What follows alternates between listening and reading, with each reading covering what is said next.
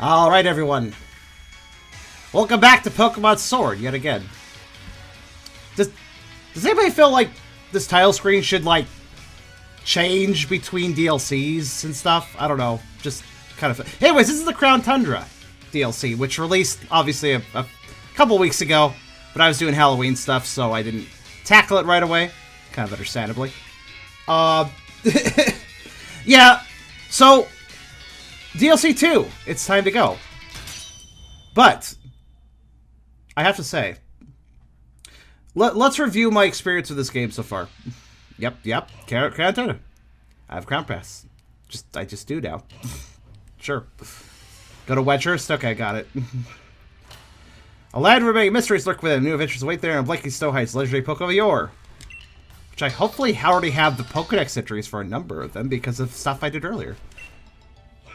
Okay, one thing I do regret. I never finished this because I just... This fucking... This. I kind of had a goal with this game to 100% as I went along, you know, to get everything done, just for the hell of it, to be thorough. I never got around to this because fucking hell. It's just so many. So I'm wondering to myself though, does the Crown Tundra have another watt dump that you know? I'm wondering if there's another like use for watts in the Crown Tundra. I'm kind of hoping not, because then maybe I can build up the watts for this while I'm there. So that's like a possibility. So I don't know. But so let's review. Pokemon Sword, played through it, got everything done in it.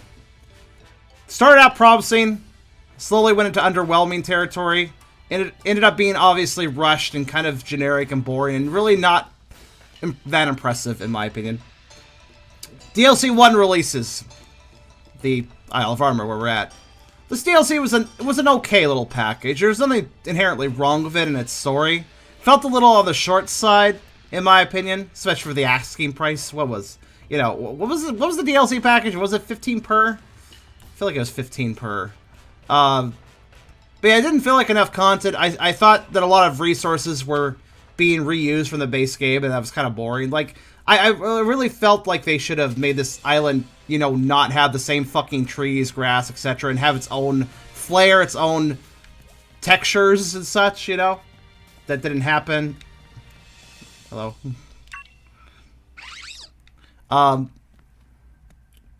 Yeah, 15 bucks for both parts. Wait, 15 bucks per or 15 bucks packaged? I think it was 15 per, right? Lord knows Nintendo would never sell a Pokemon DLC for half of that. Yeah, it was per, yeah. So you remember, so these two DLCs combined are half the price of what Sword was. And of course, Sword really wasn't worth $60 in my opinion. Of course, it's still going to be priced at because it's Pokemon, but yes, now so DLC 1, Isle of Armor was okay. It was just okay. It was not, at least it was a packaged and non-rushed experience from what I could tell, but like, I still found like glitches and stuff, which, like texture glitches, like indicating kind of a laziness of slapping things together. Not as bad as the main game, but still, it just wasn't that impressive. And impressive was kind of something I really needed to see the game do after the mediocre showing of the base game. Impressive is what needed to be done with the DLC to redeem it in my eyes. Of course, now we have DLC 2, so, well, I don't know. I have to say, I'm not super hopeful about the quality of DLC 2 being something that, like, at this point, I don't think the game can do anything to blow me away and make me go like, oh yeah, you know, total experience, it was worth it. Like, I can't, the DLC, you know, Crown Tundra will have to do a lot, is what I'm saying, to like actually net gain the whole experience. But we'll see. First off, though, I have a little thing I need to do. And between them, we have a Rude Boys release. Can't forget. What the fuck do you mean a Rude Boys? I have no idea what that means. What is this cryptic statement? Alright, hold on a minute. Zarude. Oh, right. Is he finally out? I was kind of like keeping up on information involving him, and he never showed up, and I was like, okay, never mind, I'm not going to pay attention.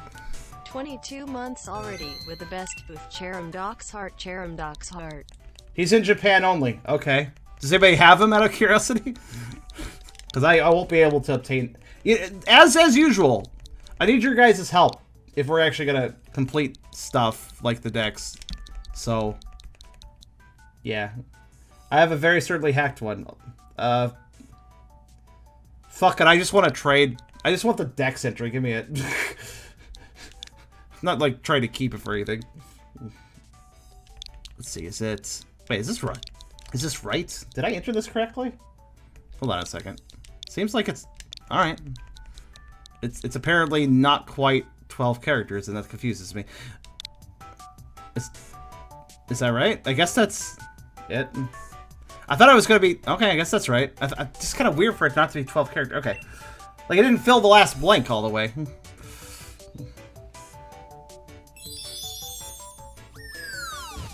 The only ones around would be 100% actin. How do you know that, Beers? What if somebody traded for Japan? It'll be in English eventually. I imagine so. We'll just wait for it. I think the issue with Zarude was that it was going to be released with a movie, right? But then, you know... stuff happened with the world, and then the movie couldn't come out because that would be bad, and then that just completely fucked up the plans for Zarude, and they just kind of like shrugged their shoulders and didn't do much with him for a while. But remember the cat Pikachus I have? Some of you may remember.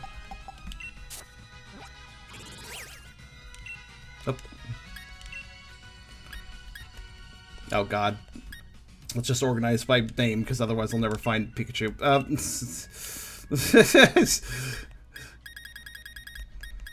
I don't know why it wasn't organized by name. Should always be organized by name, because otherwise I will never find anything. So this would be the new one, I believe. World Cap. This Pikachu wears its partner's cap, which is ringing with memories from traveling through different regions. Which regions exactly? But okay. Yeah, the new hat. I had all the other hats.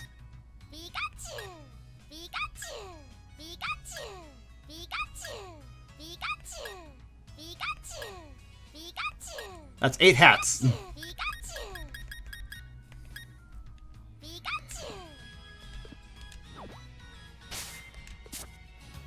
That's fair. I won't take your Zarude. God, I just keep thinking of the song Sandstorm whenever I try to talk about that Pokemon. I really don't like its name because it just reminds me of Gerudo Sandstorm. God damn it.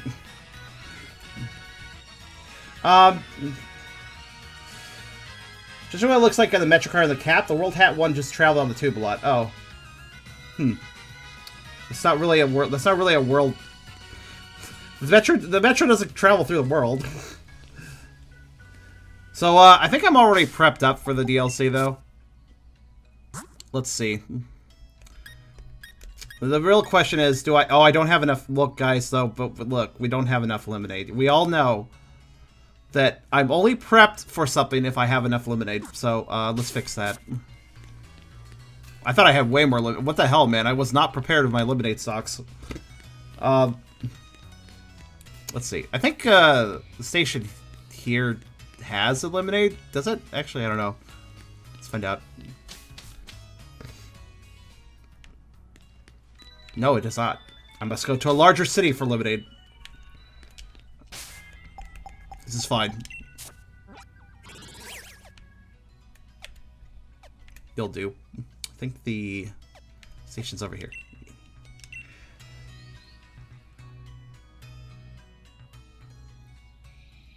The dojo can sell Lemonade. Oh, that's right! I forgot about that. Right, I did install that one drinks thing, didn't I? I must buy the cheaper Lemonade. That will do fine. Moon Milk's good. I've already got a Miltic. I can have it on tap. Weevil, sorry for glitching you between dimensions there. What the hell is that about? Do you see how I push Weevil? Okay, is this one? This is the one.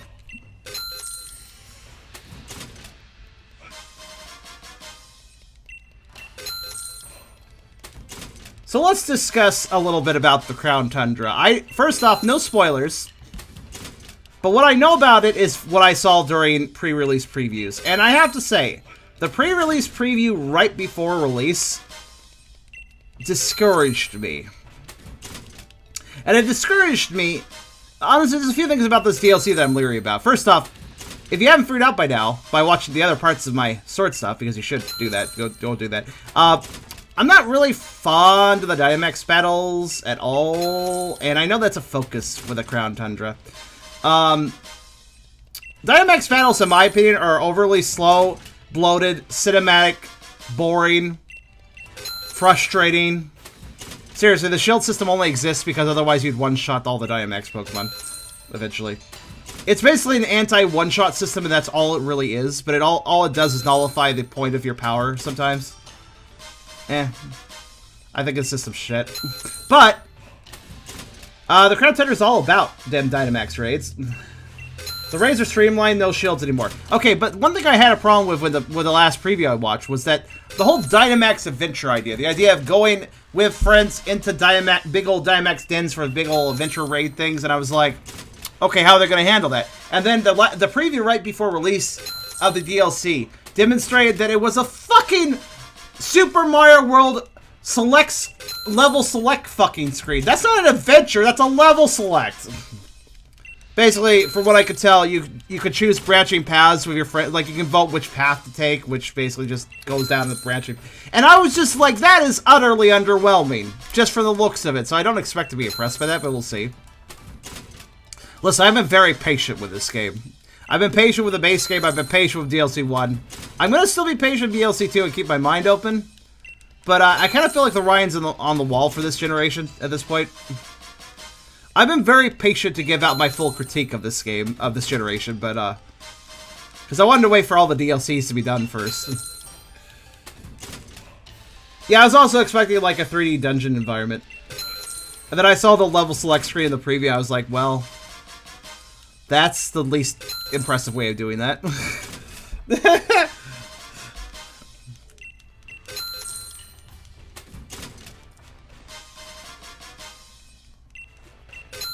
Charm doesn't care about your size too, so the rate for them isn't sorely needed. No, not at all. I got Peppermint. That's all I really need. So again, though, we're about to go into a new DLC, so I'm gonna have the same issue I had when I went into the Isle of Armor, and that issue is, what the fuck Pokemon do I bring in?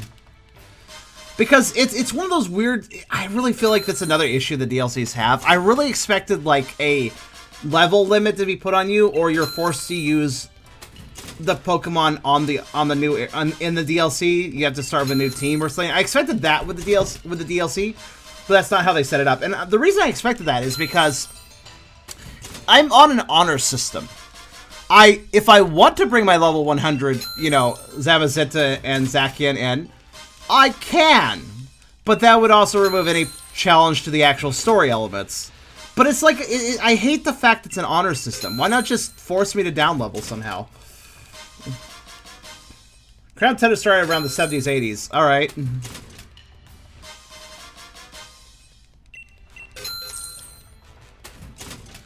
But yeah, I just feel like it's really weird how the DLCs... Yeah, I think the smartest way of doing it would have been to force the player to start with a new team in the DLC. You get a new quote-unquote starter, I guess, and then you have to work your way up in the DLC area. Can't bring your old guys. I think that would have been the most interesting way to do it, and have you attached to a new biome of creatures. You know, form bonds and stuff.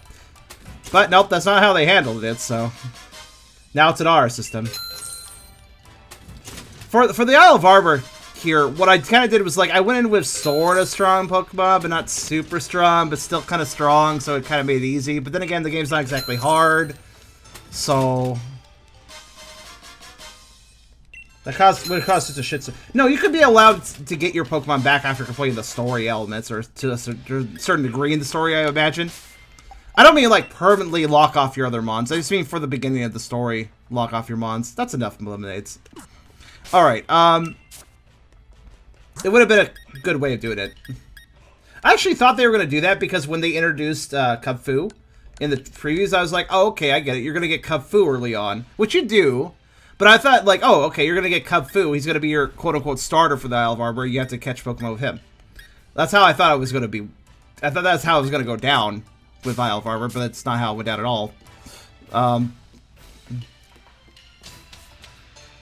Generally, I have learned with this generation is whatever I conjecture to be a cool idea and how I expect them to handle it is absolutely not how they're going to handle it. They're going to do it in a more boring or lazy way, which is a bit of a shame, but this is kind of how it works out every time, so, yeah.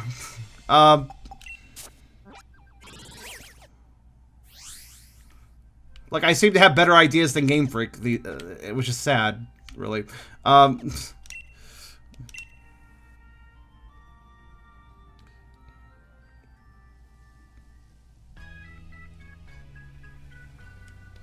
So let me give it a thought real fast. What team I should be? You know, it's weird. I have Feynail since the beginning, and yet he's still not level 100. How is this? Because I switched him out at some point, but like,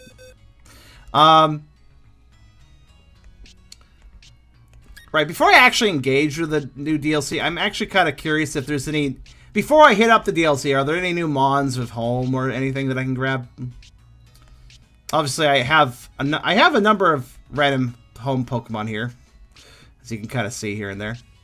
But, let's see. So, level 80? Level 80 average, perhaps? Some Boyos that didn't really level that much. They're a little under-leveled, actually. Half my team is actually, well, even Feynail. It's probably around the level that is good for what you guys said.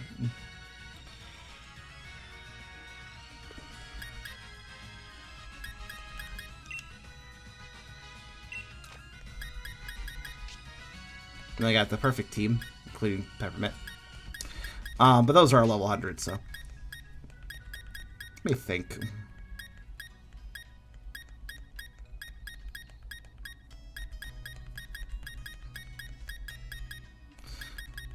Yeah, I guess. Why is Magnezone here? Why the hell did I put Magnezone in the team list? I have no attachment to this creature.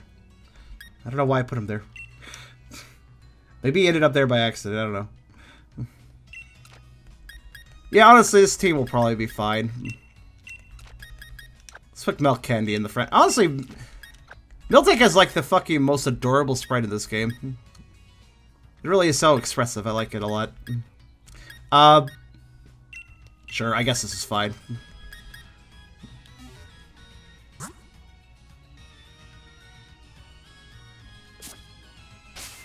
Actually, what is everybody holding? I assume something useful. Looks like it. Okay. I can't remember how I left things. So, I think only Genesect. Genesect? What about Genesect? Also, Twit, this is a weird Sword Shield stream to start on. Why is this weird?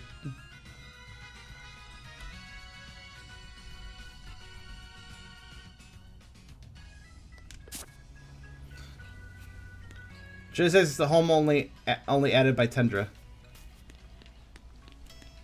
Oh. Well, somebody could toss me one, I guess. Once I'm in the DLC, I guess. Let's get in the DLC. That should immediately all the work I did grabbing home Pokemon a long time ago should now pay off. It should pay off. Hey, wouldn't it be funny if all the home Pokemon that I randomly trade back and forth and don't actually have anymore, but trade onto my game for a second to unlock its later Pokedex entry? Wouldn't it be funny if I don't get the Pokedex entry? I guess we'll see, though.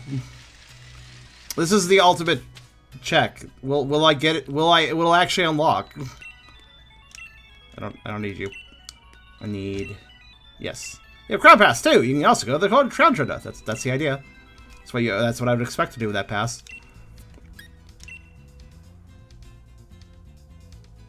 Just the fact you seem very disgruntled for a matter of reason I do not know. Dude, the stream got slightly delayed because my neighbor was playing loud music with heavy bass that thumped through my head because I have a noise sensitivity. I'm a little stressed.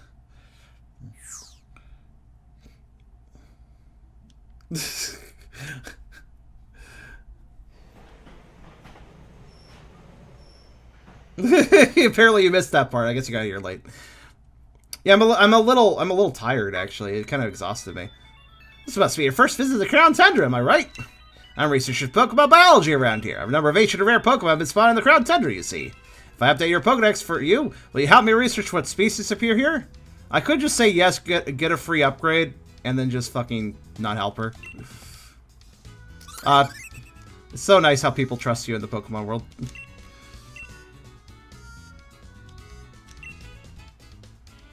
Your best to complete your own new Crown Tundra Pokedex. I wonder how much I have right now.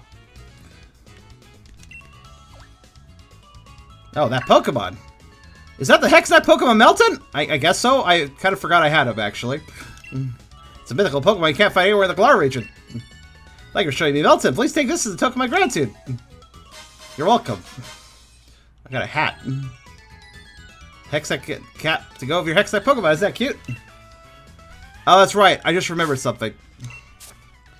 She actually reminded me.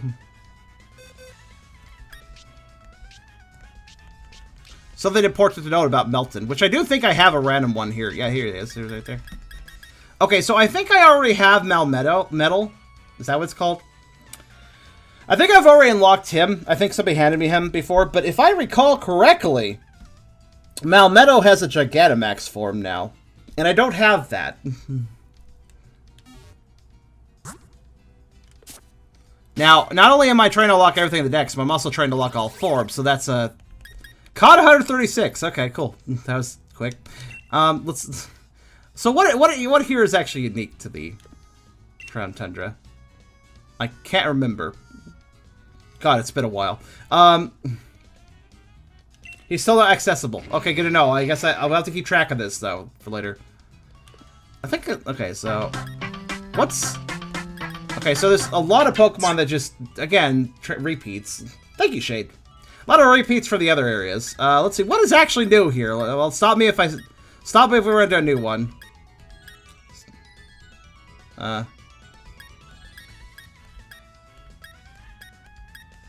These all seem like they were originally in... Where are the legendaries? I thought they'd be showing up here. Well, thank you, Hyper. Another donation for good measure? Appreciate it. And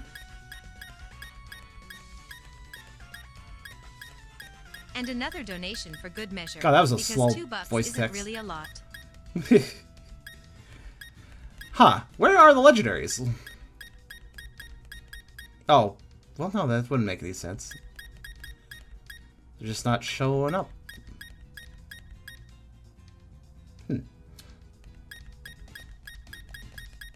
Should definitely have some legendaries unlocked, right? One would presume. Do I need a second dex upgrade? I don't know. No, none of the... Okay. Yeah, no. First off, none of them are unique. Second off, where are the legendaries that I actually have in my dex right now? Like, I should have them in my dex. They should have... I thought they would unlock. Oh, well. I guess Necrozma will have to show up later. Though, of course, if they lock the legendaries to a second dex upgrade, why? Why? It's been a while since I came back home, but it seems like a lot's changed. It's a lot colder than I remember. There are so many rockish Pokemon wandering around. Rockish? Okay. Kind of a weird term to use, but alright. Am I good on, like... I'm probably good on balls. Got 40 Ultra, but I obviously like to use Dust Balls, so... Probably fine. See more. I was wondering how they would do that. Alright.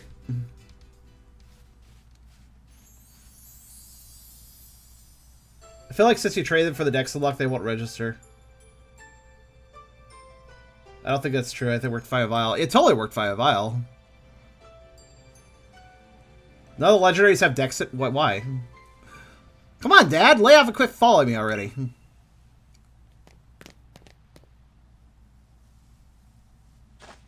I'm gonna go on a Dynamax adventure in the Backslayer. I don't need you breathing down my neck. I'm here to battle loads and loads of rare Dynamax Pokemon. Yeah, don't you fret. I know somewhere way more fun than that musty old place. Get ready for loads of quality time, the coolest dad ever. What a generous and totally unwanted offer. Afraid I gotta say no thanks. Oh, good. Overbearing dad. That's just trying to be cool. Good. What's up? Come on, Nia, be responsible. We're getting ready to be ultra mega embarrassed. As I unleash the noble roar of dad. What does that mean? Yeah, I'll take a hard pass of that, thanks. Excuse me, hello? Yes, you, the boy over there. My dad is stubborn as steel and he won't leave me alone. Back me up, would you? No. I'm not getting involved in family drama.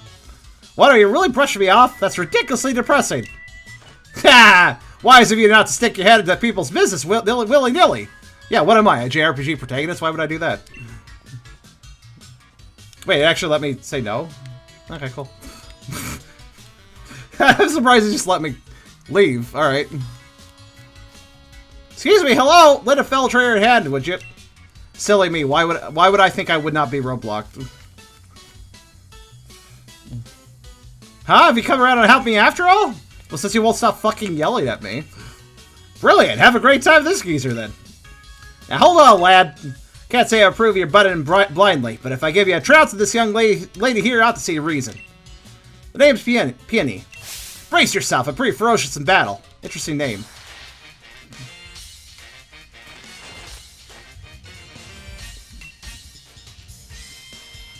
Okay, he does have pretty good music, though.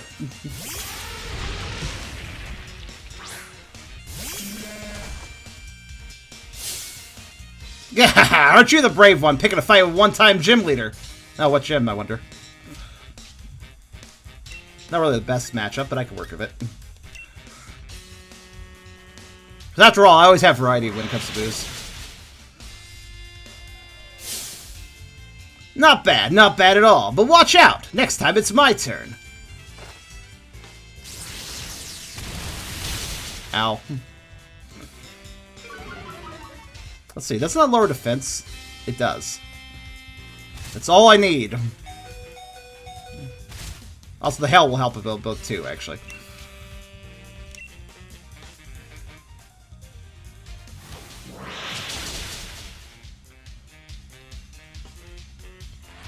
Superpower hurts, but only hurts once. Then after that, it doesn't hurt really that much.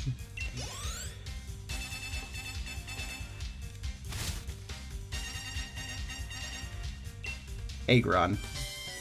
Yeah.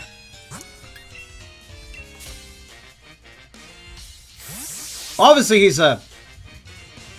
Steel? Rock? Could be either.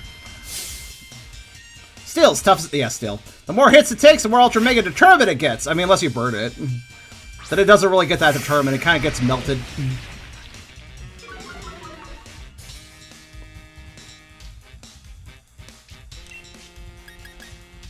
Now that's right. Ro only has one fire move because I decided to do something weird with him.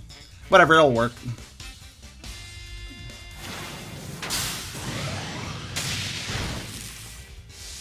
Ah. Sturdy, also known as the bitch-ass Pokemon power. Because you're too much of a wuss to just take the hit.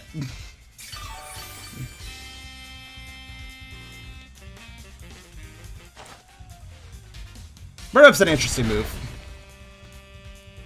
But it helped me in this case. Notice how that wasn't super effective. I don't believe Ro is a fire type anymore after Burn Up. If I recall how that works.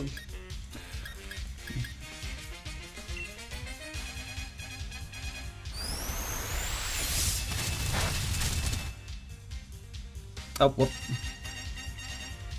I forgot Dragon moves don't work on Steel types. Ow.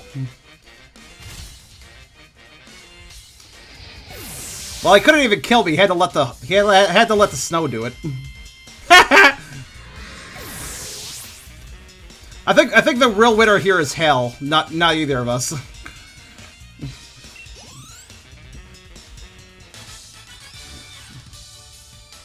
Guess it's not my place to be bragging.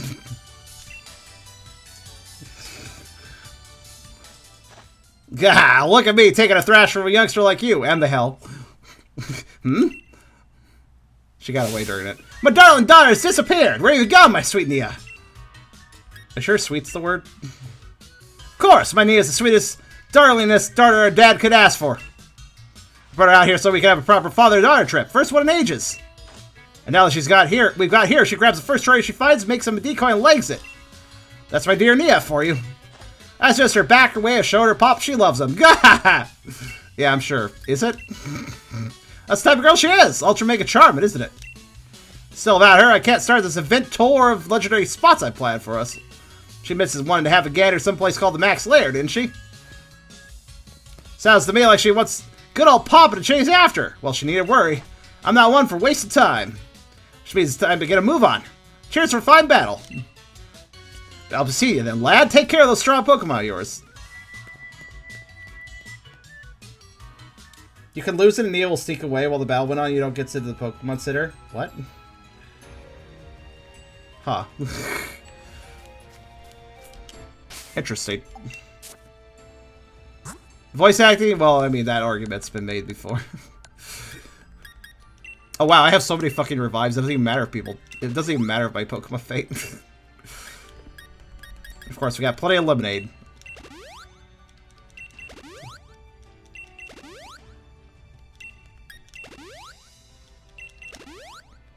I should need to remember. What the hell is Ro holding? I don't actually know what that item is.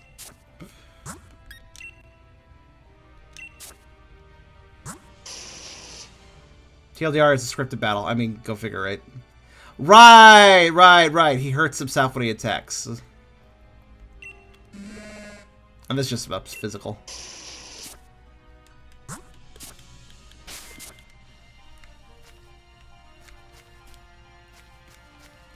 Well, let me look at my map. Alright, what we got? Well, okay, so it's just... So this is just south of the main game. Alright.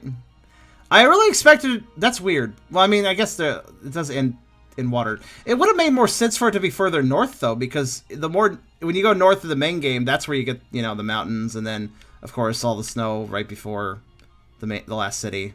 Would have made more sense for this to be the north, personally, but okay. South it is, then. Though, surprisingly enough, Crown Tundra is 50% grass. I didn't expect that. Alright, at least it looks like it's grass. It may not be grass. Maybe they just couldn't bother to make snow graphics for the map? I don't know. No, this is the snowy part. This is the snowy part, and that's the not snowy part. I don't get it. What is this? What is this? What is this temperate biome? We got grass, snow, grass, snow. Like, how's this work? This is very odd geographical placement of weather.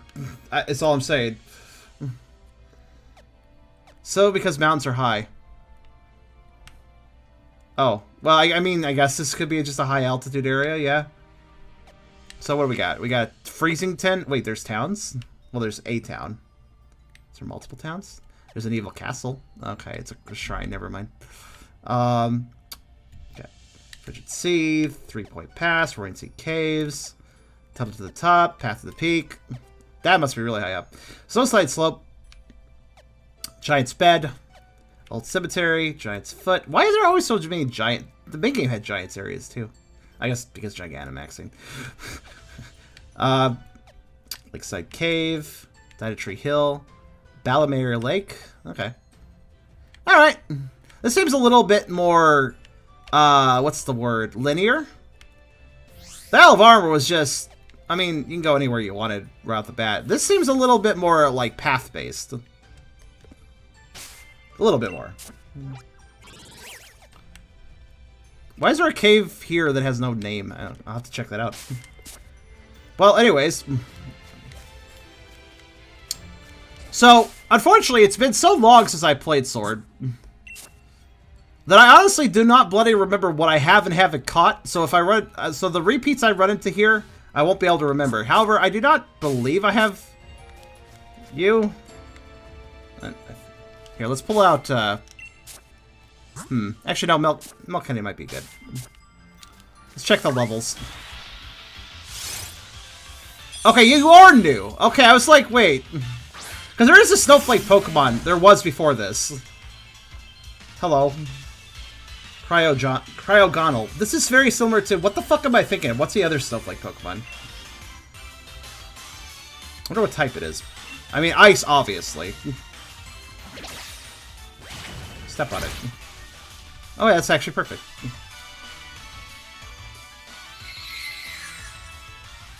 This looks really boring. The Gen 5, the Snowflake for Gen 5 is like a less boring version of this boy. Oh, the hell's gonna make some of the catches hard, isn't it? Thinking about it. There's no other... Is there not? No, there is. Hold on. Wait. Wait. I know I'm thinking of something. Hold on. I'm going to catch it. Chill the fuck out. Give me a second. I'm going to find the thing I was thinking of. No, it's not. There's another one. Or maybe I should have sworn there was another one. No, wait, no. Oh, this is an older Pokemon. I thought this was a new Pokemon for some reason. Right, I just forgot this guy existed. Never mind, you're right. This is the one I was thinking of. He's just so forgettable, I forgot he existed. Does he evolve from something? No. Okay.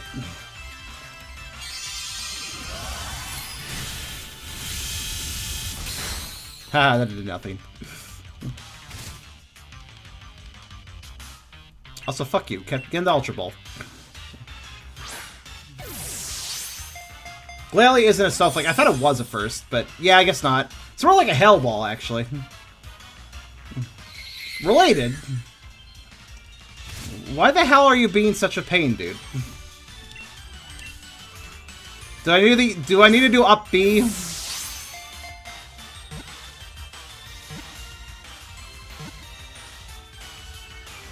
Oh my god.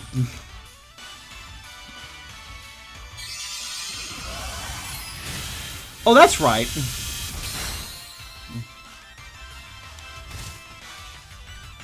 You know what, motherfucker?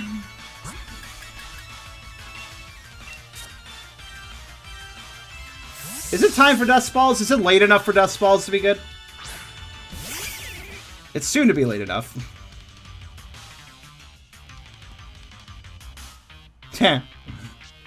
Alright. Actually, Steez will be very fucking useful in the Crown Tundra now I think about it.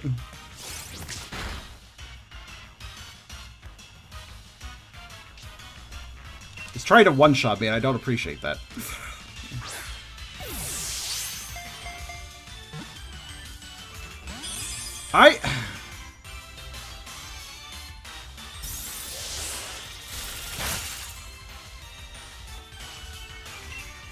Yeah, actually, if I'm just catching Mons, I should have Steez in front.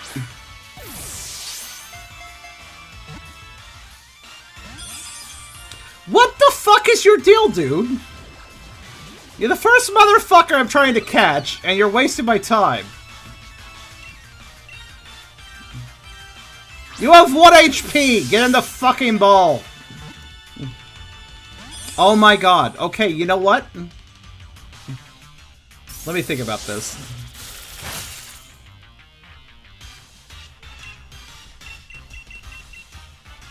The more turns taken in battle, the more effective it is. Hey, have a Tiger Ball. I don't really remember when it maximizes its potential, but of course.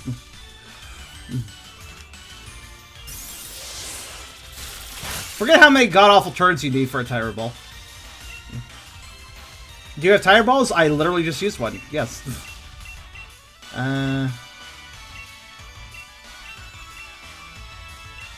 How heavy is it? I don't know. Let's think about what I have. I think Ultra Balls are probably the best. There! That'll help. Finally a critical capture. I was hoping for one of those. You motherfucker! You broke the critical capture too! This guy is an asshole. A normal Pokeball? Fuck it.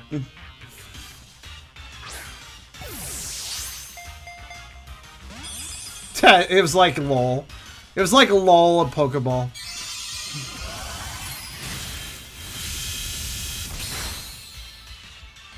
At least these could just take it.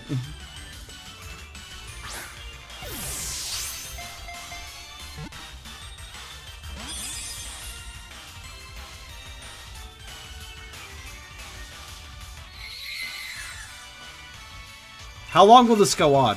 I mean, I'm just gonna use Pokeballs because I don't give a shit anymore. I don't want to waste my better balls anymore. If he's gonna waste my balls, he can waste Pokeballs. It's been over 10 turns.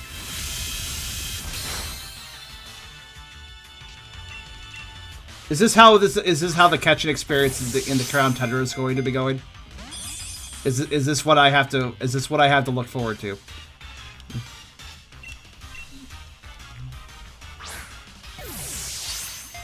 Great. So it is heavy? Very heavy. Don't you dare. Okay. If that had worked, I actually would have been upset in a way. Oh, let's try Heavy Ball. Actually, I guess it would have been nice, but... Save it? I'll throw 1. Well, actually, no. 326 isn't even that heavy, yeah. There's way heavier Pokemon than that.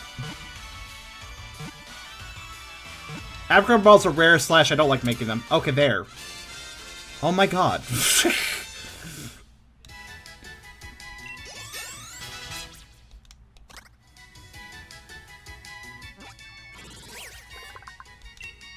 The crystallizing Pokemon. With its icy chains, Grotto freezes those it encounters. With its fucking waste of time breaking out of the ball, it freezes me in one battle for over 20 minutes.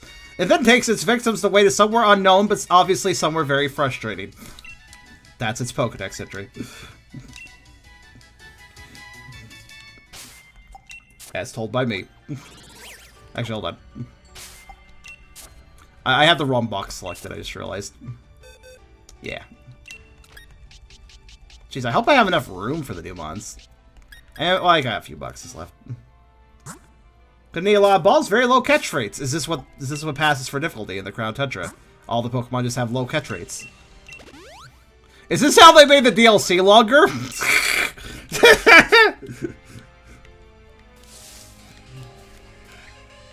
Oh, no, it's not. Oh, god damn it.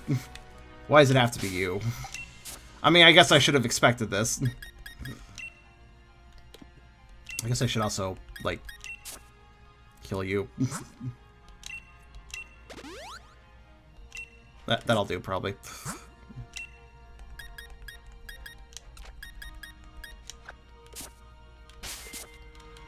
Okay.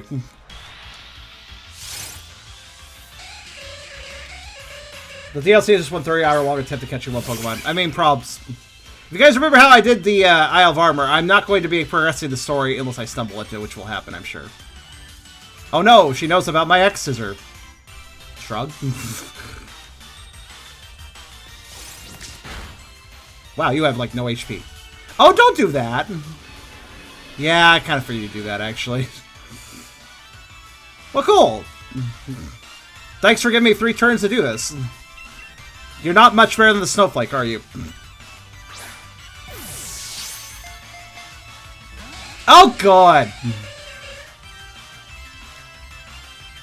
Oh, and Mean Look, too. What a lovely combination. Not only are you going to force me into the idea of dying, but you're also going to lock me in battle. That's cute. So you can't run away and not die, you know? Oh, thank God.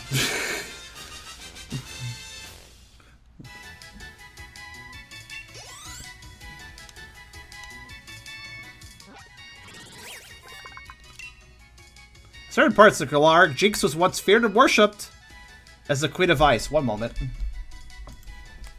First off, why would you worship this? Secondly,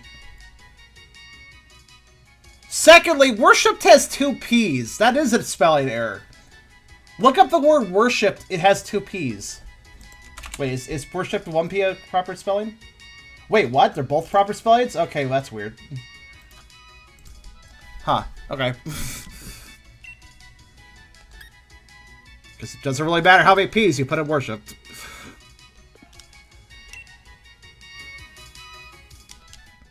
Oh, I didn't actually... Yeah, okay. You know what I'm gonna do, actually? One second. UK selling? You mean spelling? Or do you spell spelling without a P in the UK as well? Right. Yeah, I got a few of these left. Alright. I could just give him one of these, actually. 2 of these. I just want a level 100 sneeze because I want this to be slightly less painful. I'm sure you all can understand. That's better. Alright. I want his false swipe to do just, you know, the maximum amount of damage possible. That's weird. I saw his health go back a little bit before restoring forward. That's weird.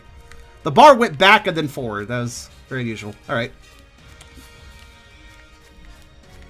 UK spelling was with 2. Well, they had 1. We're supposed to be in the UK, so technically it's wrong. Alright, I could bike around, but eh. No point when you're exploring. Alright, let's see. What do I have and what I don't have? I'm pretty sure I have your family. This will just be a little bit. This will just be me checking to see if I have it or not. Pretty sure I got this family already, though. It really perplexes me as to why the DLCs have repeats of Pokemon for the main game, or in this case, also DLC 2 having repeats from DLC 1. It's kind of weird, you know? It's kind of weird to me that there's repeats. Okay, I saw this Pilswine, and then I saw Jinx's hair, and I was like, that Pilswine has blonde hair. It's like, kind of look like a Pilswine to me. Lazy devs, no research. Yeah, it's probably best I don't get the hacked Pokemon that shouldn't exist yet. We'll wait for it to properly exist, okay? Oh, can I just ask the easy question? Is there anything new that drops from trees? You know, Pokemon-wise. Somebody confirm or deny this so I don't have to check. I'm gonna assume not. Typically not. Hello, Cotton Swab. How you doing? Yeah, I think you're new. Oh. You're not an ice. You're not an ice type. So if I false swipe you, you're just gonna die to hell.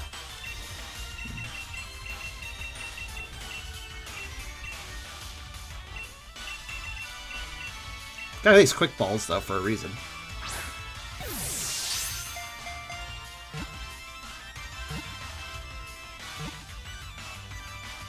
Yo, these things barely work for me. I'm actually surprised that worked. New berries. Fair enough. To make new balls. I'm gonna guess the new berries allow me to make new Apricorn specialty Pokeballs I don't care about, probably. Quick balls are nice. I don't give a shit. I just want this in the ball. Sort of ball. Swablu, the cotton bird Pokemon. Its cotton wings are full of air, making them light and fluffy to the touch. Swablu takes diligent care of its wings. Cool. It now needs candies. Probably. Well, actually, you know what? I'm not going to evolve anything right now. I will see what I can catch without having to evolve. And then whatever I have to evolve later, once we've gotten everything else, or whatever, you know. Ooh, never melt ice. Isn't that good for ice types? Doesn't that just up ice damage? Was that in the base game? I don't think so. Let's check. First of all, Meikle berries, that's right.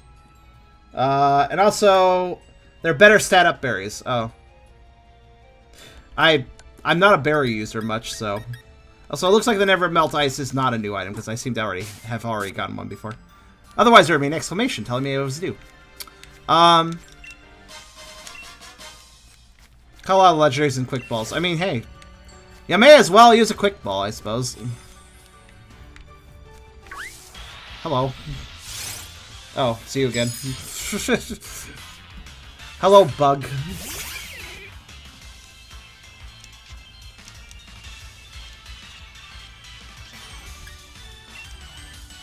I have it already. That being said, I should probably check the grass.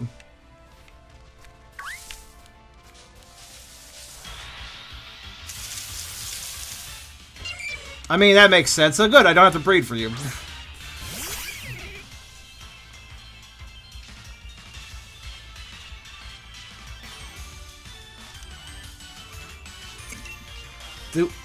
Does Smoochum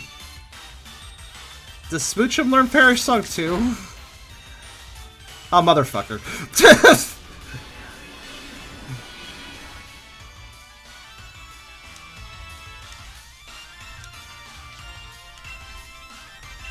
You have so much to live for. You want to die. What the hell? You're young! Stop using Parry Song! Granted, this should be easier to catch than Jinx. Because it's a baby Pokemon.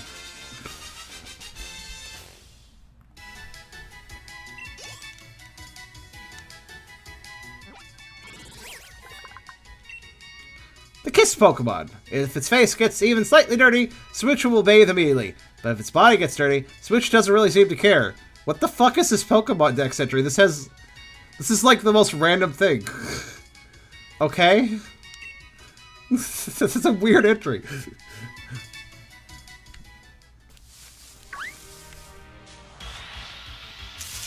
What else is out here? I mean, that makes sense. Your evolution's in the field.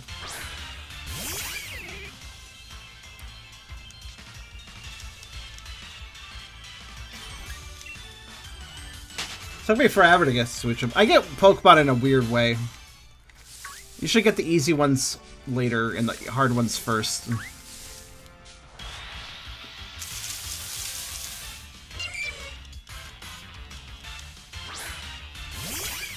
Switchum is a weird mon, it's literally a baby. I mean, it doesn't...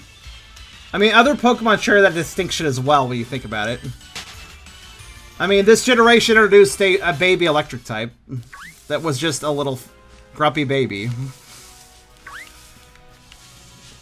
Yeah, it evolves into something decently cool, but I can never get over that the pre-evolution.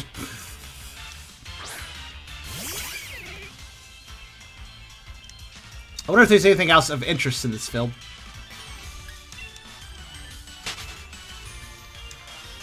Oh, shut up, Beerus. Oh. I'm pretty sure I already have you, buddy, but that's interesting. And again, it makes sense. The Galar version of Mr. Mime is an ice type, so I guess it makes sense seeing you here. Granted, you will die to the hell, so... It's always weird seeing Pokemon exist in a biome where they're going to slowly die in that biome. Like, if I just hanging out in it, you know?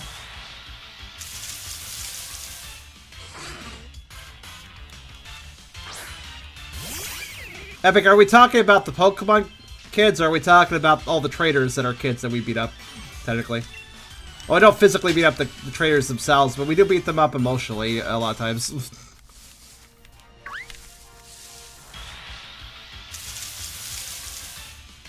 I'm gonna assume I found everything in the grass at this point. There might be something else, but we found 4. And everything matches what I see on the field, so...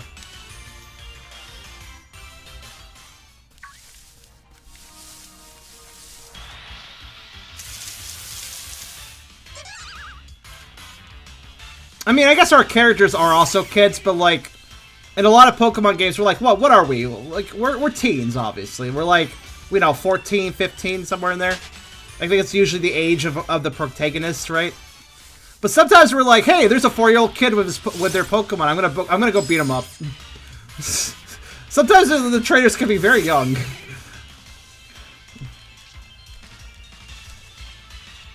We're kind of a bully, is what I'm saying.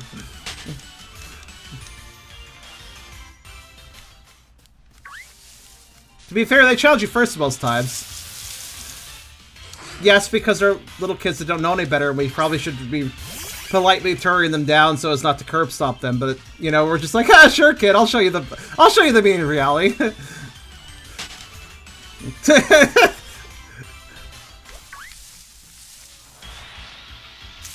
Okay, I'm gonna assume. Yeah, I'm not really seeing anything interesting popping up, so I think I'm done here.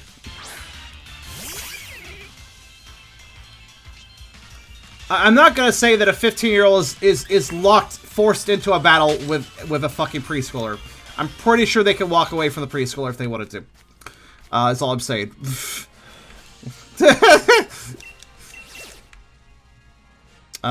Switch them? Okay. I should probably pay attention to the raid dens in case, you know, something useful pops up. Where did all the Pokemon go? Oh, snowballs. Alright. So let me look here. I'm gonna go into the weird cave. That's step 1 for me. Town can wait. Where's town? Is town over here? This is a cliff. If I fall down there, I'm going to break a bone. I'm not going to be found for like 2 weeks, and I'm going to be dead by then. So let's not fall off the ledge. Oh. Hi. Hello. Thing I got a ton of experience from all the time in Gen 5.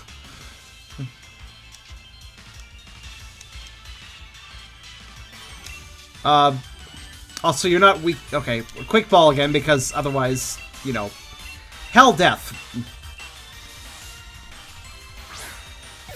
Tundra Chansey. I guess so? More like Gen 5 Chansey.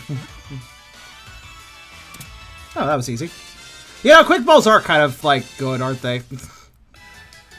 Let's see, Audino is a thing that neither evolves from nor into anything. At least, not originally.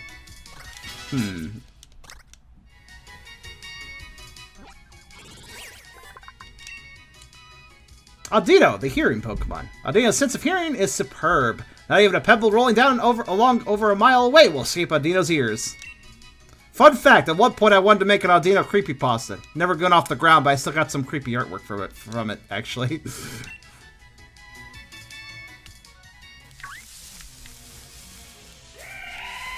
Oh, hi. Let's see, I think you're from Sun and Moon, right? Amara. I also have no idea what your typing is, but I presume you to be ice. If you're not ice, you're going to die if I hit you. X and Y, okay. Also known as the generation that had the fewest new Pokemon, so... yeah, rock ice. Oh, it's also rock. Okay, this might take more than one false swipe, but whatever. Pretty sure this is a pre-evolution of Cyan, too. For a reminder of everyone... oh god, you actually landed... wait, no, that was not Shirkle. Looked like Shirkle. As a reminder to everyone, X, Y, and Sun and Moon are generations I didn't play. So, Pokemon from those generations are less likely to be noticed by me. Like, oh, this... like, I'm not going to recognize them quite as quickly.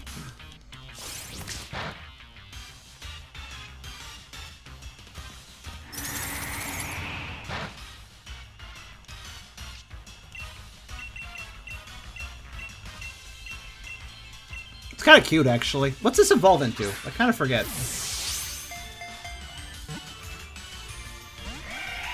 I see. You're going to be one of those Pokemon, are you? I mean, you're a little late for that. Also, I'm not using special boost. I'm... whatever. I love it when Pokemon randomly defend against stuff I'm not doing. And also too late for it to actually matter. I have 1 HP. You know what I need? A slightly boosted defense. It's like, what? Larger blue dinosaur. Yes, that makes sense. I guess we'll give him an evolution later if we don't find his evolution in the field. The Tundra Pokemon. I guess he has to be here because he's called the Tundra Pokemon. This is the Crown Tundra, so he had an obligation to be here. This Pokemon was successfully restored from a fossil. In the past, it lived with others of its kind in cold lands where there are fewer predators. How did it go extinct? Dinosaurs went extinct because of Ice Age events. This is literally an Ice-type dinosaur. How did it go extinct? The plot thickens.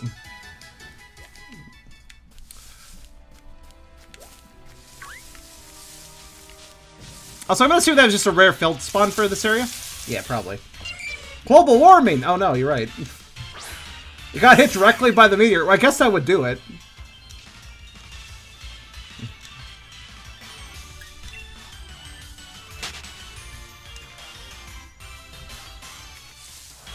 What? Oh, there was a snob in the field and I couldn't even see it. So tiny. Too tiny to see. I just tripped over it. Actually, yeah, that would be a danger to trip on. Snob. Alright, let's see. Also, give me a second.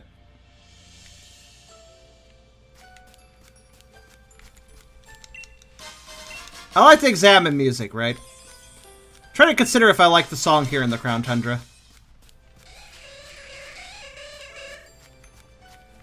Items here? Oh, okay. Oh shit, you move when you're off screen now. Shit. Did they update the AI to actually be able to move when it wasn't on screen?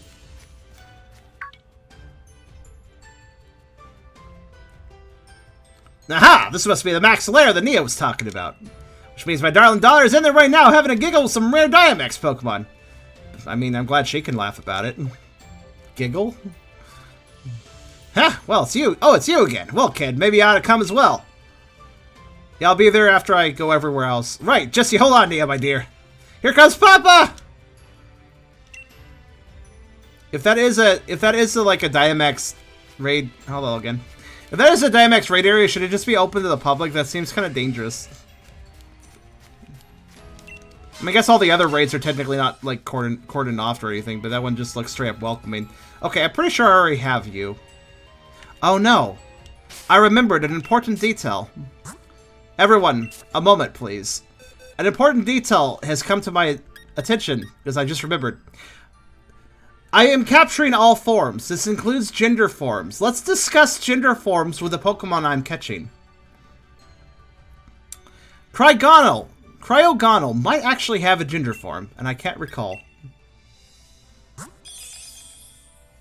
No, it's genderless. Never mind. Actually, wait, we can... Oh, that's right. I just remembered. You can quickly tell if something has a gender form or not, whether... If there's both gender symbols for a Pokemon, that means it doesn't have a gender form. If it only has one symbol, it could be that it's only one gender. Jinx is only female. I know that much, for instance. Swablu here... Oh. Swablu is not gender locked. Yeah, we don't see both symbols here. Oh, wait, actually, that's because I'm looking at the summary. Hold on, let me go to the Dex. The Dex is where you do this shit. Now, let's see. I almost forgot about my own rules. Can I sort by catch? No, I cannot sort by catch. God damn it. So, let's take a look here. Okay, that is not... Okay, well, I don't know... When it evolves, though... When it evolves, Amura may have a gender difference. I'm not sure. Swablu does not? Well, let's double check. Gotta pay attention to these Dex entries. They'll give me the hint. Swablu does its evolution, Altaria. Sometimes I have noticed that there are gender differences for evolutions, but not for the pre-evas, so I gotta pay attention to the evolutions, too. Jinx, Smoochum, both female only. Doesn't matter. Altaria does not. Catching everything, including forms. That leaves us with Audino, which I think is always female?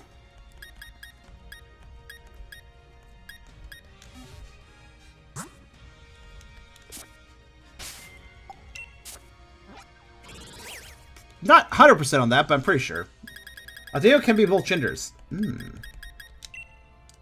Ah, nope, okay. That's right. Well, but they have no gender differences either. Okay, so nothing I caught so far has a gender difference, including in its evolutions or pre-evas.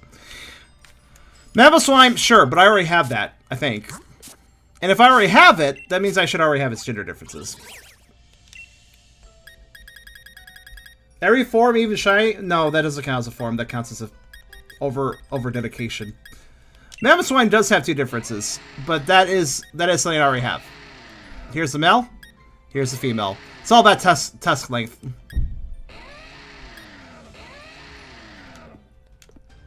Shinies are not part of the requirement because that would be stupid. Let me just put it that way.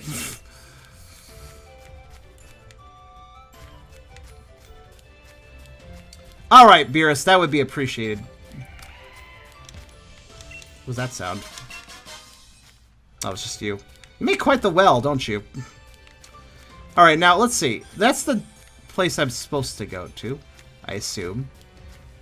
And is the game going to lock me off from going anywhere else unless I go in there? Probably. Abomasnow.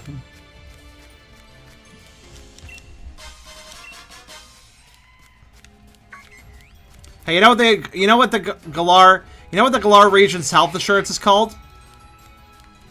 Obamacare.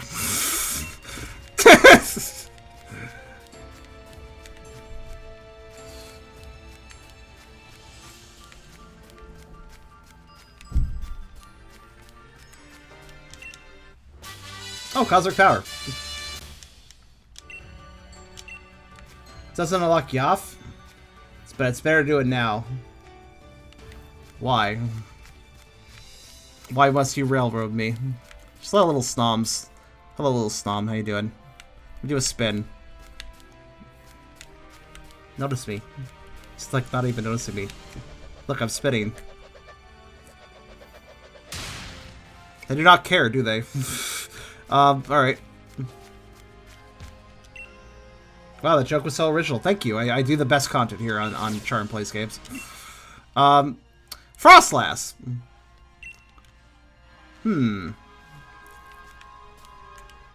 That's actually a good question. Do I have that? 10 are locked. Most of the content is part of the story, like 95%. Well, that's good. I'd like to get all the non-story content done first, and then we'll get to that. Also, Frostlass, I don't remember. Okay, I do have it.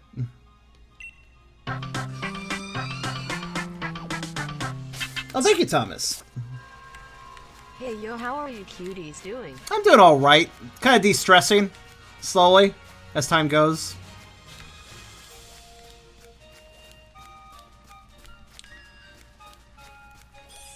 Let me put it this way, Golf.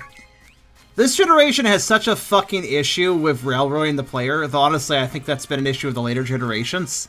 Kind of since I stopped playing, it's been an issue, huh? Like, originally I stopped playing after Black and White. I didn't get to Black 2 or White 2. After Black and White, after that gen, the game started being a little more railroady, if I recall. XY, Sun Moon. I'm not saying XY and Sun Moon were necessarily bad, but I will say they railroaded the player. And didn't give them as much, you know, freedom. Also, route design has become more and more linear as the games have progressed.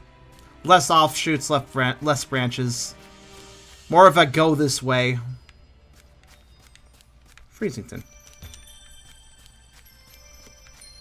But, anyways. Oh, blunder policy. That's a random thing to find behind a house. Alright. It's just a piece of paper. Ooh, amnesia.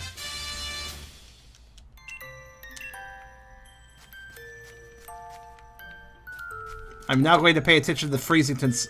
That's such an adorable town name for an ice town, Freezington. It's really cold here, so we named ourselves Freezington, because we all freeze. A utility umbrella? Oh, a nugget. Secret item.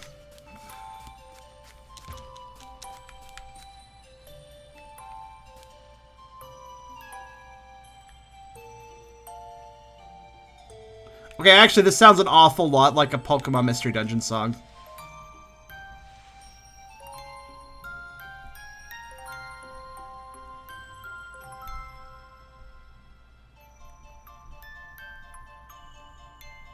Yeah, it's really hitting the right instrumentation, and but also the flow.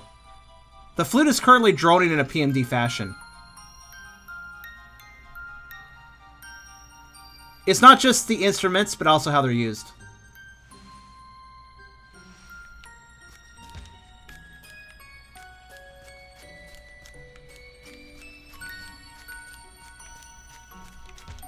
Okay, there's clearly a secret around here, right?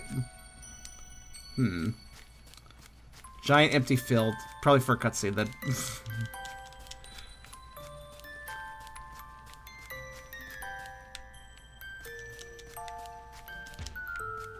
I'm gonna have to check to see if this song got any remixes.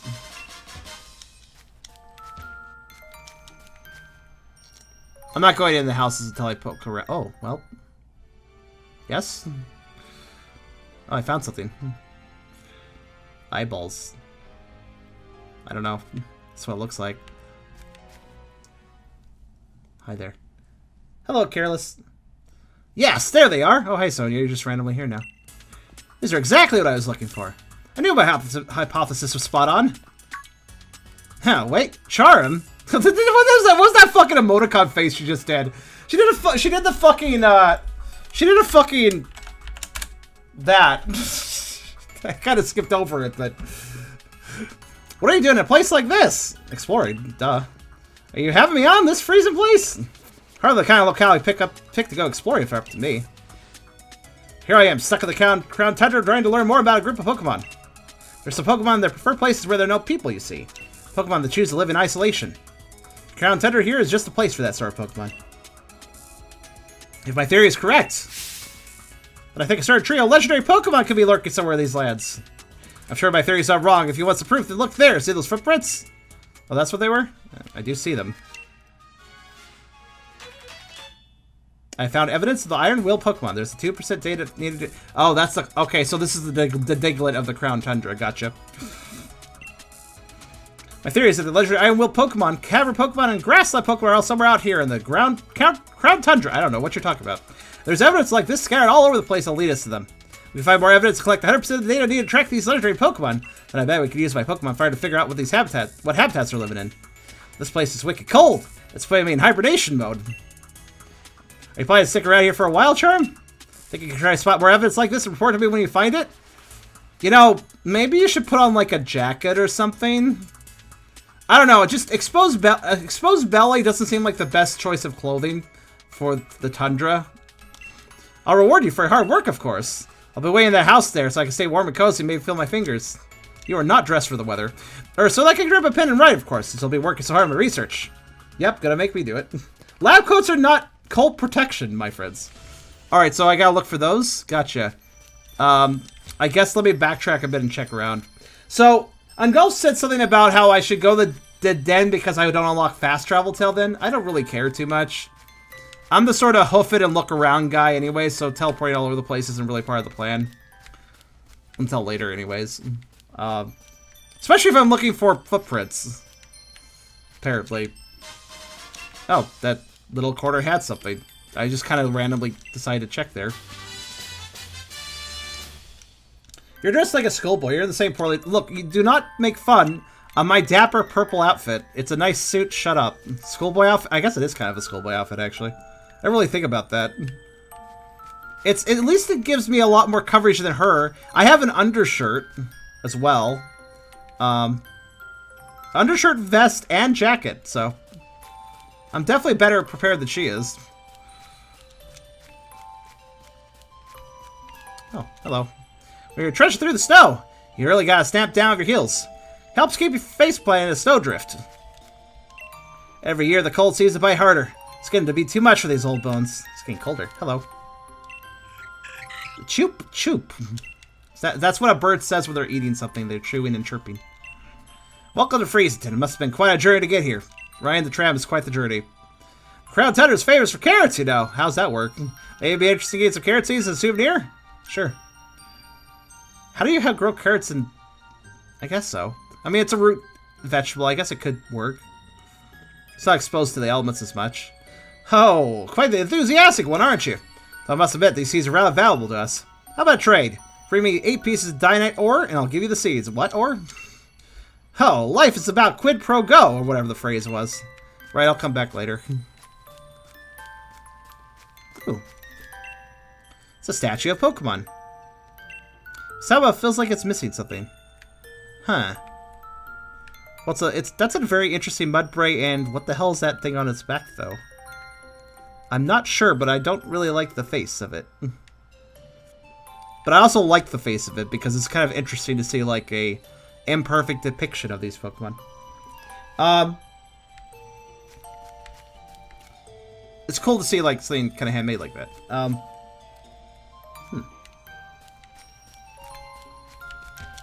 Alright, let's check out the houses.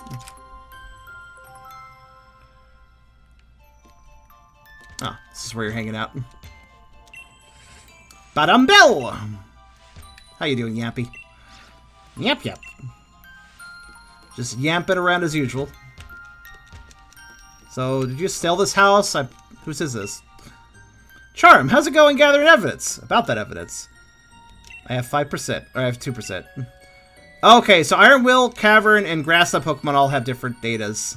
I got one... Wait, hold on. I got one footprint that was 2% data. That would imply there's 50 footprints for that Pokemon. Furthermore, that means there's 50 footprints for each of them. Meaning there's 150 footprints. Unless, of course, some stuff adds to the percent more than others. Alright, wait, that makes sense, because weren't there 150 Digletts in the Isle of Armor?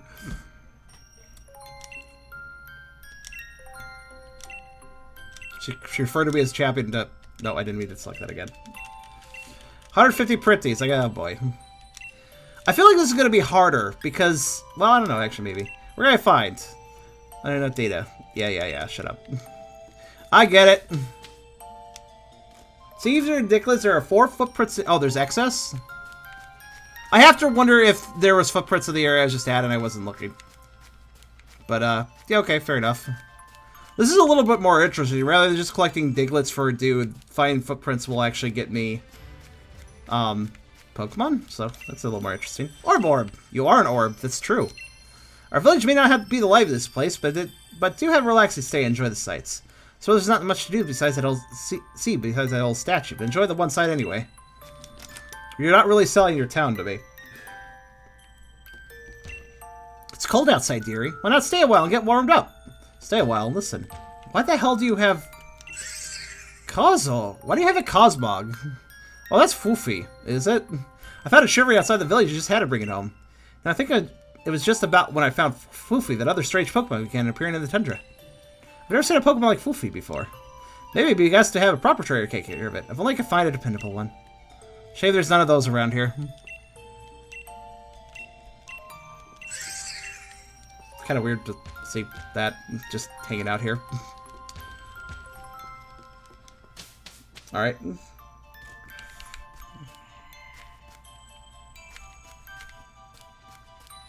Sup? All our youngins have gone off to live in the big city. It's tough for us old folks getting by with all our Pokemon. That seems kind of rude. Hey, Mom, Dad, I know you're like 80 and living in a cold environment, but I'm gonna go. Bye. Just very polite of you. Excuse me. Just cross it through. Because it would be so rude to step over the plants.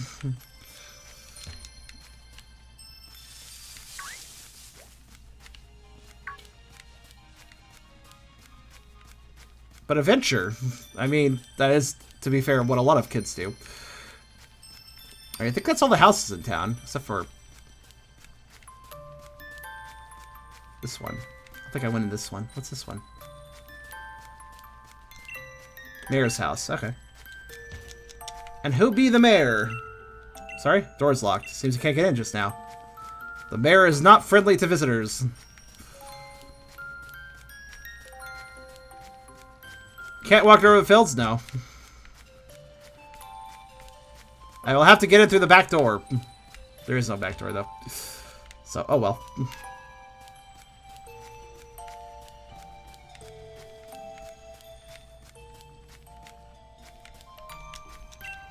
Freeze Inn. Oh, that's an inn? It doesn't really... This isn't really an... This isn't what I would define as an... Oh, it is... Wait. Wasn't this where Sonia was? Oh, okay. I guess it's an inn. Sure.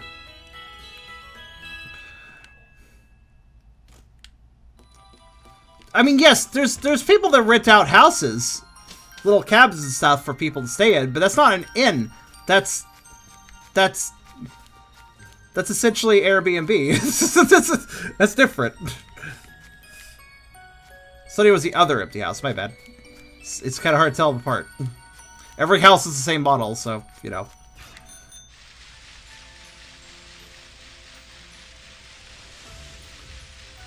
Alright, so I'm just gonna poke around back here for a second. Kinda wondering if there's some footprints back here. I wouldn't even be surprised if there was, but I didn't see them because I had to hit the event first and then they spawn or something. That would not surprise me. Honestly, if there's 150 of the damn things, or actually more than 150 of the damn things, I'd expect to see them all over the place.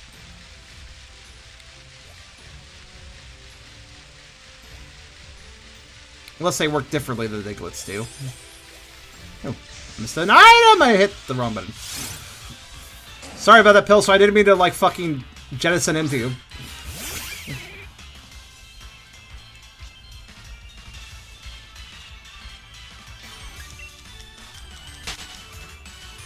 There's none before the town. Oh, okay. That is somewhat merciful, actually.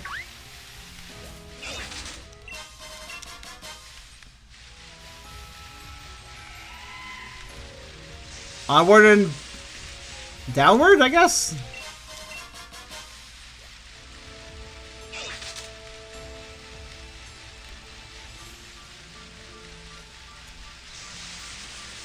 Biking in the snow, logical. Hey, Josh. Well, you can bike in the snow, right? Can't you? I mean, there's mountain bikes for that sort of purpose, right?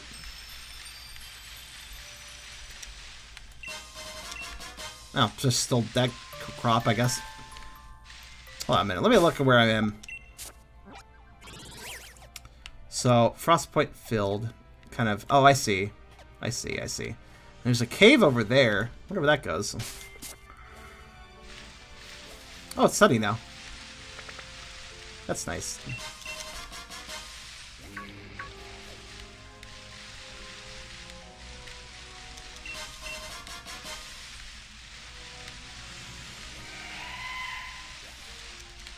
Oh. Hello. The Dittos! They're back. I don't know why they're back, but sure.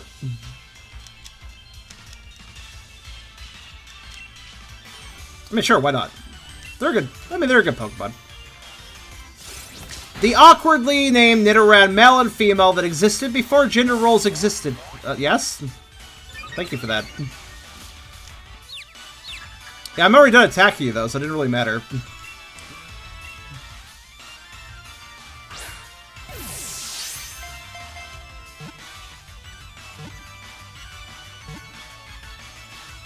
Yeah, the Nido family were always kind of awkward, because, you know, you have Nidoran female that's female type, that has the female gender.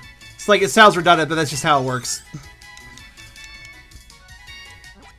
Now, you know, I don't need to be told that these guys don't have gender differences. They're the epitome of not that. They're the epitome of having gender differences so dramatic that they're different species. Poison pin Pokemon. Females are more sensitive to smells than males. While foraging, they'll use their whiskers to check wind direction and stay downwind of predators.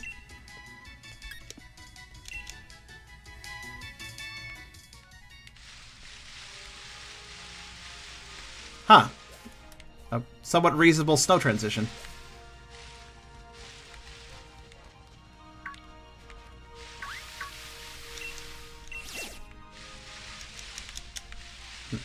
What? Wait. That's weird. Let's see. So if I'm here... Right, it doubles back on itself, right? Yeah, okay.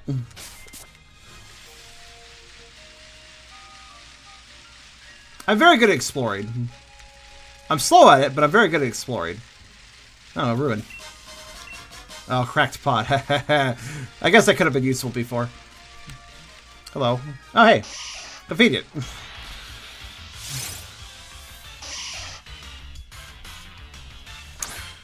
Craggly Tooth Girl. Hello. Hi. Give me another half hour to think about it. Okay. Alright, thanks.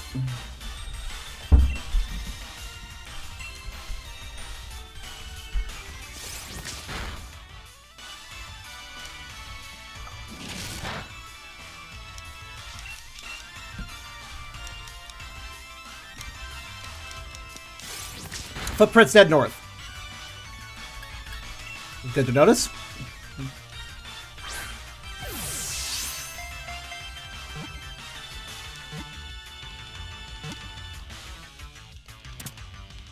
Good. At least these Pokemon are not being as painful as a Snowflake. And Jinx.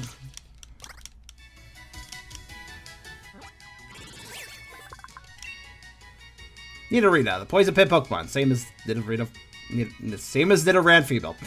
As far as it's... Yeah, actually, that makes sense. Anyways, the horn on its head is atrophied. It's thought that this happens, so Nidorina's children won't get poked while their mother is feeding them. Huh.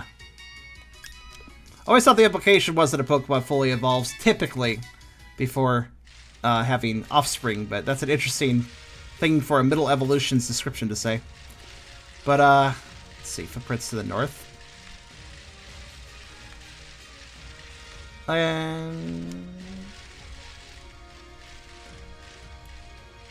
Well, the sun being down and adding a filter on the screen, it's becoming hard to see things. Let's see.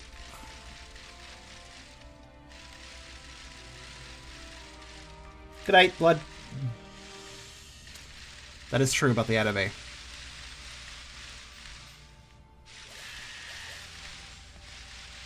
Well, I have no idea what you guys are talking about.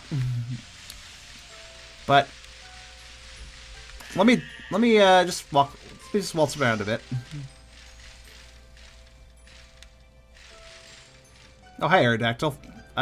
Don't remember. I don't think I have you. Yeah, get down here. Doesn't look like you came down to attack me, but sure, that works.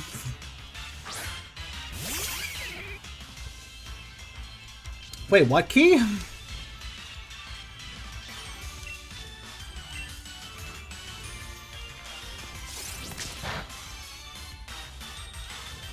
That was a critical? Well, I'm glad it was a critical. I mean, it makes sense. Aerodactyl is just defense. Just very defendy.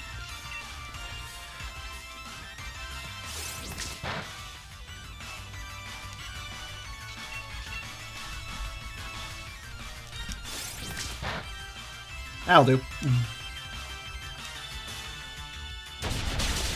Okay, that's funny how little the Hyper Beam did compared to that, but oh well.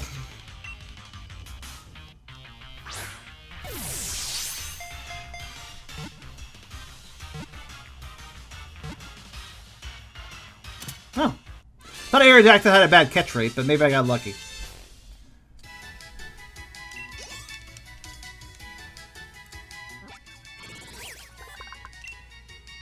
Fossil Pokemon. This is a ferocious Pokemon from ancient times. Apparently, even modern technology is incapable of producing a perfectly restored specimen.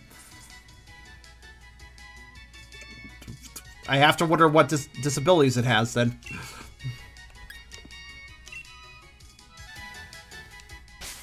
Also, this is a Pokemon I need to check about gender differences, but I don't believe it does. Nah.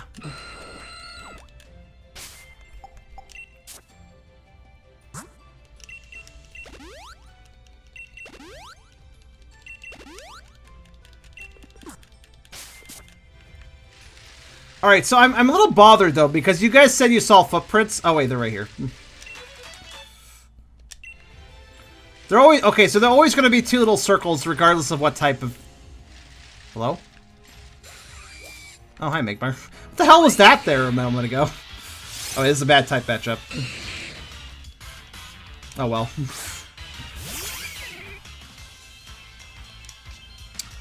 Where there's Magmar, there's Magbees. Probably in the grass.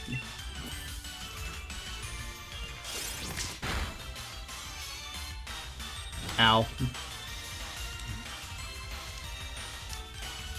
Okay, well, it's not like the strongest fire move, so... Strong enough, though. Alright, ow. Of course it had to be a fucking critical. Okay, we're not gonna do as much damage with this hit, but well. At least we got it to red.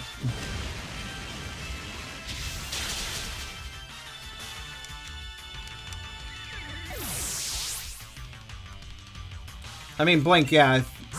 It's been a while since I've played. This hasn't been that long. Though I just wing it. Usually I just catch what I can catch, and then whatever stragglers are left over, you know, chat helps me with. So I don't have to fucking come back during certain weather times and stuff, which is kind of dumb. I'll just work with what I got.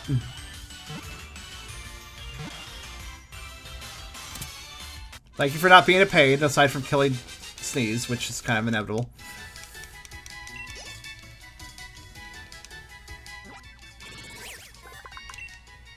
The Spitfire Pokemon. Magmar dispatches a spray of fire. Go fucking figure.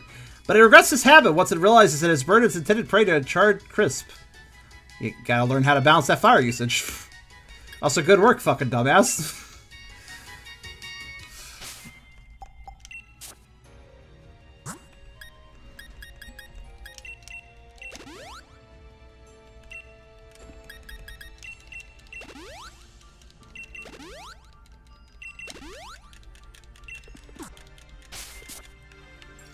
The name of it is Boober, and really.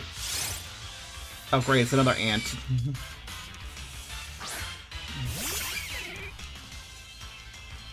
I love how tiny these things are, though.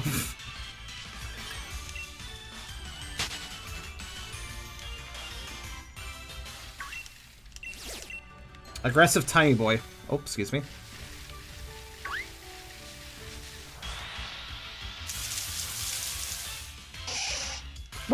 Where's the male Nidorous? They're probably around here, actually. Magmar is canonically a bad cook. Interesting. So let me get off the bike. And also let me grab that. Okay. Ah. Oh, hi.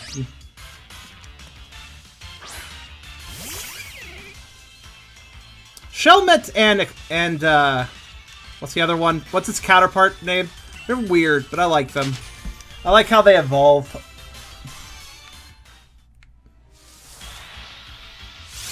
Hi. Now, I know I already have you. I just want you out of the way. I know I already have him because I remember the kid getting bored by a Bronzong in that one town.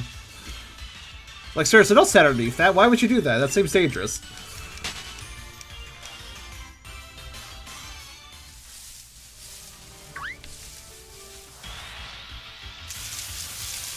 Yep, see, I knew it. I knew I'd find one. You sure he rings a bell? God damn it. Oh yeah, I didn't bother to ask if Magmar or any of its evolutions has gender differences.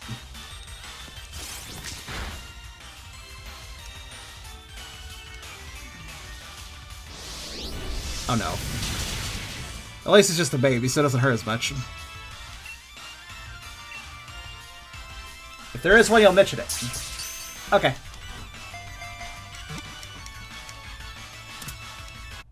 Just make sure to pay attention, I guess.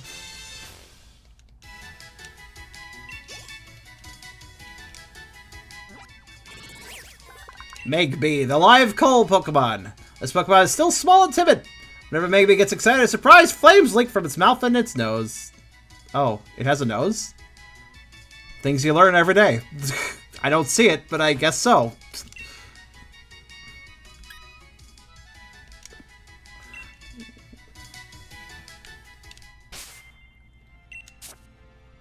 Megby looks a lot better than the others. I honestly cannot stand Magmar's head.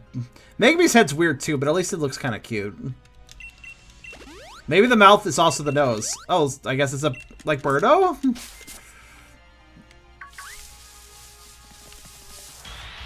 Oh, hey, is that what I think it is? It is! I was wondering where the males were.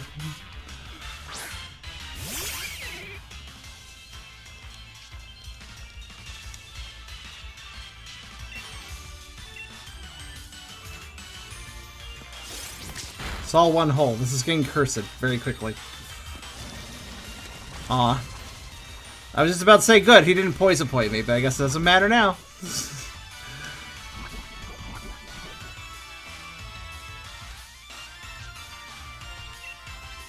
I recall an artist who isn't around anymore. They had a very troubled history online. I used to talk to them too.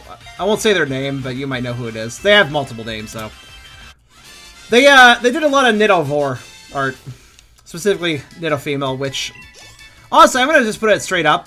The female line is kind of cuter than the male line. It's also interesting to me that Nidorino can't stand on two legs, but Nidorino can. It kind of indicates that Nidorino might be a little further evolved. Anyways, Nidoran male, the poison pit Pokemon. The horn on a male Nidoran's forehead contains a powerful poison. This is a very cautious Pokemon, always straining its large ears. Nidoran male is cuter. It's okay. I like it. All right. Nidorino's not really that cute though.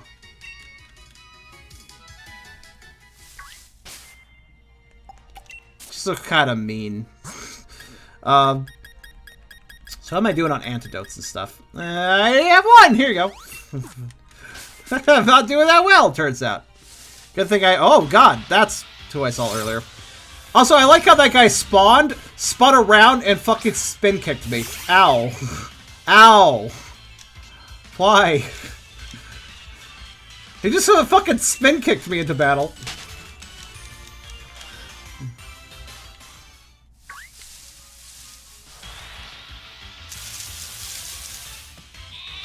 Sheep. What do you guys consider to be the best Pokemon of this generation? Wooloo is up there. It's a very good design.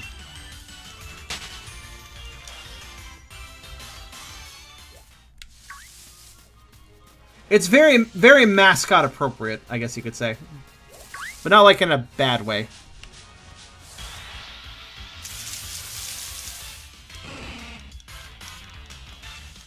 Nugget's pretty good. Some people don't like what it evolves into. I admit the mustache doesn't really do it for me, but I think it still looks cool when it evolves. Nugget's pretty cute, though.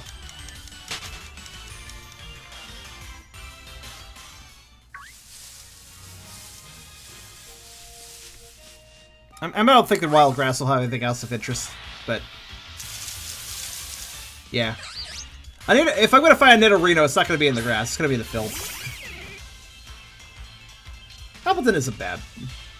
I do kind of feel uncomfortable with the camel back hump growth thing, though. Like, it kind of looks like a tuber.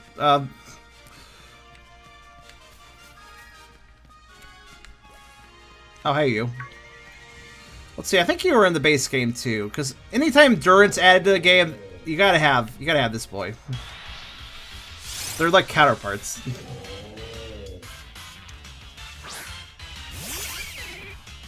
But it's a pie. Just cut the growth off and eat it. That doesn't make it better when you say it that way.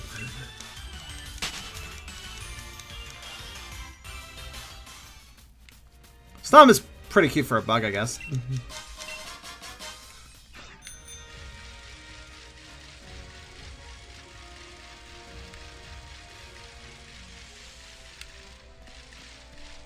Oh, that's cute. When a Nidorino walks around, it still walks on all fours a little bit. I didn't actually realize that's kind of cute. Hello. I'm hoping a Nidorino spawns, so I'm paying attention.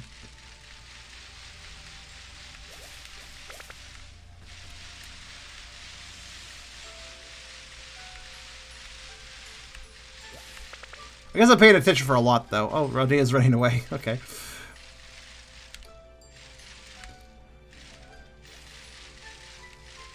Oh, where am I going? I wish the game had a friggin' compass, honestly. Is this the old cemetery? I don't know.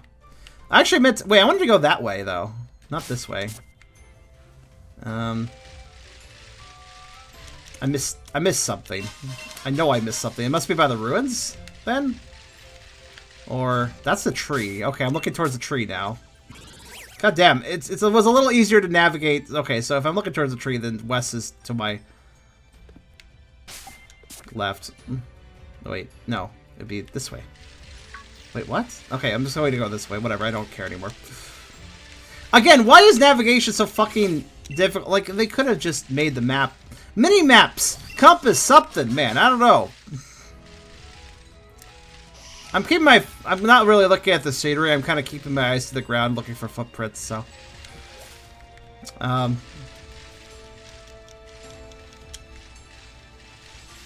guess I should just go with getting lost. What I was trying to do, so I left town from this little path right here, but I was trying to double back and go over here and check out this cave, but somehow I got away from town. So, wait, that's snow over there. That must be back to town. Oh yeah, I always forget your little map icon doesn't move as you move on the map. It only moves when you change areas, so it's not even useful to look at the map to tell where you are. Forgot about that detail. Forgot they couldn't even program an animated icon.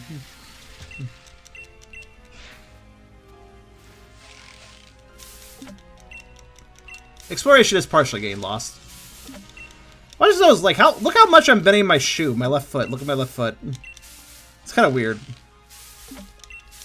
Oh yeah, is there anything in the trees besides Pokemon I've seen before, by the way?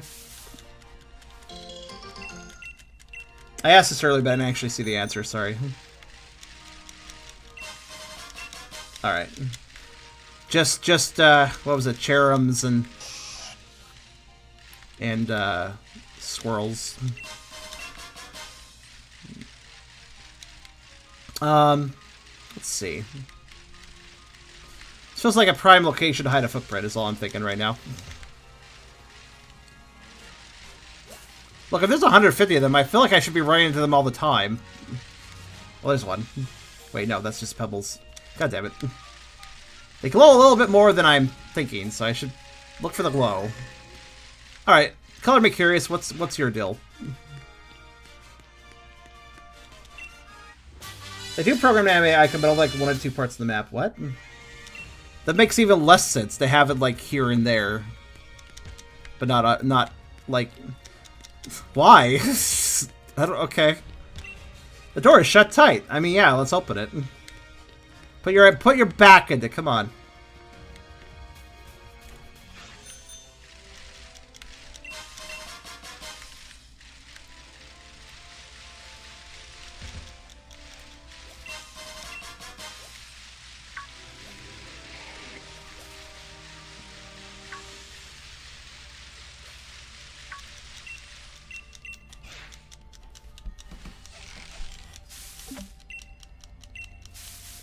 They won't be hidden in bushes or out in the open.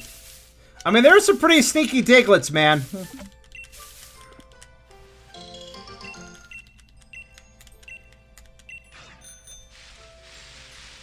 They would have had to make a 1-for-1 map to make that work. Perish the thought they would go to that amount of effort.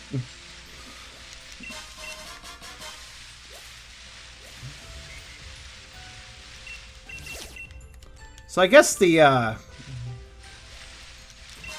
well, that doesn't quite make sense, actually. Or does it?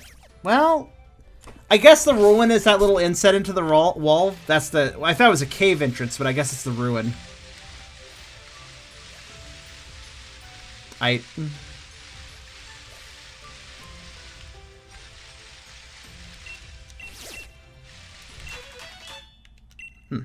grassland Pokemon is in the Tundra area. At least when they step there. Wow, that was just right next door. Alright. Oh, what the hell? Okay, apparently the grassland Pokemon really likes this one spot. Like, really, really likes this one spot. Okay. Wow, they're really just out in the open, aren't they? Hiding in plain sight might actually trick me. I gotta be careful. That is the sort of thing, because I looked really hard for secrets, right? So sometimes I will miss the really obvious stuff.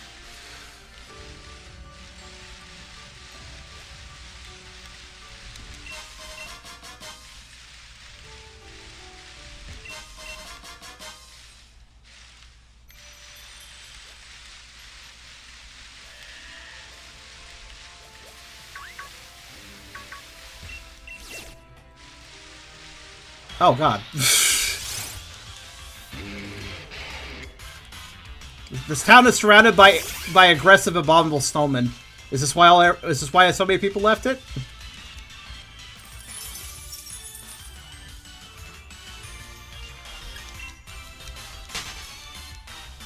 Just smash A constantly. Shut up. That hurts your hand if you just do that. Also, that won't guarantee getting them. You could be a little bit off blindly mashing A right past one, so that does not sound like a good strategy in my opinion.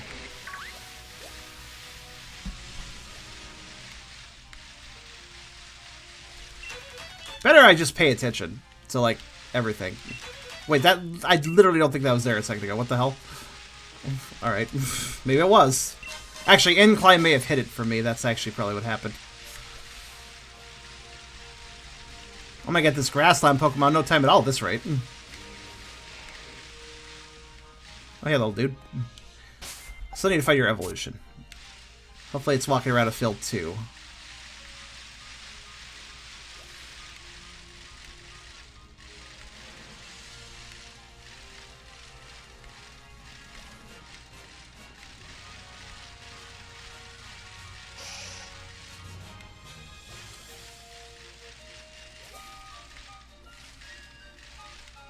So what color prints am I aware of? Green and purple so far, I think. Last one's gonna be red or something, I bet. Alright, so... usually finding them in groups. That's good to know. I'd like to go to the old cemetery, which I guess is over here.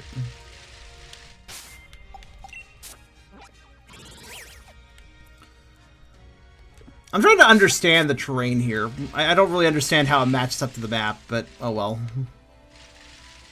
Actually, would it be over here? I feel like it would.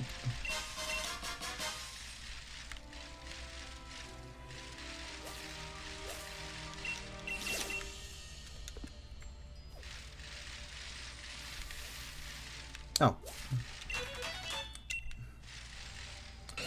Honestly, it still catches my eyes, regardless of whether I miss it the first time or not. It does glow a little bit, which is handy.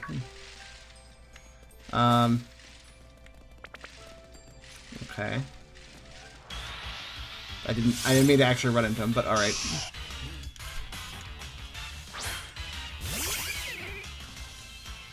Looking for that Reno, yo.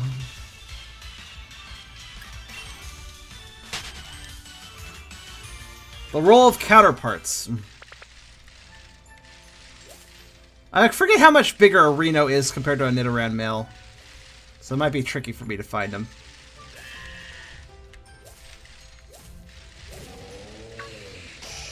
Alright, so up there is the ruins, which is this? Or is it that? I think it's... well, okay. Right. Okay, I'm just trying to keep track of what I want. I think the ruins is this section up here. That would make sense with the train.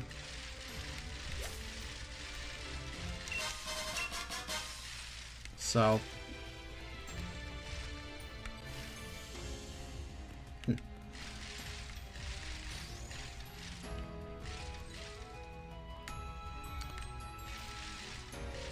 there's a lot to look out for, so I'm just gonna putter around. Honestly, why am I on my bike? It really makes it easier to search when you're not on your bike. Yeah, you move a little slower, but it's just easier to, like, you know, turn around and stuff. Whoop. I was right to drift in this direction.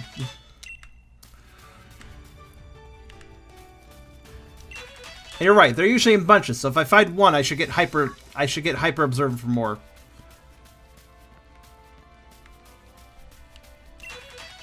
Okay, that one was kind of hidden in the grass.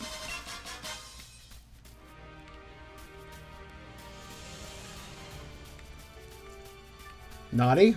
Naughty Met? I have several Naughty Mets. At this point, actually.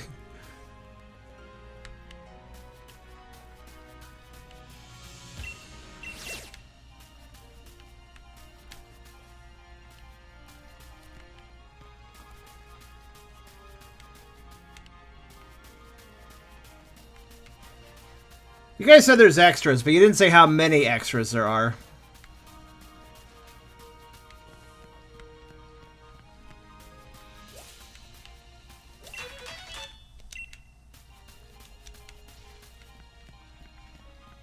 Excuse me.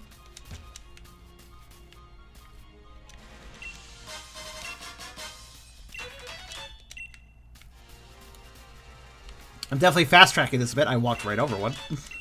Sometimes I just need to look the other direction to see. Like, if they're on an incline, I miss them. Oh, I saw that. If they're on an incline, they're very easy to miss. I think I'm starting to see why you guys are suggesting just hitting A, though. Especially when you're in narrow quarters, that would probably work just fine.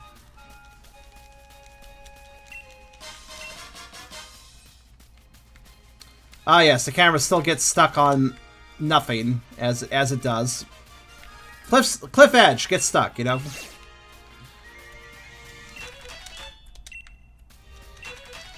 I'm starting to the grassland one is definitely getting fast-tracked rather quickly here. I think you just ran by some. Yeah, I did.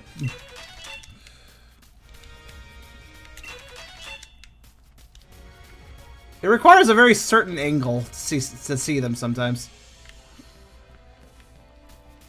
So let me look at the map again here.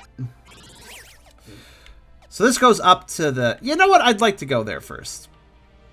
Yeah, why not? Let's stay on this upper ledge. I'll explore the lower ledge stuff later.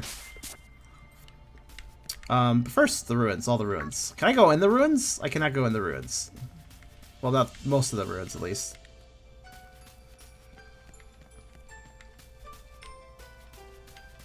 This ruin looks like maybe I can enter it. I don't know. Hey!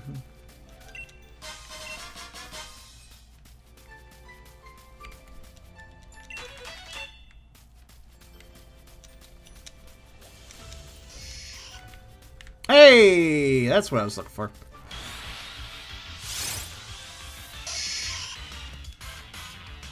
That was the other thing I was keeping an eye out for.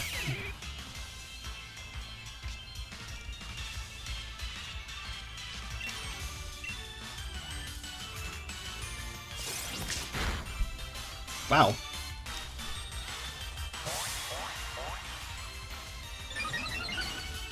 They're very good at flattering me. I'll just go with it. A lot of Niddos, just no Nidoritos until now. Yeah. You have to give me the story to get in the ruins. Well, that'll come later. That's how I kind of figured that. Poison Pit Pokemon, once again. With a horn that's harder than diamond, this Pokemon goes around shattering boulders as it searches for a moonstone. Aggressive to evolve, I see. Nope, Aerodactyl disappeared. Alright, so I kind of skipped over some stuff here, but let me just walk into here. And, yep. That's half the Prints for them. Pretty fast, honestly. I found a voucher for... Wait, what? Oh, right. That's a hold item. It just has a really weird name. A voucher for room service. At least I think it's a hold item. Yeah, it is. It's not a new item, so... Oh, there's only one footprint here. That's sus.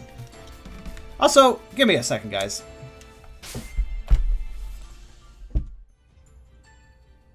I suppose I could multitask this.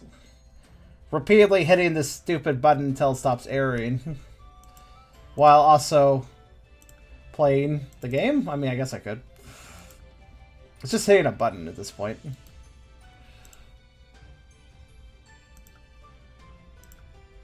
So sure, why not? Persistence shall win, I suppose.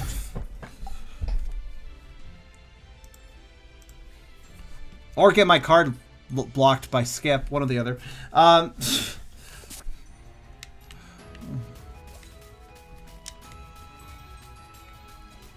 know it's an issue on their end and not mine, though, because, like I said, sometimes my card is accepted. Sometimes it's not.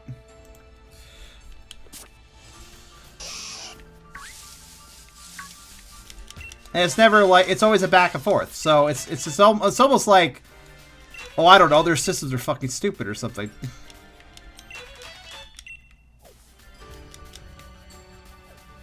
Any tips for shiny hunting? Patience. Is there really any other tip that you need? I almost want to say, it might make more sense to, like...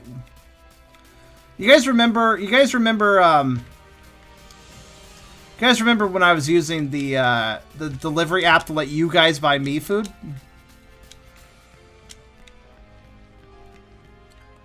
Treat stream. That might be a way to circumvent the issues I'm having.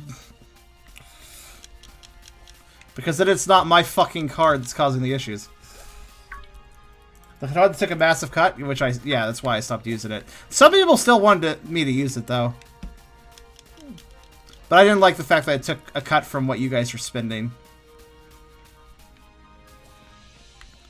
I only had the idea because Beerus kept saying that we should buy meat, that you guys should buy me food today.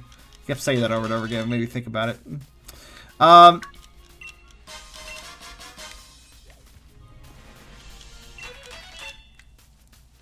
At this rate, the grassland Pokemon's going to be cleared out pretty fast.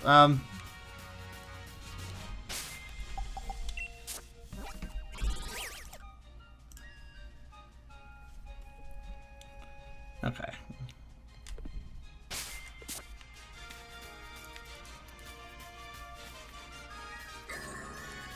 Just kind of poking around. Gyarados again? He's like in every lake.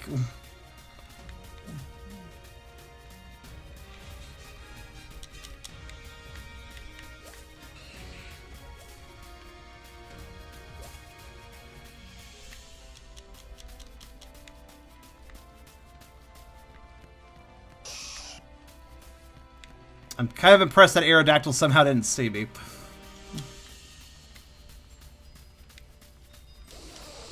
Oh, well, that's convenient. That was gonna suck for Steezel. Oh well.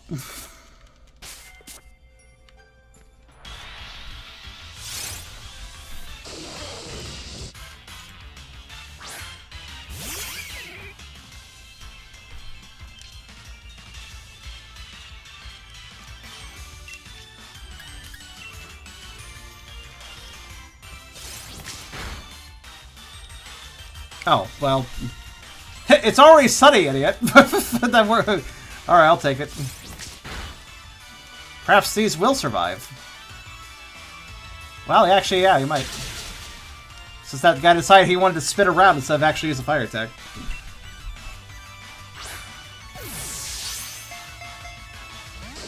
Well.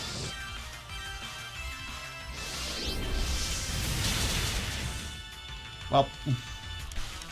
Shame.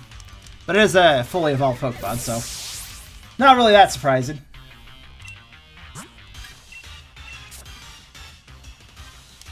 Make more. We need more. More sunlight.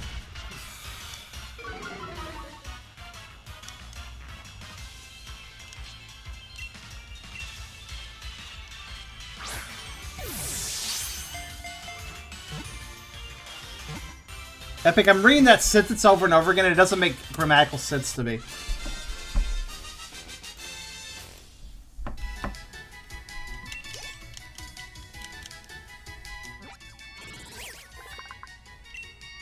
Magmortar, the blast Pokemon. When Magmortar inhales deeply, the fire burning in its belly intensifies, rising in temperature to over 3,600 degrees Fahrenheit. Again, I'm going to go back to what I said last time I was playing Sword. Why the fuck do so many Pokedex entries for fire types just want to like flex over how many degrees they can do? Seriously, so many entries of fire type Pokemon just are like X number of degrees is what they could do. Isn't that impressive? Oh, this Pokemon could do X number of degrees. That's even more. It's like, okay, this is very boring, honestly.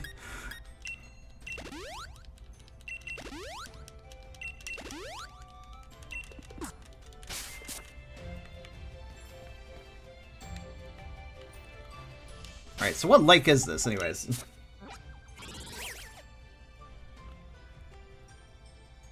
I don't actually know.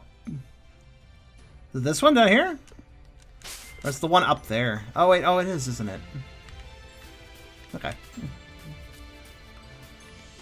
What I wouldn't give for an icon that actually moved around the map so I knew where I was. That would make me fucking happy as hell. Like, that's the problem. Like, these are exploratory environments, so have a fucking functioning map, goddammit. Hi, Flareon. How you doing? Okay.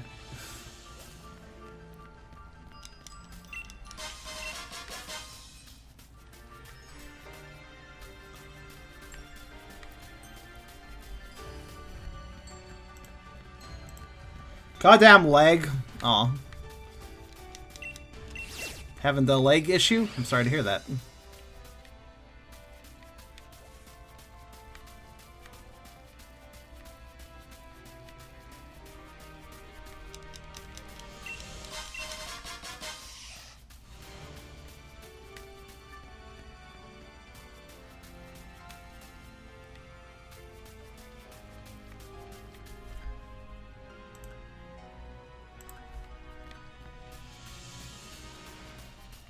Gyarados is a water dragon Pokemon, right?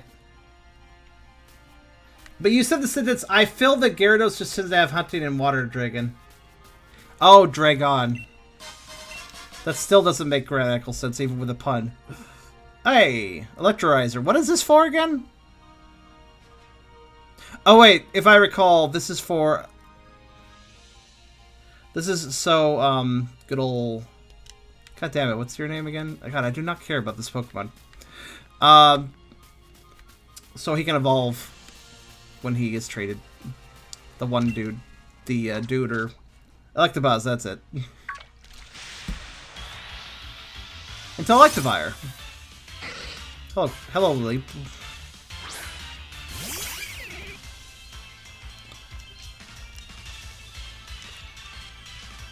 Oh, I actually don't have you. Oh, okay, sure.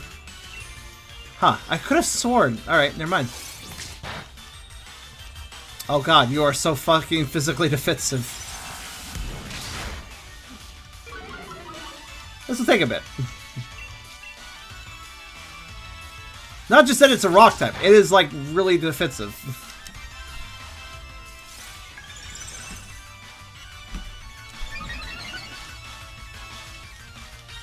This thing also, not gender...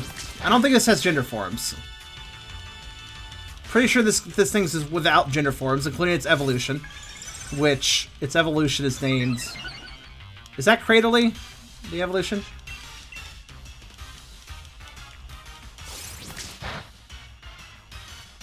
God, it's so defensive. Does that heal you? Yeah, it does. How much is it? Well, fuck my progress. At least it lowers its defense by doing that, I guess. Not that it really helps me much, but... You can't swallow when you have nothing to swallow. Vor 101, the leap. You must have something to swallow before you swallow.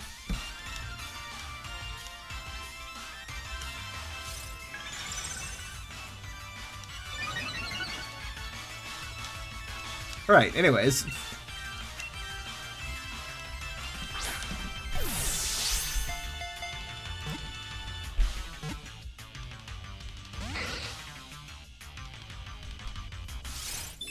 Oh, he immediately swallowed. That's a fast swallow there.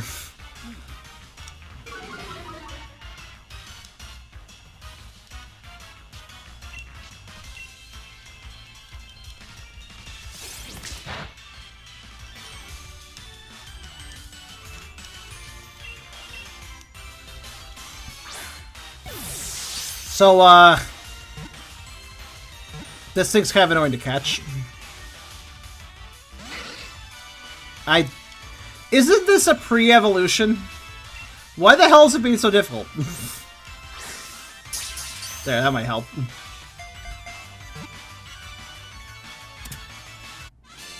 It's a fossil mod. Oh, okay.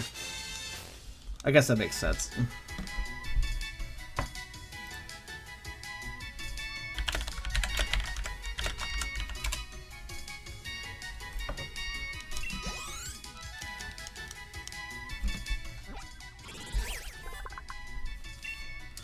Lily, the sea lily Pokemon. This Pokemon was restored from a fossil. Lily once lived in warm seas that existed approximately 100 million years ago. Wow, okay. Long time ago. You know, a lot of fossil Pokemon don't give their dates, actually. Thinking about it. Like, how old are they, you know? This one does, though.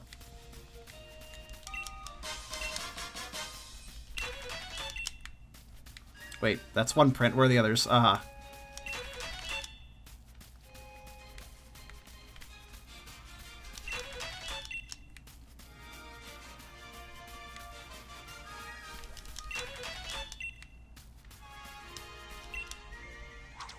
Logic. Oh. I was checking a message. I reeled in very slowly because of that. Oh well. Whatever.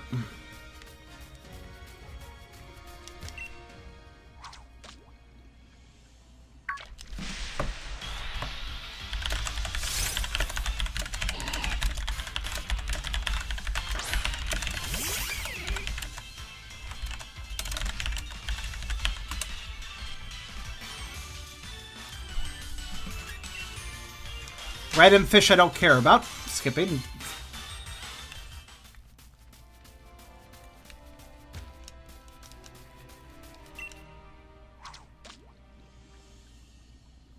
It's kind of weird that the Crown Tundra has a lot of not Tundra.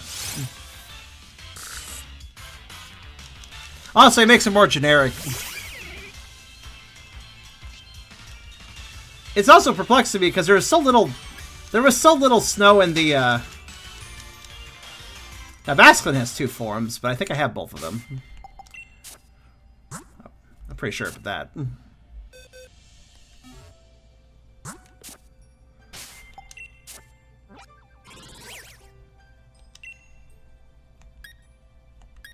Yeah, I do. The crown's sorta Tundra. I guess that's a good enough term for it. Let me guess, the leap was the rare one in this water, wasn't it?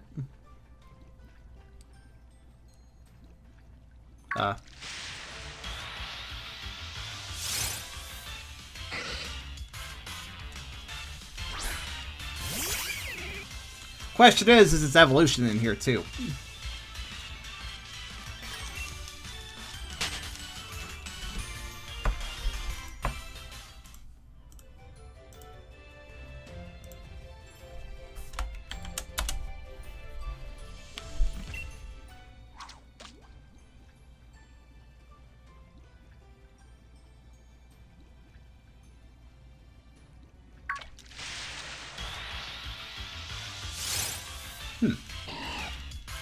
The Tundra is the crown of the area. I mean, yeah, I guess. What? Okay. I'm actually flabbergasted. It actually finally worked. I just thought it wasn't gonna work.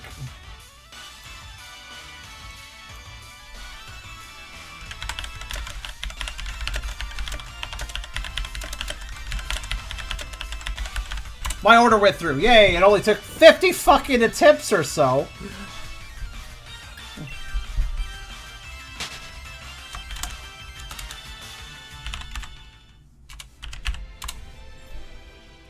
Just reported to my boyfriend, it actually worked. I'm led to believe that it's the fact that my card's American and Skip the Dishes is a Canadian service that might lead my card to not work. But like I said, it works sometimes and then it doesn't work other times. Fuck off, Gyarados. I don't need you, man. What? You don't need to be in a fucking shitty-ass tiny pond that doesn't fit you. Also, how does this fit him?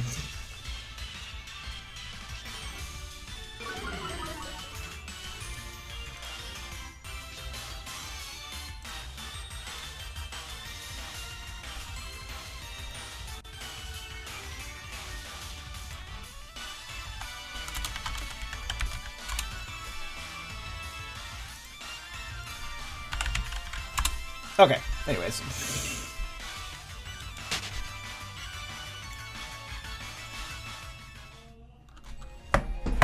Right, before I forget.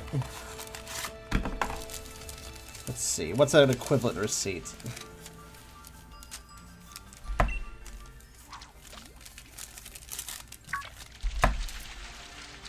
Ah, better.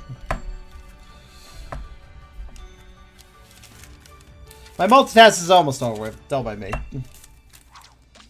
I'm just looking for a receipt to throw out amongst the list of receipts I gotta pay later. You know, equivalent purchase. Yeah, that one will do. It's not quite there, but it's close enough. Okay.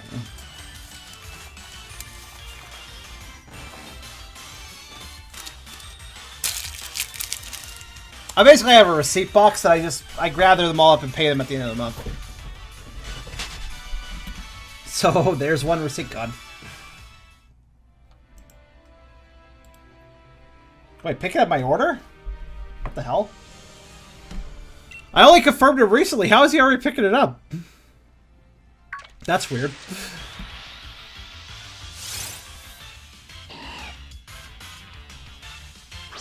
That was like the fastest order ever.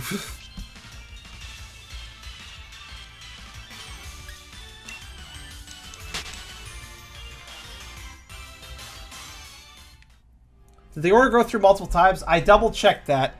When it errors, it never goes through. So I'm not in danger of it being ordered multiple times. It is purely one order. If it errors, it doesn't go... It's really good that it doesn't go through if it errors, honestly. Because Because otherwise, that would be kind of freaky. Trust me, I've had enough experience with this. This issue was not uncommon, so I've definitely noticed this before. So I just verified it with my actual...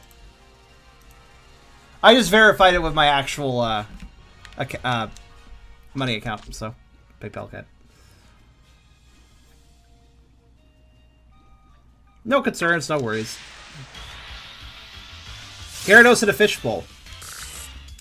On that note, I have a collab I can work. I have a collab picture I'm going to be working on later of Mizuko, Vaporeon, in a fishbowl.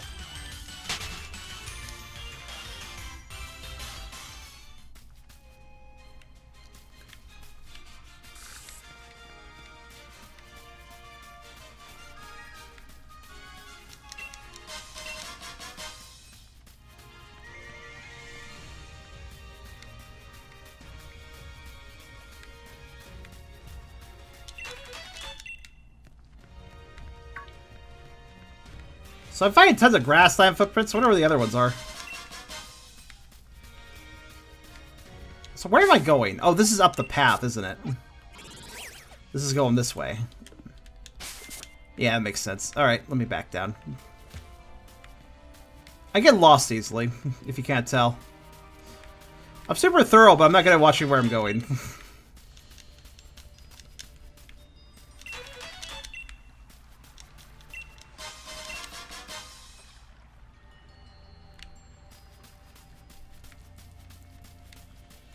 But then again, really being slow and distracted is kind of... It's kind of by design in this area, because I'm supposed to be looking out for footprints, right? So... This is just like the Diglett stuff all over again. I would say the Diglets are easier to find, though. Because they move a little bit. And that gets my attention, the movement, you know? I'm a dog, I'm a hunter. So if something's moving even a little bit, a little tough to fur moving around, I'll notice it. You know what, if you don't understand what I mean, let me put it in doggish terms. Squirrel! Squirrel! Squirrel! Squirrel!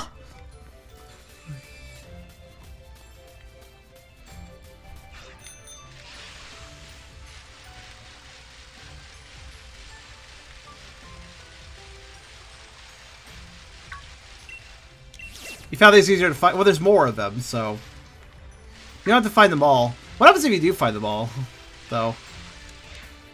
I guess it doesn't really matter, since it's just a percentage meter. Oh, it's a... Hey, Tomato Dragon. Do I have you? I feel like I already have you.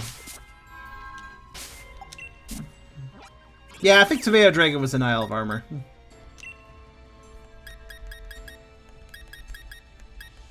Yeah, he's right here.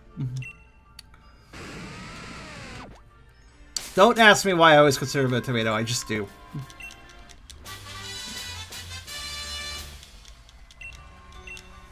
Oh, some of the Diglets were nefarious, my friend, but they were at least kind of fun to find. Pop them out of the ground. Not just because there are more of them? I don't know. I feel like the green footprints and the green grass are a bad blend. A little tricky to see, I feel.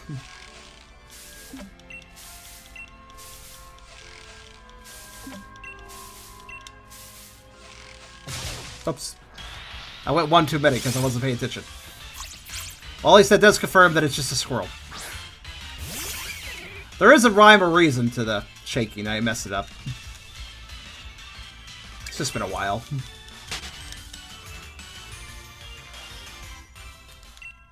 Oh wow, it took literally every berry. I didn't even get like a complimentary berry for messing up. I got 0 berries in that. I'm sorry. What the hell? Magikarp? Okay. Jeez. Calm down.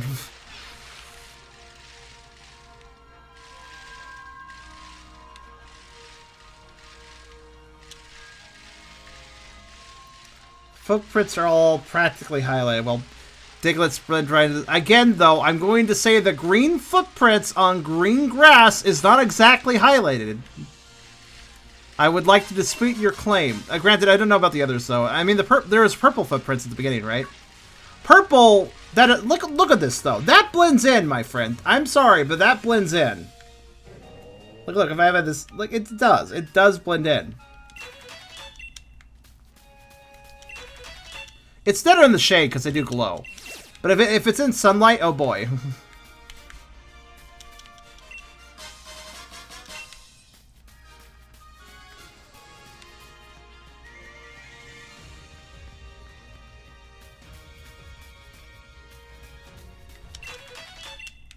I had a feeling there was probably another one around here. Maybe more than one. I feel like once I go up this path, I'm going to leave the grassland. You know what? Maybe I should just stick to each areas as they have footprints. If I see a change of footprint, I should backtrack. That makes sense, actually.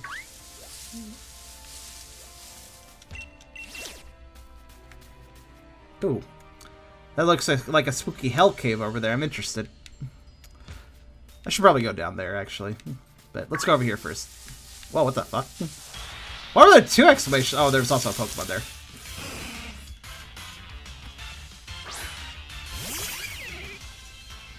The other footprints might be easier to see, but I'm just saying green on grass is not great. It's not a great combo.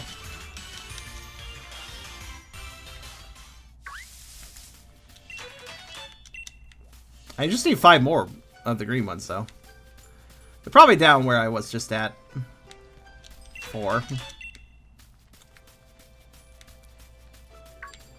Because there was another grassy area I didn't explore, so I bet they're down there. I should probably just... You know what? I'm going to cover this little section, like, through here. How that cave goes into a... What is that? Is that a dead-end area? Oh, no, it goes to the sea caves, doesn't it? Alright. I'm just plotting my path, my friends. But I assume up here is going to be a different type of... Yeah, I don't know, man. I think Lele kind of is a snowflake. I mean, it's patterned like one. Oh god, it's fast. Oh god, go away, no.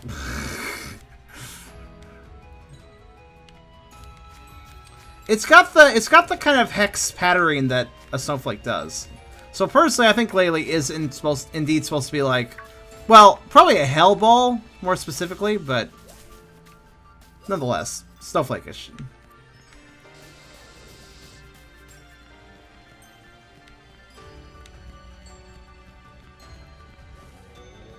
It's still a very bright green on a very muted green. You know, I'm gonna have to agree to disagree with you on this one. It does stand out a little bit. It's just not as well. It doesn't stand out as well as other things would. Again, the Diglett Tuff stands out more to me because while it may not glow, it does move, and movement is something a dog like me can detect. I am a fucking predator. Not like the bad kind of predator, but the actual, like, you know, hunter predator. And thus, you know, movement catches my eye.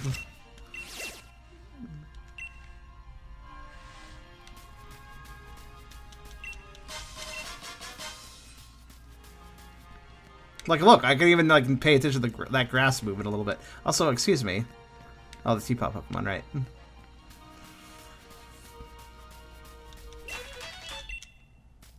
Wow, that would be bad out of context, which is why I immediately applied context.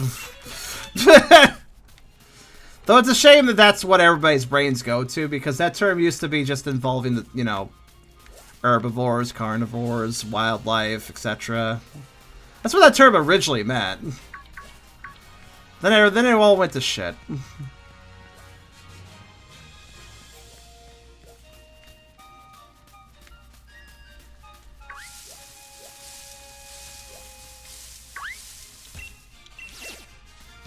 Peripheral vision is highly sensitive to movement. That's the other thing. Also done. Gotta freeze and let Professor Solia know. Nah. I'll let her sweat on it for a bit. So what happens if I find footprints now? Will I still be able to pick them up? Or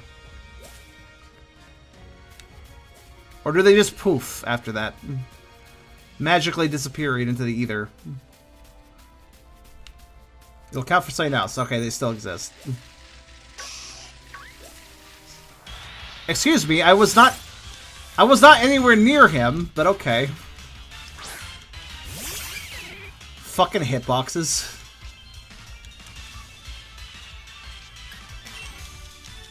So the grasslands ones will stop appearing now that I've gotten all the grasslands ones. Interesting. I wonder if I actually should have investigated this a different way. Since they're in groups, if I had grabbed the 100% completing footprint while standing next to another footprint, what would have happened to that other footprint next to me? Would it have just like done something weird? I didn't think to check this, but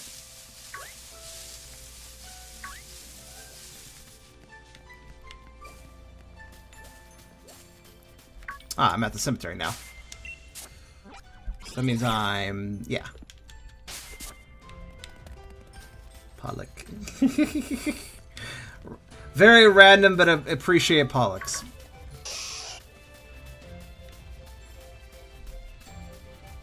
I am traveling far.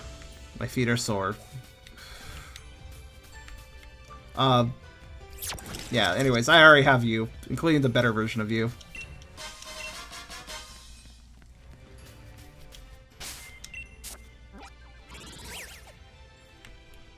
Okay, so I kind of want to cut myself off right here. I'll check this stuff later, but I will go.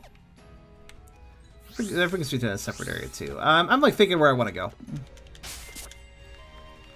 This split path here, I'm going to cut myself off right here. I'm not going to go over here. But let's look around. Hello. Let's look around here. Dig something up from the grave. Oh, yo, it's somebody's grandmother's pearl string that was buried with her. I'll just take that. I feel like that's what was implied there, anyways. Wait, hold on. What was that noise? No, not Nidoran. I heard / saw something else in the field there. What was that? You guys, was that just what I? No, it wasn't that. Something fucked off. What was that? It was like flying. I only took a half look at it.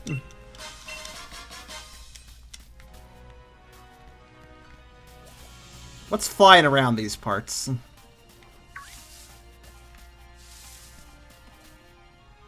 Acidity? I mean, I thought it was a lot bigger than that, but maybe it was just acidity. I don't know.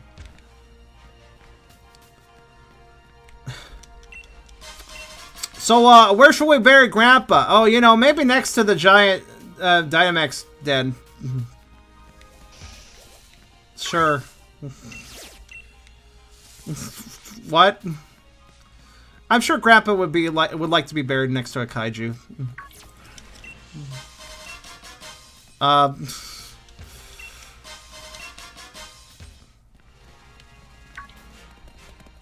what the hell? Angry boy. Charge right at a gravestone trying to get me. So I'm not seeing any footprints now. Oh, oh, oh.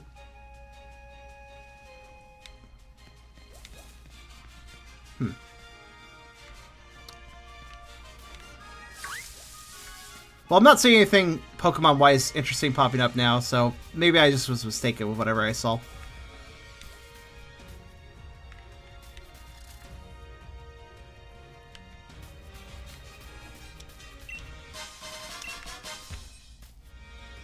Stardust. Don't mind if I do. There's something written on the old pestle. What? I can read this? November 30th. Green flourished once more around our village, and rich soil began to spread. Vast lands lay open for farming once more. The village folk began to call a visitor a king in appreciation. Our village has long been plagued by ruffians that ran rampant through the fields, devouring crops as it pleased. But the king, resplendent in its full power, suddenly spoke to us in our tongue, vowing to rein in the ruffian. Huh. I did not realize that was readable. Is there more of these? That almost escaped my notice there.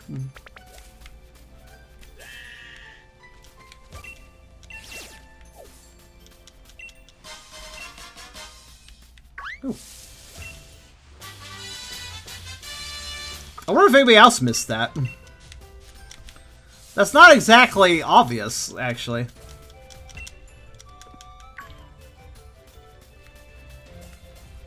Okay, hold on, let me look. I didn't miss it. Well, good for you.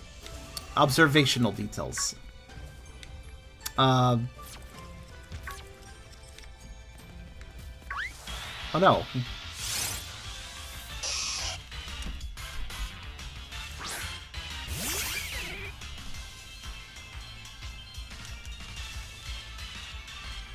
Of course you'd like to be buried next to a kaiju. Grappa was a large fat Pokemon.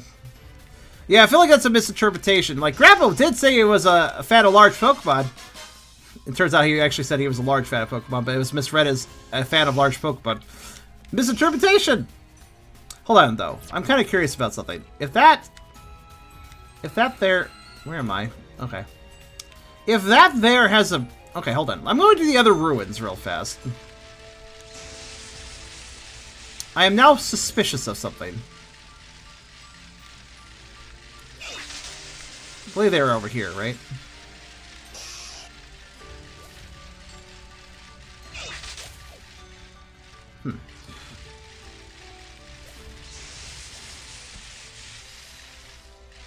Right, so these ones. It can be both, I guess, theoretically.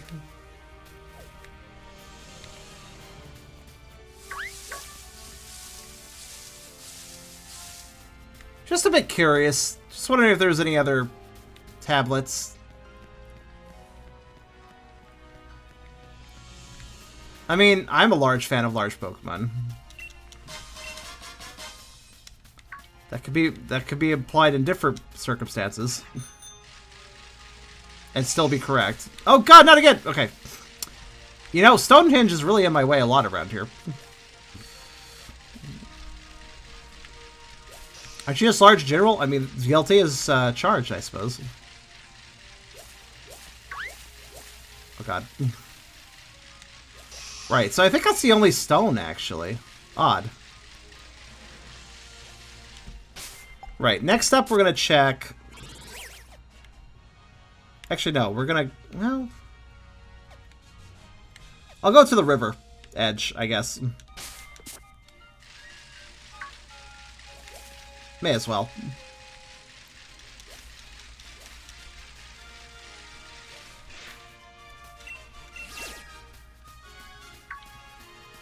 It's a good, you know, point of separate... Oh. In this case, I missed those for a minute because, well, one, I wasn't expecting to run into them.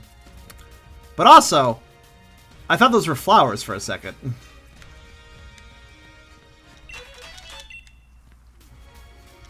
I think that's the problem. The footprints look like flowers to me. And I'm a carnivore, so I don't care about flowers. You know? Wait, what? The cavern... Oh, no. Oh, the cavern Pokemon look like... Oh, no, those look like rocks. Those look like fucking rocks. Oh, great. The cavern Pokemon ones look like rocks. Oh, this is gonna be fun.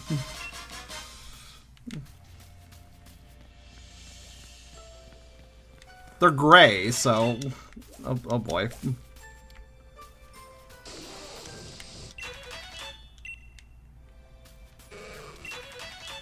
Hello? Magikarp, jeez Louise. Yeah, look at these! Look at the fucking... Oh my god. I mean, they still kind of stand out, but like... Oh my god. They're both here. Were they fighting here? Okay, Oh my god, there's a lot here. Wait a minute, I just want to check something. Did I actually go over here and grab the items on this little island right here? I feel like I may have forgotten. They were getting a drink together. Oh, maybe.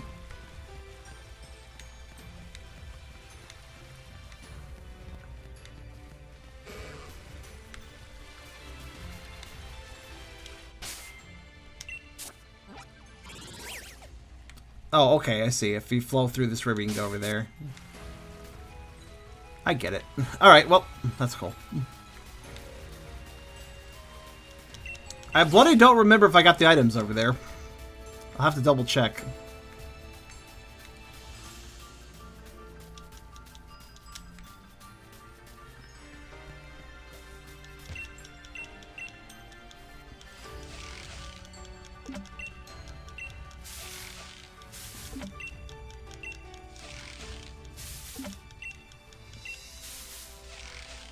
Leafeon is a meat salad.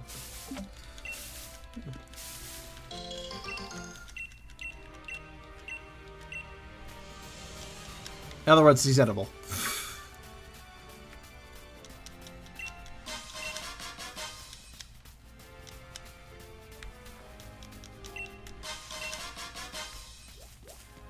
Yeah, you know what? Bloody hell. I think I'll just go south. Well, once I finish where I draw the lines, anyways.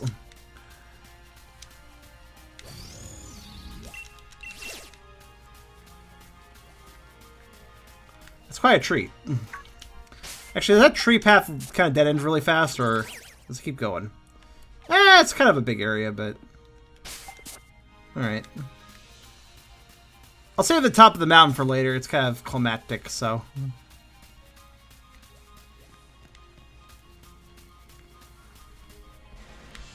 No, I actually like salad.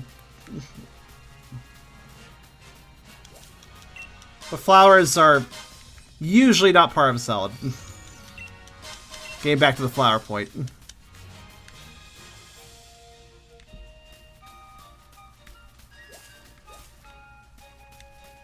So busy looking for Prince, I might miss Pokemon.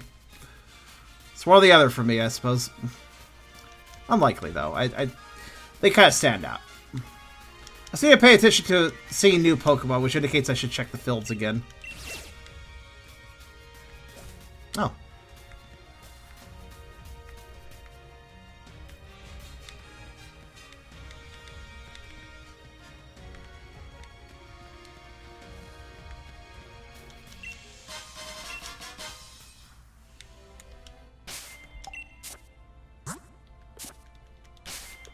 Good. Now the question is, where's Nidoking?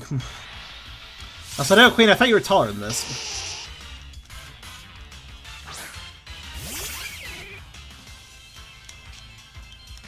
Kind of confused why the ruins aren't on the map, you know?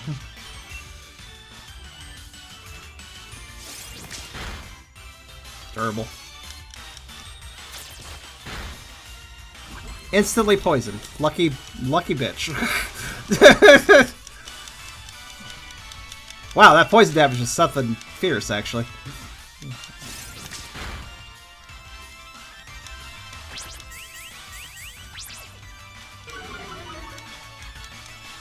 What did you say? What did you read it as?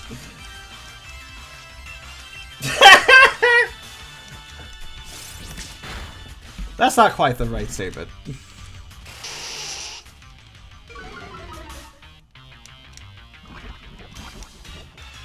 Reclaim the sustenance that you put into them to create them. What? Cursed comments!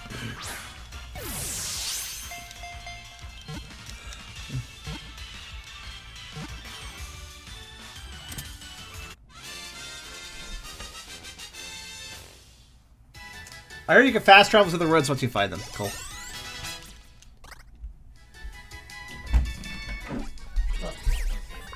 One second. One second, guys.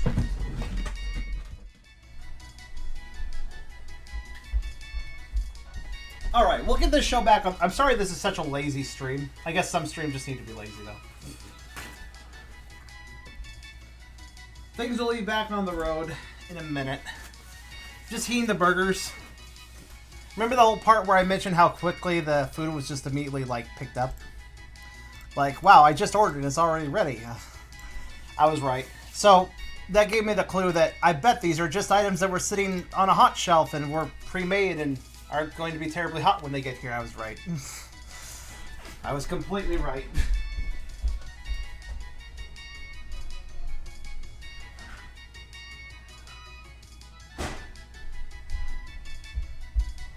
But hey, nothing a little microwave nuking won't fix. There.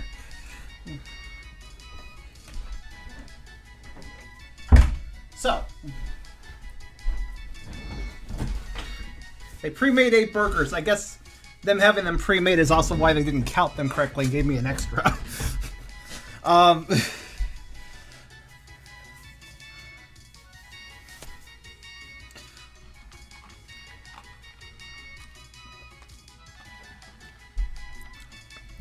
Well, to be fair, they're not massive burgers. They're actually these affordable. I've learned that with Burger King, buying the smaller burgers is a better deal. The the Big King Jr., the double cheeseburgers, they're actually the better deal. And they're still the same quality of meat, so. Anyways, Nidoqueen, the Dural Pokemon. Nidoqueen is better at defense than offense. With scales like armor, this Pokemon will shield its children from any kind of attack.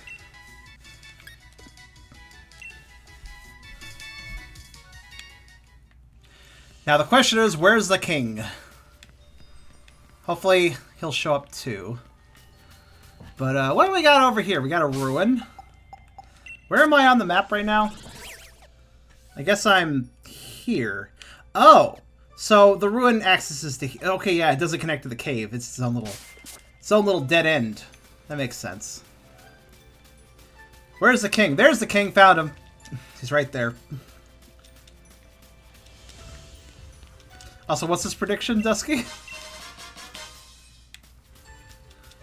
Now I need to find the other king, though.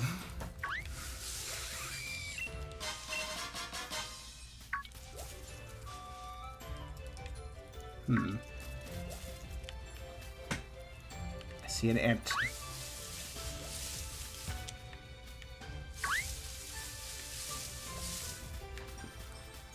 Have I checked the fields where the Sojourner exists in? Maybe I should dig into the fields a bit. I don't think I have.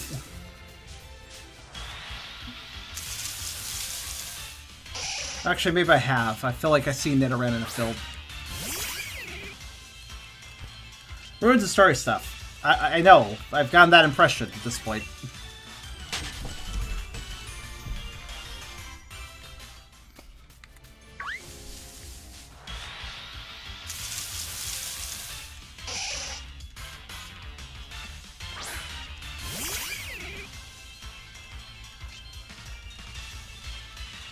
Alright, I got a distinct feeling there's nothing really of note in these fields. Let me keep going. Time is money. Is it still... Hold on a minute. I need to check something. 7:49. No, that's accurate. Okay. I wasn't sure if my clock was accurate or not. I want to double check that.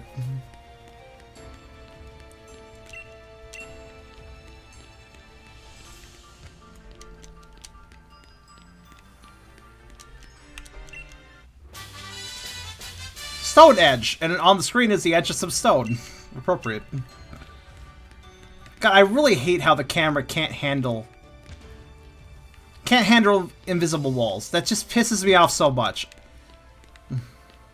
Basically, like, you're looking over a plateau, you pan the camera zooms into your character because it can't go off the plateau, like, just like you can. Excuse me, was that a coughing? Why the hell is there... Oh, it was a normal coughing, if so. Whoa! Somebody's a little fast there. Chill out. And the males are just so aggressive.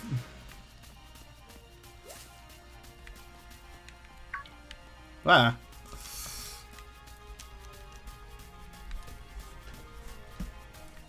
Those ruins can open after you catch up to the guy. Yep, that makes sense. I mean, considering that's plot progression, that would make sense. The plot progression is bloody obvious. You don't have to explain it to me. A Pokemon game that is not obvious with plot progression is not a Pokemon game.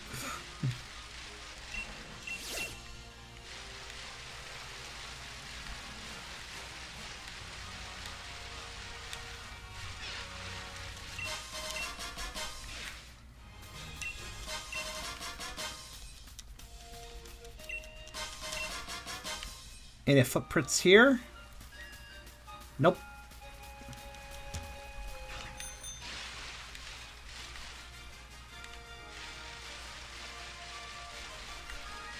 Egg. Bacon. Are you making a sandwich? Egg and bacon. See some bread.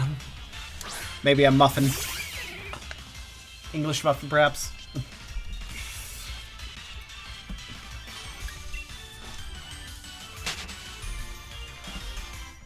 Well, on the subject of food, I should probably not offend mine a bit. Because why not?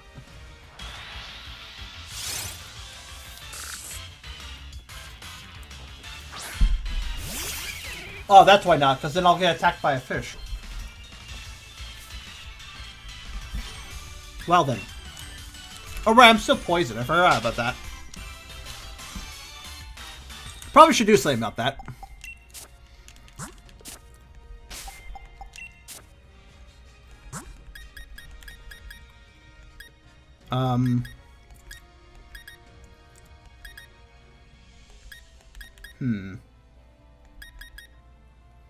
Well, here you go. Have a full hill, I guess.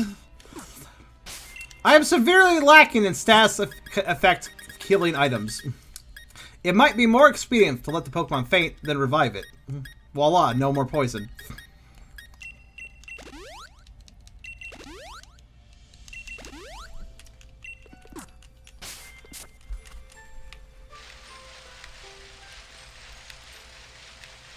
Gyarados. I'm so tired of seeing him. I don't know. He's just everywhere. In the way. Everywhere. Huh, no river items, as far as I can tell. Odd.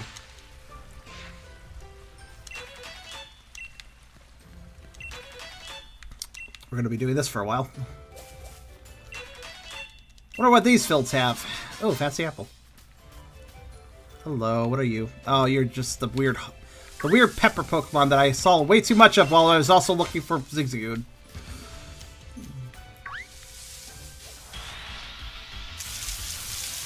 It's Ralph.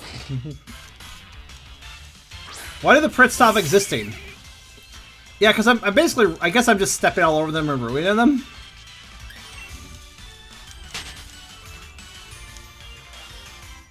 Ralph.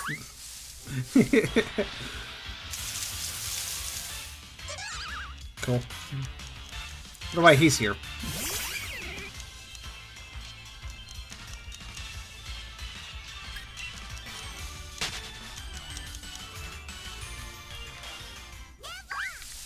Oh, it's an Eevee.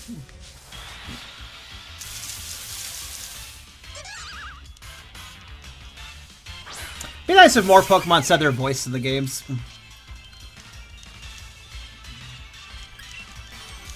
Also make it really easy, like, I wonder what Pokemon it is. Mime Jr. Oh, it's a Mime Jr. It's like, make it a little easier, you know?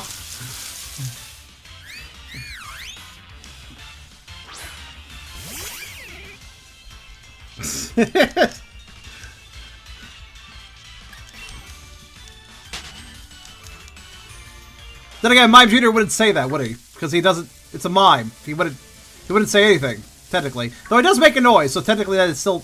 Okay, wait. Oh, hi, Corviknight. Does Mr. Mime in the anime? Does he say Mr. Mime? Hey there, buddy. I found my pocket T-Rex. He does speak in the anime. Okay. Not that committed to his role. Tyrant. Let's see. Now this though, this has a gender difference. I think. At least it's evolution. Granted, I never caught one personally, but I think. Just kept saying mime. It doesn't really know how to mime. That's not how you mime. Let's try it so hard. It does not? Really? I thought the beard of the evolution was shorter on the females or whatever. Oh no, don't do that. Well, probably okay.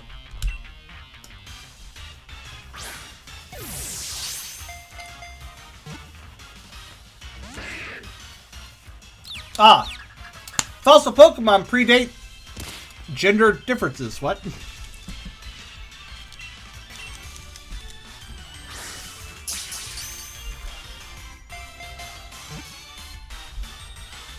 There we go. Put up a bit of a struggle for a pre-evo. Then again, fossil Pokemon are just stronger, right? Lower catch rates on them. Oh yeah, you're right. Both symbols are there. Tyrant, the royal heir Pokemon.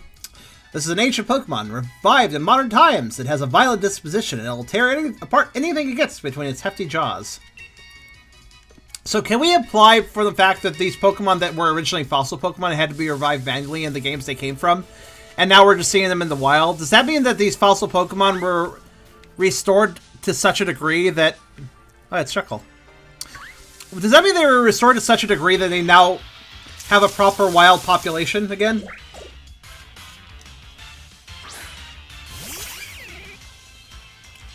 Well, that's kind of neat. It's like if we figured out how to bring the dodo back.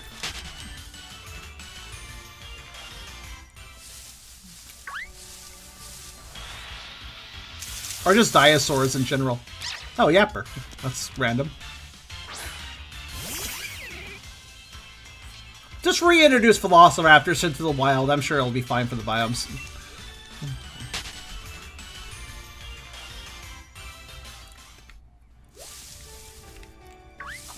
Well, if the kid's here, the adult's here somewhere too. Where's Tyrant's dad? I need to find him. Oops. There's Eevee.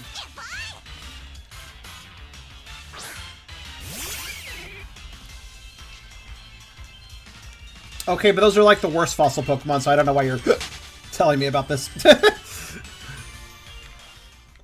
They're literally abominations.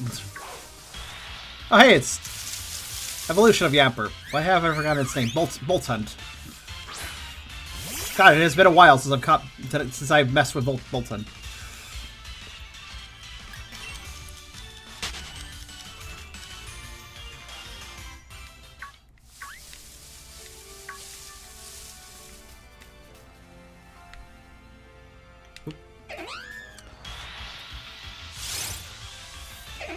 Just to remove you from existence, because I think I already got you, so yeah. Now, Whimsicott may have been one that had gender differences. If it's an old Pokemon, though, I already have it covered. I was very thorough before, so. Now, let's see. This place is real big, so I guess I'll just kind of wander around all over the fucking place. I don't know. No rhyme or reason to where I'm going. I'm just looking. I guess not looking for Pokemon unless they're in the field and interesting, but let's follow this wall for a little bit.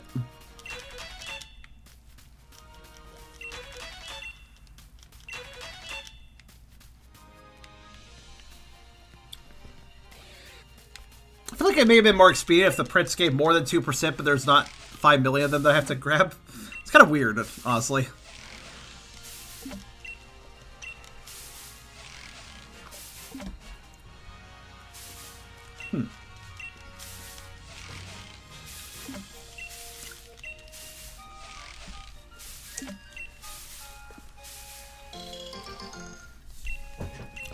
Yeah, I thought Whimsicott was for the base game. I'm never completely sure about what I remember, though.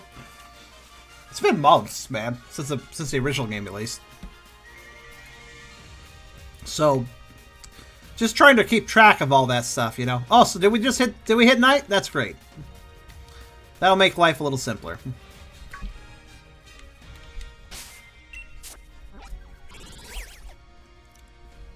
Interesting fact about berry trees in this area. They have different berries. That's about the only interesting fact, because they otherwise work the same as every other berry tree. Oh, the cavern! The cavern footprints show up a little bit better at night. That's good. Also not what I expected, but hey, whatever. Custap, huh? I don't remember what any berry does. Except for, like, really common ones.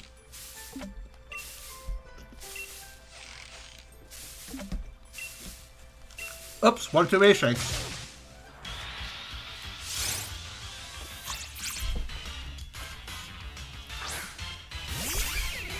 Fortunately, I don't care about berry collecting. Because that would be kind of annoying. Especially since you said a 1% chance? Jeez. Wow, they really are... Okay, so we're playing hardcore mode with the berry things. If you spawn the squirrel and it attacks you, you're getting all your berries taken away. Alrighty then. Let's see, so there's a... Is this the ring of water around the tree? Okay, so I can go in the water here. Okay. Casual note made.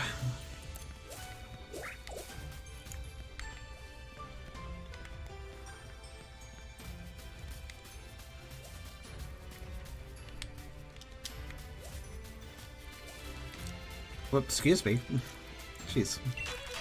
Alright,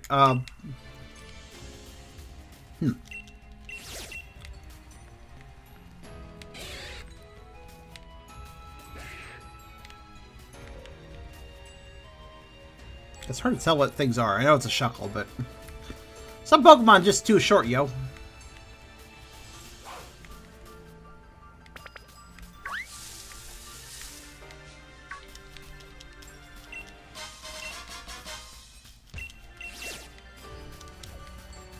Oh, hi, you.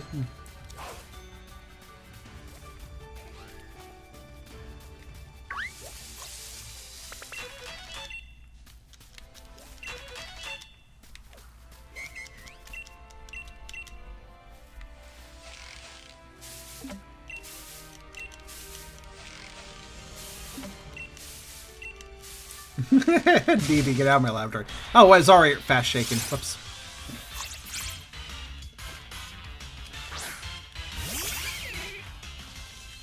That triumphant?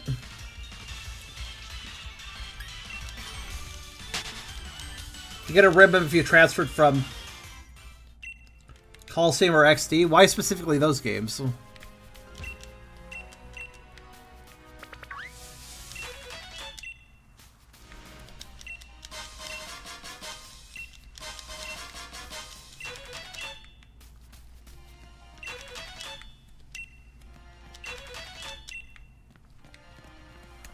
Poke.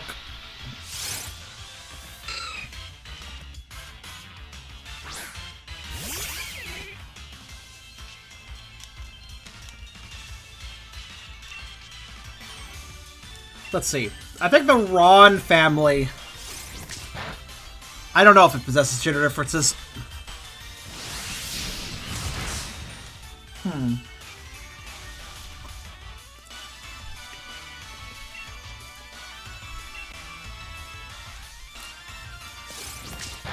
And yes, I'm aware False Swipe is going to take 5 years, but whatever. Seems like everything in the Crown Tundra does not have gender differences. So far, at least.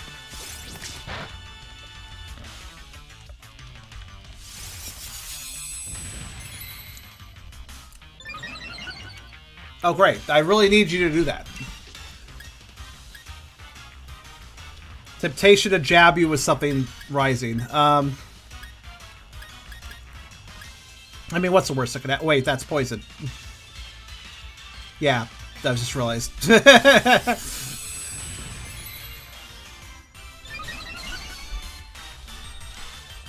least I do remember my types. Just difference. It's just not early enough. That won't kill him. Wah! I killed him. Okay, never mind then. Oh, a crit! Good work! Good timing for that. Thanks. I mean, yeah. I mean, Cecil's good at the crits, but I don't know. Oh well.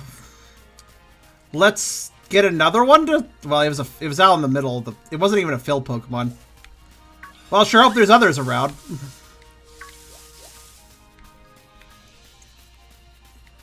This is why I should have just stuck with False Swipe, but you guys were complaining a little bit. And you even said to X-Scissor it. And I was like, yeah, it raises defense. It's fine. Guess what? Guess what? Crits don't care about raised defense. So, yeah. So, yeah.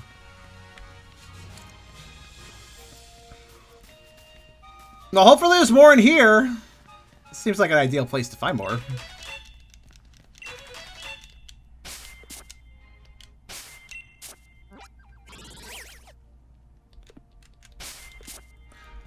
Crits, if a Pokemon has raised its defenses and you do a crit, the raised defenses are not counted in that crit. They ignore stat boosts. So while it was very safe to hit him with just the general attack, it was not safe to hit him with that. I'm just gonna go back to False Swipe, and this is why I have him with False Swipe.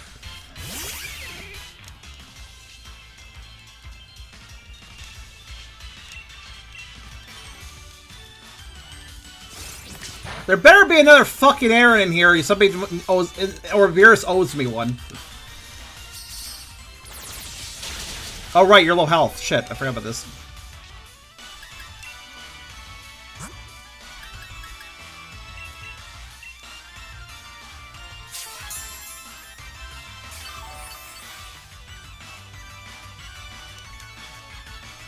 By the way, where's this guy come from?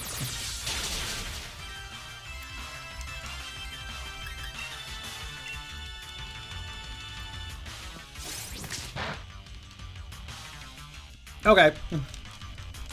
There's an example with a critical hit, by the way. How much more? Look how much more damage it did, even without considering stat boosts. Like, it's no wonder it killed the Aaron, really. When I both critted and threw that defense boost, like, yeah.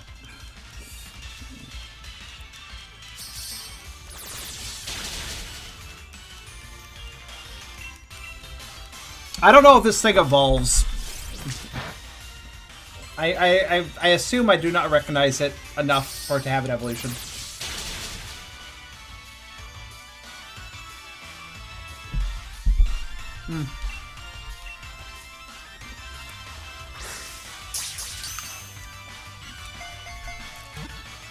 Did you see Ager's short shield dex injuries? Well, you know, I might be seeing that if I didn't bloody kill the Aaron because of Beerus.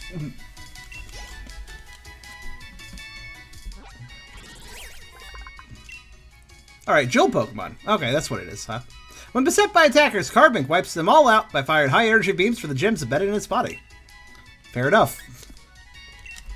Why are gems known to shoot beams? That's just a video game thing.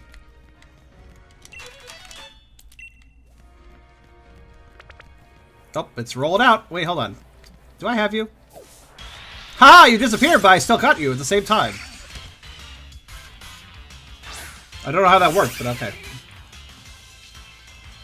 I was just kind of amused how it was leaving. I do indeed already have it. I don't think I've ever seen it run away from me before, though. That's pretty funny. If there's not an error in this cave, you are bloody in trouble, buddy. Oh, you are lucky. Oh, it's even it's evolution.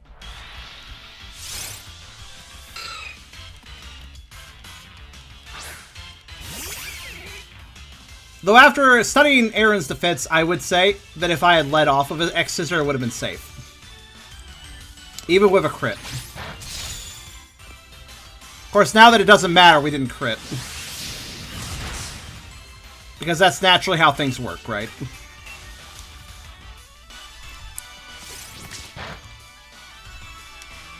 Now that we could handle a crit, now that a crit might be useful, no crit.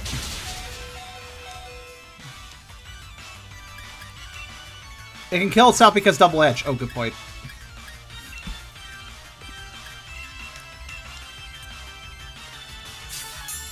Also, I touched the frame before the hitbox despawned. I guess I did. It had more or less disappeared, but it still technically existed, so. How much double edge damage does it take? I'll hit one more time. I mean, it's not like we're gonna crit it. Good. See how much damage it's taking each time it does that. Oh, it's not. Wait.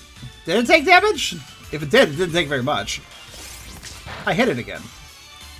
I'd like to get to red, but...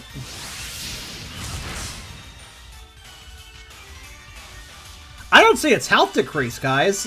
I think it has Rockhead, yeah.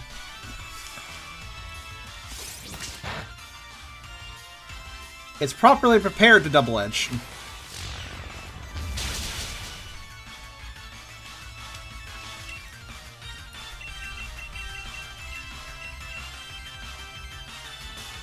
Now I can go back to the magic of the Dust Ball. It is the time for it. Also, we're in a cave. Does that stack? Does being in a cave at night give even more of a bonus than those individual factors? I hope so.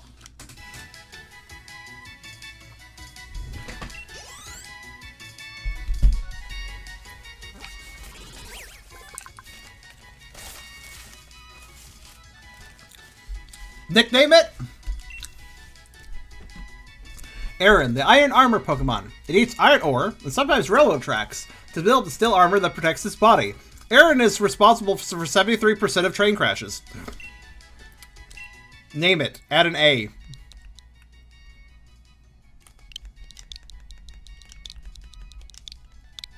It is nicknamed. Okay, now.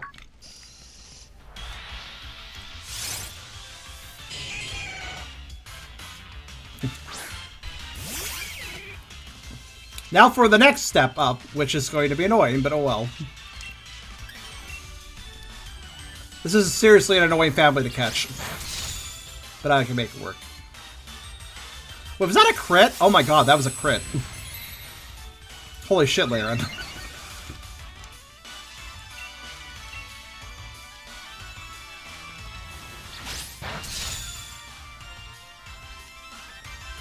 There's no two ways about it. I can't just use False Swipe. I'd run out.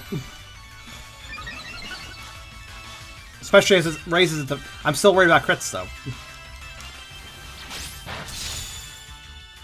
Oh, no. I put it in a difficult position now. If I exercise... Yeah, it's hurting itself. Oh, this one hurts itself. Right, good. Good to know. I will False Swipe once to start catching it. I guess. Automatize. What does that do again? Right, makes you a fast boy. I can't risk hitting him more. Let's start throwing balls.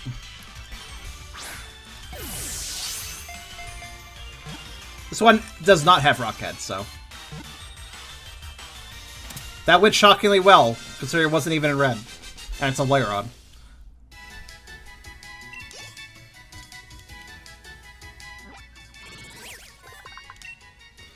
The Iron Armor Pokemon. Lairon live in mountains, brimming with spring water and iron ore. So these Pokemon often came to conflict with humans in the past. The whole eating railroad tracks part probably also added to that. Run away, Ferroseed! Run away! Okay. Does he not notice me? Oh, there he goes. I just like how they roll. It's actually a pretty good animation. They're not very stable with it because they all have the thorns, so they're bumping around as they do it.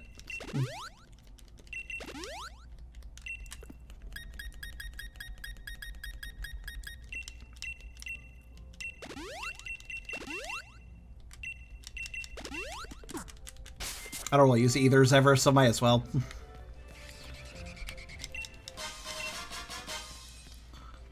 I colossally don't care about that Pokemon. What else we got here? Is that a Zubat? That might have been a Zubat noise. Not really surprising, if it is.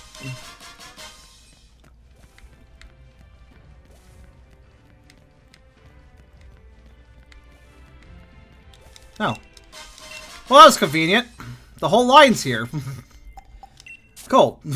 Very convenient. Hi.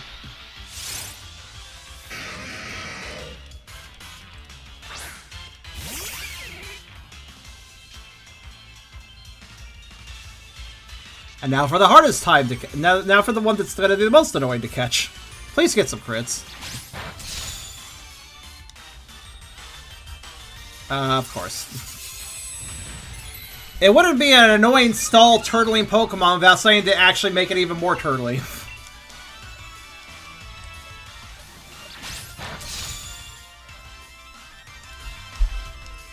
Ah, do you have recoil, my friend?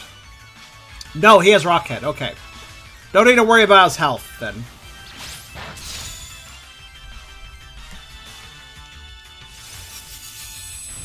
I know, Zach. I know how this works. I've been finding quite a few wandering Pokemon so far. Which means once oh god, if I crit at this point, if I crit, I think he's okay. But after another hit, if I crit after that, that's bad.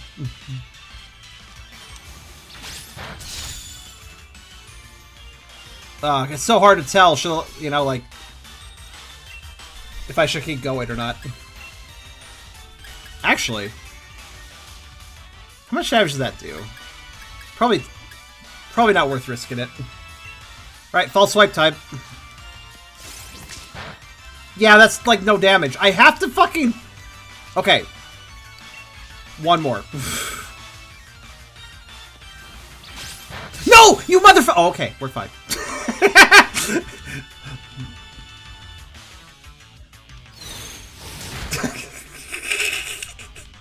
Look, I had to do something. It was ridiculously small how much damage I was doing.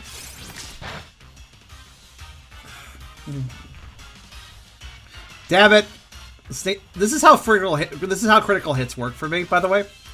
They only happen when I don't want them.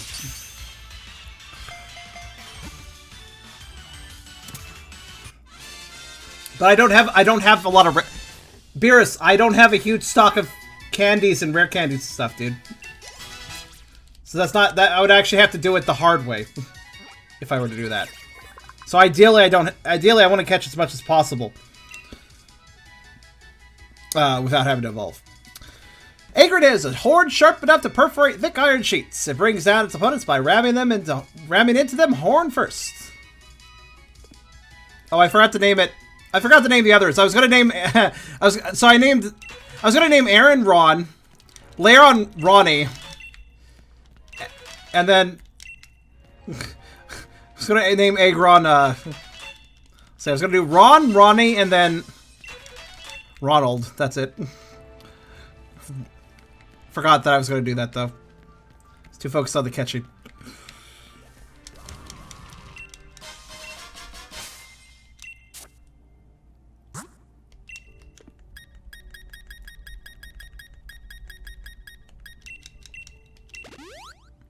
Yeah, it didn't really hurt Sneeze that much, actually. Being a big, tough guy like he is. Oh. Well, that's the sound of, it is a Zubat. Wait a minute.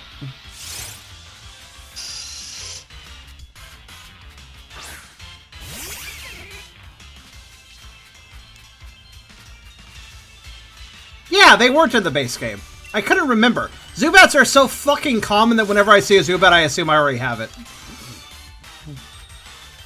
But I was like, wait a minute.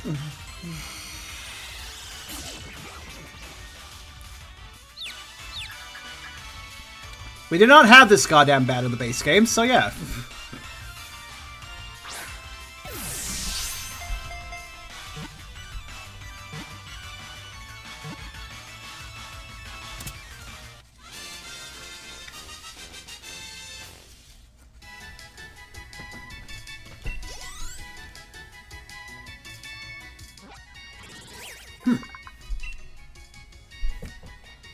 It's the bat Pokemon. I love how simple the like the header descriptions for certain Pokemon back in Gen 1 were.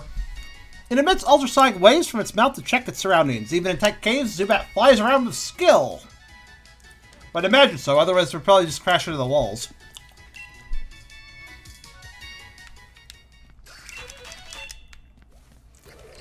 Okay, so where there's a Zubat, there's definitely a Crobat. Or, well, at least a Golbat.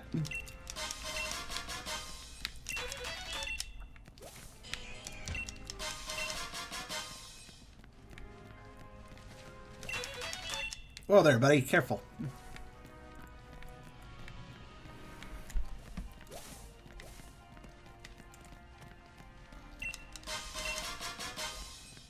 Haven't seen a Crobat in the overworld. Well, I need a... Well, like, at least if I Golbat, then. Oh, hi.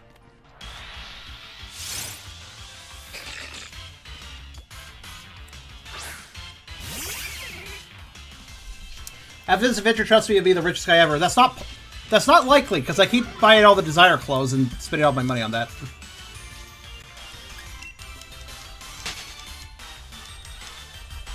Just need to find Golbat, wherever it is.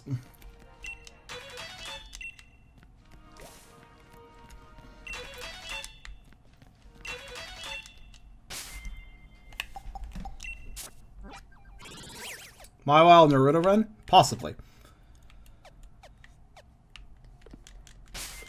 I guess I may as well complete the route on this side, sure.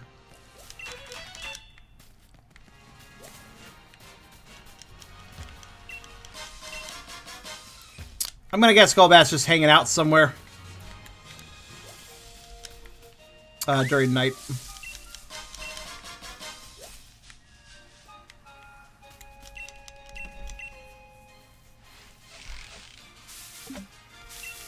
Already shaking, huh? Alright.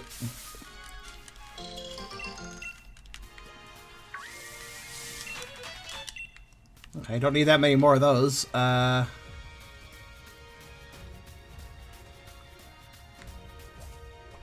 Wait, I'm back at the tree? Wait, hold on a minute. Ah, right, I went up there and then I went through there. Okay, fair enough.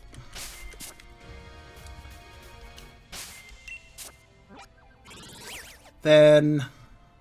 Yeah, okay.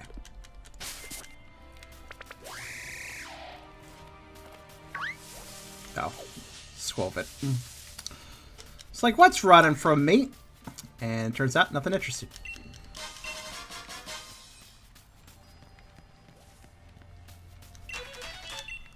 I see one more cavern footprint, and there it is. Alright, cool. Now I just need the... Oh my god! You're faster than I thought you were. Then again, you are built for sprinting.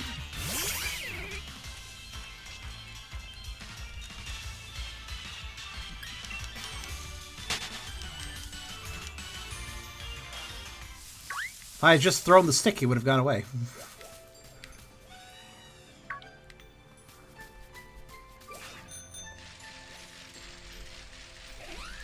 Pokemon here that requires special requirements to discover. Up here. I'll figure it out, I guess. Special requirements.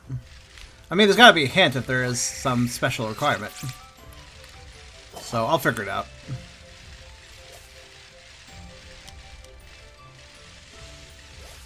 Oh, hey there, big boy. Wondering if you'd show up.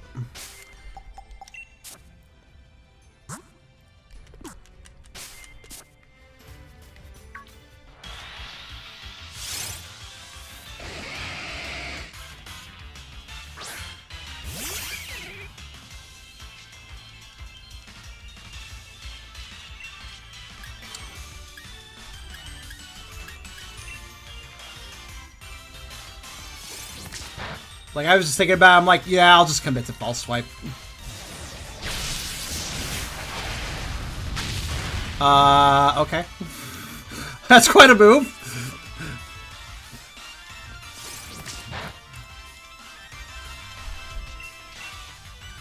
Yes, lol, lol, lol, 69, lol, lol, lol. There you go.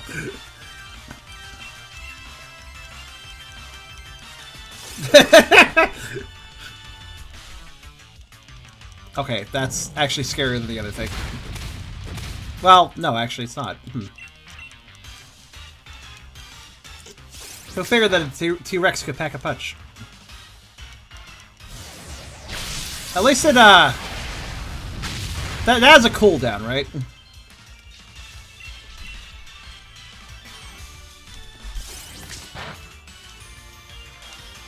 Yeah. Physical Hyper Beam. Sure. Sounds about right.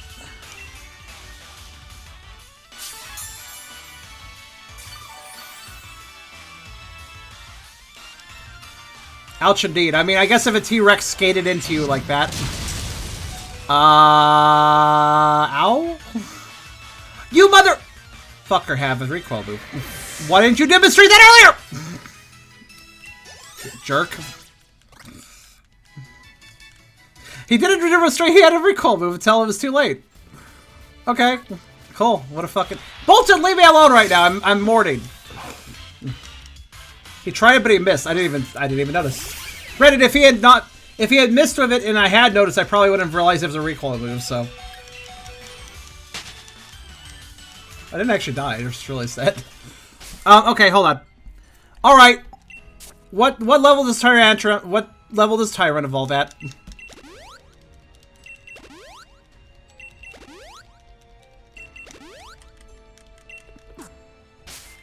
There should be others?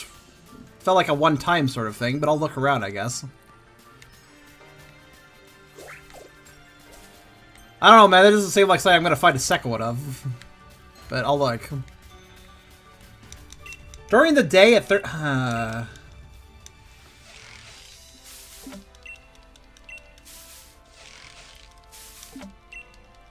I'll go look for them. In this area? That's another important question. Did you find two in this location, or...? Oh, this tree is not carried. There it is, finally. It's a very lazy tree. Oh, an enigma berry. Those are weird berries.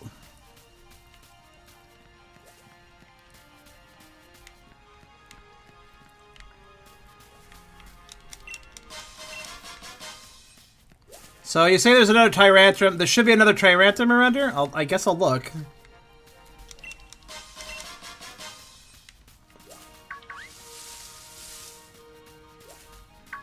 No. Run into a tree and stop.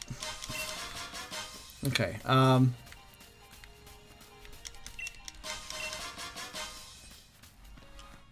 near the south part of the area.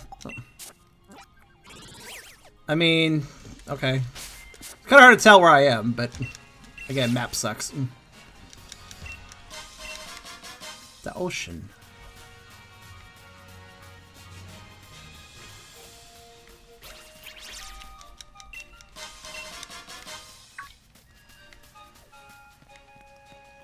Oh, yep, you were right. Alright, motherfucker. Motherfucker self-suiciding bitch.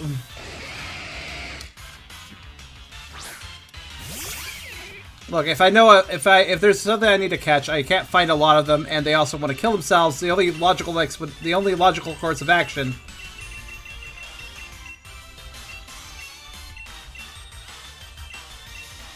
This one.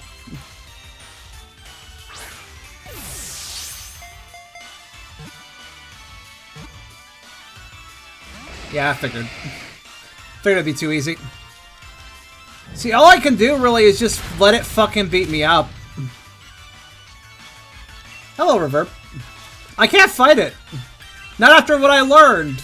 Granted, this one may or may not have the ability, but I don't know. So I can't risk it. Unless I see him use 4 moves, and... Really? That easily? This is why I like Dusk Balls.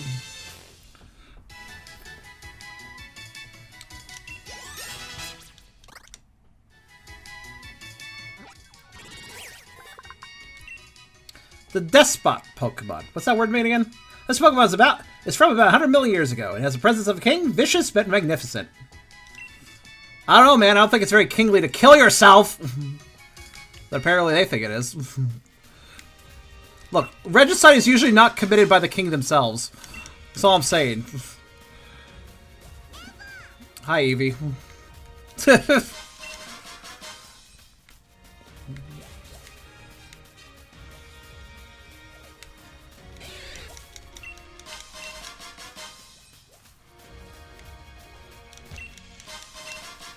Oh. Huh, Metrodome. Nice. Check out the water. It's pretty cool water, dude. Check out that water, guys.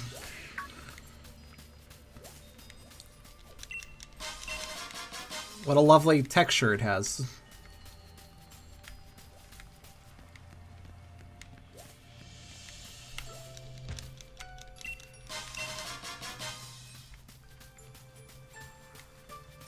Oh, I'm sorry. Did you mean check out the waters and I should go explore the water? You mean that thing I'm going to be doing and that thing you should just have patience and wait for me to do? Yeah, sure. That too. Tyrantum is maybe salty. Let's see what this says. August 18. Under the care of our ancestors' healing ways, the visitor's wounds were mended. It shrank back in fear as if approached with molten palm, so all kept their hands closed in its presence. Once it regained its full strength, the visitor emitted a dazzling blue light that breathed life back into our wilted fields, blessing with the promise of harvest once more. Perhaps this is a way of showing its gratitude. Oh no, got him! And then Bolton's like, interrupting reading. Thanks, Bolton. Tyrantum went extinct because of suicide? It might have been. Their name literally means tantrum, right?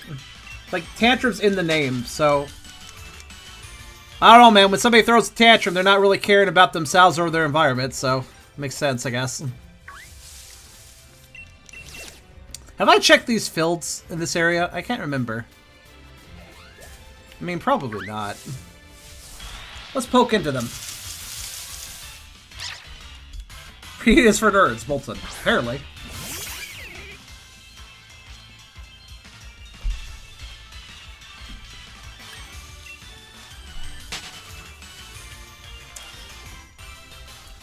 Well, he was a tyrant. He was a tyrant to himself. The first one. I don't know why Bolton's charging me either. Yapper's all cute about it when he approaches. Bolton's like out for blood. I don't know. I don't get it.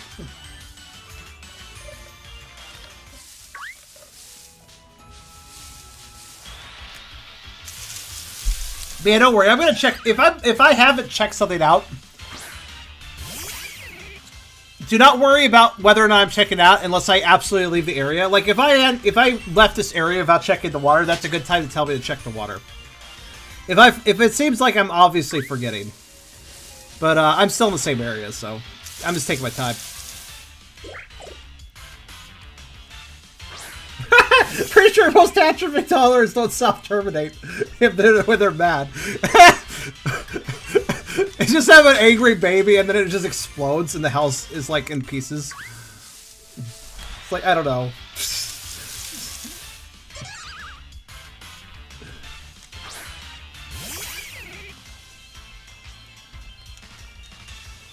Somebody change that thing's diaper or it's going or the countdown's going to start up.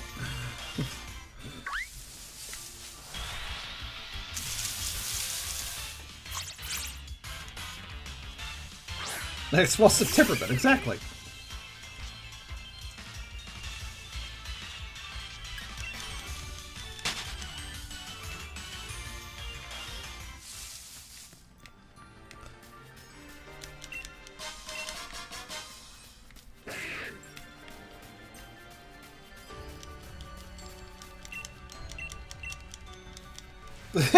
I'm just imagining an upset baby, but then it just goes disturbingly calm all of a sudden. And then it does the same sort of... It just starts blinking red and making that same noise that the Eye of Truth stones did in Ocarina of Time when you blew them up with a bomb before they rocketed off.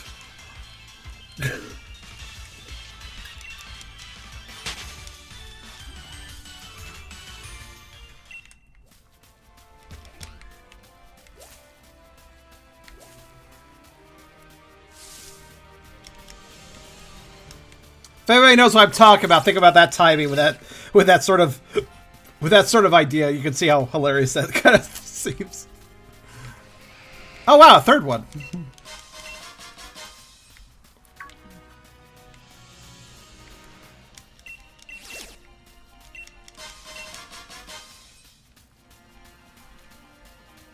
Would make people better parents, though. Not really. It just would probably... It would very quickly remove anybody who isn't a good parent, I guess. Bolton, please. I'm trying to grab a candy. Damn it, Bolton. There's so many Boltons here.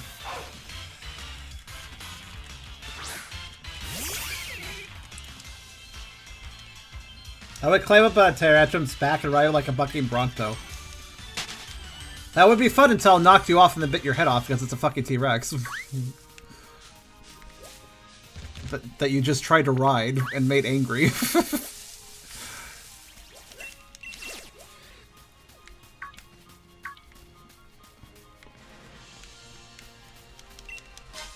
Still worth it. I mean, it's the ride of a lifetime since your lifetime ends after that.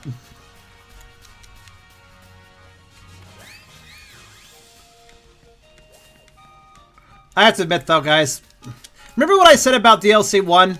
How it was disappointing they didn't create all new assets and they kind of reused a lot of the same trees and forests and grass and terrain, etc. for the base game. And I thought that was kind of a little bit lame. Like, yes, it was organized differently, and there are new assets. There were new assets here and there with the buildings and stuff, but like, it did not impress for a DLC, I guess, in that regard, visually speaking.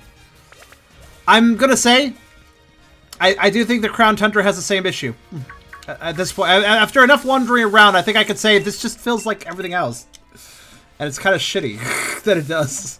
It should feel really unique, you know? That's like it's the best thing about a lot of DLCs for a lot of games. They create entirely new graphics for those DLCs, so the area you're going to in that DLC is like, really, like, you know, oh, this is new, you know? This is separate from the content I was playing before. But this all kind of just blends together, honestly.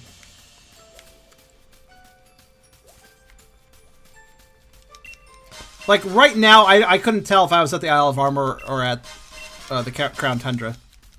It doesn't help that the southern part of Crown Tundra is yet more grass, you know? I feel like actually this would have been better if the Crown Tundra had been all snowy, and then like they did different things with different sections of the snowy environment. But no, they just went back to the grass again. I don't know. It's just kind of a little bit trite. You need to have your I feel like DLC needs to have that kind of whammy factor. Like, this is definitely the DLC. Look, you can look at it from a glance and go like, oh yeah, that's DLC. You know, like I feel like DLC should do that. Like, what was that one? What was that one game? Oh, was it Far Cry? Was it Far Cry that got that ultra rad DLC that made it like an 80s cyberpunk DLC? Remember the DLC I'm talking about? That gave it this fucking cool like 80s retro aesthetic. Somebody has to know what I'm talking about. That was a standalone, if I remember correctly. But well, yes, but it was no, that wasn't a DLC, but it was similar though. Because if I recall correctly, that standalone still used the original map or whatever of the previous game. Yeah, Blood Dragon used the previous game's map. So it was still technically like an add-on. But it was like really cool because they visually remixed it and that really made it stand out, and that was cool. But like it was a clever asset flip, effectively. But like a good one.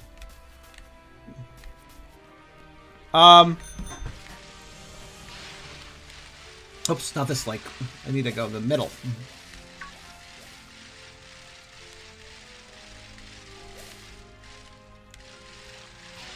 Multiple Blood Dragons? I'm actually not aware of what you're talking about. Hold on a minute.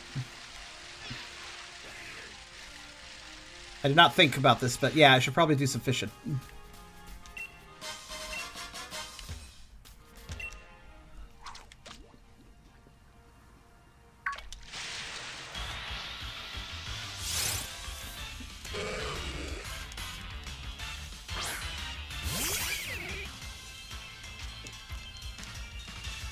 My point is, even if it's like an add-on of content to another game, or if it is like you're using the assets from one game to make another, it makes a hell of a difference if you're just willing to update all the visuals. It makes a hell of a difference.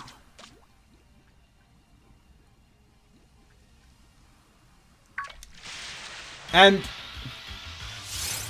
I mean, aside from the ruins, aside from maybe the one single building in town that got repeated in multiple, like Shiverton has, from what I can tell, one building type, and then it just got copy-pasted. But aside from that and the ruins, has any other piece of environment I've seen so far actually been unique to this DLC? I'm not sure. I guess the big tree in front of me is, but...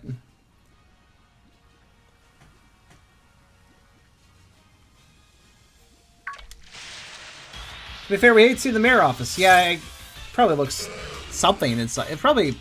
I mean, I'm kind of the indoor interiors. Those I think... Well, they're using a lot of the original assets. I know that because I saw the same pet bowl and everything in the base game, but...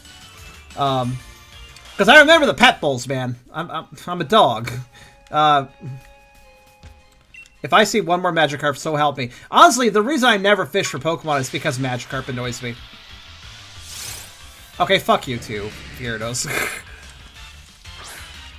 The carrot farm bits are new? Are you sure that's not just a reused plot? Because even the ruins, that are it's kind of interesting, there's ruins, but I'm pretty sure the ruins, a lot of the set dressing around the ruins that we saw in that one ruin area in the base game, that one route you had to walk through, that was just randomly a ruin. So I feel like everything's just kind of reused, for the most part. Well, that's not a Magikarp. It's close enough to a Magikarp, yo. Oh, hey, it's you. Silly eye boy.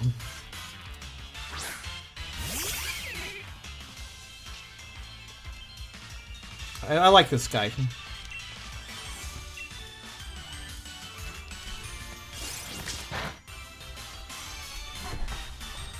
looks like somebody just, like, super glued some googly eyes on him, you know? Oh, come on, don't do that.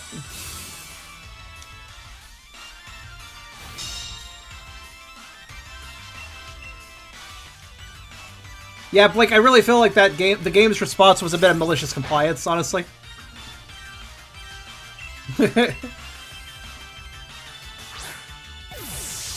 Now, I wonder where I'll find its evolution, or if I have to evolve it.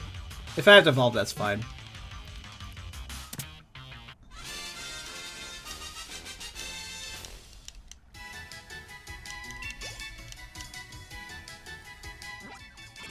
Let's see here.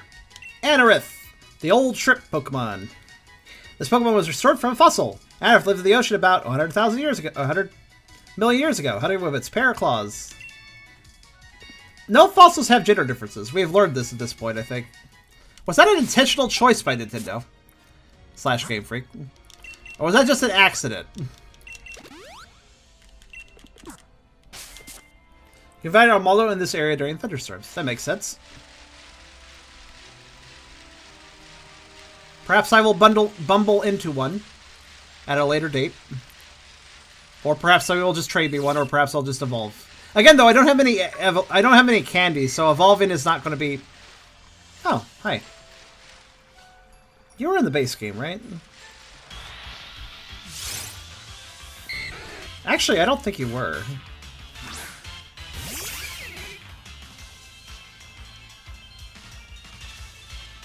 Nope.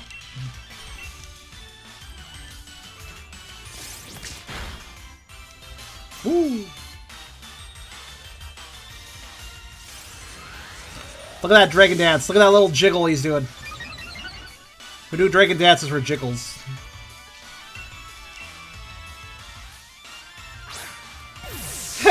This is why I always try to just find stuff. Oh my god, okay. Look, I know you're a dragon elf, but I didn't expect you to just break right out. Alright. Why did you make it rain? What are you planning?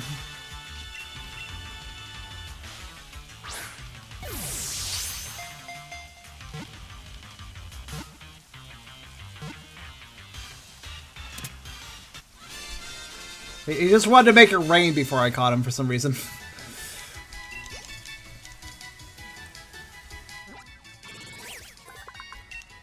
Dratini, the dragon Pokemon. Dratini dwells near bodies of rapidly flowing water, such as the plunge pools of waterfalls. As it grows, Dratini will shed its skin many times.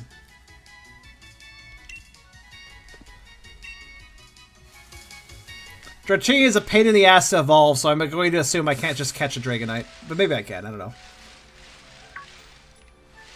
Whoa, whoa, whoa! Basculin, chill the fuck out. Oh my god, I love how they swim. Look at they're just crawling through the water. How's that even work? Crawl, crawl, crawl, crawl. You're just crawling. You can't crawl through water. That's not how that works. You can't crawl. It looks like a land animation. It's great.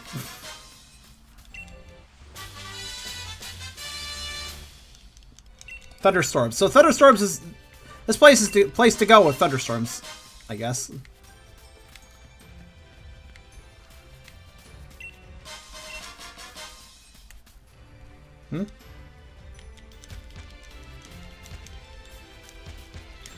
Randomly a cooking pot that is uninteractable, which inevitably means it's for some sort of story cutscene thing, probably.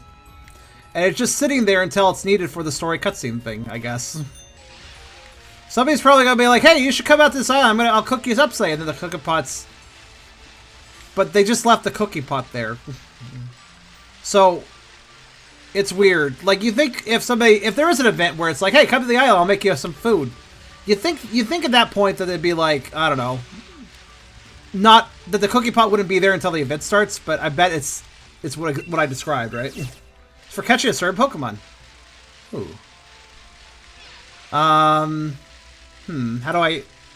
What do I do with it?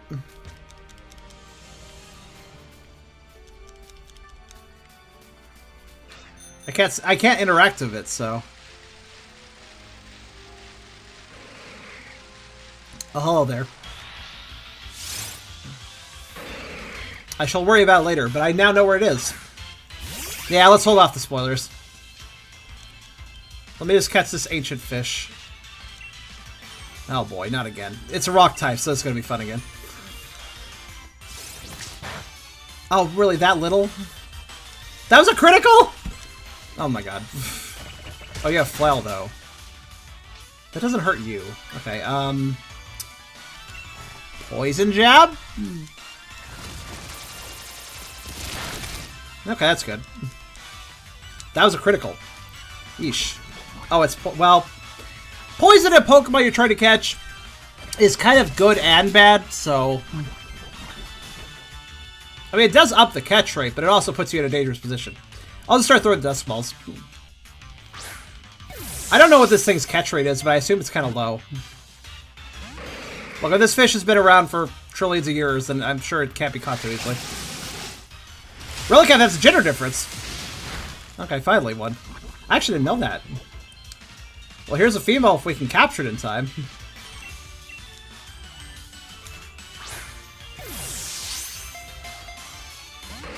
Oh, this is a bad sign, yo. I don't know if it can survive 2 more poisons. Please stop that. No, it can survive 2 more poisons. Well, 1 more after this. Better get in the bulb! Doofus. You're really gonna do this, are you? You're gonna be a pain to the end, aren't you?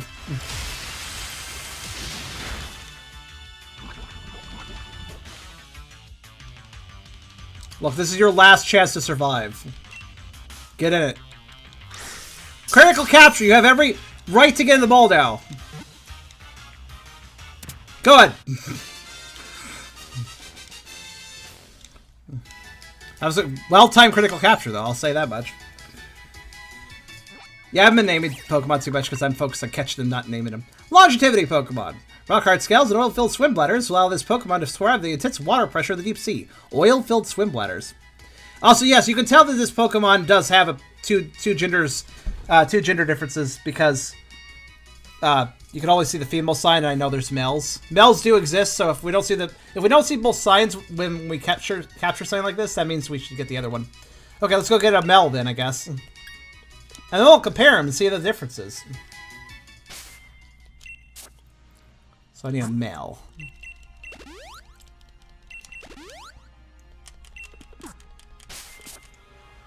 Well, I mean, that was just a random water fish, so I guess we'll just spawn them. We'll just circle around till one shows up, I guess.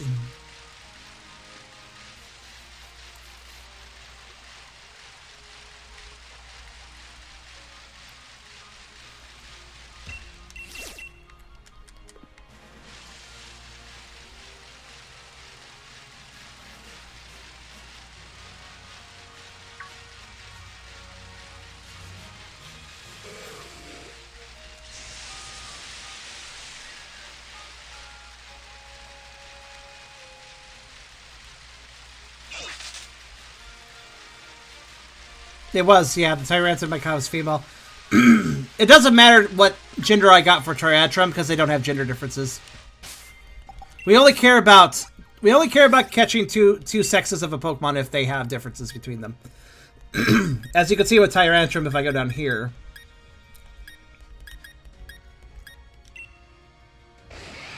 The symbols both exist on the entry, so no need there. Relicanth, though. Need to nab ourselves a male.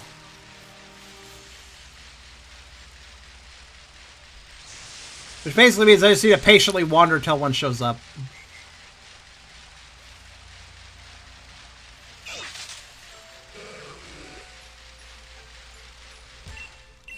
I don't think they count as a one-time wandering Pokemon.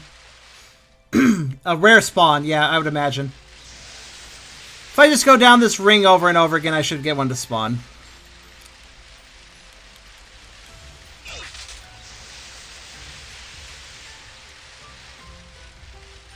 There we go.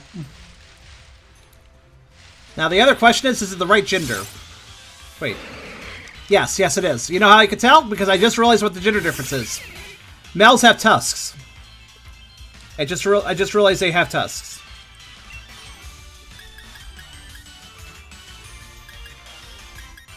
I'm gonna...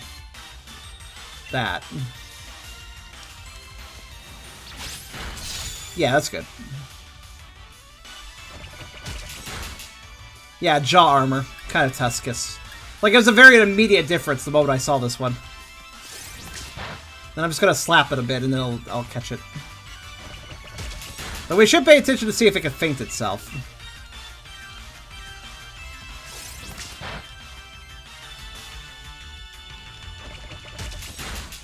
This is part of the reason I catch both gender variations. It's actually been fun to learn them. I don't actually know what the gender differences are of some Pokemon. But catching them, I learn it, you know? Holy crap! Okay. Wait, is that... Okay, it doesn't recoil you. Well, that's all that matters to me. That was a loud attack. Holy shit. Thank goodness the Relicath can get a Rockhead. Well, guess you're dead. I just like this idea of the fish like just exploding towards me. It just turns itself into a rocket for a moment there. Ow. Oh wait, yeah, that's good.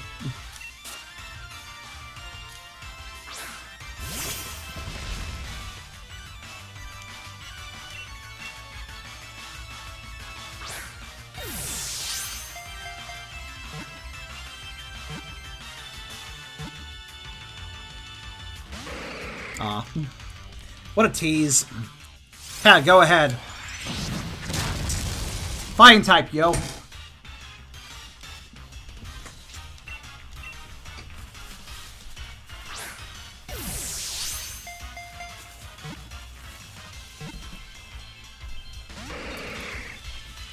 You are going to make this a time-consuming experience, aren't you?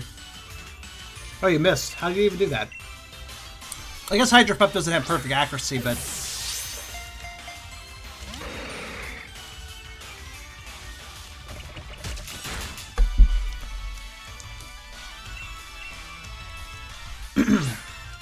I did.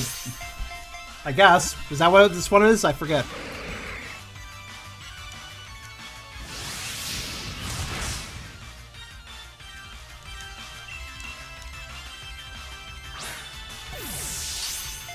I can do this all night, Relicath. Question is, can you? That's what I thought.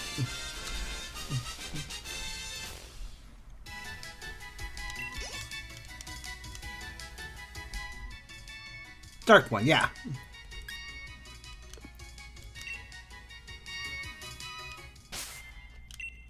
Isn't Rapid Strike the water style? I don't know. I wonder how many Pokemon this DLC adds exactly.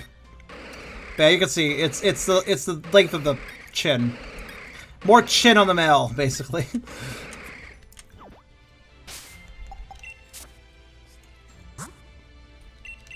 Oh right, you're fainted.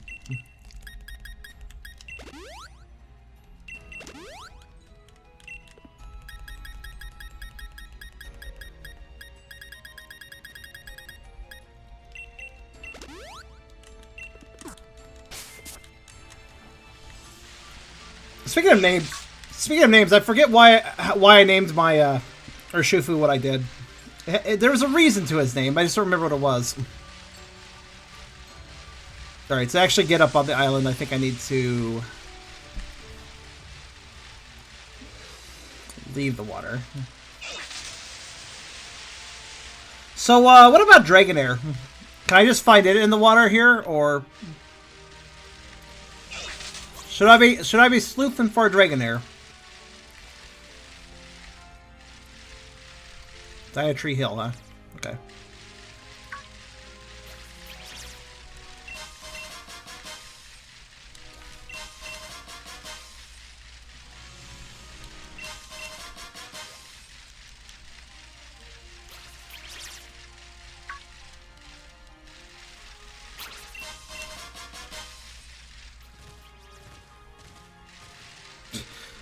Sorry, I was gonna lumber towards me, not. A lot of rapper chords here. That's kind of nice. Good way to build stock of them, I suppose. Low video quality on my end is kind of bad. Really? That's weird.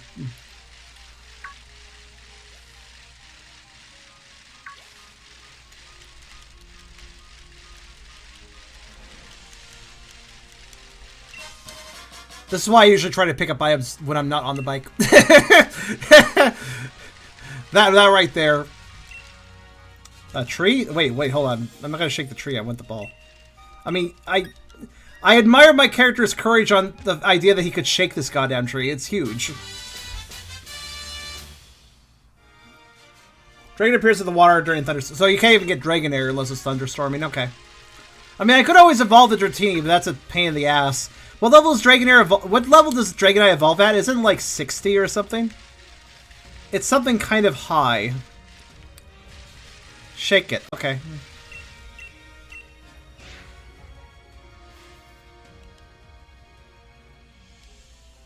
The huge tree doesn't move an inch.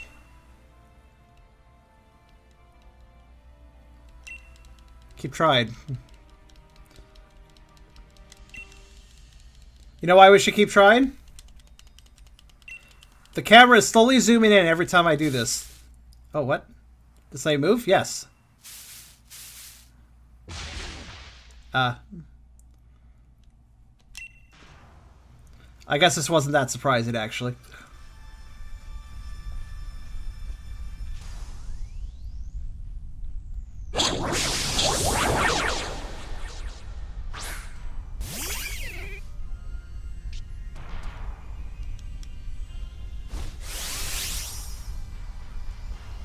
Alright, I'm just gonna beat it up, yo.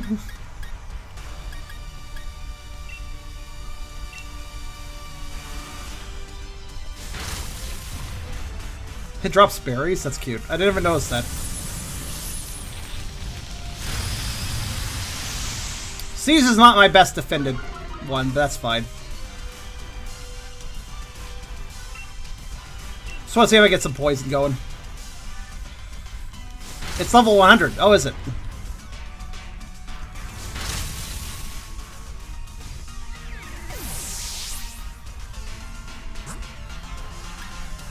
I'm gonna soften up with most of my team, but hold on.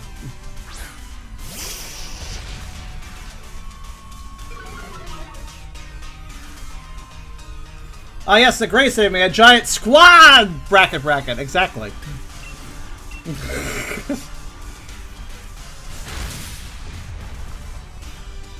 You meant Squar? Squar. Giant Squar! Ow.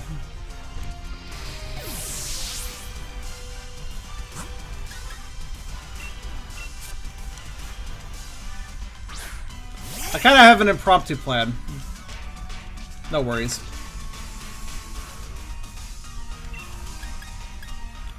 Right.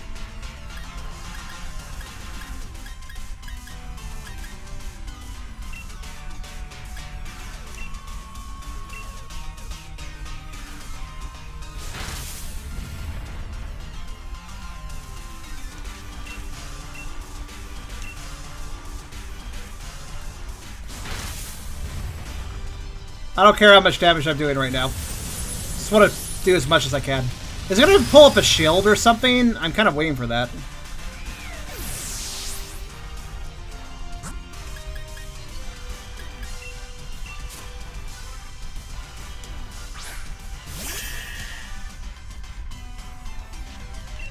I'm surprised I was able to shake it, let's be honest here. I will body press the giant squirrel somehow.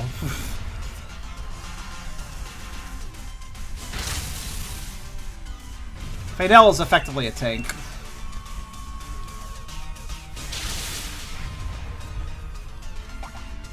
Hey, how rude. I'm not surprised, but how rude. Okay, it didn't heal that much.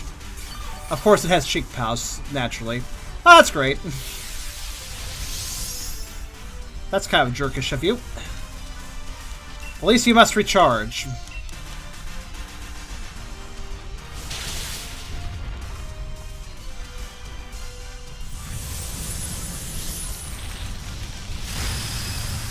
Damn.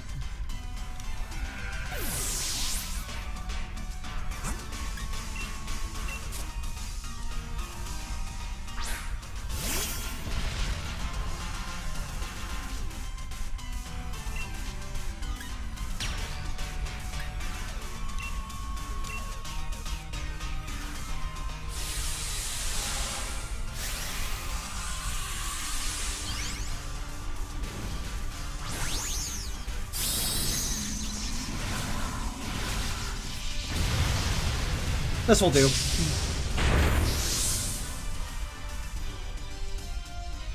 I'm much taller than you, asshole. Apparently.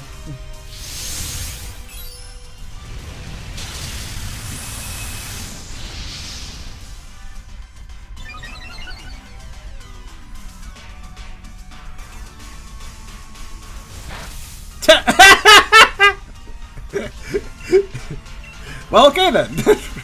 I think I know who's talking here.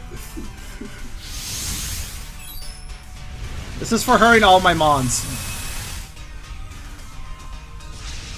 Now explode. I don't know why I didn't have any shells, but I appreciate it. Oh, okay. Oh, wow. Okay. Nice. What's a Landsat? Alright. Ooh, wow. Okay. Yeah?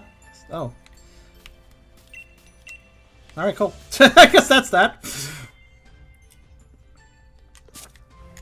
Let's see.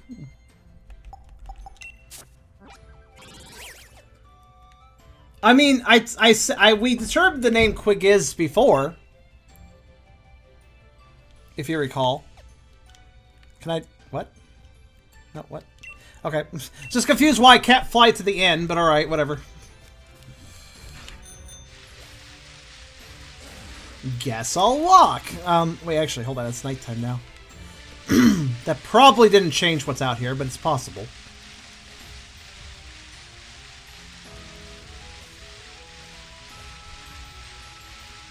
I needed an end trip anyways. Steve's was getting pretty low on PP, so... Walk with a bike, but you're going to bike.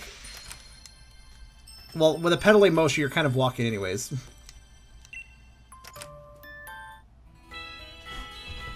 Have any of the Reggies yet? You are expecting me to go much faster than I truly do in games. But no, not yet. This is part 1, so we just kind of started today. I mean, I'm not complaining about going back to the PMD town. The other PMD town. That... For those unaware, or those who never noticed this, I want to point this out. First off, this town theme is pretty PMD. Like, this is a pretty PMD song.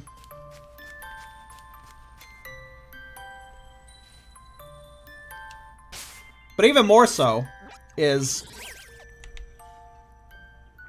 And again, I'm going to just show this for anybody who hasn't noticed. But, if we go over here...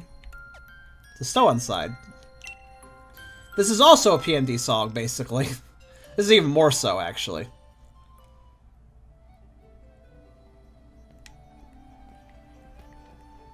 This is straight up the most PMD song. Also, how is everybody doing here? Just want to check on my cactus friend.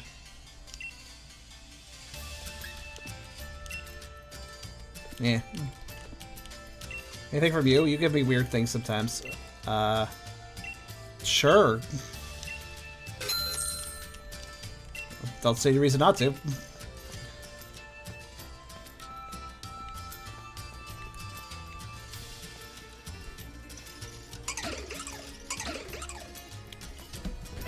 It's strange how PMD this song is.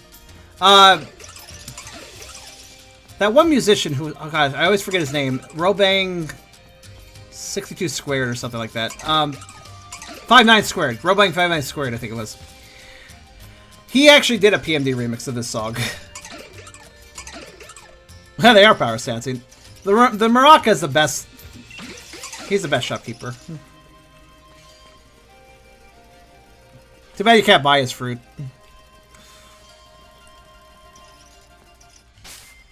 Oh yeah, the Bronzong Vor statement, for anybody was confused by that. This is not safe, don't do this.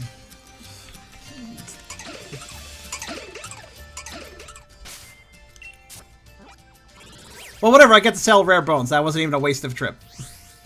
May as well do that, you know, individual sell thing. Because what is that? What is it a markup? Does he sell for, does he buy for like 500% more than it's sort of like worth or something? I don't know.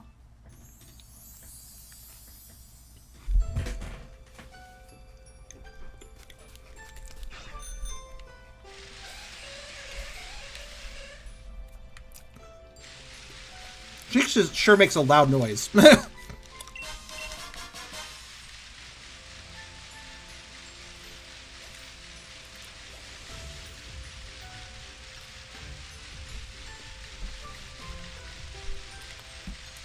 I mean, if Bronzong eats, that's probably how it eats. Let's be honest here.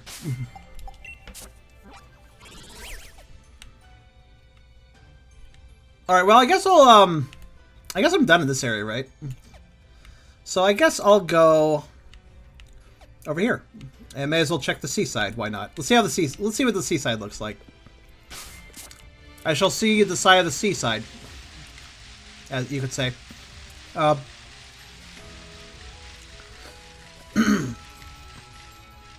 Really, part 1 of traveling around the DLC areas, it's not doing the story. It's literally, I just want to meander.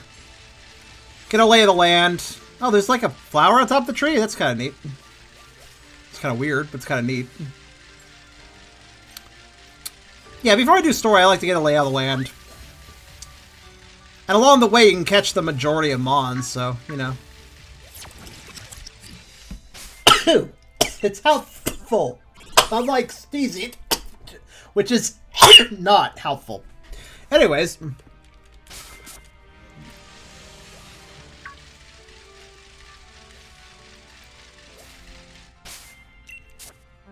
Wait, is there like there's like an arch there.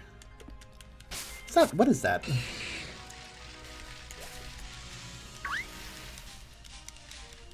Oh, for the love of God, thank you.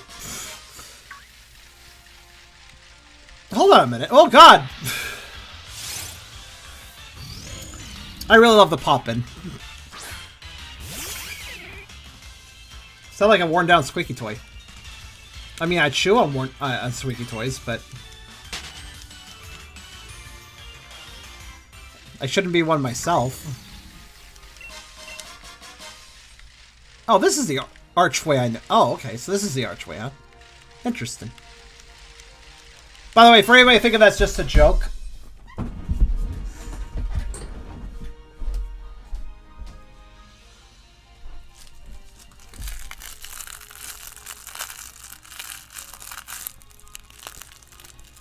see, where's the squeaky toy bit? This. There it is.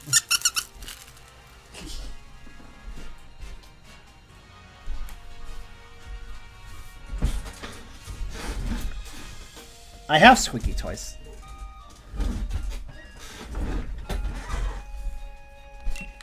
So yeah. Hey, where is this? Giant's foot. Oh, okay. Yeah, this is where we need to be.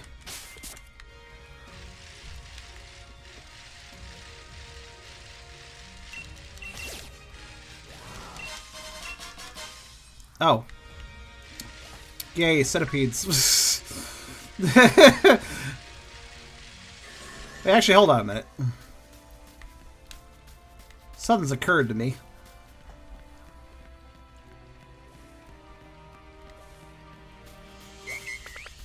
I saw a clay doll. Oh. Oh, well, hello, everyone. Girder.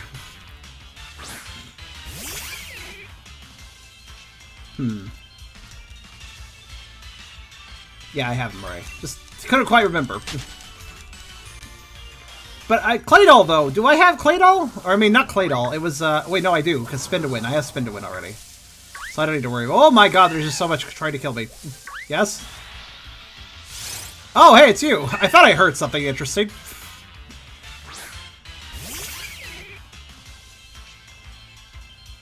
I really like this guy. Arkin's pretty good. Right, you're also a rock type. Why are so many fossil Pokemon rock types? I get it, they get encased in rock because they're fossils. That doesn't mean they were all rocks. Or it doesn't mean they should be all rocks. Really hope you don't have recoil. Well, I guess we'll find out. Yeah, Claydol's in the base game. I remember because there's tons of Spin-to-Wins. Oh, don't do that. I mean, that's a pretty logical thing to do at that point. All fossil Pokemon are rock. See, that's just kind of weird when you think about it. Arkin is good, though.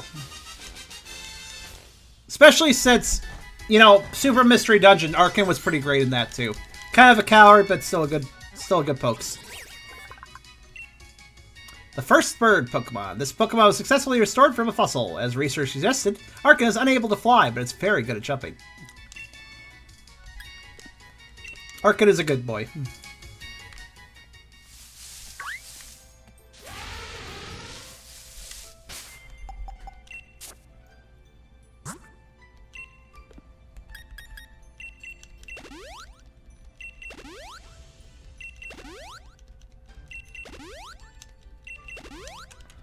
Except for the Galar fossils, those are special. You do realize, though, how that is kind of dumb that all fossil Pokemon are rock types?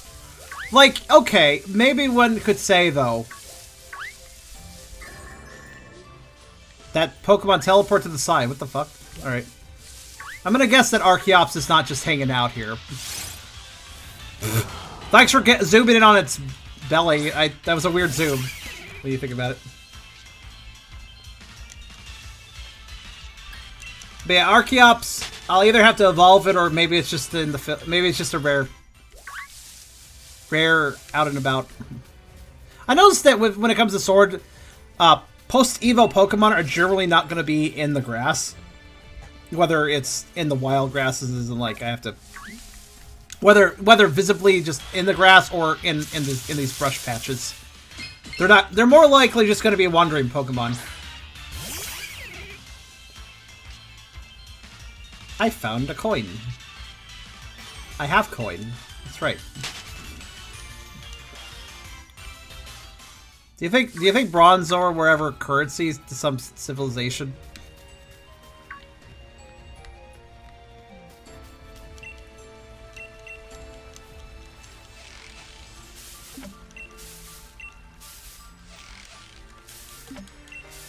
But yeah, I saw if you sell Arkin, you pick it up and hold it like hamburger. Would you consume it like hamburger? But yes, treat Arkin well. He's a good one.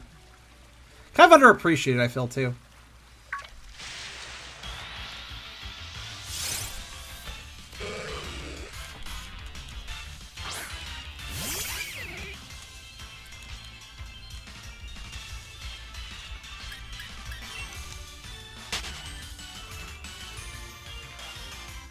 Oh, Bronzor is supposed to be a mirror? Well, it turns into a bell.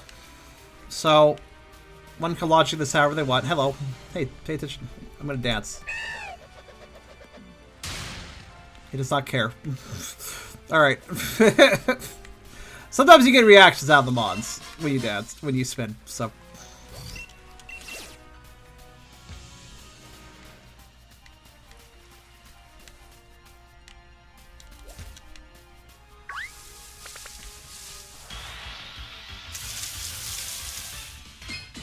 I don't think I consume.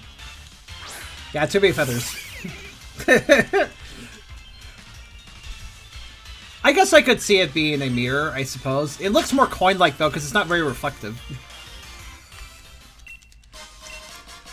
Let's see what the description says, because I feel like it tells us, actually.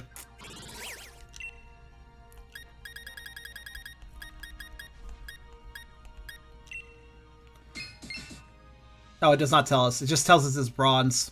Though it is clearly made out of bronze, and bronze is a valuable metal, so it could be a coin. Certainly. I mean, it's not a terribly valuable metal, but it's worth something. Binding moves. Good. Cool. I don't like binding moves. They're boring and take forever. It's like, yeah, okay, but I don't use that, so... Oh, hey, it's you. Poke. The other Pokemon that has googly eyes.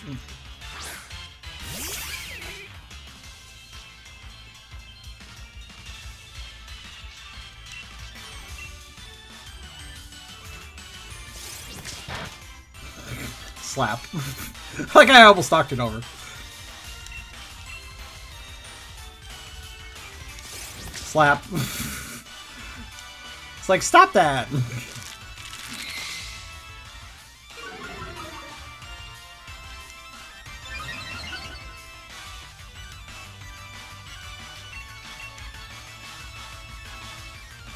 Slap. It looks mildly inconvenient every time I hit it.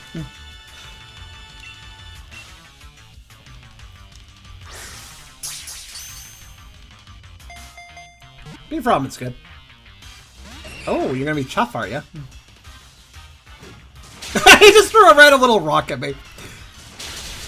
I don't know why, but his animations are good. I like them for some reason. Like, pew, throw, rock. That's what I... Revenge for slapping.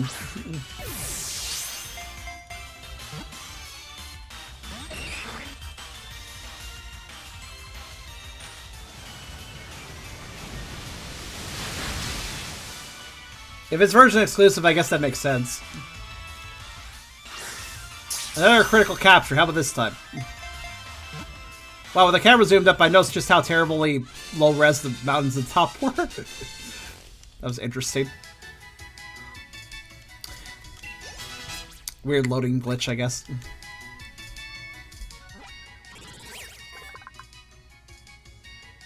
They're throwing gravel rocks. Yeah, basically. The Spiral Pokemon. Because some Omnimite managed to escape after being restored or released into the wild by people. This species is becoming a problem. Oh, that's too bad. I guess I should slap them somewhere.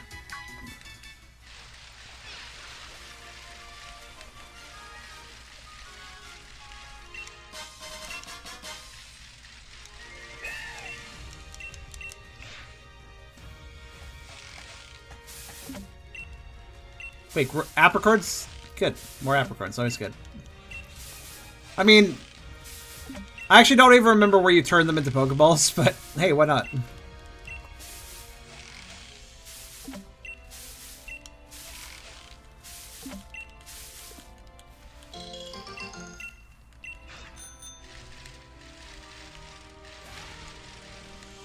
Alright, so what do we got here?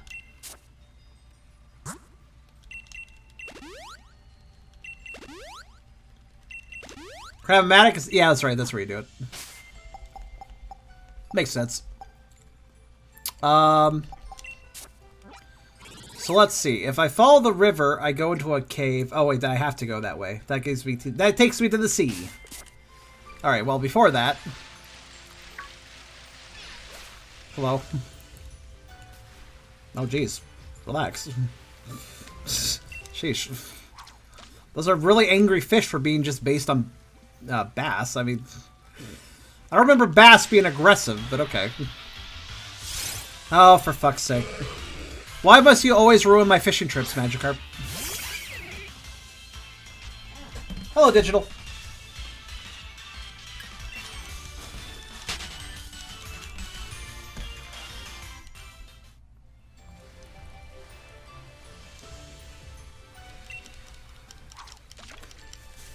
Oops.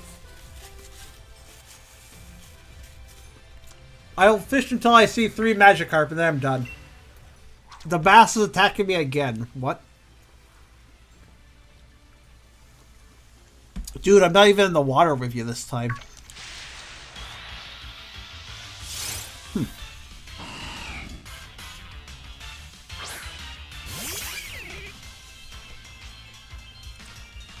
Thanks, Epic.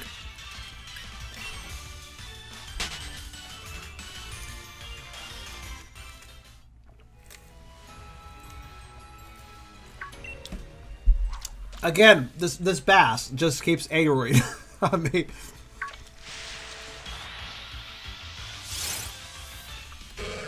That's 2 out of 3.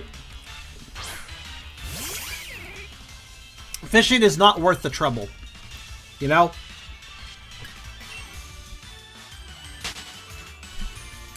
Unless you know exactly what you're there for.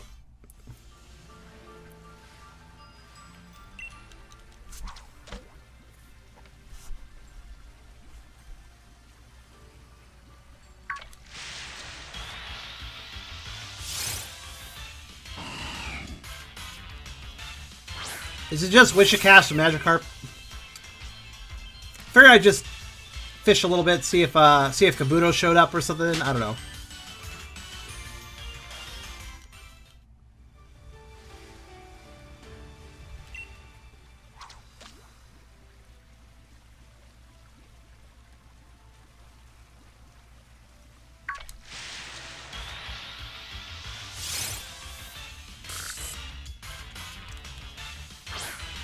What's the point of fishing Pokemon that are showing up on the surface anyways? Feels so redundant. Like, from a game design's perspective. Oh, he's angry again.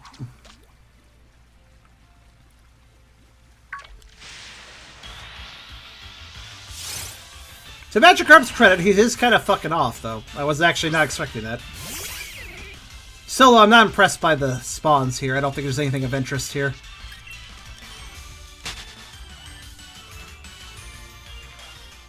Fishing out his own chain thing for shinies and stuff. That's true, I guess.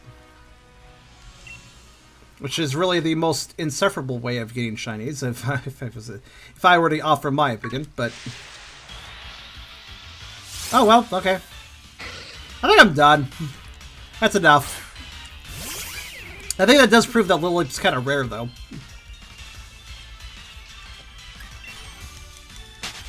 Guess it makes sense. Right. Now I just need to walk around the giant elephant. I just need to... Look, we need to talk about the giant elephant in the room. And how it's in my way. It needs to go. Okay, never mind. This one's actually in a building. This is literally a giant elephant in a room.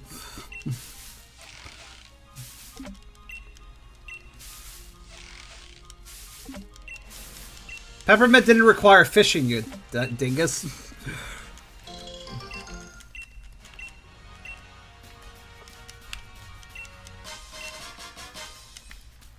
Excuse me.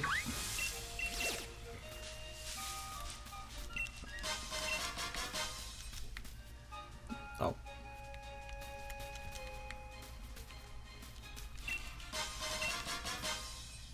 I basically learned at this point where the developers of these DLCs in the main game, where they like to hide stuff, like what nooks and crannies they like to put stuff in.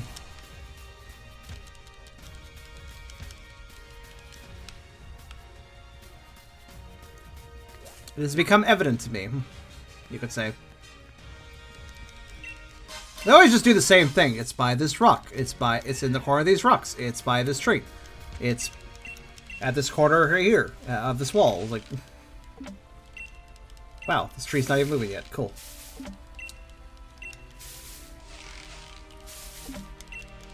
Remakes are going to be terrible no matter the gen, to be honest. Omega and Alpha and Sapphire proved that they're removing the battle facilities.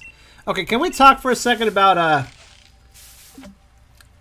wait a minute, Omega, Alpha, and Sapphire. The way you said that confused my brain. Ruby and Sapphire, battle facilities. Can you please enunciate what that means real fast? Battle facilities. I can't recall what you're talking about with those games. Oh, another one of these. The Battle Frontier. Right! To Emerald. Right, I never played Emerald. I only played Ruby. Or rather, Caleb only played Ruby. We never had Emerald. We didn't know. We never messed with that stuff. I don't know much about it. I know it exists. I know it was fairly in-depth. There's like numerous battle-type arenas, right? So they actually removed that from the remakes. Well, to be fair, they are, you know, they are Omega Ruby and Alpha Sapphire, not Theta Emerald, you know? It wasn't... Emerald was not involved in this, to be fair. May 7th. Once these lusciously green lands of ours lay barren. The grass wilted, our crops withered. This was a tundra shadowed in frigid cold. Many days into bleak winter, a Pokemon appeared on the tundra, adorned with a regal crown, yet wounded and weak. Full of pity, our people brought the Pokemon to our village and saw to its care. I'm reading the story backwards, I think. But each of these tablets is giving a bit of this story. Whatever, backwards is fine. I'm still getting the idea of it. Delta Emerald, there it is. That's probably what it would have been called. I don't know. Not go with the Greek alphabet.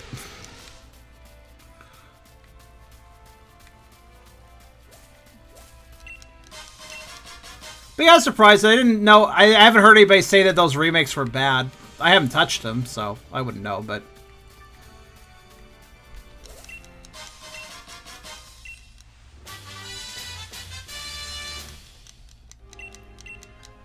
Delta episode, which is... Pokemon isn't meant to be a difficult game anymore. It's debatable to say if it was difficult in the first place. But I do think at least the older games allowed you more like, okay, you know, just go explore. Go find stuff. While later games and remakes are more like, oh, don't worry, little Timmy. Oh, you don't know what to do? Don't worry, we'll tell you every 5 minutes about what you're doing. You gotta do this now, Timmy. Well, no, you forgot? Don't worry, we'll remind you. We'll have multiple NPCs mention the same thing, okay? We gotta make sure to call you because you're a fucking idiot. And we're not gonna let you learn for yourself. It's like... That's kind of what happened with Pokemon after a while. I shall go down the river, because it clearly goes somewhere. I was just exploring elsewhere first, you know. No! Fucking... bass. Remove the B and it's a better name for it. This bass is being an ass, so...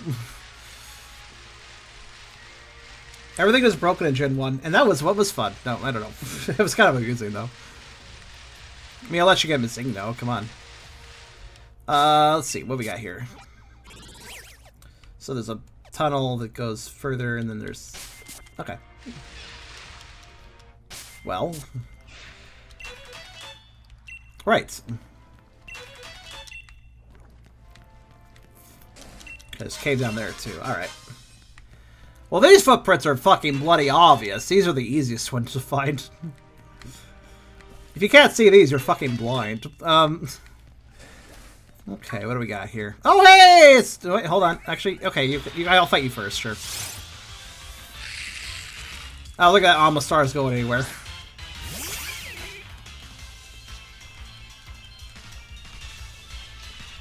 Oh yeah, I do already have this line.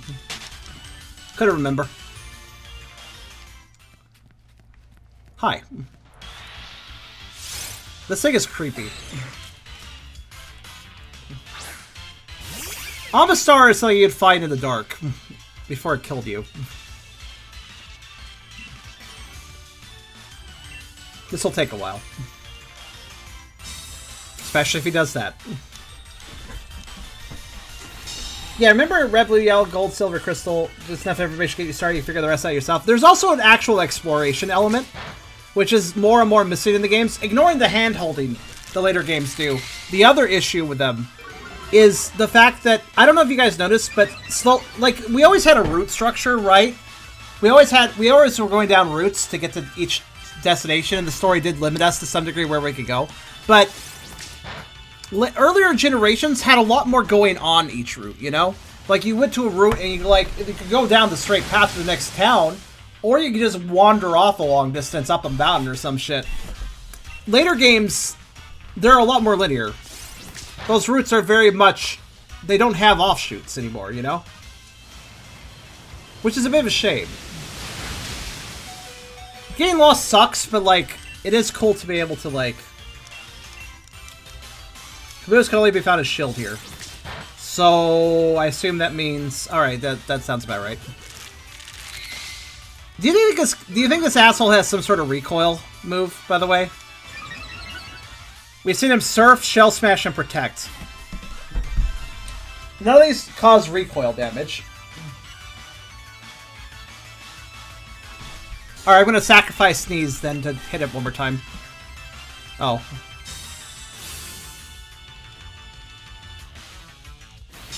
I think it's unlikely this guy has a recoil move, but I don't know what his fourth move is, so I'm a little... Oh. No, he doesn't. Answers that question. The Pokemon was hit one time! I don't really care, it's dead regardless. Well, I wanted to lower its health a bit more, but I guess this will do.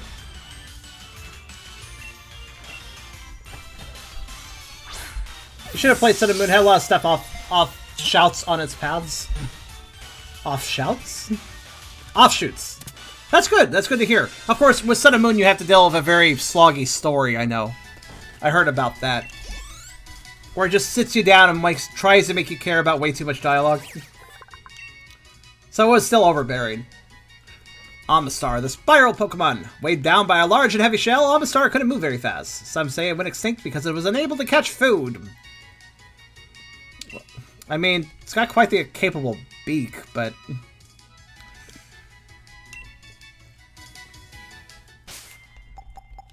Oh, I got the water farm. I don't remember if it was a trade back. I can't really quite recall. But I had it at one point at least. Including the Gigantamax.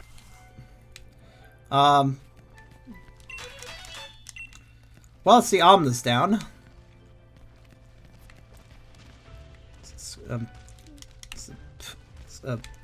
Dude, he's gonna wash. He's gonna like sweep away the footprint before I get to it. Like, dude, leave it alone. Zubat, are you alright? You're spinning in circles. Hey, Lucario. Wait. Was Lucario in the base game?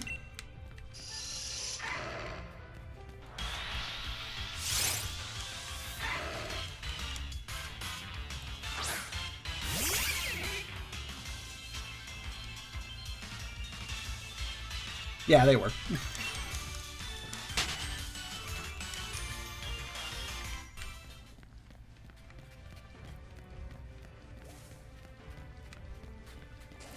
That was kind of one of those Pokemon where they didn't immediately include it. Somebody would complain, I suppose. Okay, there's more paths in this cave than I was expecting. I guess I'll go this way. Oh, it's double back. There we go. I was like, there's got to be a Golbat around here. There is. It's right here. Hello. Fight me. Fight me. Fight me. There you go. It's just like I'm just waiting here.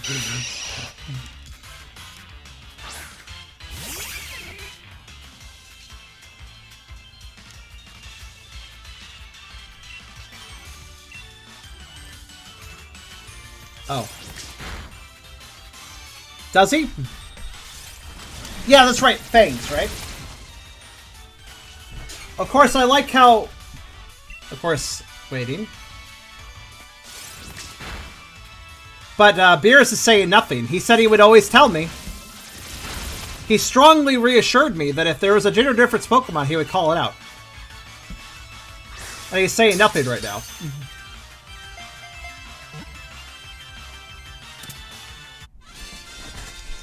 I need to find another Golbat then. Good work. This is why I ask, Beerus, because I know you're gonna not say something. So Zubat too. Does that mean Crobat as well? See, Beerus was getting on my case, being like, "You don't need to ask me. I'll tell you." And then I don't ask him, and he doesn't tell me. This is why I ask, guys. It loves to drink other creatures' blood. It said that if it finds others of its kind going hungry, it sometimes shares the blood it's gathered. Crobat doesn't have one? Well, okay, that makes life a little easier. Also, sharing is caring, I guess, with Crobat. The sharing is caring vampire. How nice. So Crobat, are you sure that Crobat doesn't have a gender difference? Double check that. Meanwhile, let me see what gender I caught for Zubat. It was a male. So I need a female. Are you female? I don't think so.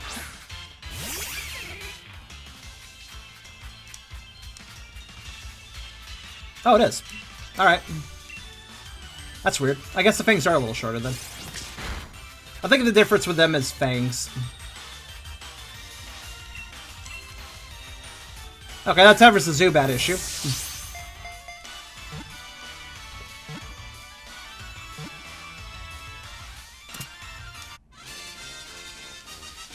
Now the question is there another Golbat in here, and can I get it to be the right gender?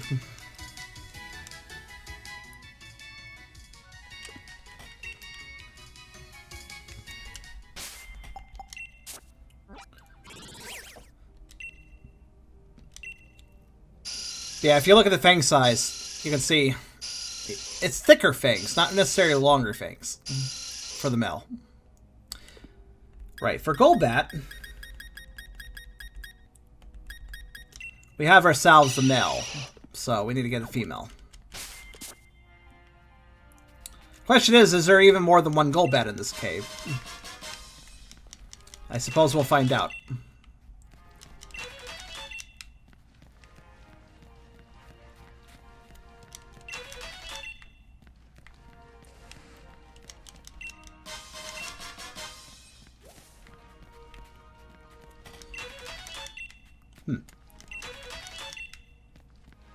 I can jump that.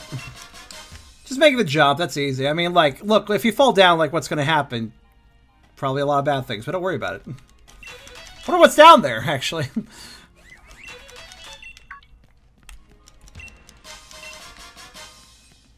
I imagine since you're the brutal Pokemon, you are going to try to kill me, aren't you?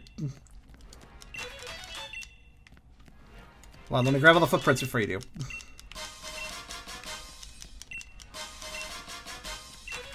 I got away just in time.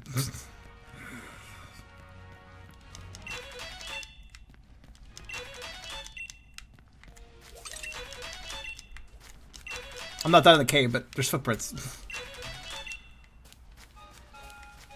So many friggin' footprints. Alright, there we go. Back in we go! I guess that's the exit to where I needed to go, though. Hello, Riolu. So tiny. He is a pick-upable friend. Alright, hold up, what? No, I already have one. Or two. Do I have two? Do they have gender differences? I can't recall. If I got a Lucario, I got a Riley. Insistent, aren't you? Oh, careful. Zubat's gonna run into me at that rate.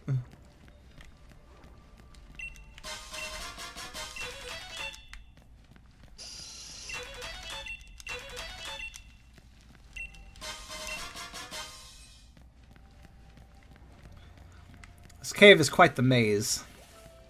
There's at least one more outlet I haven't taken, I know that. It's probably further down the water. No. Fucking attack fish. Alright, wait, hold on. I'm missing something.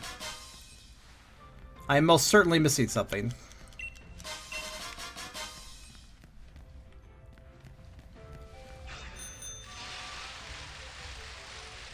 I'm not gonna counter a shiny on stream unless I grind for it, like... Look, I don't find shinies just by accident. It's impossible to have it happen unless I'm, unless I am actively hunting for... Such as I did for Peppermint, I mean. An accidental shiny has never occurred and will never occur in my lifetime. Now, let's see here. How the fuck do I get there? I'm currently trying to puzzle this one out. I gotta think about this. How did I... So there's a path there, and it goes off that way, so...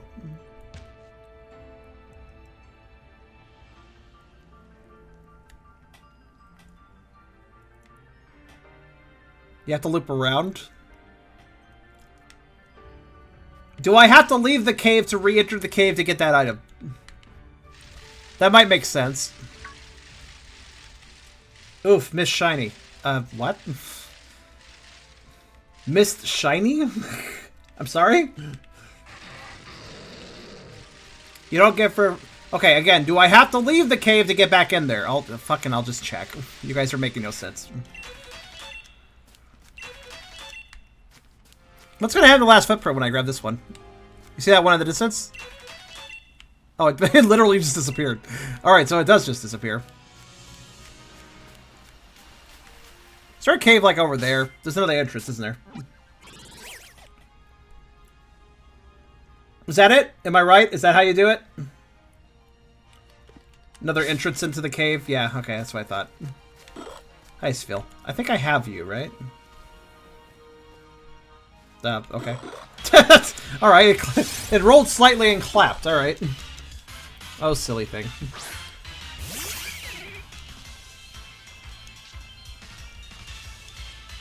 Phil's new?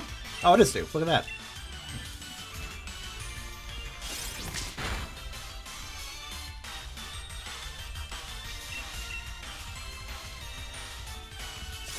Just a ball with a snoot.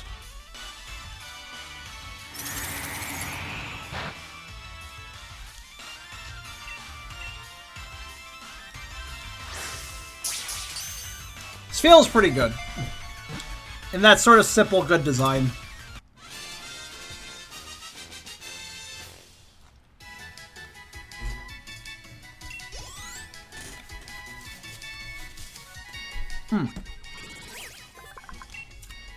This field does not have gender differences. Spogon's body is covered in blubber and impressively round. It's faster for this field to roll around than walk. Okay. I almost forgot.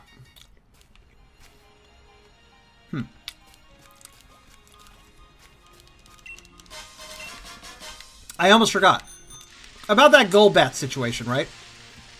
So, it doesn't look like there's going to be a second Golbat. So, I think what I'm going to have to do is acquire a female Zubat. Again, a second one. Well, actually, I could just evolve the one I have. Actually, that's you know, I'll just do that. I don't need a living gender dex. So, let's just evolve the female. Where is it? Yeah, you.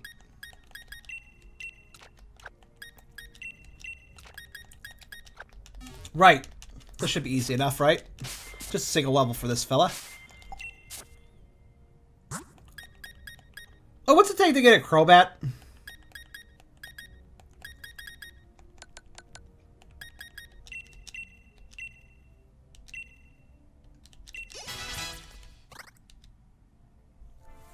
Friendship! Okay, that's boring. I'll get it later.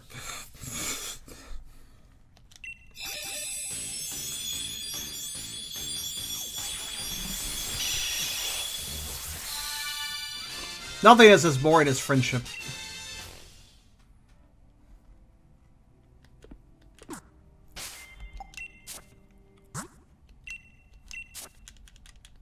You have to cook it. I read that as you have to cook it. Grilled bat makes it happy.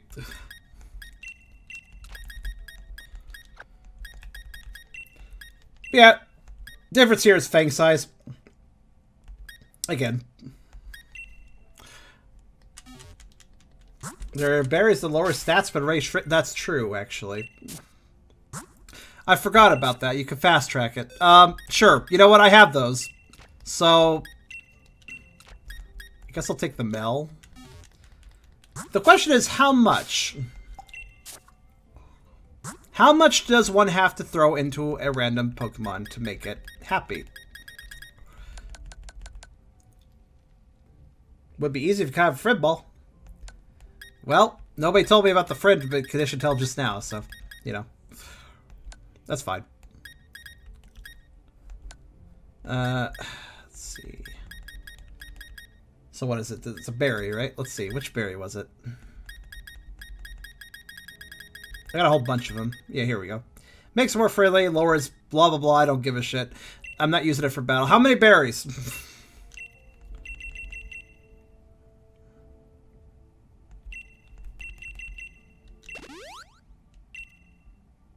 5, 10, 15. 15 have been consumed.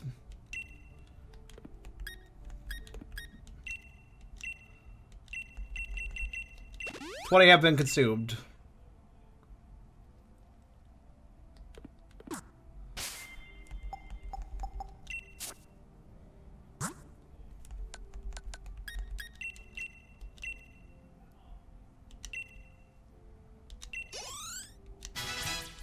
Are you happy? Good.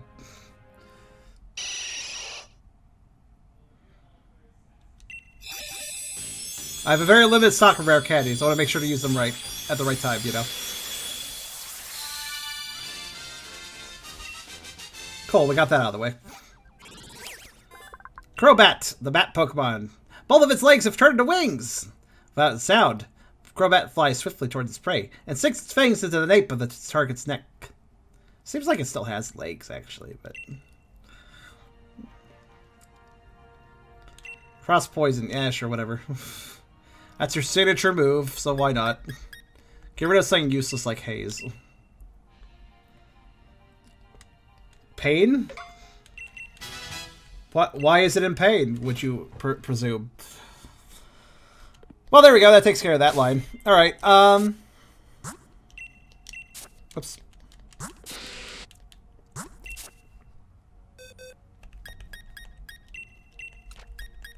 Okay, next up. I'm done here, now that we've done that. Oh, hi.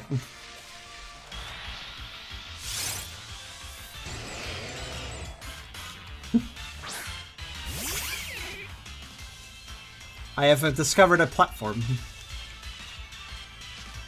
Of course, I have a platform already. So I do not need another platform.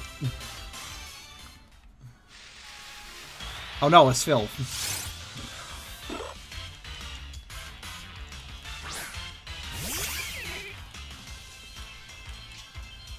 So Sphil is actually based on that one type of Arctic seal that literally has to go obese to survive. There is a seal variety that overeats and gets literally way too fucking fat. Because that's actually healthy for them. I forget what the species is exactly. But I think it's just the Arctic seal. I think that's right.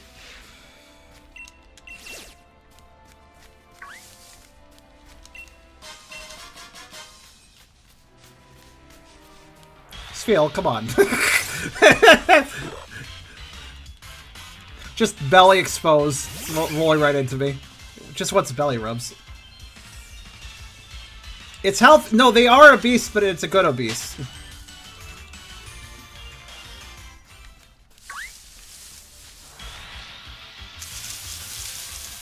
One of the few animals where that term can be used and actually mean healthy at the same time.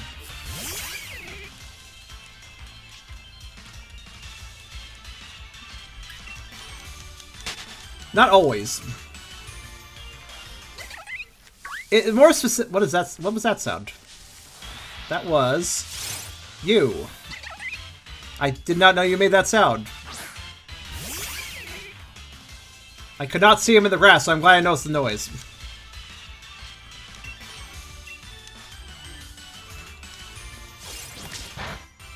Ah, another rock type, of course. Wait, you're not ice type, are you? Which means, yeah, what I thought.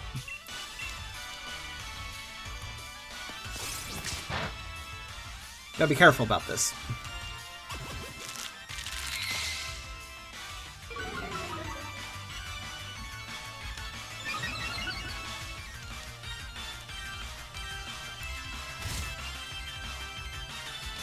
Let's see, how many times does this boy evolve? Also, gender differences? I don't know much about this fella. Was he an XY or a Sun Moon? Probably Sun Moon, actually. Makes sense for the island theme.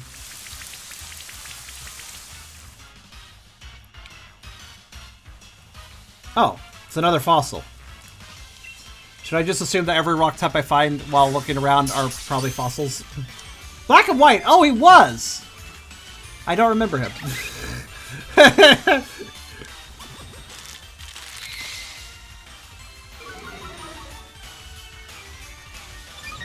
Caracosta, that's the evolution, that's right.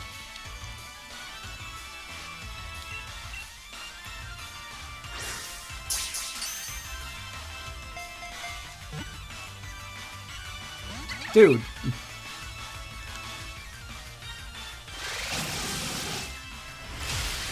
I think I'm tired of fighting. I'm tired of catching fossil Pokemon right now. Oh. Here, another critical capture, because we're just handing those out today. Thank you. So how many more fossil Pokemon are there? Because they have shitty catch rates that's getting really annoying.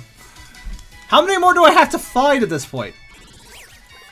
It's like all the fossil Pokemon are here. The Proto-Turtle Pokemon. This Pokemon inhabited ancient seas. Although it can only crawl, it still comes up on the land in search of prey. Partner's adopted dad. That's true. Oh gosh. Platform is in my face. I understand why everybody says there's a lot of low catch rates here. The problem isn't... The problem is just there's a lot of fucking fossil Pokemon. That's the actual issue here. Maintenance is ended. What maintenance? One Evo, no gender. Actually, I should have checked the deck screen. Well, the deck screen will not 100% tell me, but it will give me an indicator. Unless the Pokemon is a male or female only Pokemon, it will otherwise tell me, so. Let's do a quick check. While I'm here. Yeah. Okay.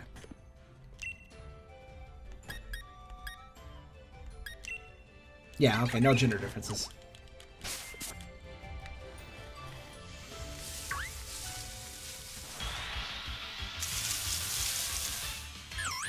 Hello, smaller platform. Actually, you're not really a platform. I wouldn't stand on you. That would probably hurt.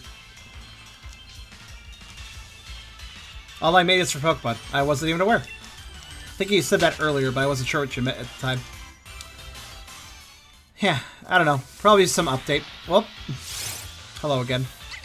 I literally can't outsee this thing in the grass.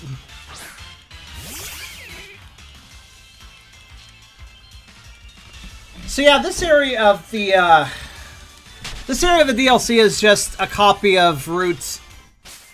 Oh, what route was it?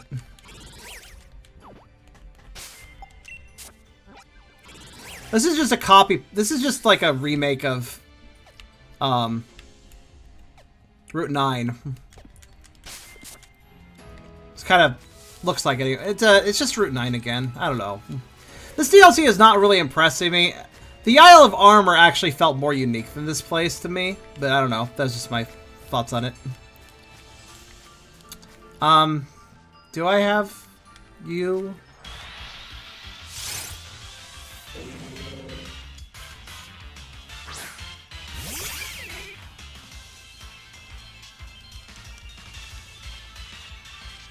Yeah, I do. Okay.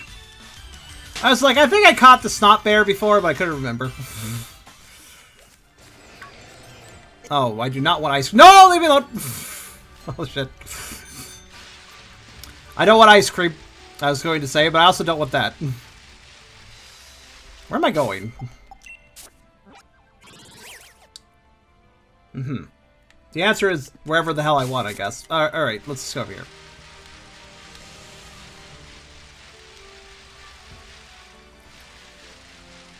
Another cave entrance. Fair enough.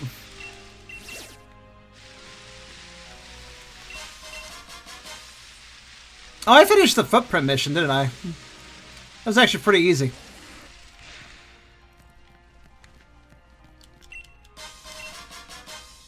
A Pokemon collection? Is it really necessary to re-release Pokemon games some more? Hello, random person in a cave.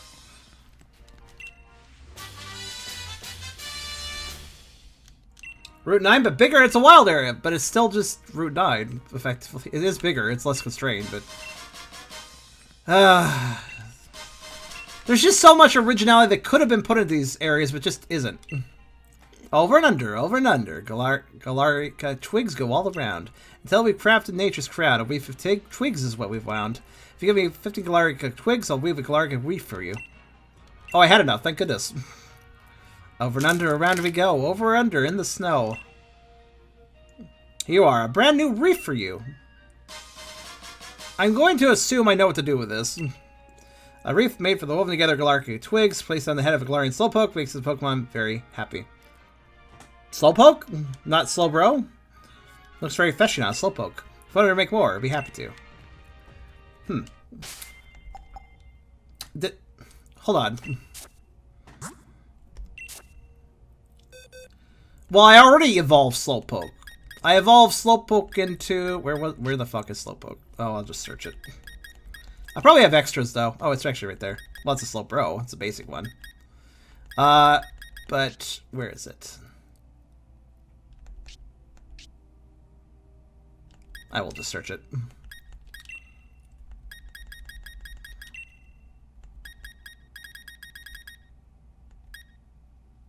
Isle was for Slowbro, this is for Slowking. That would make sense, but there's a problem with that statement. The problem is this would look good on Slowpoke, she said. She didn't say it'd be looking good on Slowbro. I do have an extra Slowpoke right here. Some German one I had. I don't know where he came from, I'll be honest. But Slowbro doesn't evolve. It's a branching evolution. Wait, was that the case with the original as well? Really? It was a branching evolution even back then? Hold on.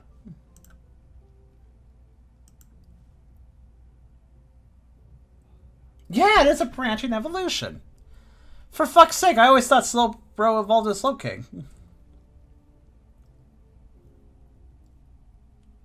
King's Rock. I thought you put that on a Slowbro. Huh. Guess not.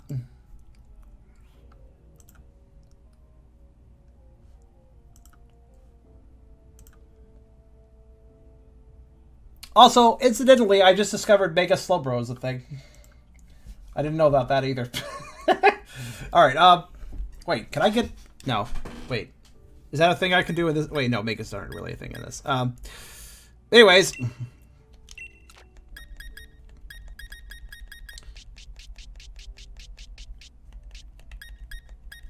Let me just switch those two. Okay, there we go. So, let's see. I assume the process... Oh, okay, he's level 1, though. That's the problem with this idiot. I guess I could run back to the... He needs... I guess it... King's Rock evolve, right? Or is it trade? Is it trade, or is it evolve? Or is it trade or level? I'm sorry. Trade. So one can assume, then... This is also trade. This is a use. Oh, it is a use. Look at that.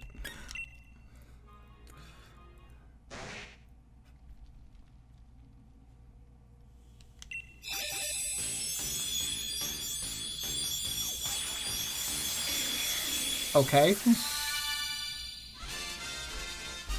Congratulations! Your Slowpoke evolved into a fortune teller you see in like Link's Awakening or something. All right.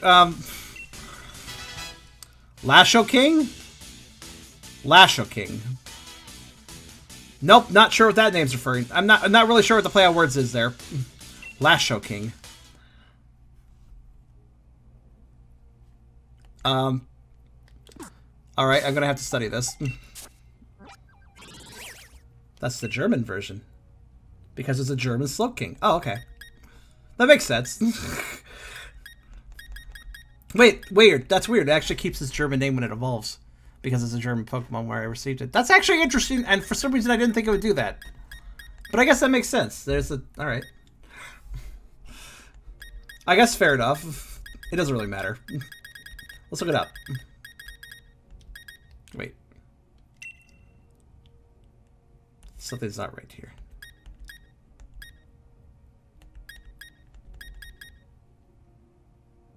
Huh.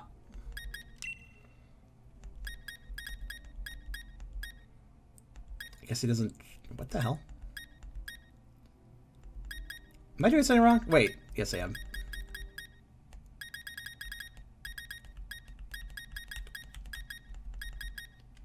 Where the fuck? Only Isle of Armor? Okay.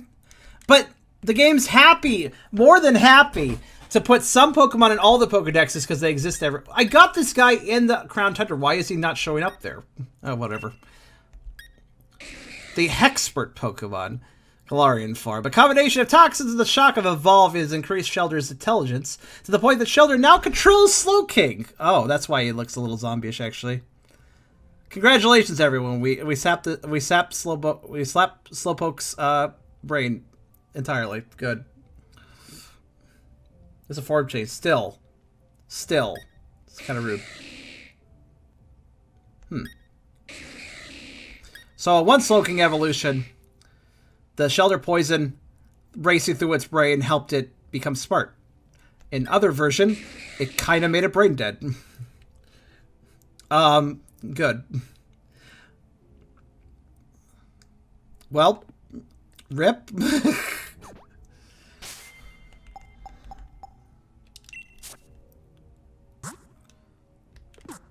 It's kind of interesting it retained its German name, though. Nice little detail. And now I know what the German name for Slowking is, which I never do.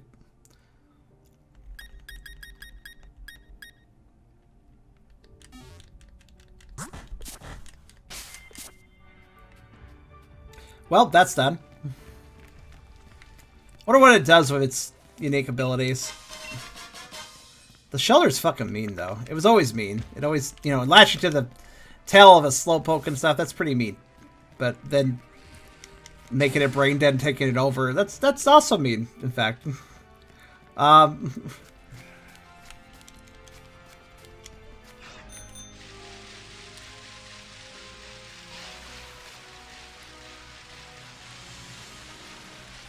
Right, I'm gonna futz about, look for Celio and Walrein. I'm sure they're out here somewhere, right? Ha! It's pretending to be one of the ice. That's actually kind of funny. Clever feather for you. Avalog, or whatever your name is. Just gonna follow the wall for a bit. Why isn't there feathers in the ocean? Every ocean has feathers in this game, and I don't know why. Wait, really? Man, there's way more interesting things you can do besides just throw an invisible wall in my face, game. But okay. It's actually kind of a curt.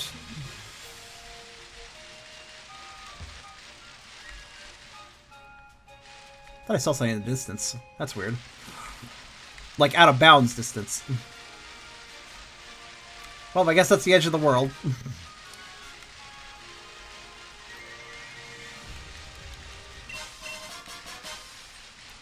Coffee tabler. Bug. I have that bug, right?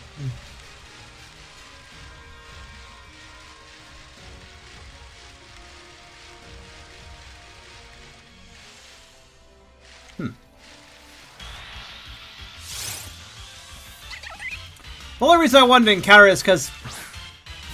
Okay, there's something really bothering me about the skybox. Look, right now. Look at the background. Look at that mountain in the background. I'm going to try to... Okay, it moves too much, actually. I'll point it out. You see the dot? Do you guys see the dot? I can show it to you on this skybox, too. It's like... There's dots there, too. What are those dots? They're just dots. They don't look like stars. Just dots.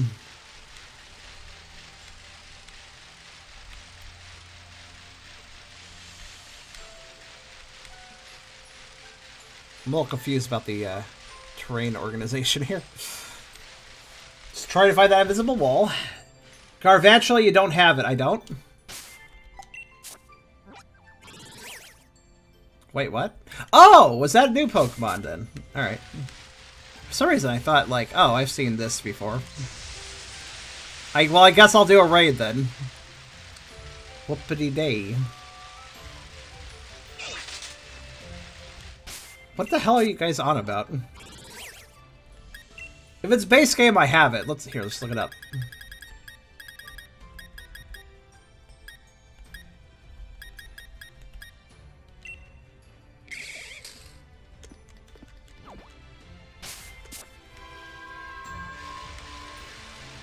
Beerus was trying to trick me, so I captured another bug.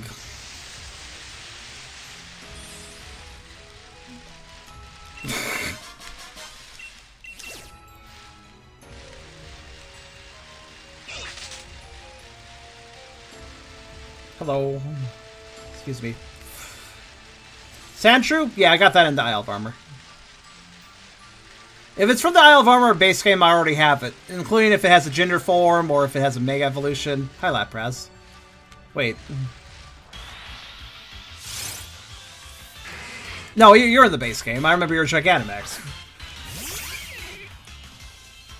I'm just saying 5 free XP candies that make the evolving process easier. Only if I'm forced to, friend. For now, I am seeing what I could do about too much evolution, so. May as well just, you know, den fight things I actually need, anyways.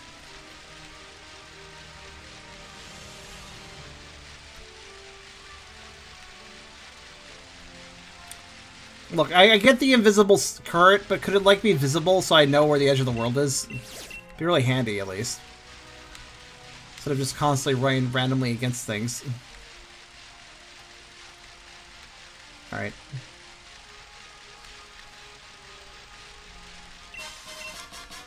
Honestly, this sea is pretty boring, I'll be honest. It's just got a lot of platforms and a few turtles, a whale here and there, a lapras here and there. Not feeling terrible inspired by this place. Well, I think there should be a cave over here, right? It's really big. That's about all I could say about it. Really big, but not really much going on. Why am I even bothering picking up these feathers? I can't even sell them for money. They're not worth anything. Ah, that's a little bit better.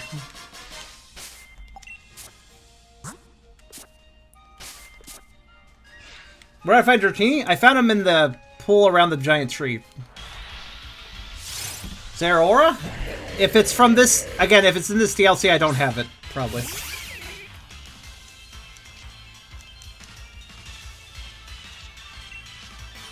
Walrein has gender differences, I think. Like, I don't think Sphil does. Sphil doesn't, but I think when it evolves, it might. Zeraora's a transfer... Oh, wait, no. I was handed one event at one point. I was handed one. Does this boyo have something to hurt himself with? I'm kind of tempted to be careful here, so... The Avalugg disguising themselves as ice flow is pretty cute, but outside of that, there's not much going on here. Oh, that was easy.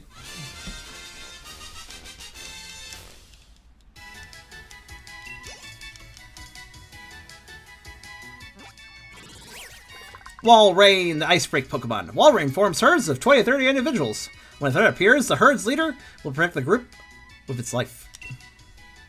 Yep, that's pretty much what seals do, I think. Let's see. Dare I risk this?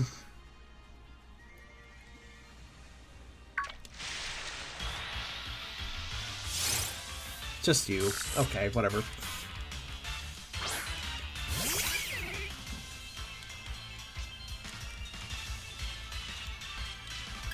I mean, I'm just gonna look. It feels like everywhere I fish, it's just the same goddamn thing.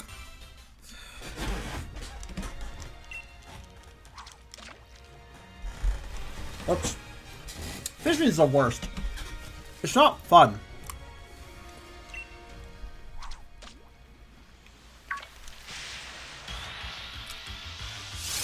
There it is.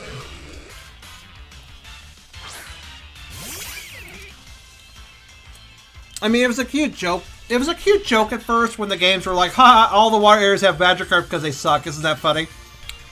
Jokes run out. It's welcome at this point.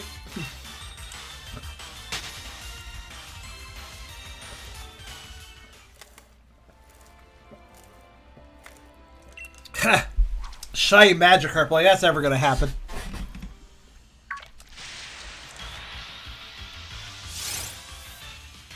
Well, there's a well.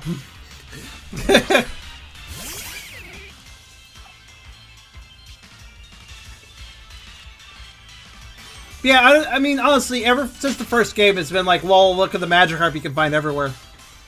But I think it started out kind of funny. Like, yeah, they're just kind of shit and common, I get it.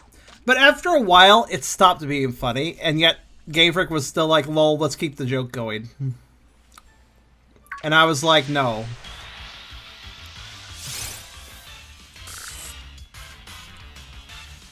Yeah, the whole other rod types, that kind of eliminated Magikarp when you had the Super Rod, right? I actually dislike the fact they got rid of the older rods because that's what you used. That was your Magikarp rod, and when you didn't want the Magikarp, you used the not Magikarp rods, you know?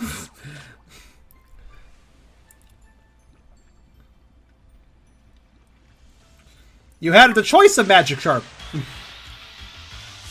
Here...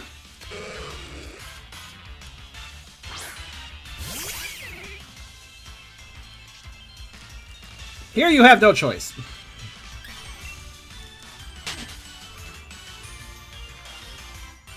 I mean, yeah, you could argue their old rod was redundant because after you caught Magikarp, what else did you really use it for? You just switch off to the other rods. But you know what? It lets you control the Pokemon pools a little bit, and I appreciate that.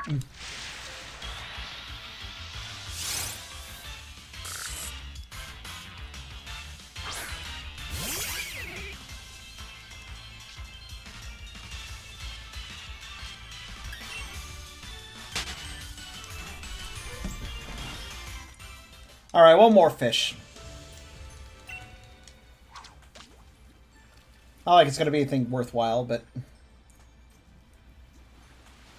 Just wanted to see if the Ice Ocean had any different fish Pokemon, that's all. Even the good rods, you still get Magikarp. Yeah. It was at least less common, but...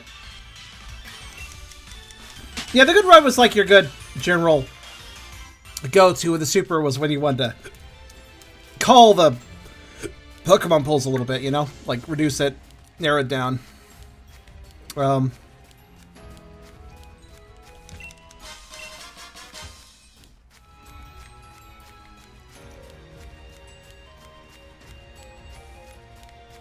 Hello, Giant.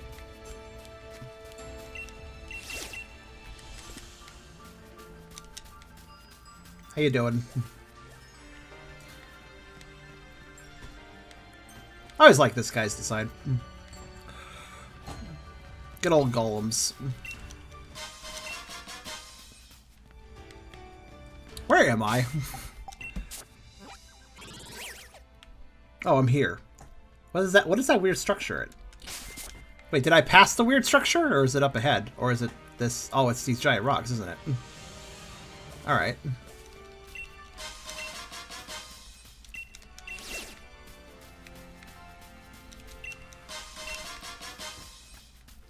Oh, hey, cave.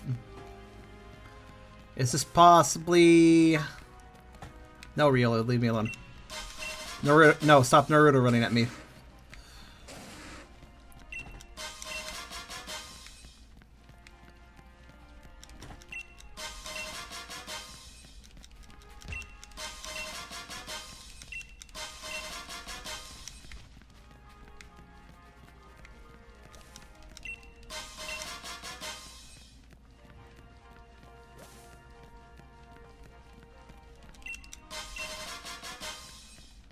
Yep, that's it. What did I get for my trouble?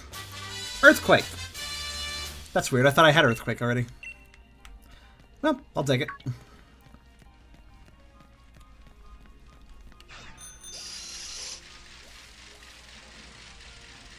What? Aragon Naruto run at you. Technically, I did allow him to Naruto run somewhat. Oh, another one? Another temple, huh? Interesting. See, that's where I came from, right? I'll go this way. Into the brush. I don't know. There's something there. So, never mind. Alright. So, I found a golden temple and like a silver temple. And this is a half and half Neapolitan sandwich temple? I don't know.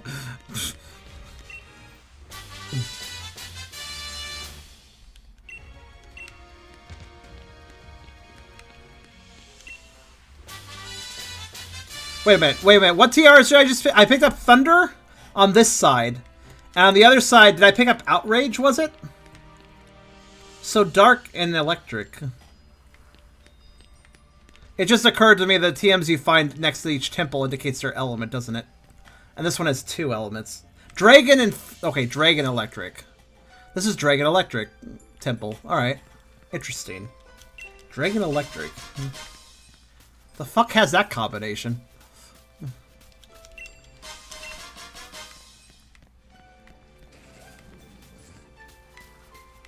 Wait! I think I remember some concept art. Oh, hi there.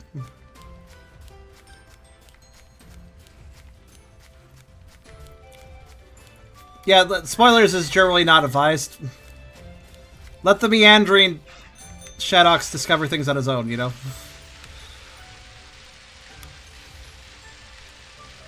But I shall posit things. If they are spoilers, they can be left out. But if they are not spoilers, you can go ahead and chat about them. Sometimes it's hard to tell if something's even a spoiler, but, I mean, it involves temples, so probably. Probably spoiler. Oop. Ice cream.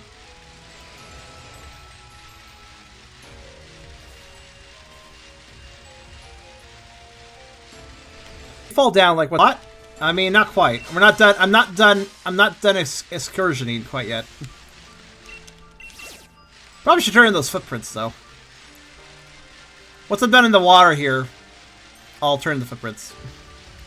It looks like there's an island I haven't explored here, and I'm just kind of bouncing between the... At this point, I'm just bouncing between the dens I haven't checked. I need as many watts as possible. I'm going to finish that Isle of Armor objective. What, I need 2 million, right? So, ugh. It's dumb, but completionist, right?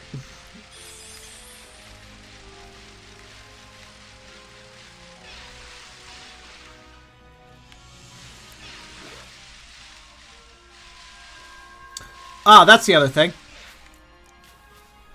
I was wondering where you were. I needed Celio. Has Sharon gotten any part of the main game done? The main game? Do you mean the outside of the DLC, the base game? It's already hailing, doofus. And neither of us care. Why are you bothering? There we go.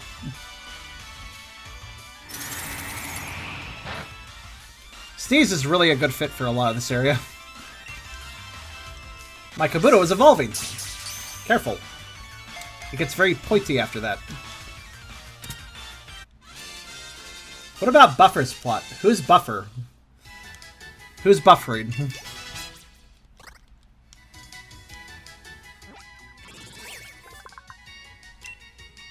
The ball roll Pokemon. Celia lived on top of drift ice. They go swimming when they're on the hunt, seeking out their prey by scent. They're also surprisingly less heavy than I thought they were. They're just shy of 200 pounds. Just under.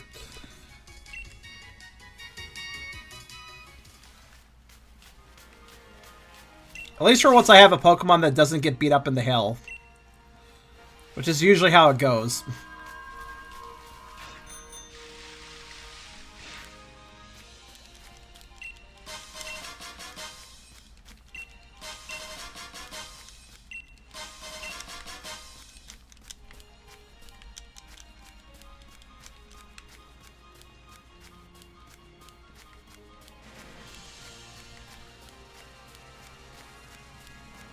There's actually a lot of wall rain up here. Huh. I can bring you Kabuto if that's okay. I mean, I wouldn't mind. Somebody's going to have to do so, I guess. Today is probably not an online session. Usually I start engaging... Well, like how I did with DLC 1 was I just focused on what was... Ah! It's rolling at me. It's going to collide softly with me. Oh, no.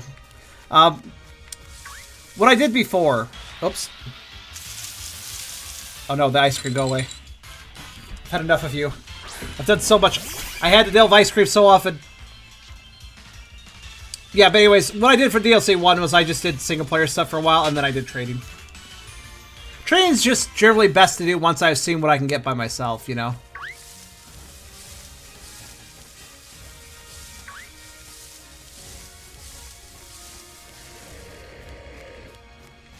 Alright, I guess so we're... Oh. I would say we're done here, but I just missed this. I rocked right by that. And that. And whatever that is. Oh, a prism scale. Cool. Right. So, Pearl String, definitely not... Look, I need all the money I can get. What my objective has been on previous, when I was doing the base game and also DLC 1, I was buying all the clothes. Let me ask this. Does this DLC add new clothes? But I was buying all the clothes, and I wasn't done because it literally costs millions. I was slowly working on it, though. So the more shit I pick up, the better. I need all the money I can get.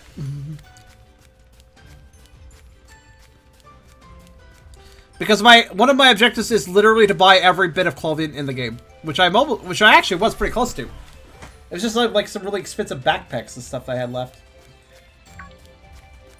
Once certain plot points hit, I get some. Well, I'm not going to bother fashionisting just yet, but I'll be coming back there eventually. So So at this point, I've cleared the bay. I've cleared that,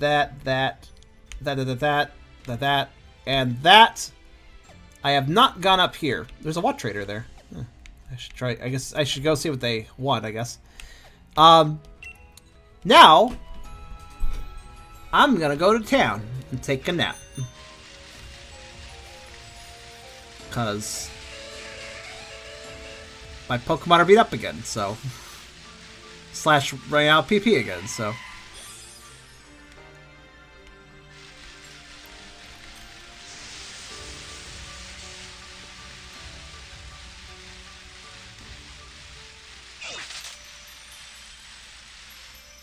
Hey, that flag is the same as what the dad's helmet had.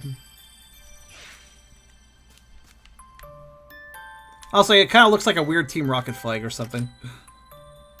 Maybe the dad is the dad leader of an evil team?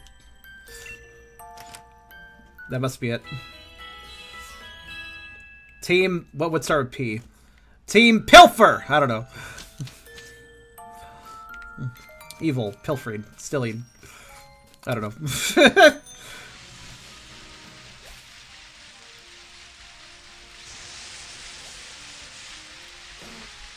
Alright, so next on the agenda... Oh, team... Pickpocketing! I don't know. Team Punchy! Yeah, sure. Team Peony! Yeah, that's it. Stands for his name, probably. Yeah, actually, probably is what actually it stands for. Alright, so... Now we gotta climb the mountain. Because I haven't been up... Oh! Actually, hold on. I forgot, I was going back there just not just to heal, but also... to talk to Sonia and let her know I randomly did all the objectives already that she wanted. So let me do that. This house? Yep. Hey, guess what? Day for our real Pokemon is at 100%. Day for the camera Pokemon is at 100%. Day for the grassland Pokemon is at 100%. You got 100% of the day need to track the Iron Pokemon. You got 100% of the day need to track the camera Pokemon. You got 100% of the day need to track Iceland Pokemon. Good work! I'm glad she figured it out. It took her a little bit. She had to piece it together. There should be enough data for us to pin down where those legendary Pokemon live. So I feed all this data to my trusty Pokemon fighter. That is a picture frame. Sonia, that is a picture frame. Do not break the picture frame. I do not believe you placed... You're staying at somebody's house. Please don't break their family photo of Grandpa. I'm searching for your signature. I don't think you can do that with a picture frame. And it's found matching Pokemon. How did that work? The Iron Will Pokemon can be found in the Frigid Sea. The Cavern Pokemon can be found in Lakeside Cave. The Grassland Pokemon can be found in Giant's Bed. Finally, get to come face to face with the legendary Pokemon we've been searching for. Best of luck, Charm. Wait, really? That's just like that? Oh, you've already found the evidence we need. Yeah, you know this. Prove the legend's true. Frigid Sea, Lakeside Cave, Giant's Bed. Okay, sure. So let's look that over on the map. So one's gonna be over... Oh, shit. Accidental scrolling. So one's at the Frigid Sea. One is at Lakeside Cave. And one is at Giant's Bed, which is probably... Actually, no, I saw that. It's around here. Where is it? Yeah, it's right here. This one's just right there. Giant's Bed. Okay, so Giant's Bed... Frigid Sea. And that Lakeside Cave. Okay. If I had to guess, you're gonna hate this. Uh-oh. Well, I got Sneeze and Quick Grizz, so it's probably fine. We're all healed up. Let's go check this out. Quick Grizz is pretty strong, actually. If it doesn't work out, I'll try something else, but... Alright, step one. Wait. Well... Technically, I'm in the right location. But... It's... I'm not sure where I'm looking. Is this bloody obvious, or is it... Shut up. Yeah, I'm back at Frostpoint Field. Okay. Dobon Mage is going to lay on land. Frostpoint Field is... Yeah, I just went back. Backsit. Okay. That's why I need to check. I don't know. That turn turns me around. Alright, let's go over here. He is roaming. I mean, I imagine I just look for him.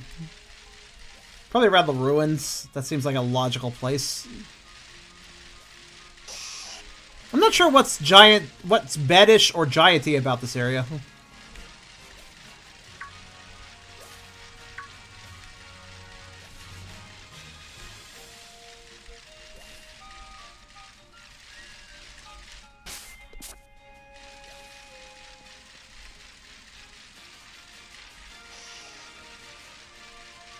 Oh yeah, still looking for a Nido King as well. Or maybe over here.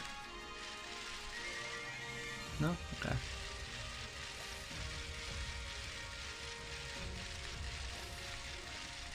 The giant's bed, so the giant could put his foot up on it and take a giant seat elsewhere. I don't know.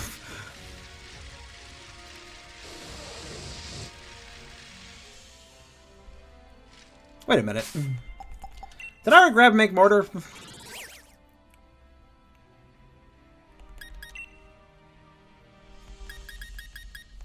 Yeah, I did.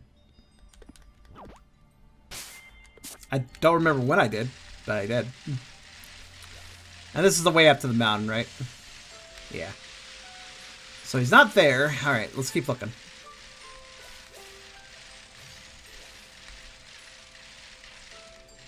New here, but you have it already. Yeah, I was like, I don't think I've seen him here before now, but yeah, he's not exactly new.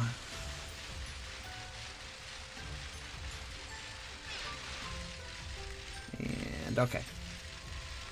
You know, I just wanted to go on the island in case that, like, caused him to pop in. Him, her, it, they, zit, whatever. I don't know what I'm looking for, but I just know I'm looking for something, so I'll keep looking. I know he's Roman. He, she, it, they is Roman. That's good. Lower? Yeah, I guess the giant's bed does cover the lower area, aside from the graveyard. Alright, let's go down. Would have thought by the ruins made the most... Why is it... Wait, did I miss this tree? Huh. Or did it just regrow already? What time is it? It's not late enough for it to regrow. What the hell?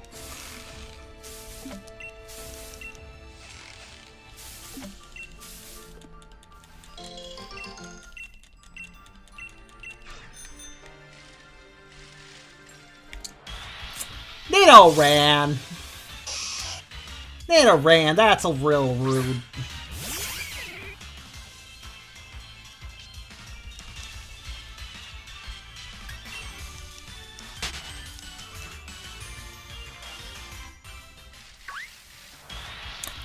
Durat! Durat, that's a little rude. That is a Mel, evolve into the king? I mean, I could do that with the Nidorino I have, so... If I need to.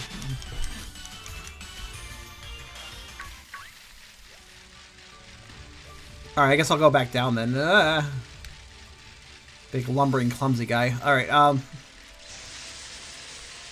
Alright, down here. Hey, do I have autosave on or off, actually? I'm not sure how this legendary shit will go. I feel as if I have the autosave off. Let's actually wait, it's in the options. Let me just check. I generally have it off. Off, yeah. Okay.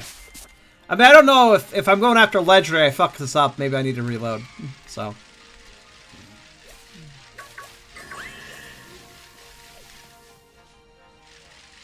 Maybe at the graveyard?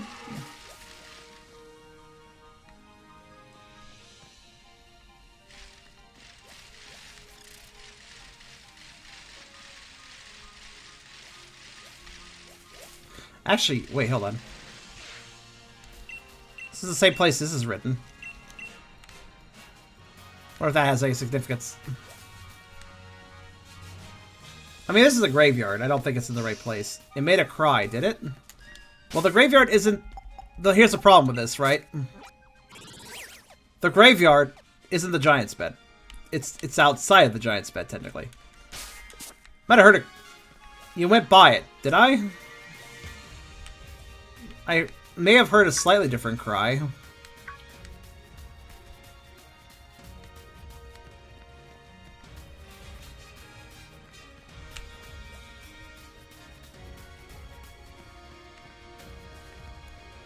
Okay, whatever I'm looking for is clearly not that big, because I did not even notice it.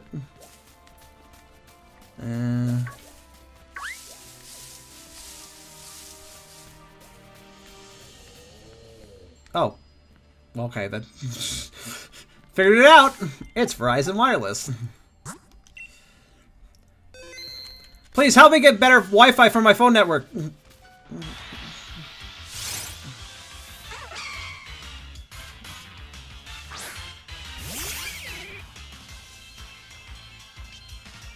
Thanks for caps locking that information.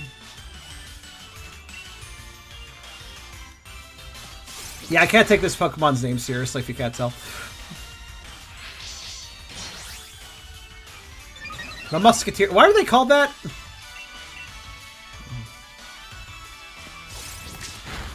Slap.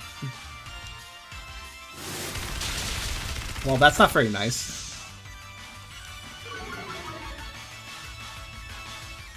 The Four Musketeers, what? But this is a trio, what are you talking about?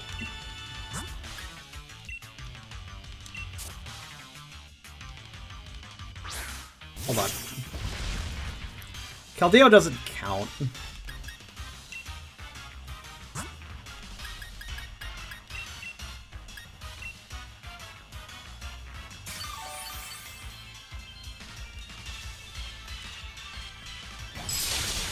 Ouch. Fucking... Okay, here's what we're gonna do.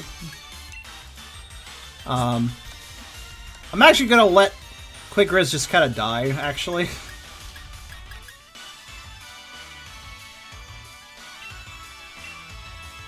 Actually, wait, no. Right, you can only use X. You can only use the X items on the Pokemon that's out. You can't prep a Pokemon before bringing it out. Oh well.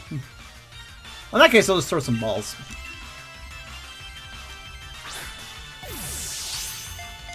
They do not have a special theme? That would require effort. But you're right, they should have had... Did the Musketeers, I guess they're called, have their own theme? Pretty sure they did.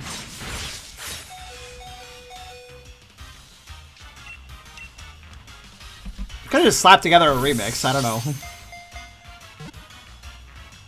It's been a while.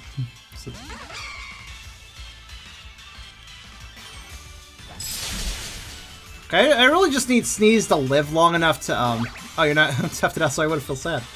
I mean, I guess fine. That's fine, I guess.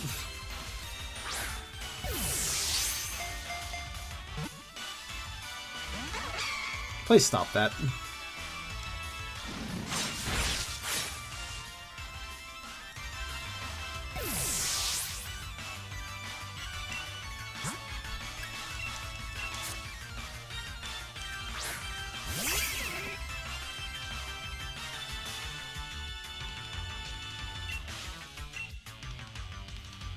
There we go. Now I should be in good shape.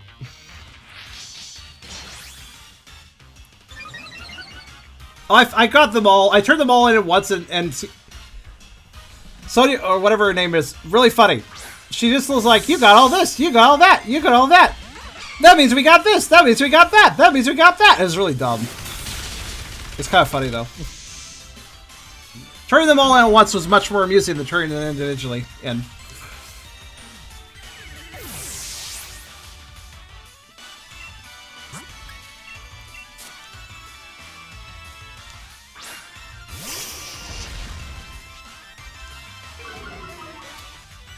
I mean, Leaf Blade won't hurt us quite as much here, but close combat will still hurt, so...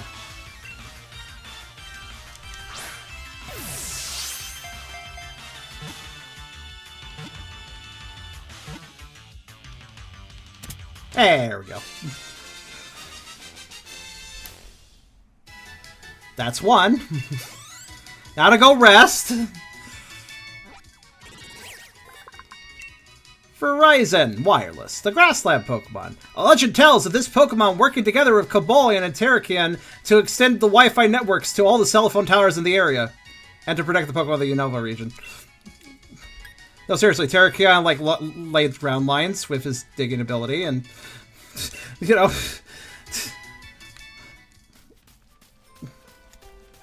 Seriously, I cannot take that name seriously. Verizon is, of course, how you say his name, but, like... I can't read that without seeing Verizon, and I don't think I'm alone. But if I'm not alone, I'm going to drill into everyone else's head, so I'm not alone that way. If I am alone, I mean.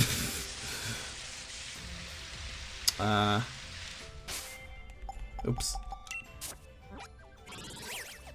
Pokemon Surgents? I think that was terrible, if I recall. Was that the terrible Grimdark one? There's more than one of those, to be fair.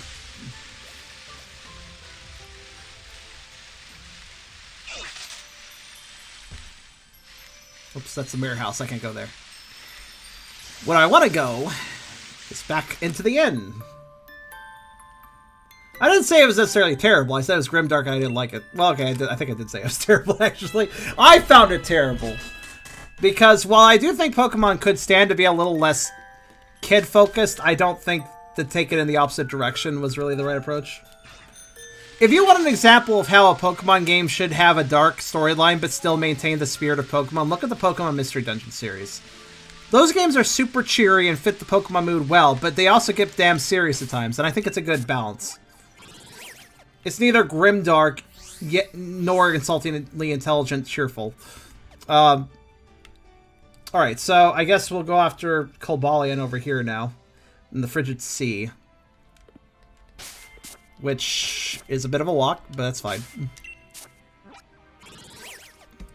So let's see. I need to go down the hill and into the, the waterfall. Or not the waterfall, the river. So down the hill and into the river.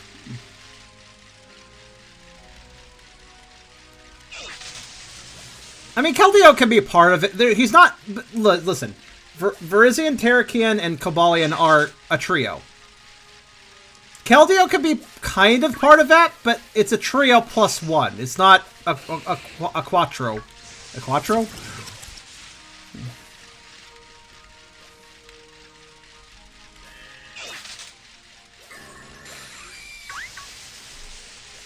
Well, Keldeo wasn't even... You couldn't even acquire Keldeo the same way. Quartet, yeah. You didn't even acquire Keldeo the same way, so I don't really consider him to be part of the setup, part of the group.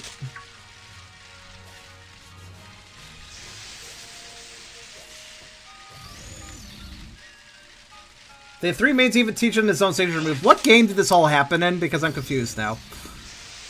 Oh, what? Wrong way.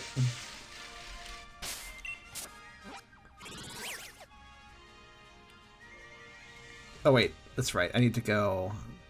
Right. Black and White 2. So I didn't play that one. I stopped right before that one. Actually, I played a little bit of it, got bored, and stopped. I had a bit of a burnout. I realized the game has quite a bit... Whoa! Shit! Okay, that was a lot of things to dodge. I realized the game has quite a bit of new content compared to Black and White 1, but I just did not feel like exploring the same world again. So I got bored and stopped. Same thing I did with Heart Gold, actually, even though I love Gold and Silver. I didn't feel like backtracking through stuff I'd already done.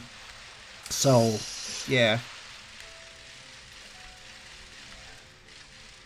It was Black and White 1? I don't remember. I don't even remember acquiring a Keldeo in that game. I don't remember the trio, besides Keldeo, having any sort of story either. They were just kind of there and you grabbed them, that was it. That's all I really remember.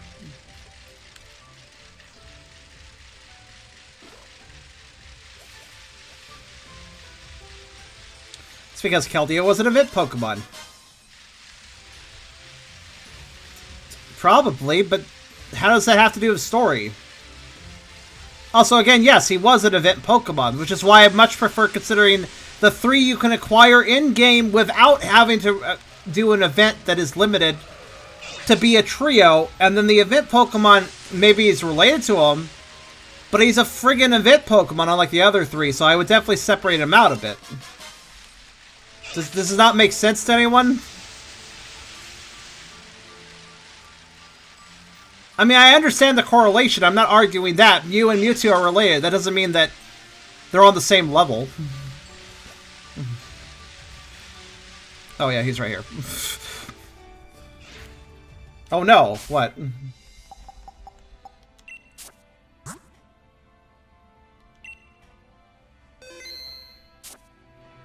Keldeo equals legendary?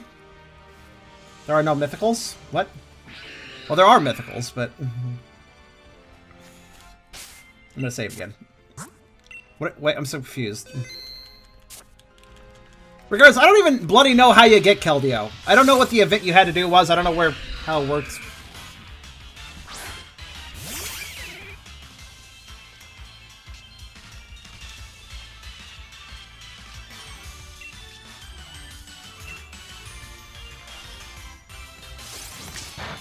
Oh my, you're... Oh shit, what? Wait, hold on a minute. Okay, good. Glad another one of you knows close combat. But hold on a minute. What the fuck's your typing? Actually, yeah, I don't actually know what his typing is. It's not heist type, obviously. Still fighting. Oh.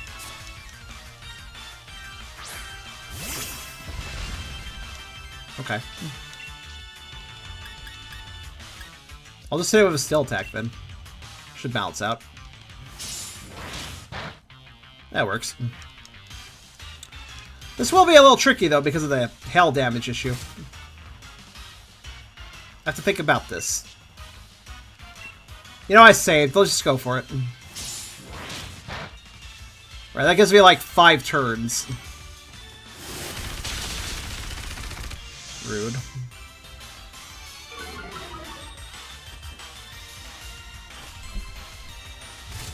Isn't a mythical just effectively like a pseudo-legendary that requires jumping through out-of-game hoops to get? Like Mew in the events. Like Mew, you have to go into an event to acquire, etc. like that.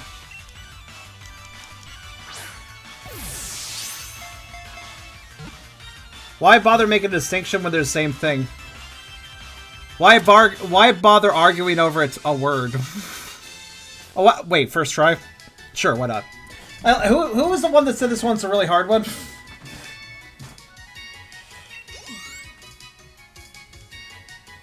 At least when I'm arguing over whether they're part of a trio or a quartet, I think that's the term. At least I'm discussing like their relation to each other and how they're connected in game and out of game, and how you have to get in one with an event. The other 3 are just in the game, so I consider them separate. Like, I can back that up. Meanwhile, the mythical legendary thing is a little bit more obtuse. But here we have the Iron Wheel Pokemon. This Pokemon appears in a legend alongside Terrakion and Virizion. Fight against humans in defense of the Unova region's Pokemon. Notice how it doesn't say it appears alongside Terrakion, Virizion, and Keldeo.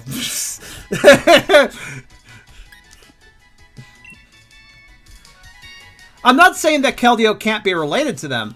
I'm just saying that it's a trio of musketeers. Maybe a quartet of Swords of Justice, though. Maybe that's fair to say.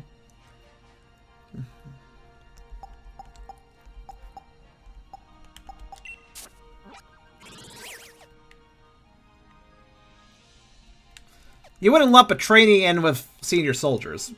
You wouldn't say, oh, this trainee is on the same level as these senior soldiers that are training him. Like, no, you wouldn't say that. You wouldn't say, oh, these senior soldiers that have, like, 25 years of experience each. And then we have this trainee that's been here for, like, 2 years. And they're all this, and they all should be grouped the exact same way. Like, that seems kind of unreasonable.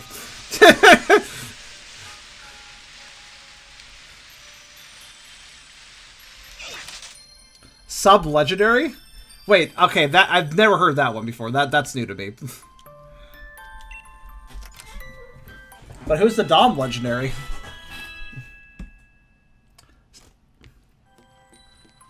Sub-legend... That's a fan term, if anything.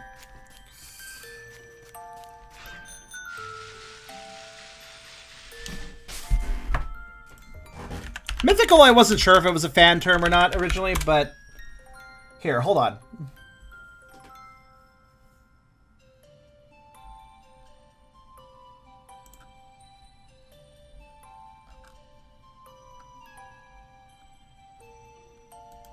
Have any official games actually mentioned the term mythical? I think the term mythical was a fan term originally, but may have been officiated. But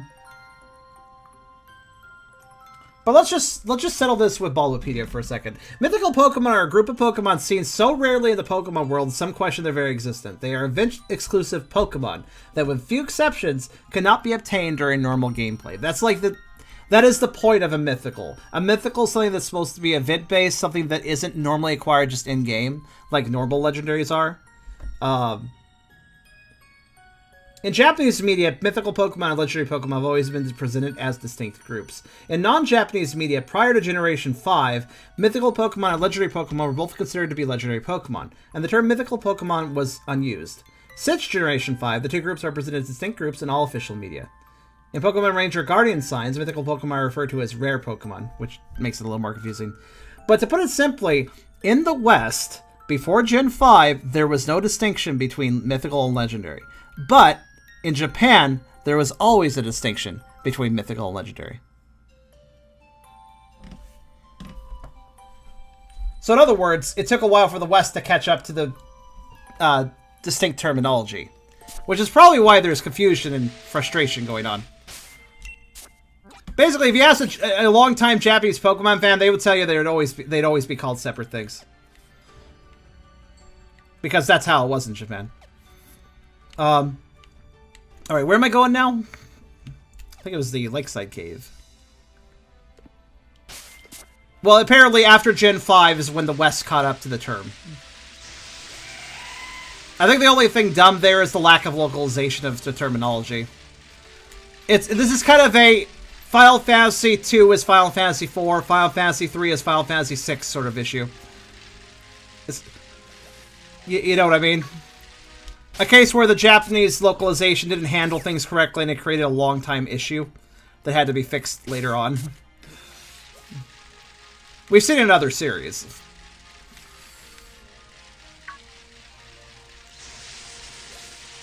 Because obviously, if a Japanese series decides in Japan how something is, and then later the West gets the same terminology, that does officiate it. Much the same way where we, as gamers, would not be referring to Final Fantasy VI as Final Fantasy III, except for if we were to say Final Fantasy III original US release or something, which would still be accurate, but not accurate as far as what game it is in the series.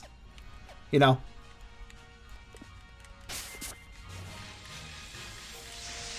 Because truth is, Final Fantasy III for SNES is Final Fantasy VI, and that is just a fact, like, ultimately.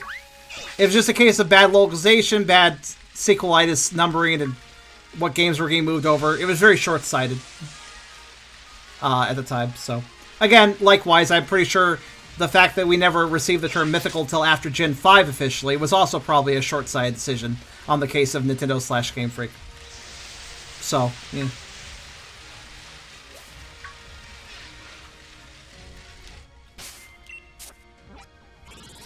There's another reason that mythical is a distinct term from legendary, besides the... So, mythical is termed basically a Pokemon that has to be acquired through special means, usually in an event that is outside of the game. Hence the term mythical, basically saying this is rarer than a legendary. And that's technically true, because while legendaries are played up to be very special, and usually are a one-time thing, there is really no issue to acquire them in a Pokemon game, aside from just going through the story and finding them. You don't have to jump through any hoops like an event. You know, like a special download, only limited time thing. Zarude is another example of a mythical, you can tell, because of the fact that you have to acquire him from a friggin' movie ticket, which definitely makes him a out-of-game acquisition, thus mythical. But there's one other thing about mythical Pokemon. I think this was demonstrated well by Victini, if I recall, but there's other Pokemon that represent this well. Legendaries are generally powerful Pokemon, but mythicals are not always generally powerful Pokemon. They can be, but they can also just be little dudes that aren't that strong, but they're just rare, you know? Victini was a good example of this, I think. If I recall, he wasn't really that strong. But he was, you know, mythical. Another good example is Shaman, who, again, isn't exactly weak, but isn't really on the level of a legendary. Shaman's a weird one, though, because while it is a mythical, it's also one of the easiest to acquire, technically. In a way. We've read this one. Alright. Many mythical Pokemon also tend to have 100 all base stats. Really? Odd trend.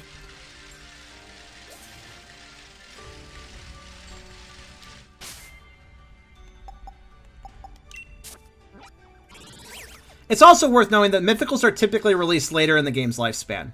It's an event that happens after the game's release. The Legendaries are on the fucking box. They're talked about in media. Legendaries are hyped up before release of the game. Mythicals are typically hyped up after release of the game.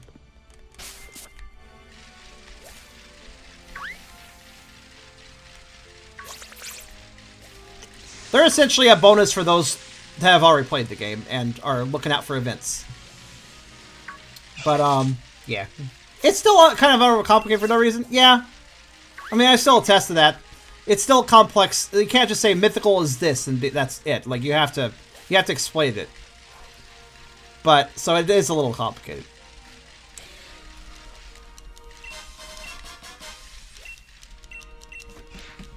Resolute form Keldeo, Contest of Kyurem won the week. Again, Mythicals aren't necessarily weak. It's just that they have... I guess the simple thing to say is that Legendaries have a more consistently powerful curve to them as far as Pokemon go in general. While Mythicals can be much more wide range. Some are very powerful, some are very weak.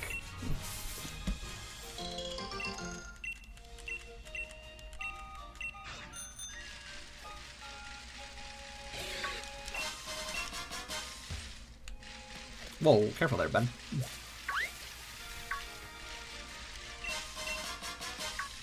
Apparently I missed this little section of land over here.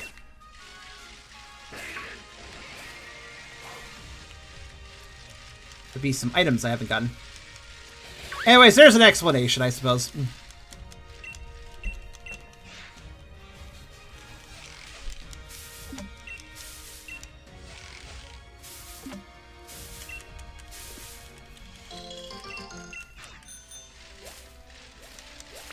Yeah, the main thing I consider stupid about Mythicals is not the complexity of describing and differentiating them, but the simple fact is that they're kind of a snooze you lose kind of Pokemon. Oh, I'm sorry, did you not attend this one event that was going on for a limited time? Oh, I'm sorry, did you not buy a ticket to this movie while it was out in theaters? Oh, I'm sorry. Did you not notice the like special download code that happened only for a limited time? Well, fuck you. You know, like that. Fuck you. You don't get this. There's something to be said for like giving something to players who are a bit dedicated and stuff. What's this? Words are carved in the ancient tombstone. Spread my voice. Spread my voice. Curious. Is that a puzzle? Do I need to bring a Pokemon of echoed voice or something here?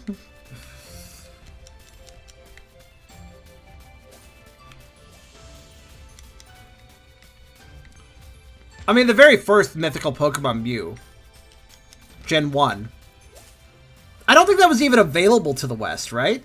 I think all the kiddos that got Mew in the West had to do so via hacking, or do the special glitches you can do to kind of encounter a Mew by manipulating encounter tables. But I believe that was an event that only ran in Japan. Shows how much Game Freak fucking loved us back then, I guess. It's under the truck, I wish. The grave is related to talking to players online. Really? Wait, does that mean like if I enable multiplayer next to the grave, something special will happen? Or... Well, I know where it is now. I mean, I could try it. I mean, he didn't give me a full spoiler. He made me think, though. Let me think. Spread my voice. Okay, let's go connect to the internet. Spread my voice. How would I do that?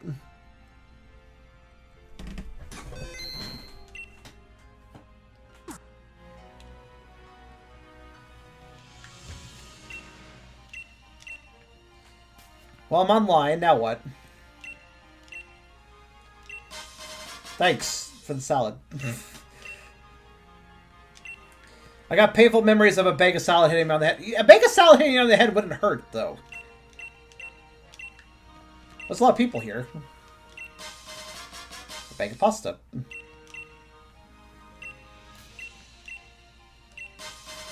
Thai mushroom. Might as well get random goodies while I'm online.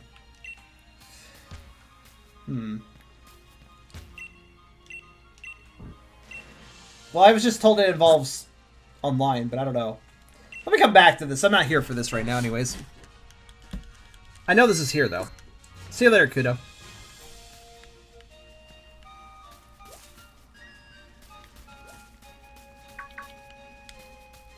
Well, it's probably a good thing I didn't read whatever the spoiler was, because I think I missed it.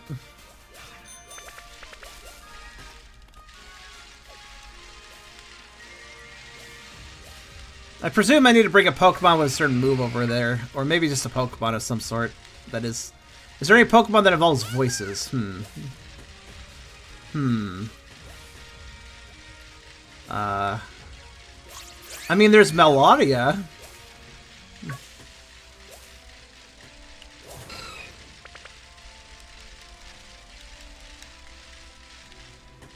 Try that. Did I turn off online? How are you here?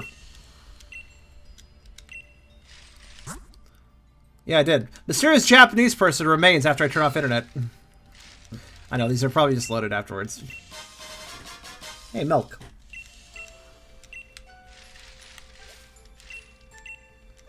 Statues that give me items, you mean? Very useful. He gave me pre-cooked burgers and asked, do you think Pokemon like these too? Of course, it's fucking burgers. I actually missed a few items here and there. Alright, oh god, Bolton. Good idea, Blink. Thanks, dude.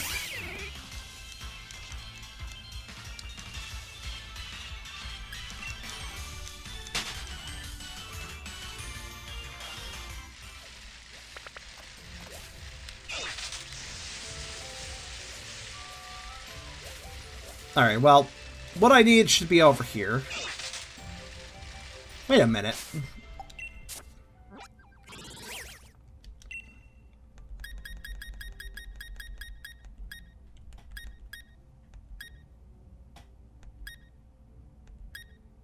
Yeah, they're still not showing up. Wait, no, wait. Now! Okay, so now legendaries are showing up in my decks? I just realized, like, wait, hold on a minute.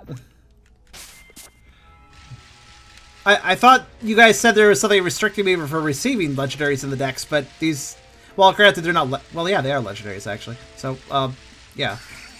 Still applies. Meanwhile, good old Necrozma has not showed up in my decks.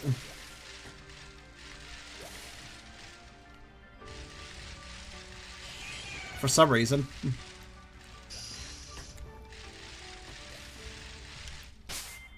I'm concerned, actually. Why is it? Not all have dex entries. Why? They let us take these Pokemon from Pokemon Home a long time ago. Okay, well, that, you know, organizing by number does make it easier in the sense that you can see what you're missing. Right at the bottom. Interesting. Just the legendaries for the max that aren't in the decks. Really? Yeah, because I got all these random mons that I got for Pokemon Home. I got them traded to me briefly. A few of them I still have. They're like, you know, I got some weirdos like, you know, like, you know, Zekrom, Solagio, Necrozma, Kyurem. Speaking of Keldeo. Speaking of Keldeo, I have Keldeo. Hold on. Check summary.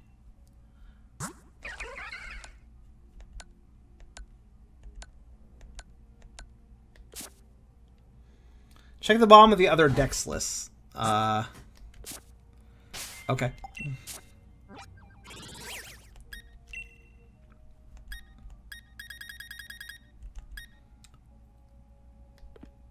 Normal. Normal. Daycare and removing Keldeo? Would that be enough to cause it to register if that's the issue? Or would I need to...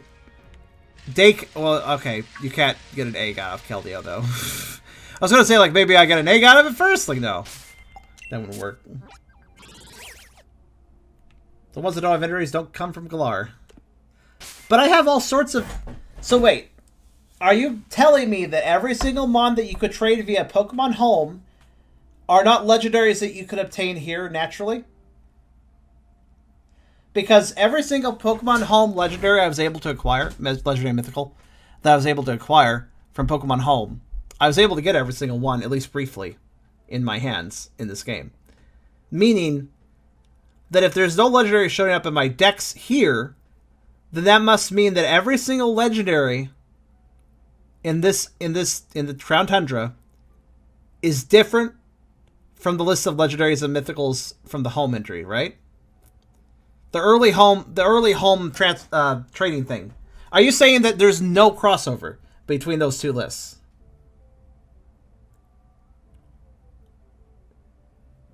Because I'm actually kind of surprised that that's the case, because there was a lot of legendaries brought over in home. There is crossover. Then I should see the results of some of that crossover. Here, let's go into this. They don't originate from Galar. So I should have Zekrom, Soul, Necrozma, etc. in my text, shouldn't I? Unless indeed the decks need some sort of unlock, but it's kind of being proven false by the other legendaries appearing.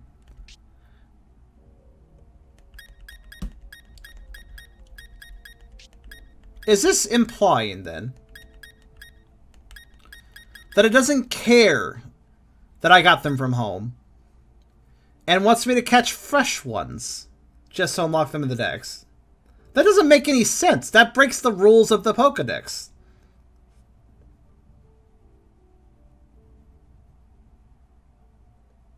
I'm going to try Selena's suggestion, but let me get Terraki in first. The layer Pokemon don't have X. Then what the fuck is the point of catching them?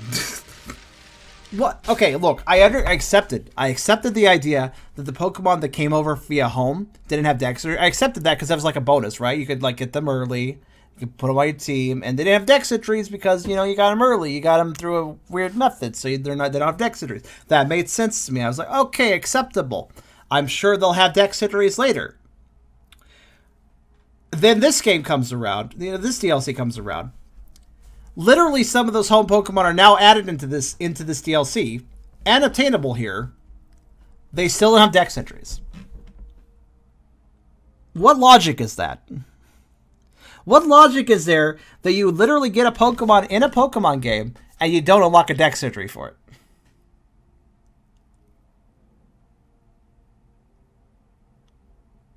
You're telling me if I go into a den in this DLC, go get Necrozma or whatever, it will not have a Dex entry, even if I acquire it within this DLC. You want to know the story reason for it? Oh, story reason. Sure, let's hear the story reason. I don't even care if it's a spoiler. This is actually upsetting me.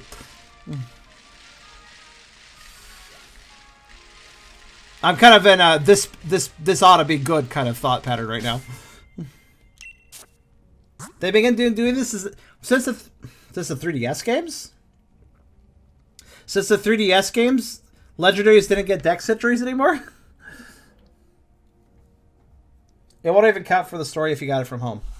I mean, I'm hearing a lot of conjecture. I just like to hear the story reason since that seems the most concrete.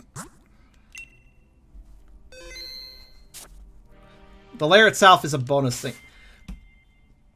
Set of spawn, what is basically being said here is it doesn't matter if I got it from home or not. Okay, I get it not counting for the story if like one of these Pokemon is really integral to the story and I happen to have it in my team and the game ignores that because I would break the story. I understand that, but I should still have a Dex entry. Necrozma is required to do Dynamax Adventure for a quest and post-game of the DLC. Okay. I understand if it doesn't count for a story reason, but what reason would it not have to be in the Dex? You know?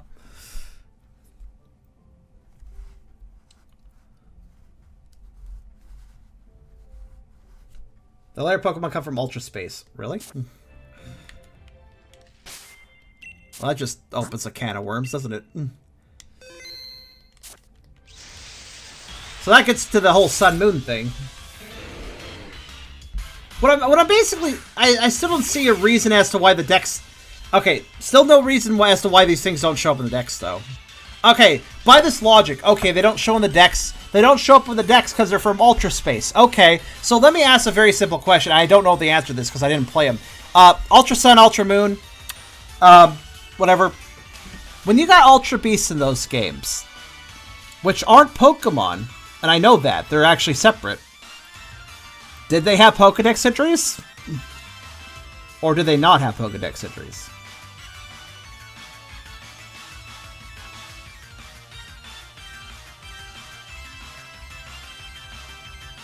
In Sun and Moon, did you get Pokedex entries for those weirdos that are the Ultra Beasts? Then there's no reason that the Pokemon in this game, in this DLC, shouldn't give Dex entries. Because the only headway that could be there is, oh, they come from Ultra Space, therefore the Dex doesn't recognize them.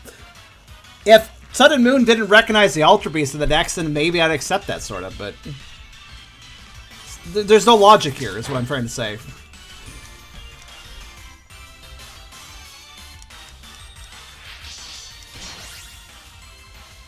Glitch Dex entries for transferring Pokemon from home. Really? Interesting. Only the returning legendary Pokemon don't get them. But that's an awful lot of Pokemon, that's the thing.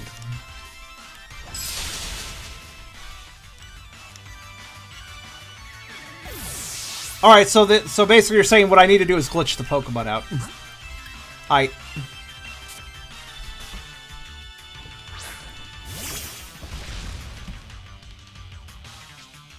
Glitch Dex entries. They have the Pokemon of the Dex, but a road reg. So basically I'm experiencing a glitch. What type is this thing? I think it's a rock type. Better not hit with anything I have here, it would die. Alright,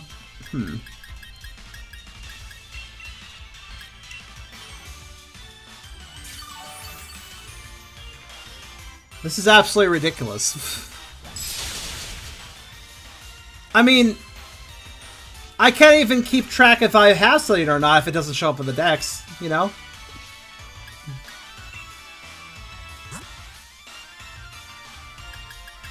Also, who would expect, right? Who in their right mind would expect Game Freak to not include a Dex entry for something you can catch in the game? So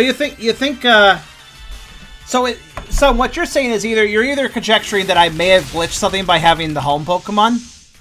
So basically having the home Pokemon may have glitched the Dex for those Pokemon I got via the home method. That's one possibility, or the other possibility is they're doing this intentionally. Either way, that's a real ball drop, you know?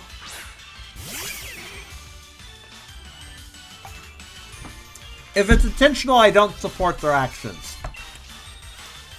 If it's an unintentional glitch, then they probably shouldn't bloody allowed us to get the Pokemon from home.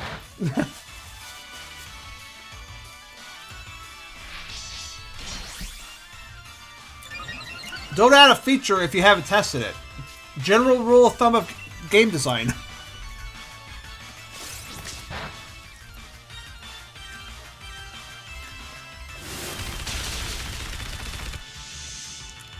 And Sneeze is dead again, but fortunately, got his HP down to 1 first.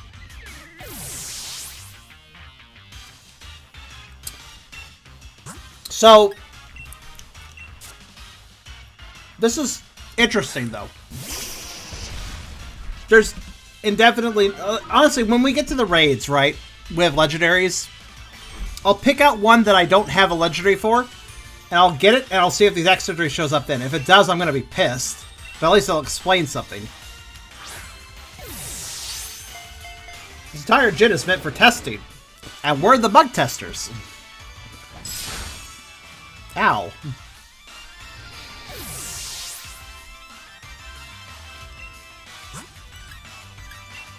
I'm just kind of curious, since a number of people have been playing the game, does anybody have an entry on, say, Necrozma? Or Reshiram or Zekrom or anything like that? Those are Pokemon I know I have in my box right now, so I'm bringing that up.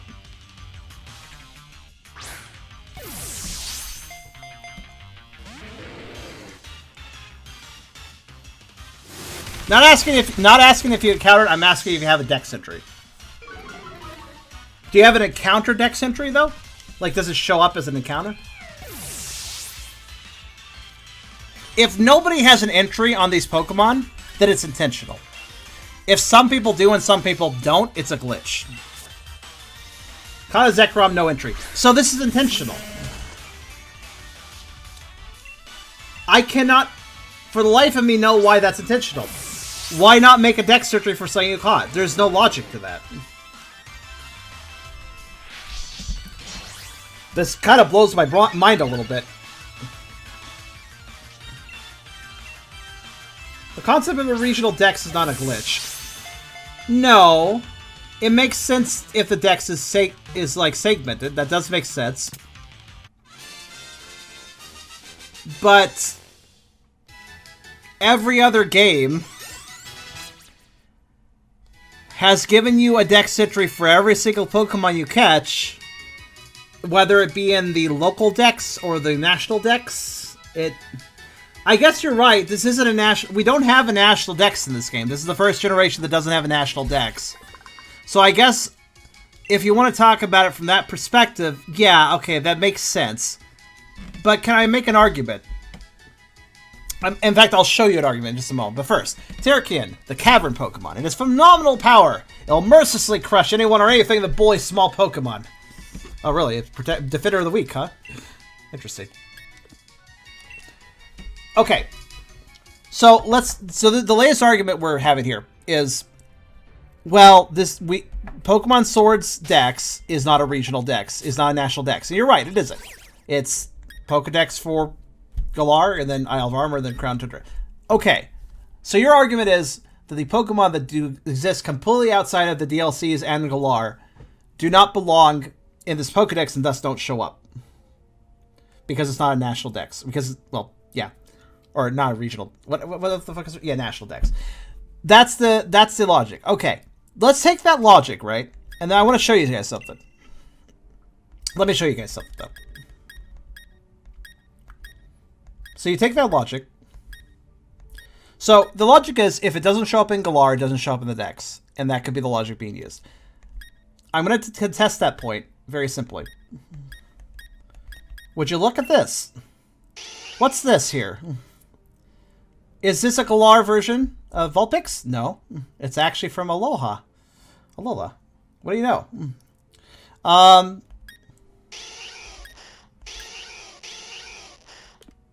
Aloans. Oh, they're not the only thing. I mean, of course, Aloans are one example, but you also have...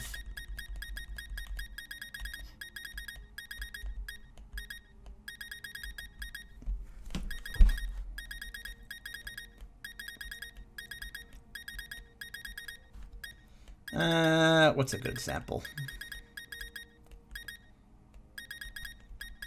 Oh, hey, you know, again, a low informed Diglett. That's another thing. But again, I also have a low informs.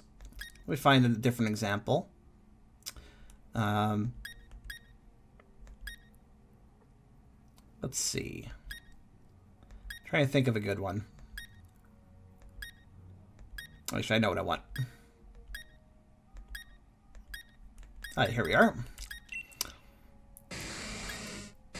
Look! Well, I mean, it's shiny, but look! Normal Weezing. Normally, Galarian form Weezing is the only one that exists in Galar. But here we have a standard Weezing as well. With its own entry, mind you. Much the same as the Alolans have their own entry.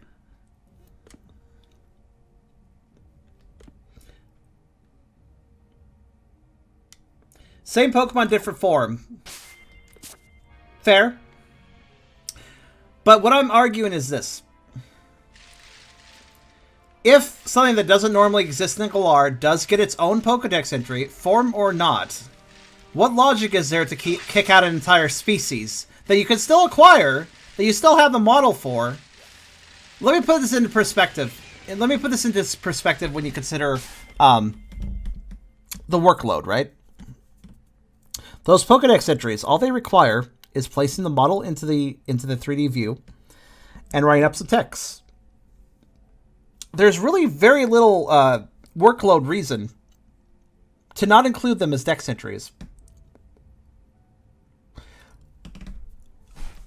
there's just no logic for it. If you really wanted to argue, well, like, this is not a rational dex, okay. Look at all this space, though. 1, 2, 3. There's space for 6 more dex sections, right? Could somebody just have an NPC Hawk go, hey, you caught some Pokemon that aren't in the local dexes. I have this one upgrade that I made just for these Pokemon. Would you like it? And then you get the what would we call it? The kind of like the Outsiders Pokedex or something, you know? My point is, there's really no, like, yes, there's kind of a sort of reason that we don't have a regional dex, but by having Pokemon that don't show up in the dex whatsoever, but are catchable, you force the player to keep an eye on their boxes to keep track of what they do and don't have. I want to remind you guys, the dex is useful for finding Pokemon. When you don't have something in the dex, you can generally look it up. Like, I don't have any examples here of something I haven't caught, but I have seen. Actually, wait, no. Actually, yeah, I don't think I do. Maybe I do. Is there anything I haven't caught, but have seen? I don't know. I think I've been pretty thorough.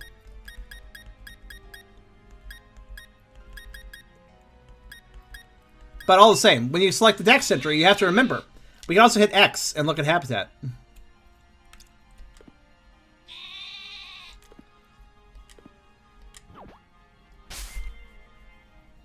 How would you number them? And you can't use their national dex number. The numbering system is different for every game. Even when there's crossovers between games on what Pokemon exist in those games. A regional deck, it could just be a new dex set from 1 to whatever. It doesn't matter. It's a specialized dex. It can have its own numbering system. The Pokedex has never broken the 4th wall. How would you number them? You can't use their national dex number. Start with 1 and go down. It's a specialized dex. It can have its own numbering. I mean, these other dexes here already do that.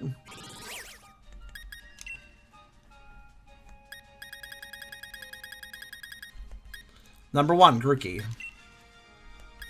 Number 1, Slowpoke. Number 1, Snom. Slowpoke, Snom, and Grookey are all number 1 according to different dex types. That's fine. There's no harm in that. It's a little odd, but it works, you know? So, yeah, it could just, the other decks could just have number 1 and onward. A legend dex, yeah, something like that. Look, all these scientists wandered around. I'm sure somebody would be like, oh, let me upgrade your dex so you can actually keep the bloody track of the of these interesting Pokemon that aren't normally native to this region that we're finding here. Like, I feel like this is a very simple thing to fix, like, story-wise, too.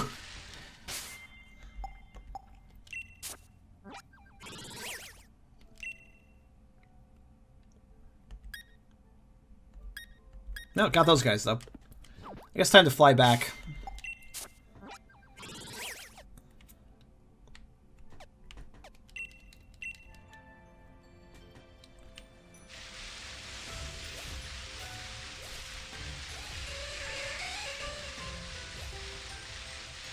See, the other reason I'm complaining is this. I actually went to the trouble of making sure that I acquired, if only briefly, like briefly traded and then traded back, I made sure I acquired every single Pokemon that was available from home. But without having dex entries for them, I can't remember which ones I've technically acquired and which ones I haven't. So when it comes to going about raiding and going after legendaries, I don't know which ones I actually need to go after now. And I won't know because I have no dex entry for them. Oh yeah, that's the other thing. What if you're trying to go for a shiny legendary? You can see the number of Pokemon you've encountered, and I'm sure that applies to max raids. I'm sure you see the same legendary more than one time. That's useful information as well in the dex, where you can see the number you've encountered, because the number you've encountered does affect the odds of a shiny showing up. So it's good to keep track of that number. I guess you can't do that with the legendaries that don't have dex entries, though. Just a lot of problems, man. There's just a lot of problems with this. I don't see any logical reason why they would do this. It's not that much workload to add some dex entries. You've already got the model. It's a very, very basic format dex, you know? Model in the corner, text of basic descriptions of BIOS information they already have from previous games, then write a unique dex entry for this game. That's it. It's not that much work to add the dex entry, and if the story collusion's a bother, you know, the idea that we don't have a national dex, why would they show up? I would still argue the same thing as to we don't have a national dex. Why do we have access to Alolan form information or non-Galar form information for some Pokemon? That also seems a little bit rule-breaking. I mean, not as bad. Sure, it's an alternate form of something that does exist in Galar, but still, it's a form that doesn't exist in Galar, and yet we have a dex entry of it. That's still a bit odd to go from that to, oh, hey, there's Pokemon that exist outside Galar that are in here, but you can't get their dex entry at all. Like, it's just weird. I should probably talk to Sonia. I'm getting frustrated here.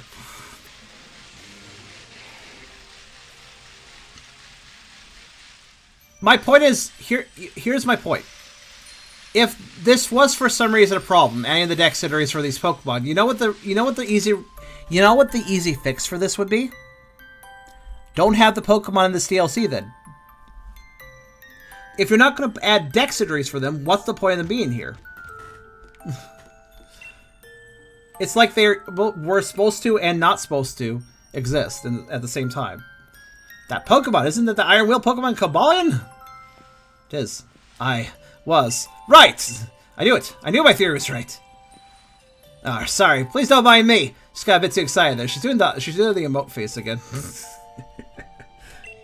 Forcing max raids. I mean, well, Selena, we've already determined that even if I go get a duplicate from a max raid, it's still not going to give me a dex entry, though.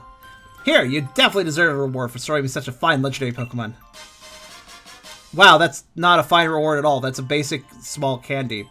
And only to this is what you give somebody who caught a legendary? Okay. Now, I'm certain the other two must be here in the town trying to chew. Yeah, in fact, they're in my pocket.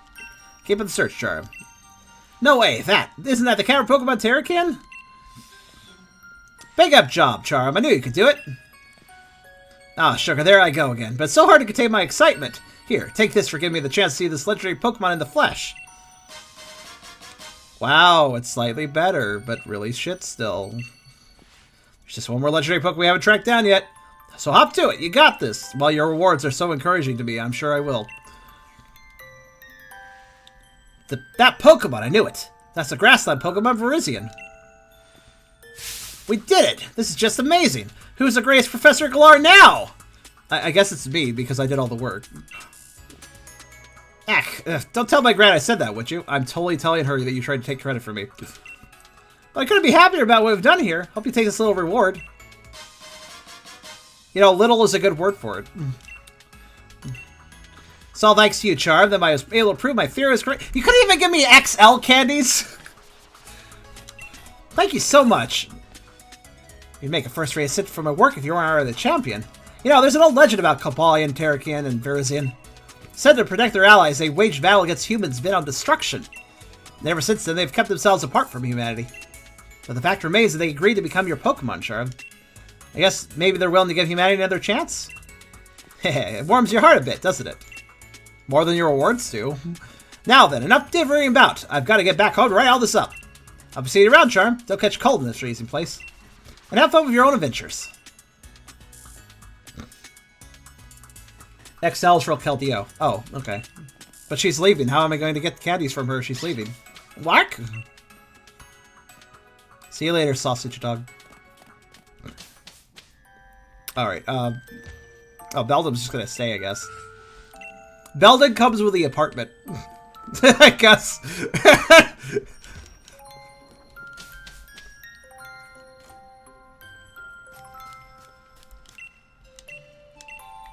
I wonder what this is missing. Maybe a hat for the one on the back? I don't even know what Pokemon that is. Oh wait, I think I know what Pokemon that is. It's one of the legendaries, isn't it? Except for it's missing its head thing. Oh, Krian, thank you. One more month until a year soon. You're almost to the belly icon. You're so close.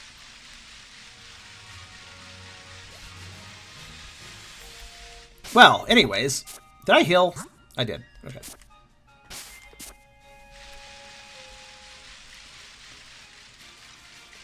I didn't know. I didn't bother this way too sneeze fest. Way too Stews. I know, Selena, that you were eager to play, and then you ranted. I know you were ranting. I didn't. You spoiled text things, which I appreciate, but I know you ranted. I know something pissed you off with this game. Well, I don't think it was the same thing I'm getting upset about myself. I'm not sure though. We're gonna go up the mountain now, by the way.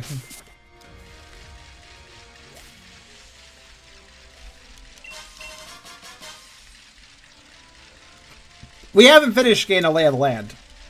I mean, we're close, but... Hold on a minute. Ah, okay.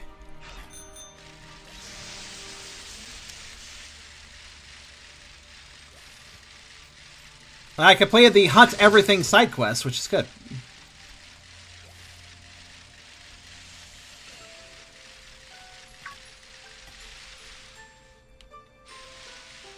The temples are locked. At least right now. Unless I should check them now that I've caught those legendaries.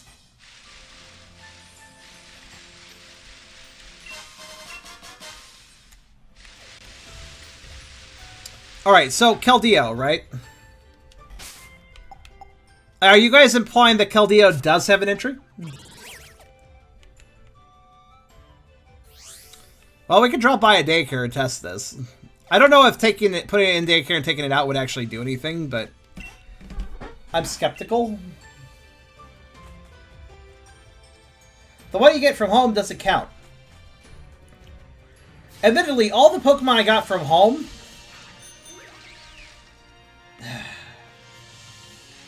No, I'm not asking if he's catchable. I'm asking if he's dexable. Very foggy here. Alright,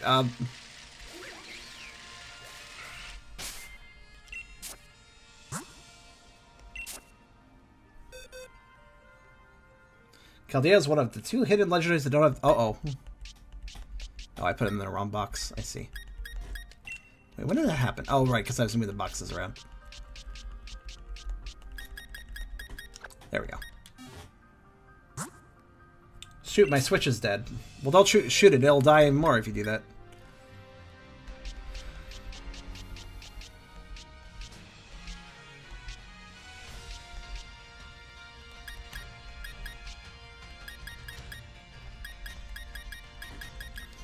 Yeah, I can't support this notion of Pokemon that are acquirable but don't have... I don't even care to catch them then. If I don't have something marking the progress of them oh no. Out of curiosity. Wait, what were you looking after? Probably a Ditto.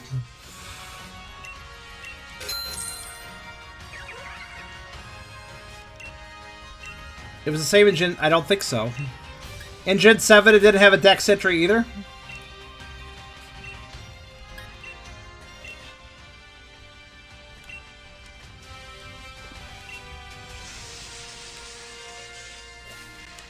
Here's what I'm wondering. This is getting really frustrating now, because I gotta consider one thing. Is the game even counting the, Is the game even counting the Pokemon that don't show up in the Dex? As in, you know, does it care if I've caught them or not for saying, good work, you caught things, you know?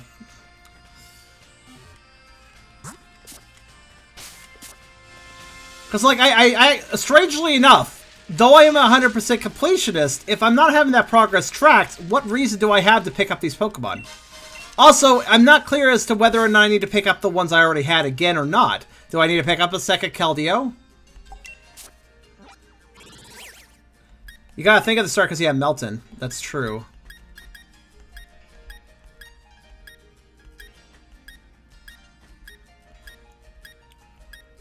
Well, this is friggin' horrendous. Wait, but the Melton was a home Pokemon. So while Melton didn't get a Pokedex entry, the game did trigger off of a home Pokemon. So the game acknowledged my acquisition of a home... Did it care that... I wonder if it cared... I wonder if people had traded me a Melton, right? And I had had it for a second, and then I traded it back to them. If I had not been allowed to keep that Melton, would the game still have recognized my acquisition of a Melton there? I wonder.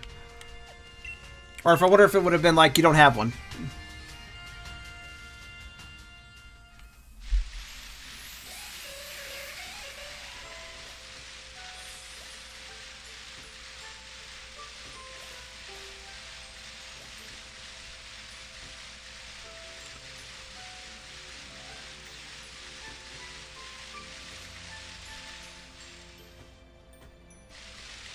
You need to actually have a Melton.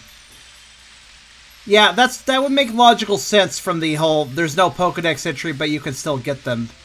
Which means I'm being forced to have an actual acquired dex of these legendaries.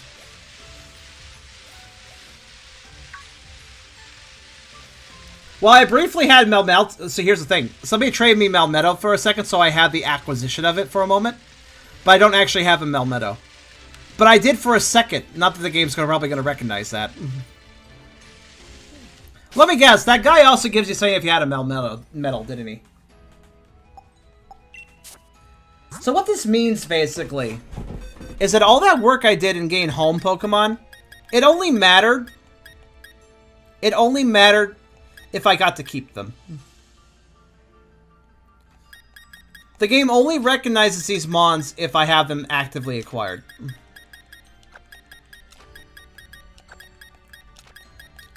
This is problematic.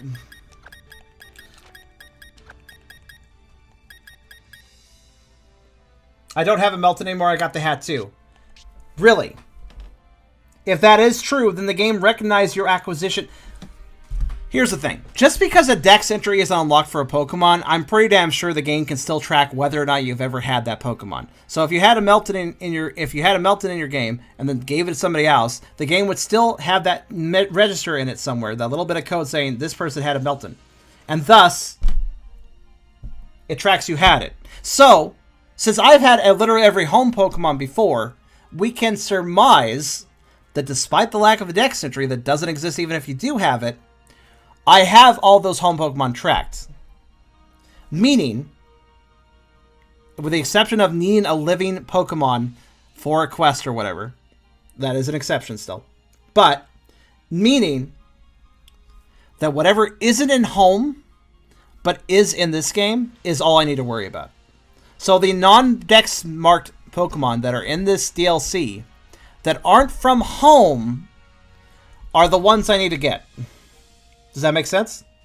So in other words, I need your guys' help to narrow down the list and figure out which ones I don't have tracked. Also Genesect. What? Hold on. Do I have one of those? No.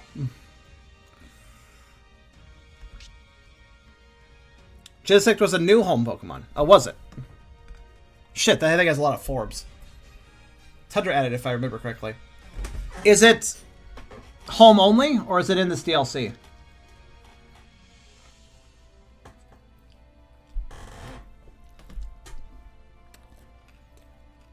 Home only. Well, that is... Genesect is locked off to me unless one of you guys helps me get it. I can do a brief trade back situation. I don't need to keep it.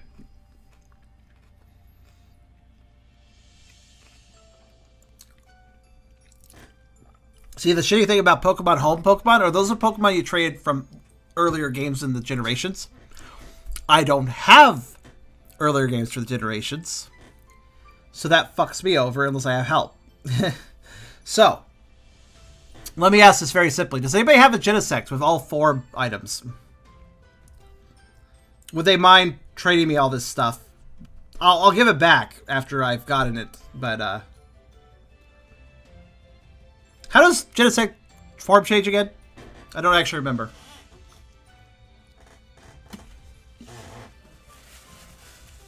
All I know is it's got every type. I don't remember how it has them, though. Drives. Right. Let me think about this.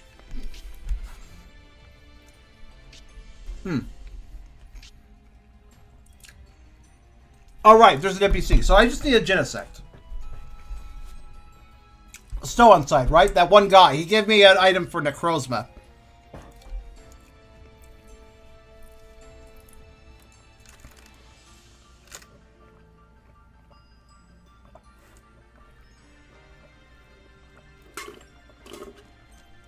Sylvia, what? Oh, type null is the only one that has multiple forms of every type. And Arceus, don't forget Arceus.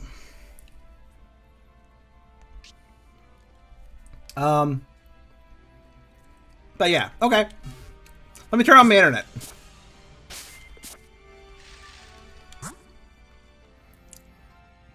Let's get the last homeboy out of the way. Literally the homeboy. Right. So what 4 types does Genesect do? Right. So let's do a link trade with the code 77752121. A little bit random so we don't get crossover, but easy enough to remember. I'll leave this on screen until the rest of you enter the code, whoever's going to help me. Oh, basically I'll just leave it up for a few seconds. 77752121.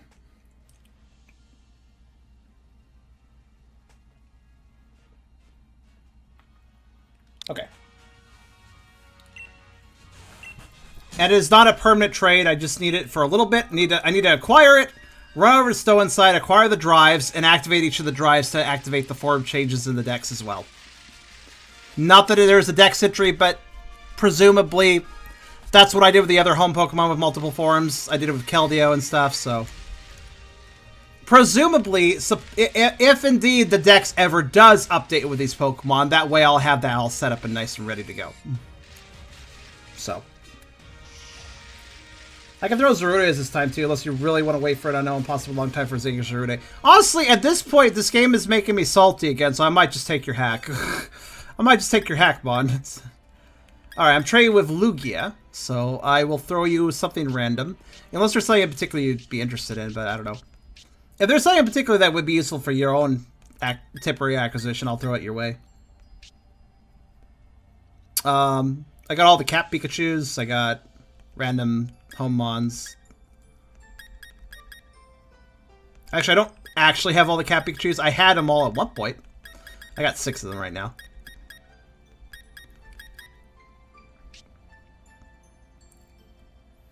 Nah, because this is the event Genesect. Okay.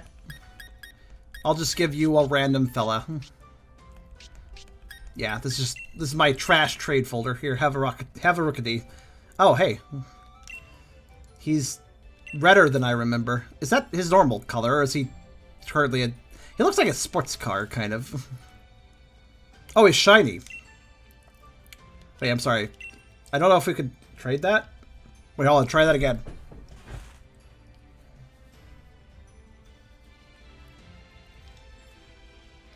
Also, I don't know what you mean by the event Genesect, but I assume there was a shiny available at some point.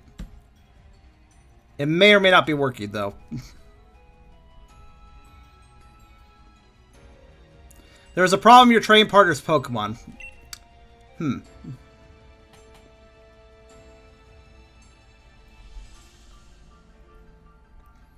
He said the event Genesect, like there's a particular event. I mean, he used the word "the," which would imply, oh, you know, the event, the one that people know about. It's like, what event?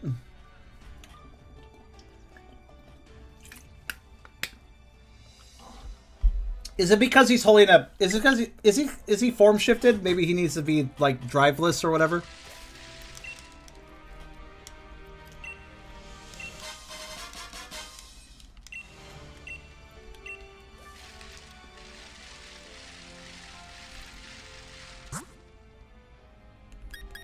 Well, I will. Whoop, not link battle.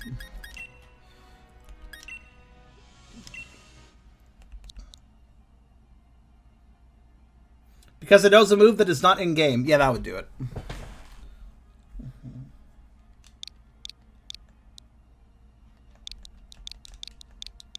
I don't remember if that was the code I used last time. I think it was. It doesn't really matter who does this as long as it's, you know, as long as it trades. Oh. 7775-2121.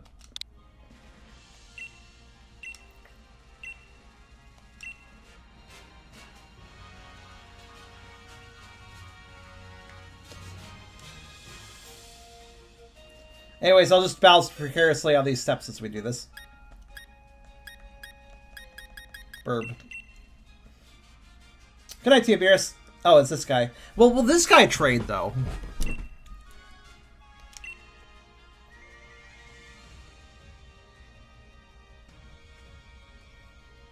Oh, does this guy have a dex entry?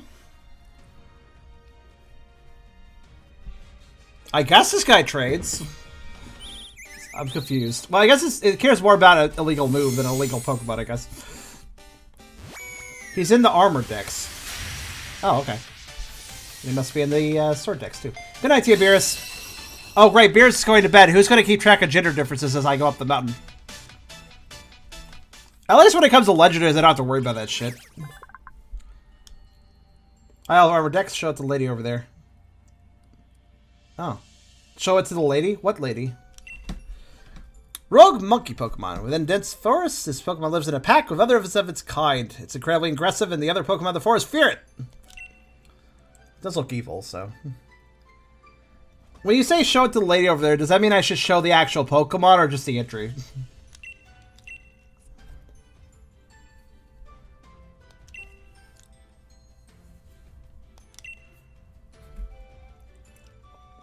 Well, there's the list if somebody wants to keep track of this for the next hour or so. Would somebody be willing to check that link for me as I go into new Pokemon? You get a free hat of it, you show it to the lady at the station that values the dex. Okay.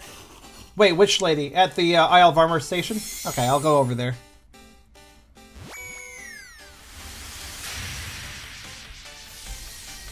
Hopefully having the dex surgery is enough for her, but I imagine it is. I mean, if it works like the Melton, then yeah, probably would.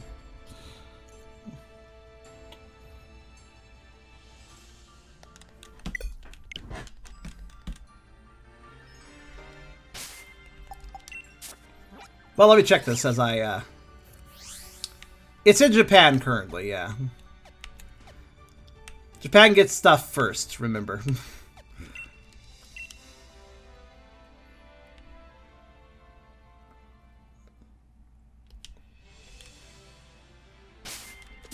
Does Harune have gender differences? Probably not. Hi, you. There you go.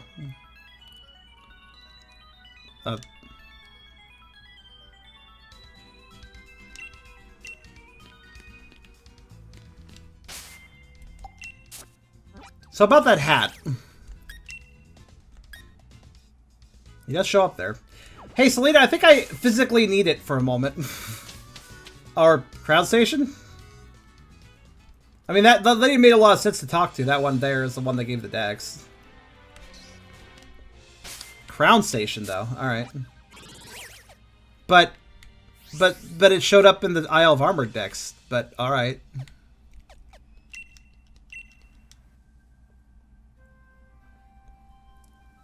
That doesn't make any sense if it was here, but let me check, I guess.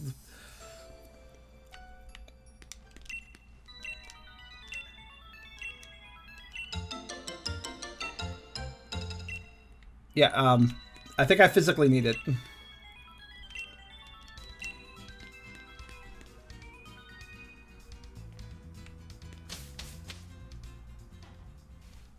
Selena, go get the hat.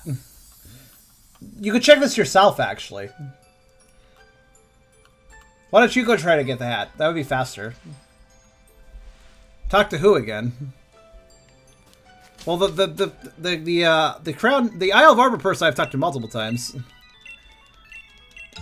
I also don't know why repeating the conversation would do anything, but there you go. I repeated it. I feel like you're kind of making this up as you go, but you know.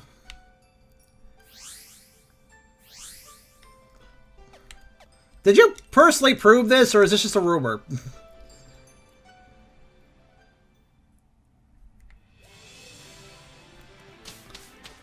No, Selena, check with the Isle of Armor lady. Because Zaruda shows up in the Isle of Armor decks. He's right about that. Talk to this lady for me. Maybe she cares. She seems to be absolutely ignoring the fact that I just expanded the decks by 1. I don't know. I have a seat and wait and see what happens. It's okay. Testing is fine. Just you made it sound like you knew for a fact. I'm happy to run tests, but if you don't know for a fact, do it. Why can't I only sit in the middle? I just realized that. I can't sit on the side. It's always the middle. Odd.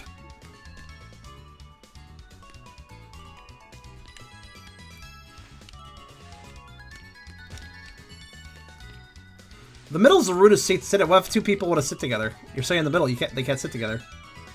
That's mean. Don't do that. There was like a poster here and it got torn down. Huh. Interesting. Well, anyways. Wait, Zelina, did it work?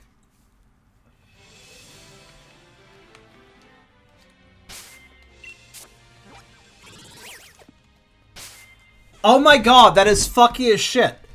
Okay, then what I said earlier about the Pokemon from home that I already acquired, whether or not I need them actually in my boxes is now completely up for debate.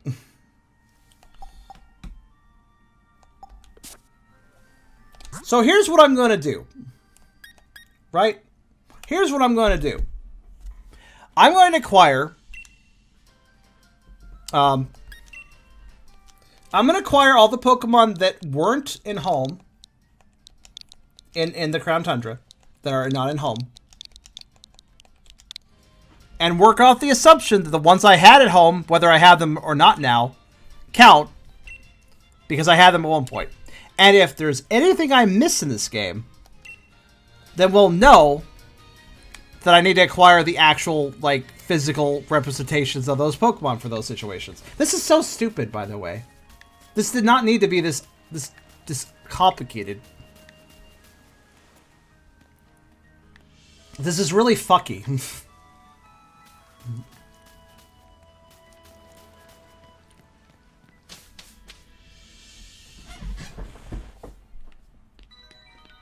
not even any indications that I should be doing this. I guess it's just a bonus item, but still.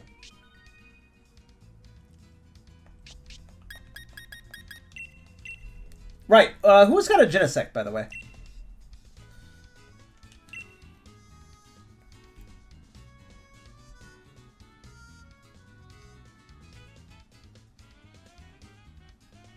Okay. In a minute, I would be happy to do that Genesect trade for a little bit if you guys are up for it. Chains apparently works out. Okay, you remove the illegal move. We'll do it that way then. Just keep that link code in mind, though. 77752121.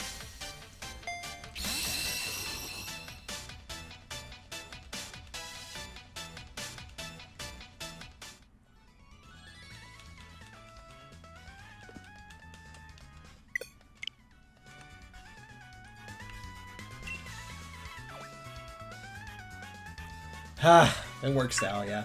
It's not even in my team, it's just in my box. So it's not even in my team, keep in mind. Is that Zaruda, the Rogue Monkey Pokemon? Yeah, I had a Dex ring. I just wish you cared about that. It's a Pokemon you can't even find in the entire Galar region, let alone in the Isle of Armor. You can't fight in the entire Galar region, you say? Then why the fuck is it in the Galar Pokedex, then? After what we just discussed earlier about why non-Galar Pokemon are not in the Dex, why the fuck does this have a Dex entry? It breaks the rule.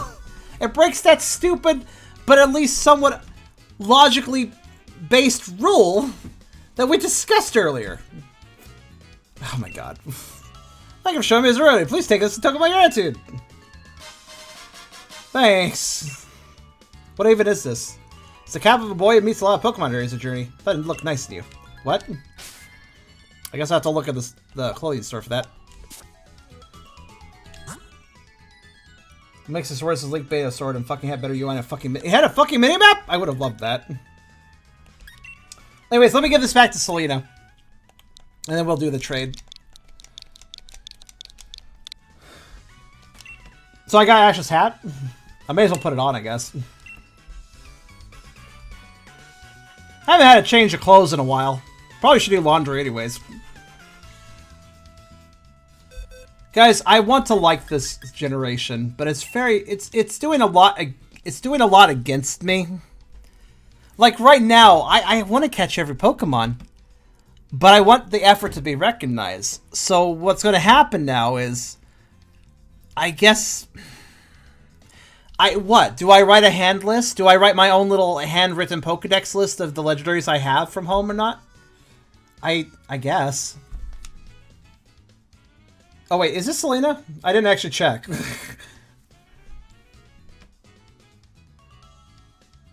I might just be giving this rooted to somebody random if I'm not I mean, again, rookie D-back, so it's probably Selena, but it is you. Okay. Sorry, I was raging. I wasn't even thinking.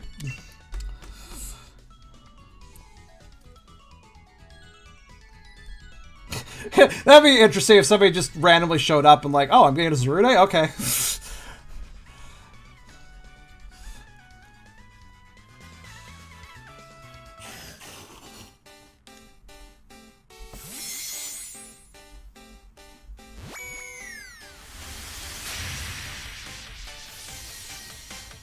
It just boggles my mind that they wouldn't add dex victories. Again, if it's a story-based reason, like, you know, it's not a national dex, blah, blah, blah.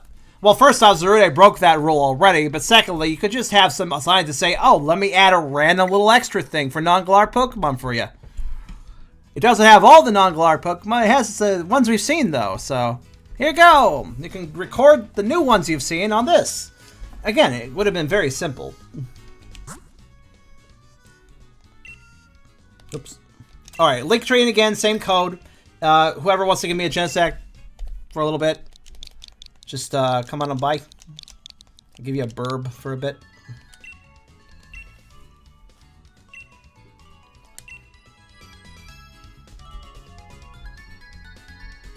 Yeah, small town, town hero, whatever. Yeah, it's just... Yeah, splitting your team up while working on a major Pokemon game just didn't seem like a very smart move overall. Thank you very much. Lugia, right?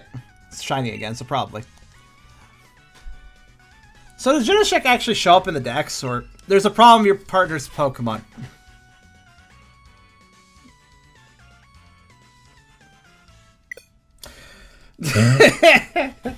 Alright, can I have somebody else's Genesect? Sorry, Lugia. Let's try this on another Genesect.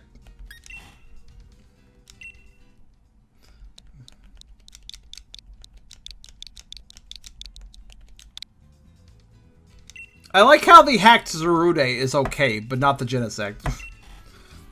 I also like how Zarude, while not even released in American terms, still has an English event. It's like, that's weird.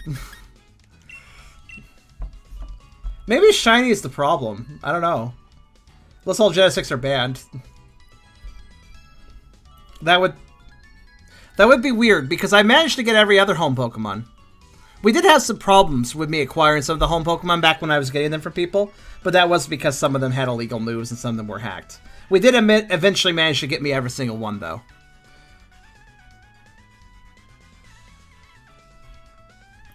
So I'd surmise to say that while there's some hack protection, otherwise you can trade all these boys. Shaden's telling me there's an event where you had to find Getsus? To give a shiny Genesect? Oh, it's pink.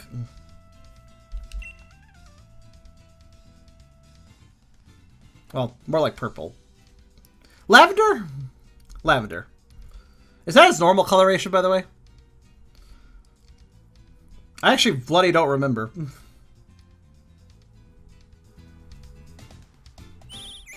Okay. And it traded successfully. The shiny looks like a sports car. It's fine, I don't need the shiny. That's the one form change I wasn't even worried about. I'm sure if it was a legitimate shiny, it would be fine, but I do debate if that other one was actually legitimate or not. Alright, thank you very much. You can hold on that burp. Let me just go get the drives.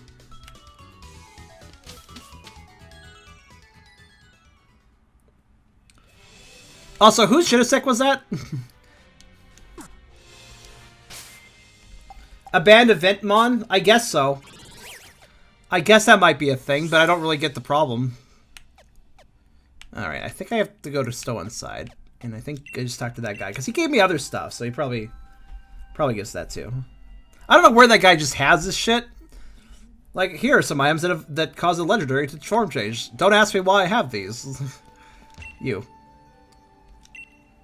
I have to dig off some mysterious items. Oh, is that your cover?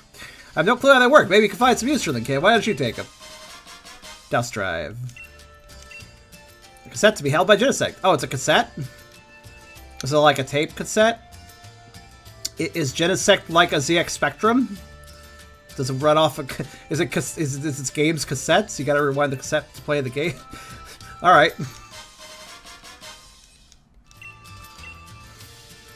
Jitasek is a ZX Spectrum confirmed.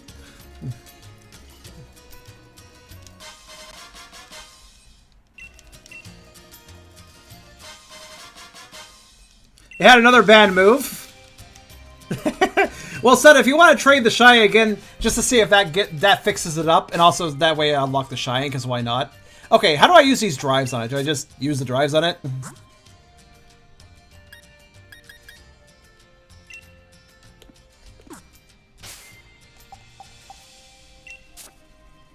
The hold item. So I gotta bring it to battle to get the form change, eh? Alright then, hold on.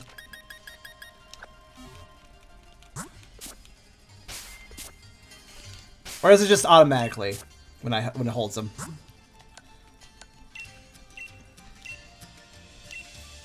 I think it automatically changes. Can change color? I guess it's automatically changing.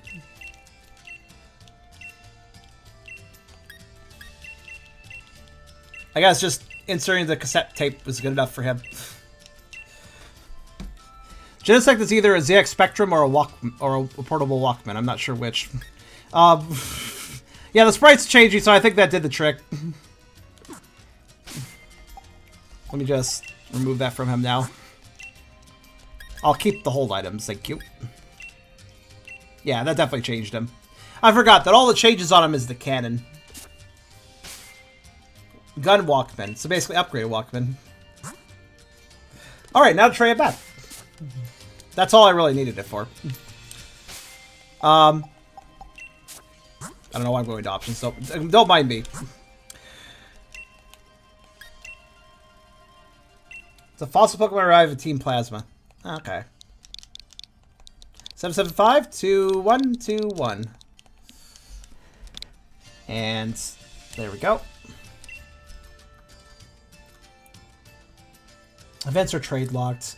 There's an event Shiny Lunala that had problems trading when I tried to use this. I used the fake one. Just made the endgame character shiny, which is not possible normally.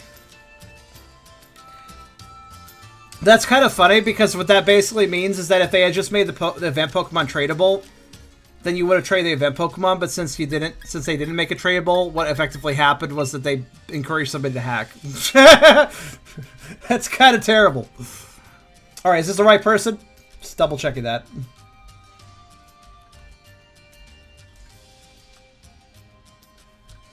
Hey son, you want to try trading that shiny Genesect so I have a shiny unlocked too? Alright, making sure it's right. Okay. I see the Rookidee. That's kind of like a litmus test to make sure it's the right one.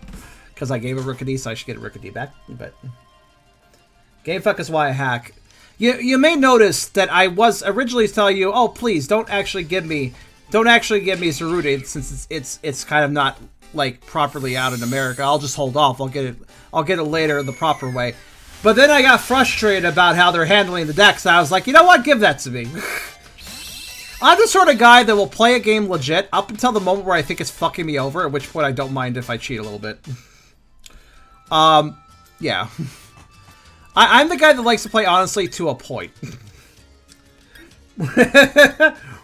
Alright, thank you very much, Cass. Also, I have to admit it's a little bit bullshit that Zerude is released in Japan, but not in the West, not in Europe or anywhere else. Kind of bullshit. So, you know, if people not in Japan want Zerude while Japan has it, I kind of get that. That's kind of reasonable. Thank you. Yeah. You guys are awesome, by the way. We wouldn't be able to complete the decks if it wasn't for the audience, so... But I guess, like, that's the thing, though. I want to complete the decks. I like having the deck series. I like having the form changes and stuff located in the decks. So I actually don't necessarily know if I care about catching all the legendaries. Since they're not showing up in the decks, why would I care about them? They're not showing up as a proof of progress. I mean, I guess I could show them off in my, you know, box, but... Oddly enough, my OCD 100% nature really only applies when it's tracked. If it's not being tracked, then I don't care as much. Alright, so this is for Lugia, by the way. If you want to do the shiny Genesect just for a sec. Just for a Genesect, you could say.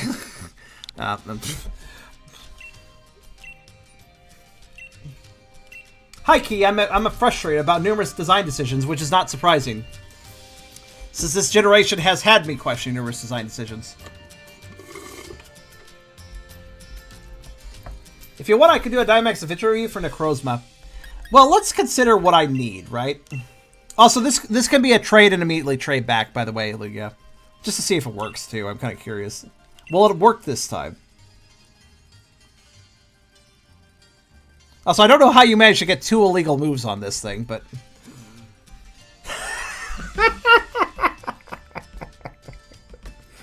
Or is that 3 illegal moves? Just give it, like, scratch 4 times. That's certainly illegal. Shiny is bad. It seems to be the case. I want to check that.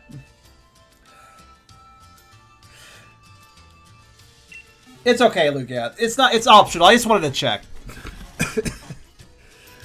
Well, actually, scratch 4 times would also be seen as illegal. Now I think about it. If a Pokemon had scratch 4 times, the trade system might go, I don't know about this. Something seems off.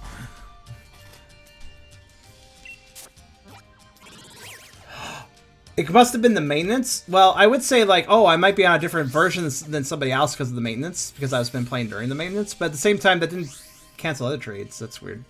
I don't need the shiny. I was just intrigued. I was just curious to check. So here's the thing. Let's get a list. Okay, now we have. Now I briefly had Genesect, right? So now officially I have at least temporarily acquired every home Pokemon at this point because of past work I did. So does anybody have the list of the Pokemon from home? I think Cerebi has a list actually, but I don't remember. Let me see if I can find it. Shiny Munchlax? No need. Yeah, here it is. The transfer-only Pokemon list. Does it have Genesect on it? Okay, so it does. So I must have added... Wait, hold on. Okay, I would like everyone to look at this list for a moment. And I have an important question. Was Deontay on this list before?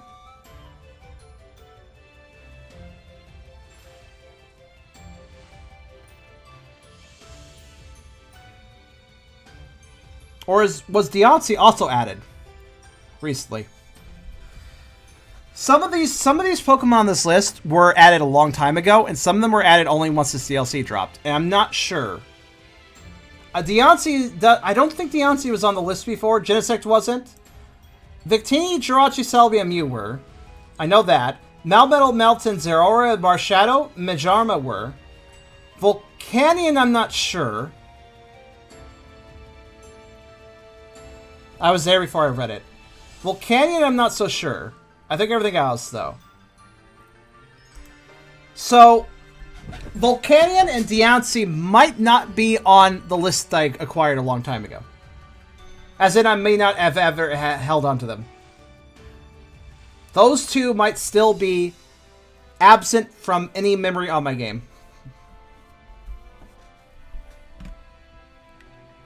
It was there before I read it. Zach, you read this listing a long time ago?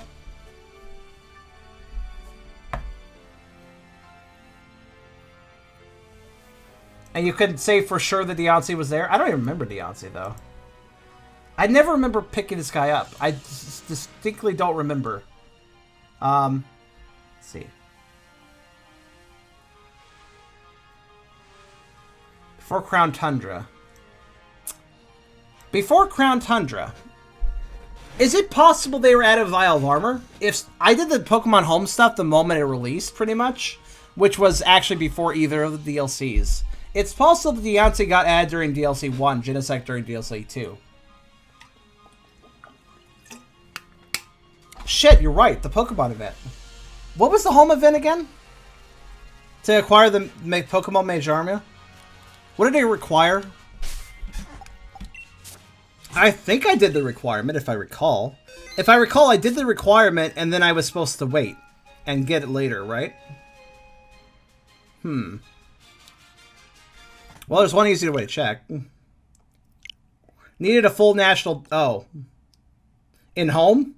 Yeah, I didn't have... No, I did not do that event. There's no way in hell I could have done that event. So that means... Well... I actually have Zeraora.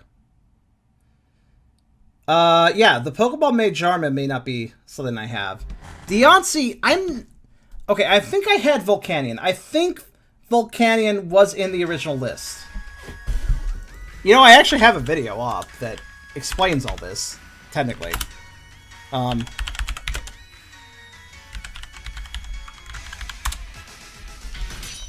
was gonna check home, but then I realized there's no point. Deontay seems unfamiliar to me. I don't remember looking at it. I don't remember acquiring it. But what I do remember is that technically we have all this recorded. One moment. Full national with living decks for Pokeball. Wow, that's ridiculous. Here. Was it this video? Thank goodness I subtitled these. New Pokemon 100% collected, looking at Quest and Home. Yeah, I think it's this one.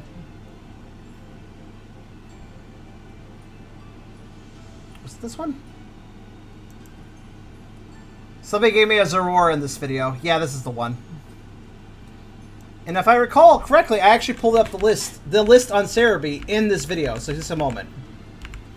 I shared it on video. Yes, here it is.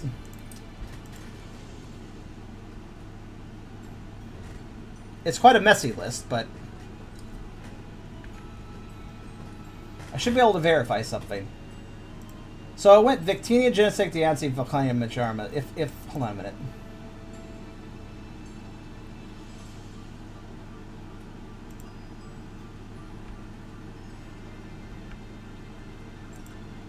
I have the whole list here, so I can look and see what I had written down. I don't even say Victini on this list.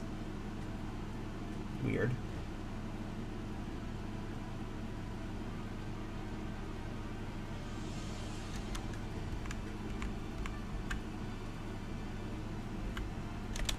Oh, wait. Interesting. Interesting. This list had the Three Musketeers, or whatever you want to call them. And apparently I had acquired the Three Musketeers. Back in February. So I actually had those Three Musketeers in my party at one during that brief period. I had them in my box, and then I traded them back. But their dex entries didn't unlock until I got the ones I just captured now.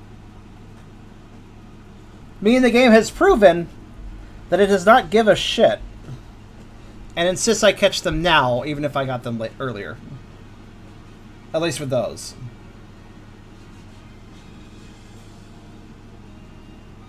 Yep, confirmed. By the way, this listing doesn't seem to show Deontay, Volcanion, or... I feel like Victini's here somewhere. But I don't see him, so I don't know. Was Victini not originally on the list? I don't think I have the original list, by the way. I wish I did, but I don't think I do.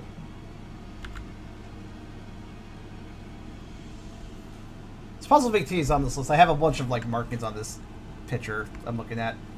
If you guys want to look at what I'm looking at, it's right like 3 minutes into this video is the list. So you can definitely see what's going on here. It's quite a mess, but I was trying to keep track of things.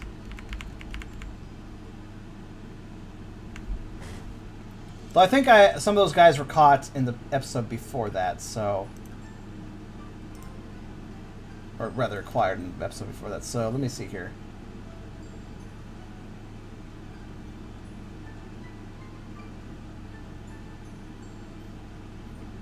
Right.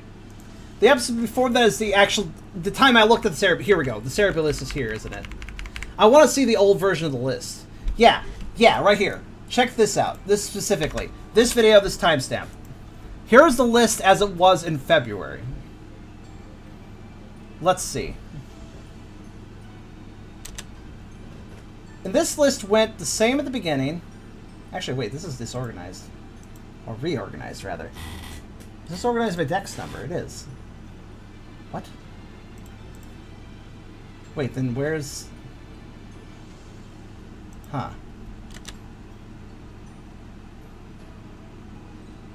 It's actually a kind of disorganized list, this one, but...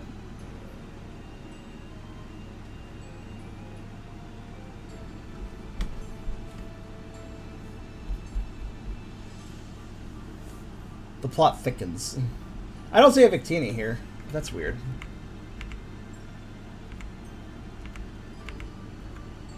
This seems quite different, actually.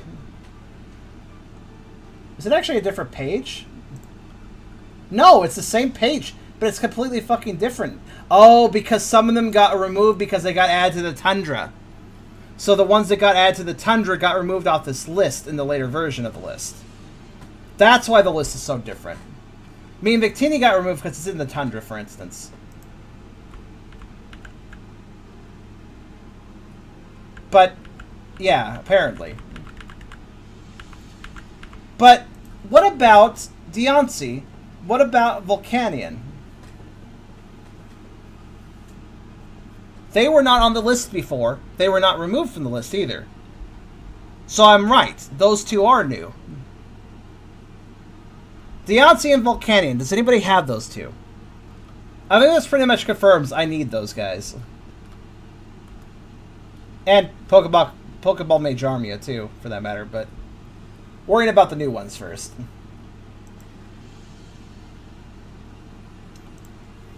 Do you see how confusing this gets when they elect to no longer update the dex entries? Right. Here's the new code. Actually, it's going to be the same code, but...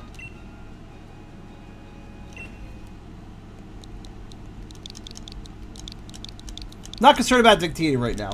What I'm concerned about is Deoncy and Volcanion. Or are they acquirable in the Tundra? No. No, they aren't, because they're in the transfer-only list that's currently available. So, Deoncy and Volcanion. If anybody has one of those, if they wouldn't mind just trading it to me for a moment, would really appreciate that.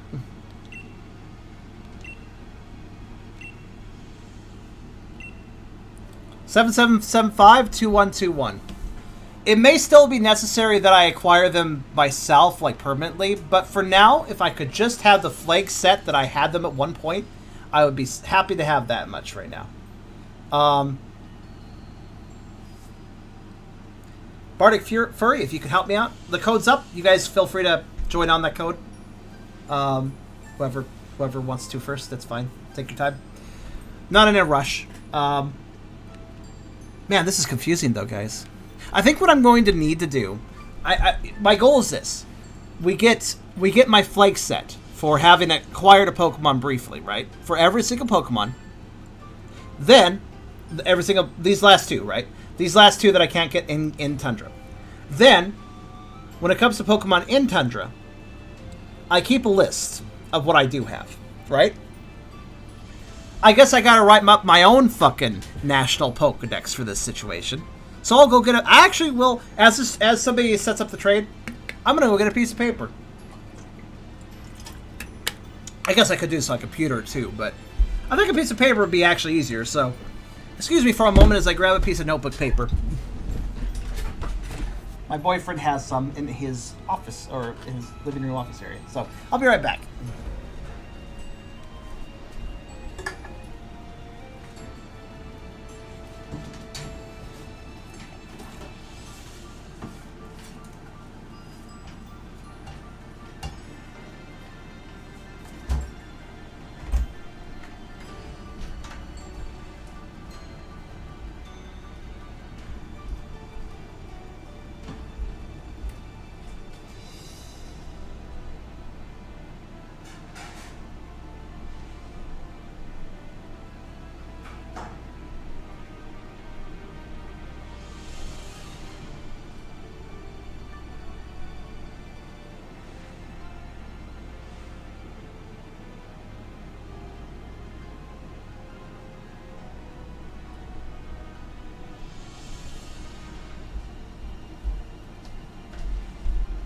Right.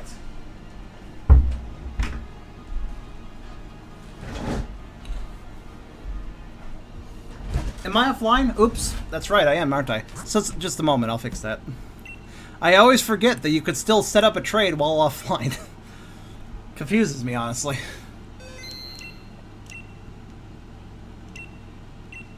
Yes, cancel.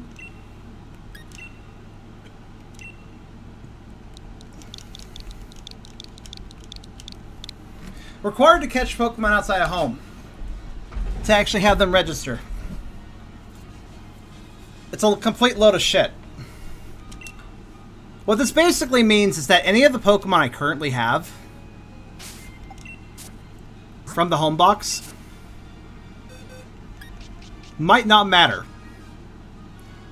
It's a real shame nobody gave me a permanent Cobalion, Terrakion, or Virizion during the home trade, because that would have been interesting to see what that would have done.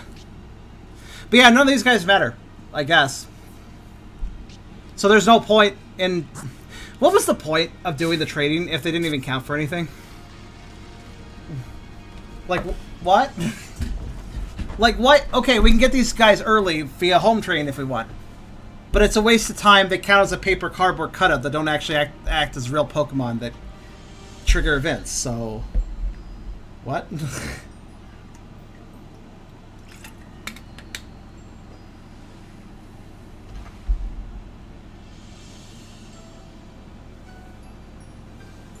Anyways, to those that have Volcanion or Deoxys or both, the trade is open. Should be the same as ever. 7775-2121.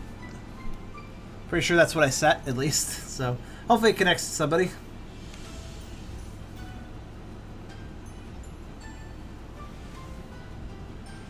I do have my notepad. I have. Where's my pen, though? There it is. Good. Wait, that's not the right pen. That's the other pen. That's the pen I want. Yeah. That's a marker. God damn it.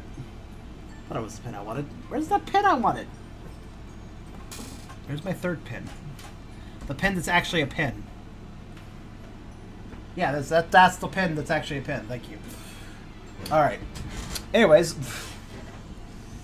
That's me. Hi, Bardic. Alright, let's, So we can just... we just temporarily trade. Ooh, pretty.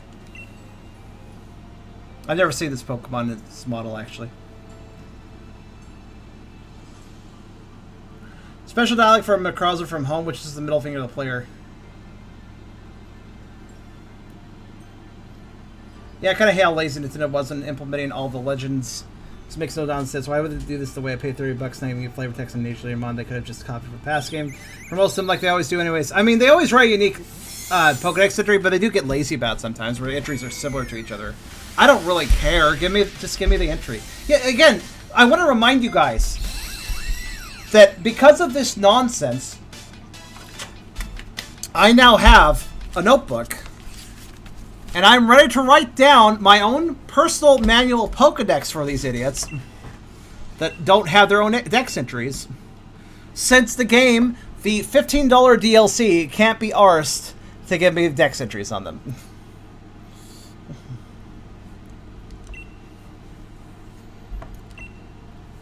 Also, I'm just going to say, Volcanion's design is the most random thing. I don't understand it. It's like a volcano Pokemon, but it also has like a ring. Okay. This is the... You can pick them up via this handle.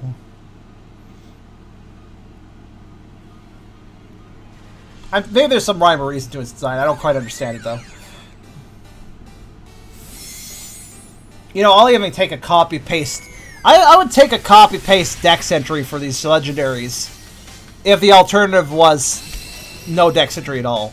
You know, like we have. The ring is supposed to use steam. Oh, okay. Looks like a giant baby teether. He does. He does look... That's what he looks like. Volcanion. Perfect for children ages 3 and down.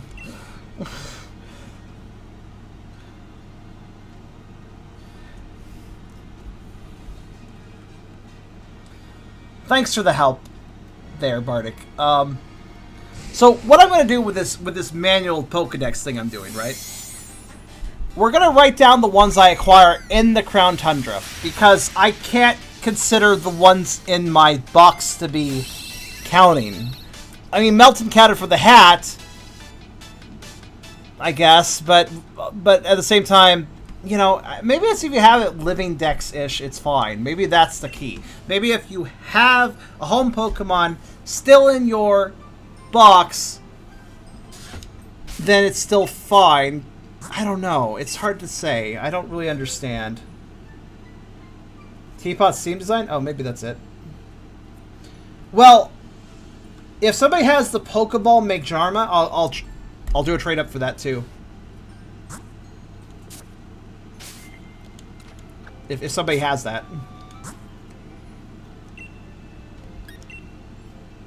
I do remember I got the original one already. But the Pokeball variation is definitely not one I have ever had in my possession. Technically that counts as a form change, not a shiny. So I would like to have it.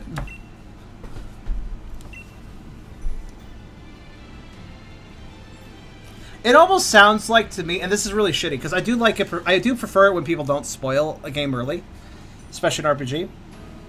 But it kind of sounds like we need to jump into spoilers, and we have jumped into spoilers a little bit just to cover the bullshit. So the bullshit didn't spring itself up on me, you know. So in that case, you know, that's an exception. That's where I'm like, yes, this is a good thing to spoil because it's bullshit. So it's good to spoil it early. Yeah. I have no qualms about people hacking in this generation. I really don't. I'm sure I've acquired a few mons via these trades that were hacked. I've never done any hacking myself. I haven't generated any hacked mons. I've probably gotten some at this point, obviously, but I don't care. If these Pokemon won't even have dex entries, what's the point? Hack away. If even the dex considers these bootleggers that don't get to fit in the dex, then sure, whatever. Honestly, I did not experience any bullshit when playing this. But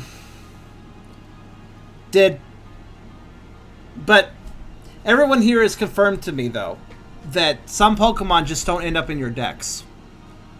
Even if you're not worrying about home, even if you're not messing around with home. If you're just acquiring Pokemon here in the Tundra, some of the legendaries acquired here just don't have dex entries. Yeah, and? I have a big problem with that.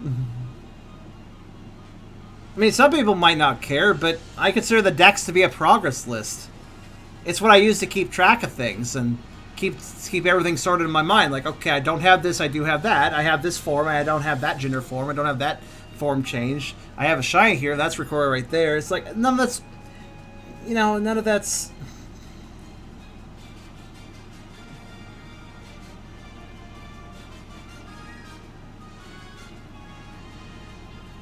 So, you know what I'm basically saying. It's like...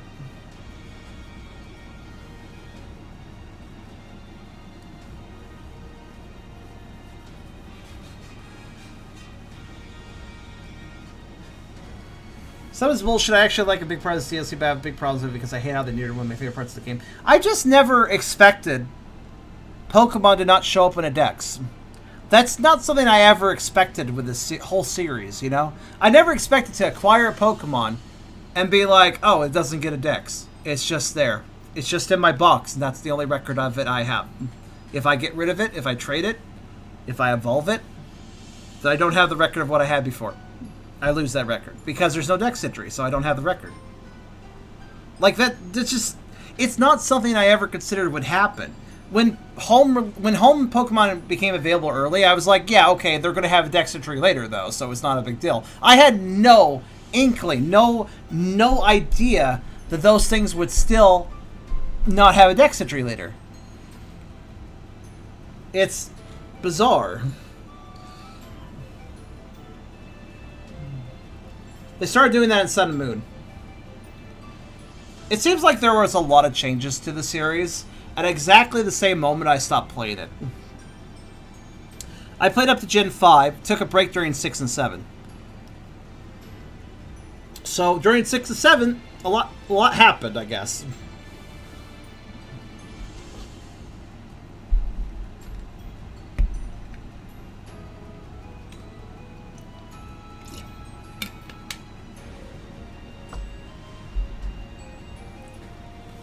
So from what I understand, I don't let it get under my skin. The tricky thing here is, friend, as I've been reviewing this series, from the very first, base release of Sword, to the Isle of Armor, to now the Crowned Tundra, I've been underwhelmed in every single experience. There's been moments of fun, don't get me wrong. I'm still enjoying parts of this, but it's constantly one miss after another, with different things that shouldn't be being missed.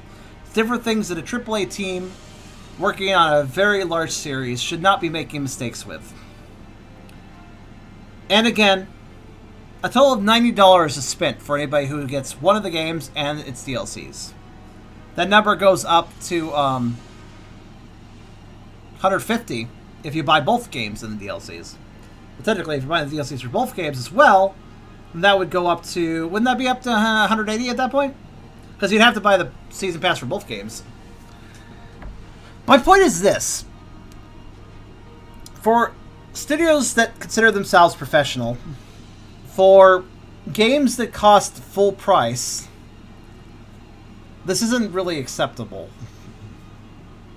Yeah, I know. I'm just pointing out, that isn't... Okay. Still, ignoring the buying two games thing, which I don't do either. I'm using trading to benefit from the other game. But I still spent $90 on this set. A set of rushed situations, sort of copy-paste situations, a mix of entertainment, but always being dampened down by a lack of ambition and some mediocrity. And weird decisions that don't really make sense. Is that really worth paying $90 for?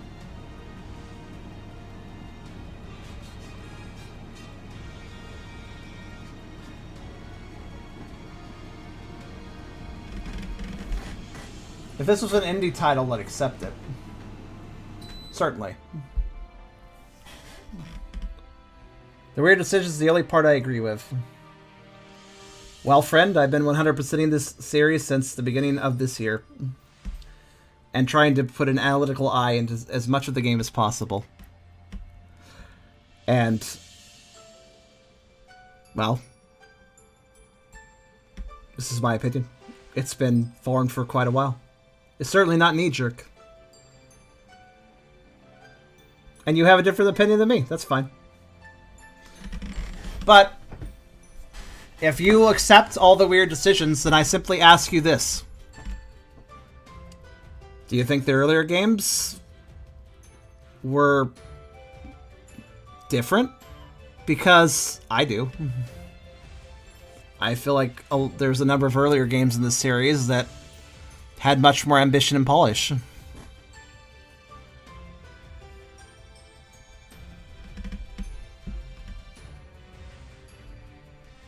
I feel like a lot of systems were well thought out. There was a lot of little clever touches to make you go like, oh, they thought of that, you know? Like...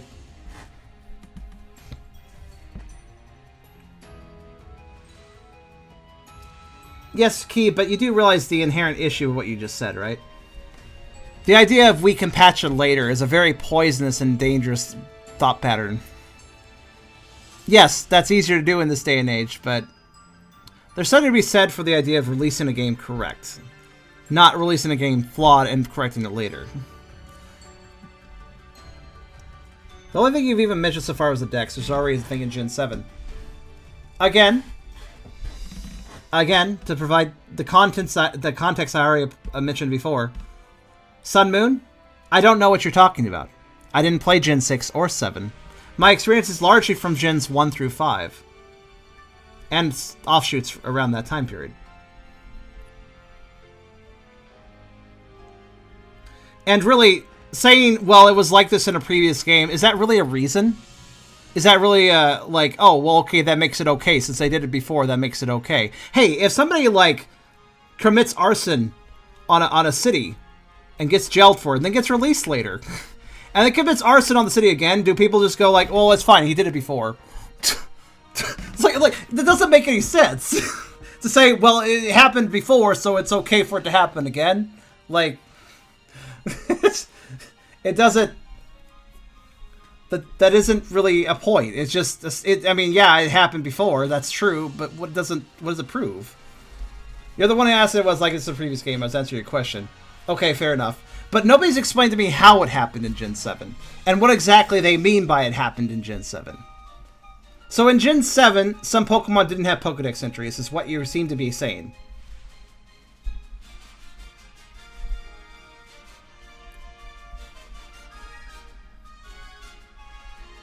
From what I understand, not having played the game. Not playing that gen, that is. It would appear that... What, older Pokemon could be transferred to the game, but didn't have entries?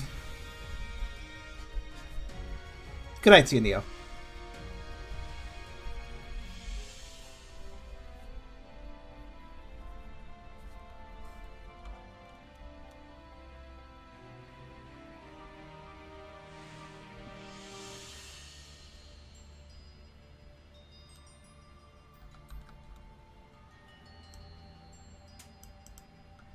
How did people react when Gen 7 did that?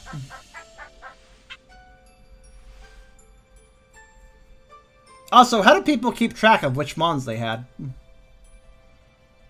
It does sound like quite a hassle. I can't see that being a good design decision, regardless of what gen we're talking about. I'm simply wondering if people are defending this decision. Because it doesn't really make a lot of sense to me. Most didn't really care. It sounds like an organizational nightmare one way or no matter how you slice it, really. Again, what is the point for me to get Pokemon if they're not even showing up in the decks? What is the point? Why don't I just skip them? It's not like it's even recorded.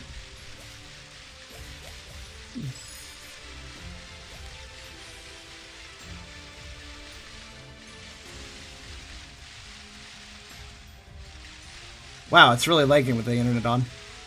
Oh, did anybody want to do the Pokeball trade, though? Or the Pokeball Mage Armia trade? Wow. I see they did not fix the server issues for online here, either. God, it's always been really bad when you have the online on. Actually, I hadn't tested it before here, but...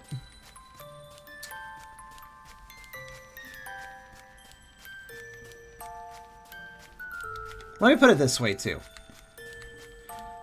If Sword and Shield, the base game, were not rushed and slightly mediocre messes, perhaps I'd be more willing to accept some oddities with the DLC. But my belief is that the initial release of this game wasn't the best.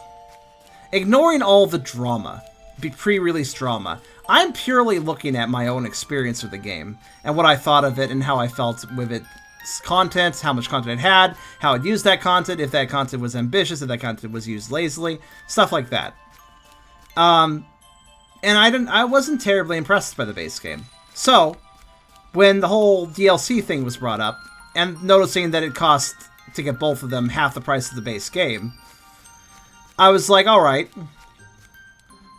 these better make up for this. That mediocre base experience. The DLC should do a lot, if they care, if Game Freak, if Nintendo care, then they'll make up for that base experience being mediocre. by making some really awesome DLCs. Personally, I don't feel like I've done this. These DLCs are fine, so... I mean, I had fun enough with Isle of Armor, but I didn't feel like it blew me away in any way. We'll see if this one does when I get to its story. But right now, I'm just trying to wrap my head around the organizational... Listen, I have OCD, man. You guys have to realize, I have OCD. Telling me I can't keep track of something, but I have to do it, like, manually, because it just arbitrarily doesn't have a Pokédex entry. That's kind of mean to do to somebody who's OCD. Let me just put it that way. That's like somebody having an organizational chart for what they do in life, and then somebody just comes over and grabs a chart and hucks it over the fence and saying, you know what, you keep track of things to yourself now. It's like, fuck you, dude.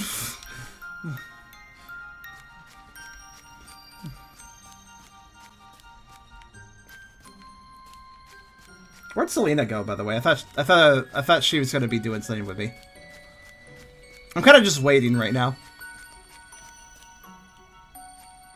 I'm gonna say this, says Kazier. I've noticed a dip in quality in the Pokemon games ever since they transitioned to 3D. I've seen corners getting cut, and each new game released they continue to show. In my opinion, Game Freak doesn't seem prepared for 3D games. I've felt this way for a long time, actually. I felt like they really dragged their feet on bringing the games to full 3D, and even when they did, they didn't really want to. It kind of felt like they just wanted to stay on pixels, which is not itself bad, but what was bad was they demonstrated a lack of interest in expanding, progressing, and building upon what they've created. For a while, they were really passionate about doing that exact thing. You know, from the Game Boy to Game Boy Color to Game Boy Advance to early DS and stuff, I felt like they were trying real hard, but some point or another, it felt like they started kind of just wanting to rest on the laurels, so to speak. They have this legacy built up with the game series, and they don't really want to push too much more with the later games. There's just one interview, I can't remember where it was a long time ago, but when it was discussed about, like, oh hey, I think it was like around the time that the Wii U was coming out, and I think Game Freak was basically being asked, oh hey, you know, the 3DS, you've been, you know, that's aging and stuff, are you guys gonna, like, you know, make an entry on a console? And they basically, like, threw out a bunch of, like, half excuses to be like, well, you know, the handheld market is much better for Pokemon, and we you know, it's really a much more effective market for our crowd, blah, blah, blah. It's like, oh, okay, I see. You're hi, you look like Marnie, actually. Kind of confused me for a second. Thanks for the bread. But basically the interview essentially felt like it was skipping around the, well, we don't want to have to switch to a different type of hardware. That's a lot of work. We don't want to do a lot of work. It was basically the mood of the interview. And it really kind of pissed me off when I read it. I was like, wow. A lot of excuses and kind of a lot of laziness, and I don't like seeing that in Game Freak, you know?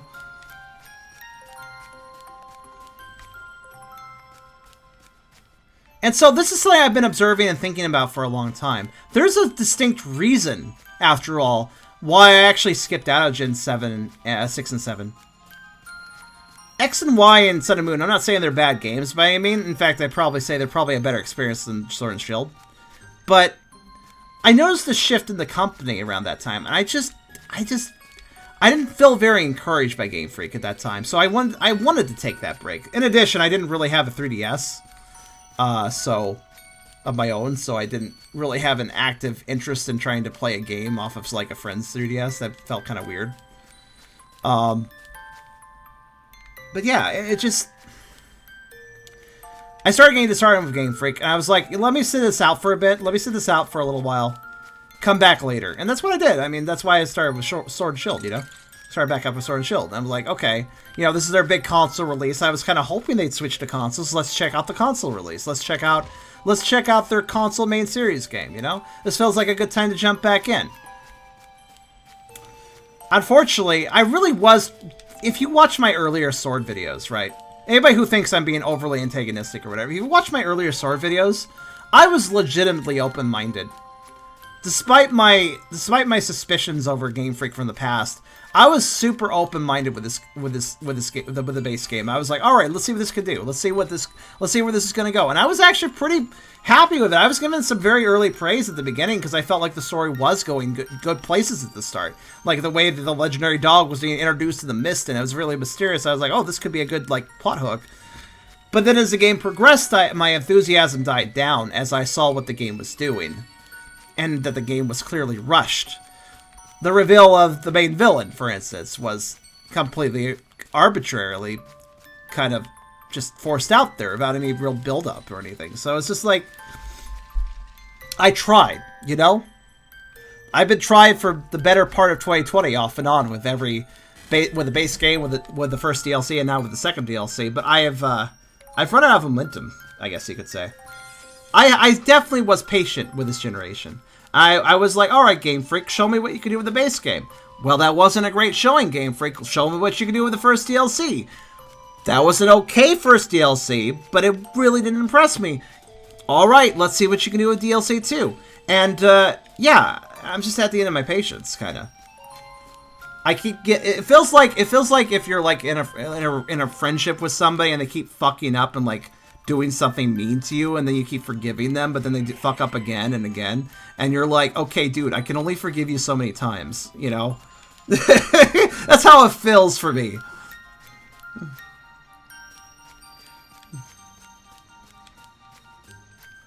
But, I know Game Freak isn't solely to blame, but I definitely... The issues that I could excuse Game Freak from are more current issues than Game Freak's laziness. Game Freak's laziness and that kind of tone of, like, we don't want to try lasted for a lot longer than the more current issues that I could excuse them from. In other words, they were already demonstrating a lack of motivation before the issues that we could excuse them from even occurred. So I feel like, if anything, that just kind of gave them an extra excuse.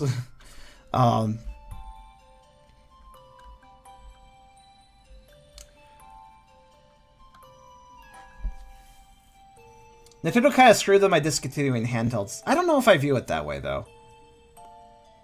I don't think Pokemon has to be on handhelds to be functional. I mean, when Pokemon XD came out, I think a lot of people were clamoring, like, oh my god, console Pokemon game, you know? It was still a spin-off, but it excited people. People wanted console Pokemon games, even back then. Even back during the GameCube era.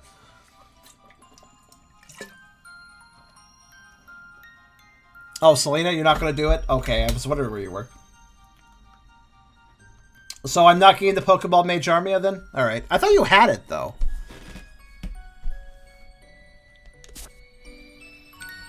I thought you actually had it, Selena. I thought you told me about that a long time ago or something.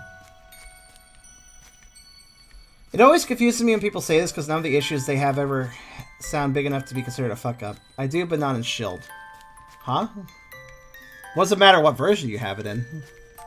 Oh! It's in your home? Wait, why do you have to pay for that one? Or a shit ton of negatives or anything like that.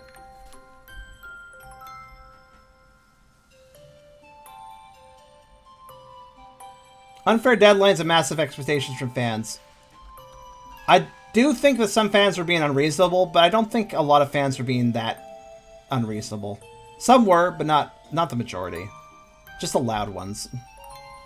As for unfair deadlines, I'll give them that. They probably did have an unfair deadline. That being said, they had the personal choice of making that deadline worse on themselves by literally dividing their company in two to work on 2 games at the same time. They did not help their own deadline by making their team more skeletal, since they were also working on another game at the same time. Now, I understand wanting to work on multiple projects at the same time, but if the deadline was already struggling, if the deadline was already pushing them, then that was a really poor decision on their part. To split up their team more, I mean.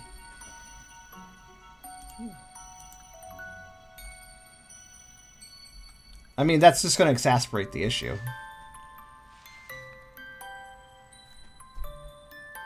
Because transferring is paid only. Wait, what? Wait, hold on, Selena, I'm confused. I put Pokemon between Sword and Home. How did... what? For free, I mean. I've done it for free. What? Why is it charging you?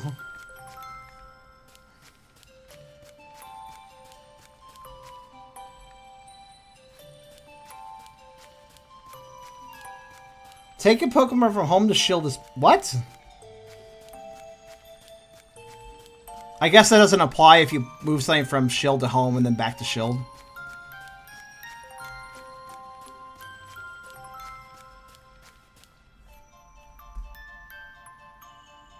It's very unlikely that throwing more devs at it would have made the game any faster. It would have given the team more to work with, though. It would have given them more options and more manpower to delegate different parts. And to add extra polish to things that were probably only being worked on by like 1 or 2 people under the current circumstances. But that's the thing, VG, you have to remember that if anything flies in the face of your own thoughts about this, if what I feel doesn't match up to what you feel, that doesn't mean either of us are wrong. As Key is trying to put it, what affects one person may not affect another. If I had played Sun and Moon, I would have been fucking complaining about the Dex thing there. I didn't play Sun and Moon. That's the only reason I didn't complain about it. Because I didn't know. I would have had a problem with the Dex thing there, too. It's not just me picking on Sword and Shield. I would very happily... Like, I was actually thinking at some point maybe checking out the other gens I missed, but... Yeah, if Sun and Moon... If I was trying to go for all the Pokemon in Sun and Moon and trying to move things over, and I was like, oh, I moved over a Pokemon, but it doesn't register it, it would drive me up the wall. Yeah, there too. So like, look, I'm equal opportunist. I'm not just picking on Sword and Shield. I would happily pick on Sun and Moon as well, even if I think they're good games otherwise. I don't know. I don't know if they are or not. They seem decent, but yeah, I wouldn't agree with that design decision there either. I see, Selena. How much is it to pay for?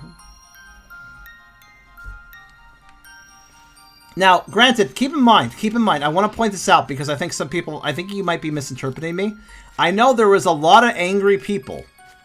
There was a lot of angry people about, the whole Dex isn't in Sword and Shield? Rage! Turn over cars! Fucking scream to the heavens! Not all the Pokemon are available in this game! I don't actually care about that. I really don't actually care about that. That's not my issue. That's not my issue at all. I don't mind at all if if every Pokemon is in the game or not. All I want is that if I can obtain a Pokemon in this game, I would just simply like to have it recorded in my Dex as a nice little completion bonus. You know, like a nice, it's like, you know what it's like for me? It's like, you ever play a Steam game or like any other, you know, console game, you know, achievements, right? Trophies, achievements. Imagine going for a trophy, right? And you just don't get it. You just don't unlock it. It just doesn't unlock. It just sits there because it doesn't exist, even though you thought it did or something. It's like, it drives me up the wall. I don't know.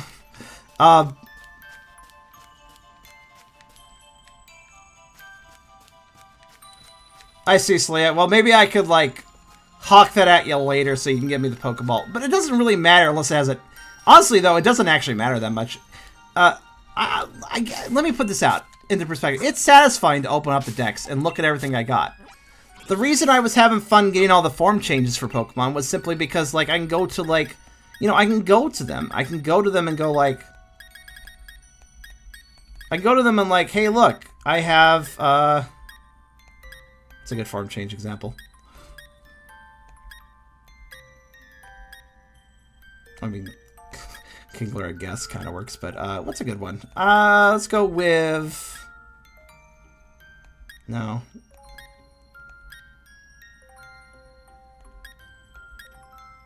Pokemon Home only sucks because of GTS. Honestly, it's really weird how Pokemon Home's divided between mobile and console. How its features are divided, that is. It's really bizarre. Yeah, here, the perfect example. I have every single Alcremie. Every single Alcremie form.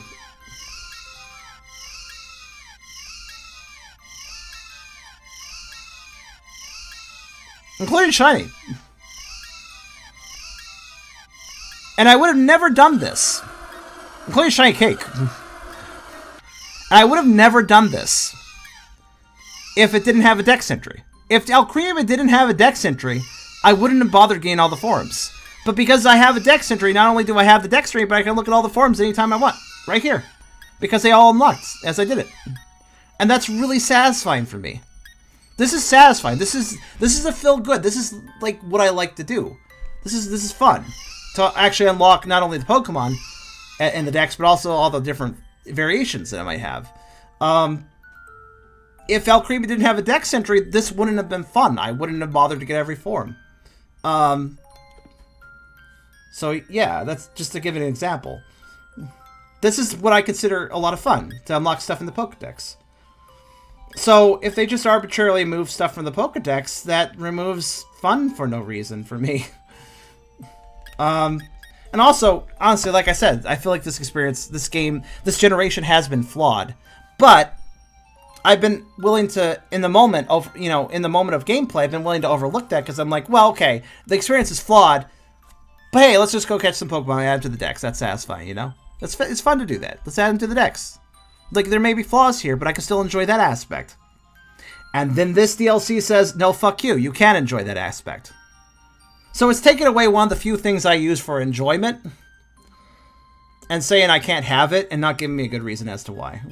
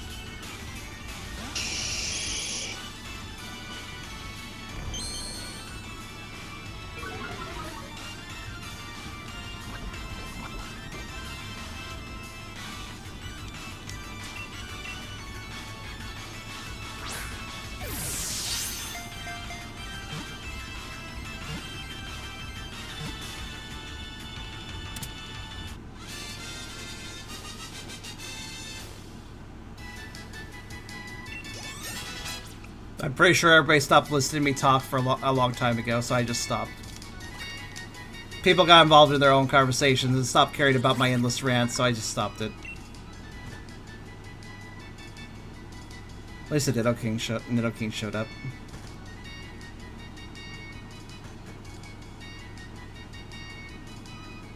It goes on a rampage. It's impossible to control. But the presence of a Nido Queen it's lived with for a long time, Nido King calms down. And he's a wife to chill. Alright.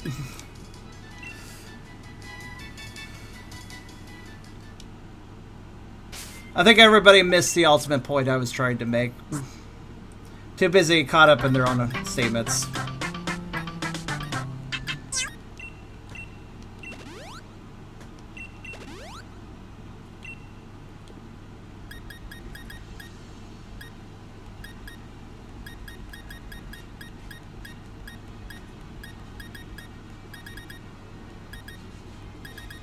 Oh, I do have some antidotes.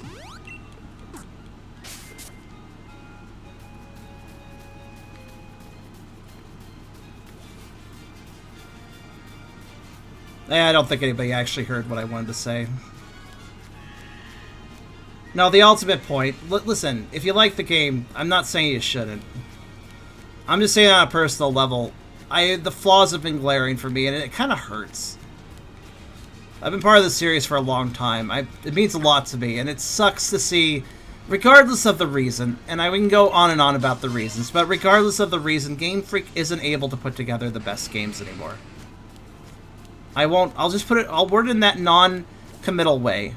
Not blaming them directly, but not blaming them. Because I think it's a mix of factors. But it's been that way for a while. I was really eager to get back to this gen and see what they could do. See what Game Freak could knock out. See what they could manage. I didn't have unrealistic expectations. I just wanted a fun game. But I didn't get a fun game.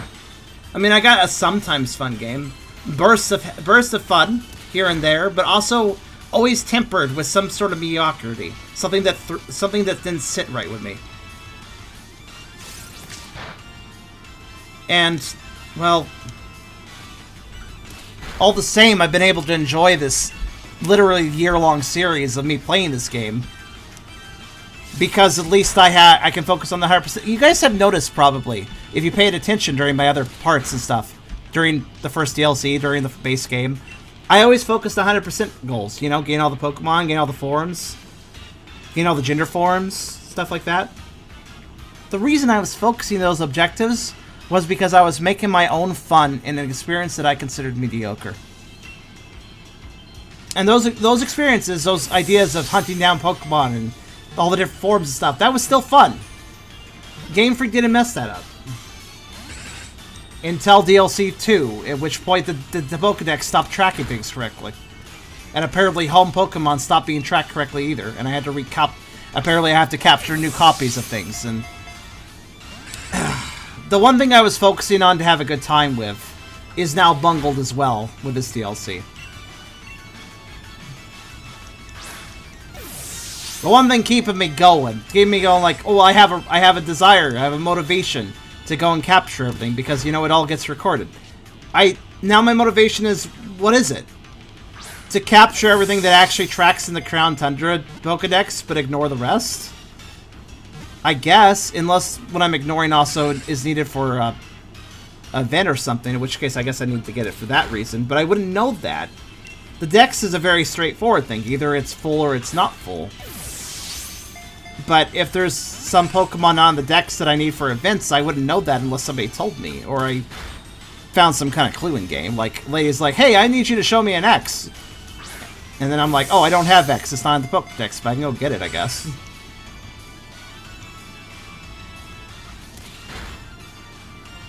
But yeah, that's really what it simply boils down to.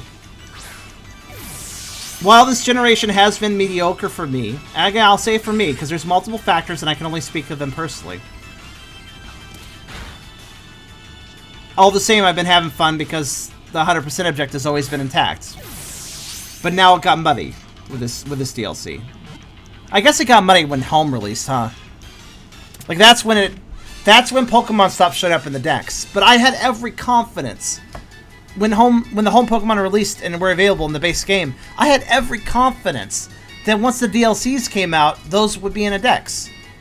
I wasn't obviously aware of Sun and Moon and the way it handled the decks.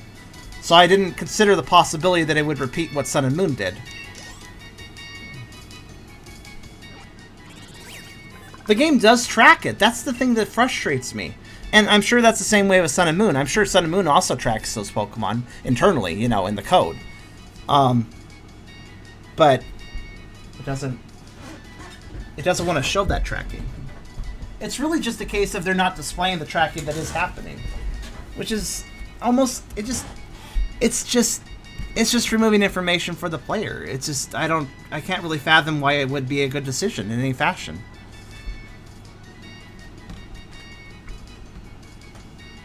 Wait, hold on. From its rear, Beldum emits a magnetic force that rapidly pulls opponents in. They get scared on Beldum's sharp claws. Yes, I can like pull everyone into your butt. Sounds good. Your spiky butt, I guess. Honestly, its butt's not spiky, though. I'm kind of confused by this. What was that noise? Oh, it's you again.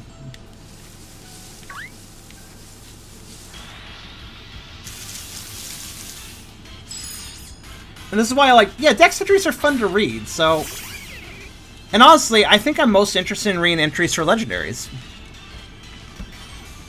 So, that's why it's also disappointing for me, because, like, I would really like to know, like, what is Zekrom's entry? What is Keldeo's entry? Stuff like that is just, it would be very interesting for me. I would be interested to read such things. And it would be very satisfying to have it tracked. Megby, why are you in the snow? Oh, Selena.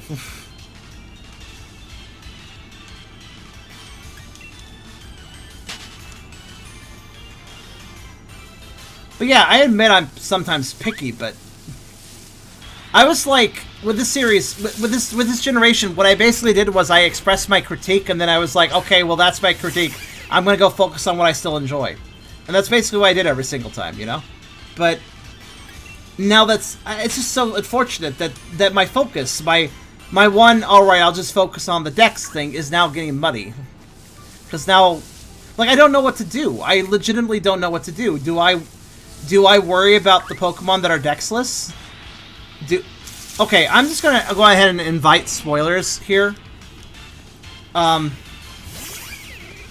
Pokemon that are not on the dex do I need for events and stuff in this DLC?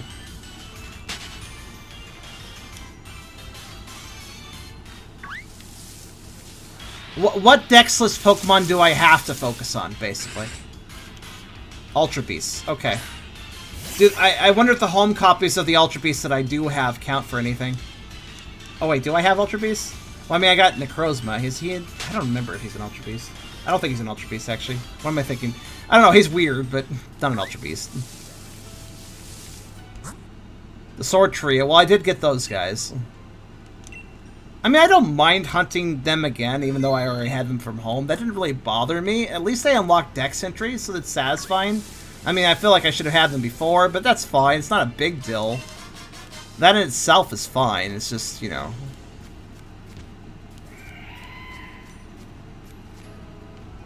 Ah, here we go. Remember the crackpot? The one on Balamere Lake? I was over there, wasn't I? What do you mean crackpot, though? You need a Crozma and nothing else, but you have to catch it with Dynamax Adventure or it won't work. Okay. Like, I kind of, you know, I even accept that. Like, I'm like, okay, I get it. Like, you don't want me, like, this is a story event Pokemon, and I have them early, and the game wants me to do the story event. The game wants me to catch it in the story. I get that. That makes sense. It's not a big deal. That doesn't bother me. It's just, it's really just the lack of dex entries that bothers me. Though again, I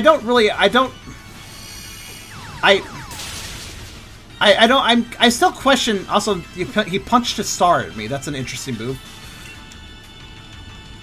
I really am still perplexed as to why they allowed us to get some Pokemon early into the game. If it doesn't get saved.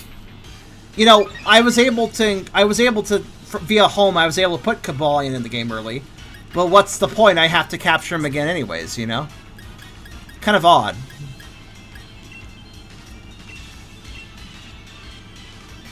Oh, the crock pot. Yeah, the crock pot. Camp and cook there. Okay, sure. I'll do that. I actually had the thought of like, well, maybe I should camp here, but I was like, I don't know if that would actually do anything, so I didn't do it. Okay, I should go camping there. Let's see let's see it happens. Put all the swordmen in your party and camp and cook. Does this include Keldeo? No, I actually have been to that lake. Okay. Because, I mean, the earlier argument about Keldeo being part of that group, you know, at that point, I was just not sure. Hi, Engulf. Good morning to you. Because how do you get them? Oh, okay. That's how I get another pony. Got it. I'm gonna test something. Is he a Dex Sentry Pokemon?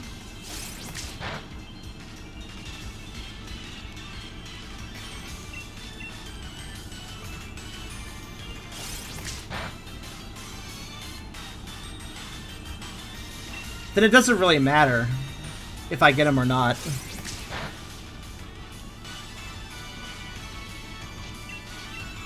I guess to see the event would be worth it.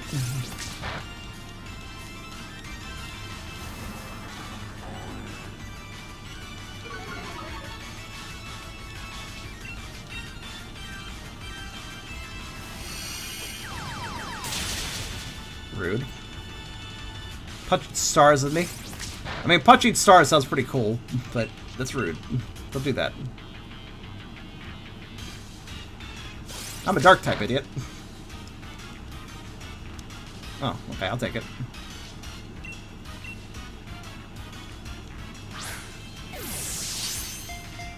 You know, my initial thoughts before the paid DLC were announced, I was actually hoping, I was really hoping for a while that maybe that Game Freak would release some free DLCs to make up for the mediocre base game release. But then they just decide to charge for DLCs, and I felt like, okay, well, that's not really surprising, that's also a little bit disappointing.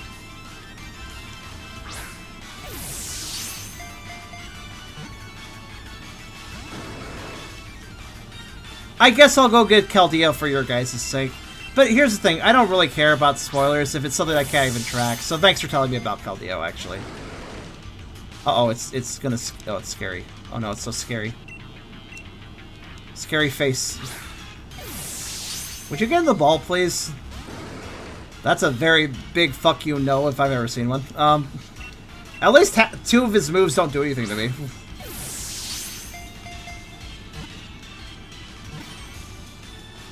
That's it, come on. Motherfucker.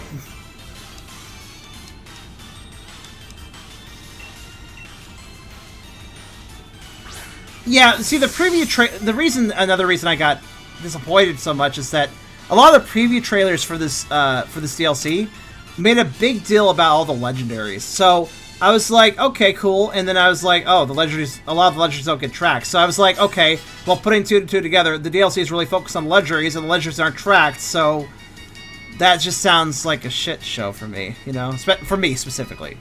And the way I like to play this, you know. Tomb Raider Wild Air's X story, including a new game mode, I consider that a fair price. I don't, but I'm not wanting to get into an argument, and also I think that's really subjective, so it's fine, you know, if you feel differently. The Iron Claw Pokemon. Two Beldum become stuck together via their own magnetic forces. With two brains, the resulting Metang has double psychic powers. Honestly, they always say it's two Beldum to connect, but like, yeah, that's its hands. Where'd the rest of it come from?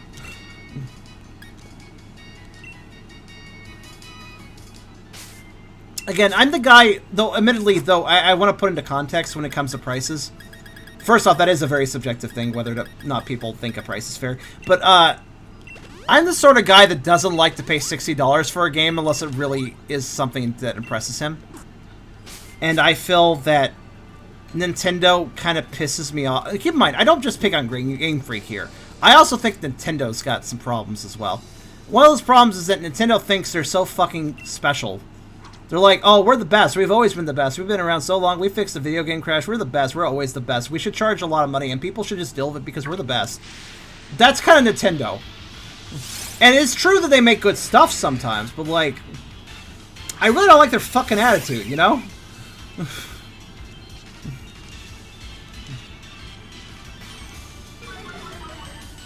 It's like, have a little fucking humbleness. One thing I want to point out, for instance, like, look at the eShop. Look at the Nintendo eShop. Pay attention to sales on first-party Nintendo titles. They never put the games on sale at a fair price, in my opinion. Meanwhile, up on Steam, even AAA games get some pretty good price slashes during, like, summer sales and stuff. You can find some great deals if you look around. Not on Nintendo's first-party titles, though. Let's see what this says. April 21st. The king brought abundance and life to this land that was once frozen tundra. We owe these very crown plains to our king. As long as the bond between us people and our king holds strong, these lands will no doubt thrive for all time in fertile green. And then something terrible happened, and that didn't happen anymore. That's pretty obvious. It's a little bit snowy. Some people that work at Nintendo are amazing and talented and great people and cool, and they're nice on Twitter, but also, some people in Nintendo just fucking suck. Some of the higher-ups, I mean. And it is kind of true. I feel like something went wrong after Iwata passed, because he was really cool. But then, I don't know, something happened in management after that, and I just didn't like Nintendo quite as much at that point. Like, they always had the ego, but Iwata was a cool guy. So he kept them balanced, you know, check and balance system, you know? But something happened. Something happened after that. Something not good feeling happened after that. Yeah, the brand loyalty thing. Like, I feel like Nintendo is the sort of company that will make decisions in a game because they want it and not because their customers want it. In fact, if their customers say, well, we don't want this, Nintendo will go, yeah, that's nice. Go, you take this, right? We know better than you. We know better than our customers, so you go ahead and accept these changes or what we did with this feature. You want a good example? Something that bothered some people for a while. I know that people got over it after a while. It's not a huge deal necessarily, but I feel like it's a good indicator of the problems I'm talking about. Do you guys remember Splatoon 2? Do you guys remember Salmon Run from Splatoon 2? I didn't play Splatoon 2. I did play the first one. But I caught wind of what happened with Salmon Run, and that was really annoying for some people. I don't know if anybody's aware of what happened there. But basically, Salmon Run is like this co-op mode that is kind of neat. Actually, it's pretty fun. But you could only play it at certain times of the day. And the reason was that there isn't a reason. Nintendo just decides you should not play at certain times. Which is like, okay. It's kind of like a small example towards what I mean. Nintendo has a bad habit of like, we're going to make a decision for our consumers because we know better than our consumers. Ultimately, I think the issue is that Nintendo is kind of a draconian company. And if anybody's not familiar with what draconian means, that in regards to a company that's basically a company that doesn't keep up with the modern era and modern sensibilities on how to handle business and just handling people, social aspects, PR, etc. I feel like Nintendo has missed the memo. Okay. Internet died. Cool. Cool, just complete internet death for a while. Hi, how long was I gone? I was just talking away, I didn't even notice. What was the last thing you guys heard from me? Oh, okay, cool. Internet dead. Forcing my video to be split into 2 parts. Cool, cool. Nice, nice, awesome. I might just fucking splice that because that kind of pisses me off. I don't want a 2-parter for this. Oh, last thing about Nintendo being a draconian company. Right, then you guys missed the story. So, you guys didn't miss much in-game. I was just walking around. I moved around a little bit. I don't know, I've just been walking around. I looked over here. There's a temple. Another temple right here. This is clearly involving the Reggies. There's eyeballs that remind me of the Reggies. I should be fine now. The internet just completely... It didn't, like... It just died. It just cut itself completely and then came back. Door shut tight. There weren't even any Pokeballs that time up there. Not much going on that you guys missed while I was walking around. I was just picking some items up. But,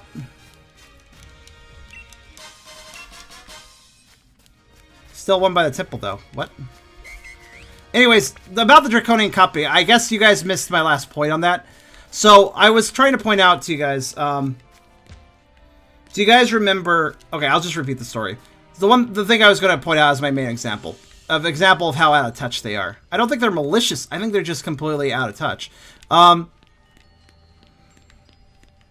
of them have a TM. I picked up an item. There was an item, like, right here. It was, I don't remember what it was. But it wasn't a TM. That's all I picked up here.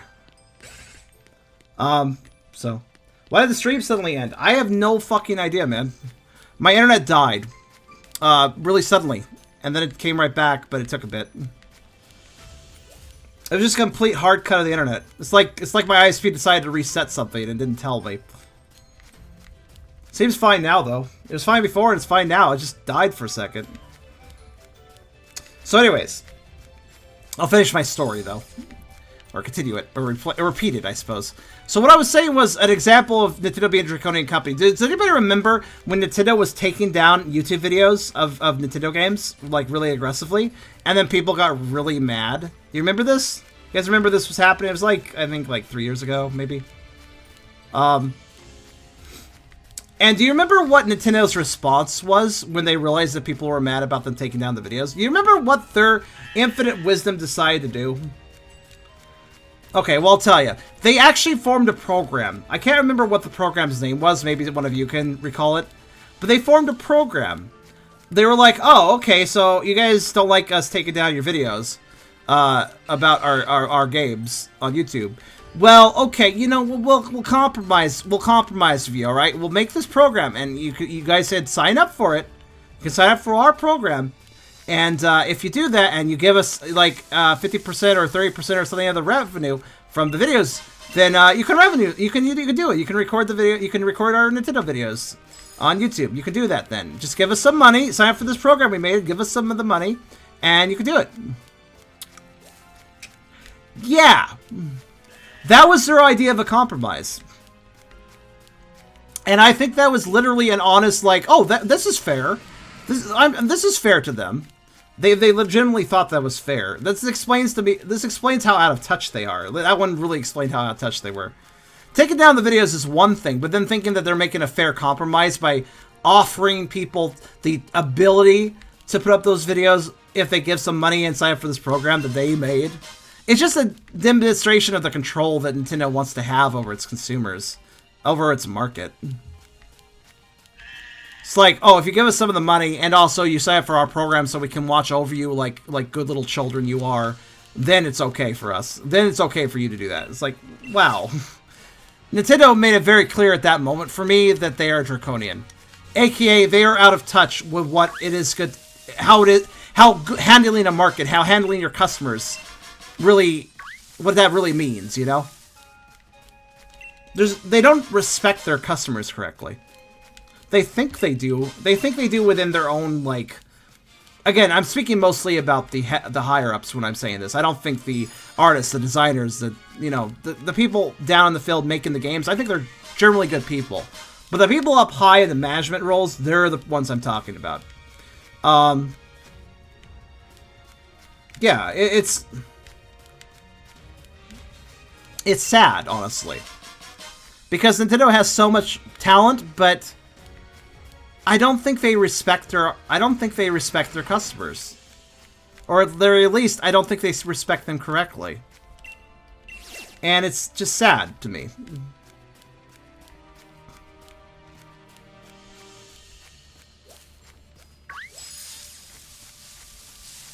And yeah, I was saying all this because I wanted to point out that I'm not just going after Game Freak, and I do agree that Game Freak probably was disadvantaged by Nintendo as well in the development of Sword and Shield. I do believe they were probably forced to rush and such.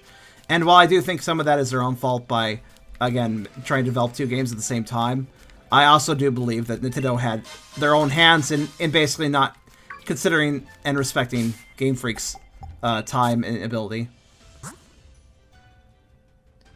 Oh yeah, I guess you guys missed one thing. I don't know. Did you guys miss this, or did I do this before the internet died? I got the... Oh. Just check a second. I got the, Where is he? Actually, I don't know. He's here somewhere.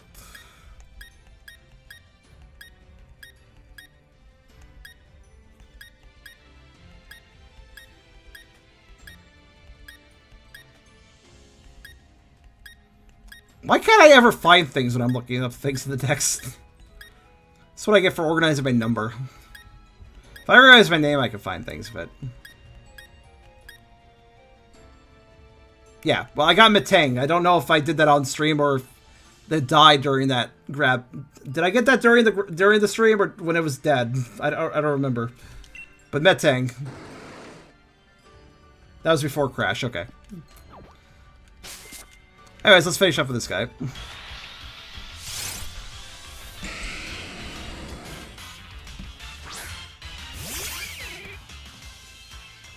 I try to convince myself that Nintendo and Nintendo's lawyers are separate entities that never talk to each other. If only that were true. Sadly. Oh god, this guy is so durable. I gotta hit him Slane House. Okay, just don't critical. Wait. Hold on here. What is he weak to? Not this, right? I mean, Steel type doesn't care about this. Oh god, no, too much! Stop! Oh my god, why do you have to critical and freak me out, Sneeze? There's only one of these, let's not kill it. In fact, just in case it has a recoil move, I'm gonna stop right there.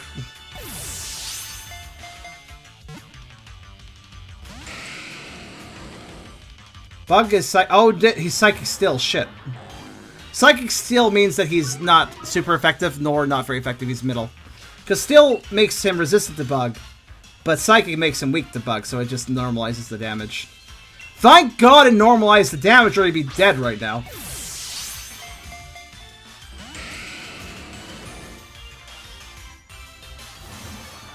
What a scary face. Honestly, the scary face animation just more looks like the face somebody makes if they were in an elevator and realized somebody around them farted. It looks more like disgusted and upset than scary.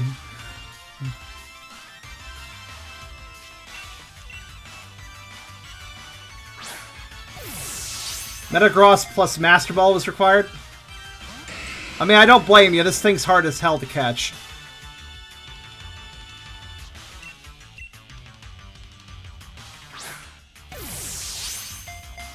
Dude, what the fuck face? Exactly.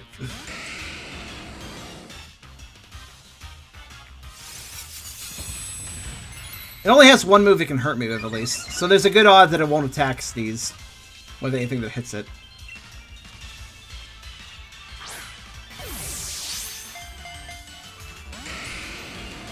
My goodness, Metagross.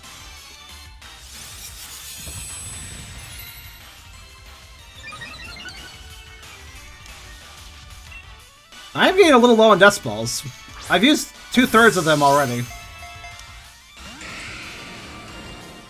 Actually, you know what? This guy's pretty heavy, right?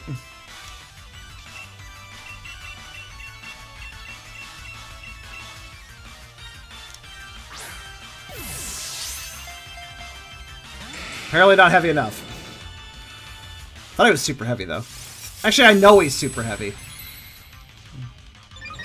Not that he seems to care, but...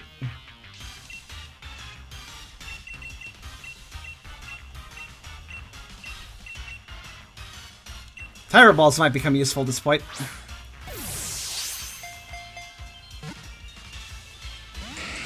I mean, at least there was one wiggle. Yeah, that is such a disgusted more than scary face.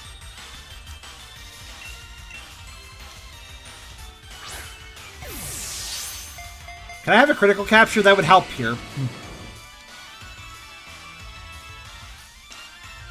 At least I forgot how to hurt Sneeze.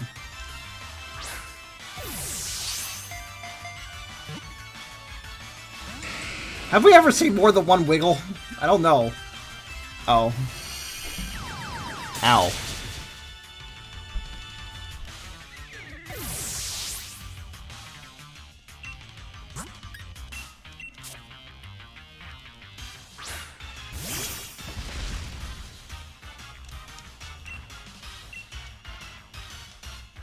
You like the bot? We've had it for a while. It's a good bot, though. That was more wriggles than ever.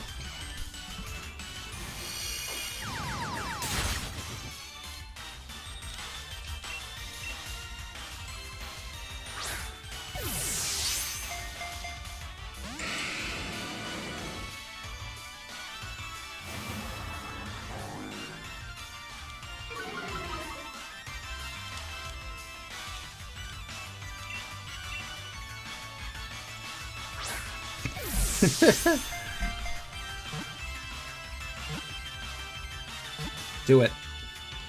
Motherfucker. Okay, Tiger Ball does seem to be working, it's just...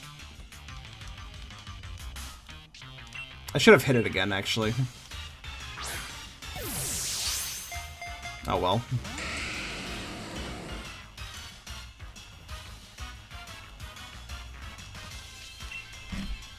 Okay, you know what? Just because I'm getting really annoyed at you, I'm going to switch to just throwing Pokeballs. If you're going to waste my balls, waste these ones.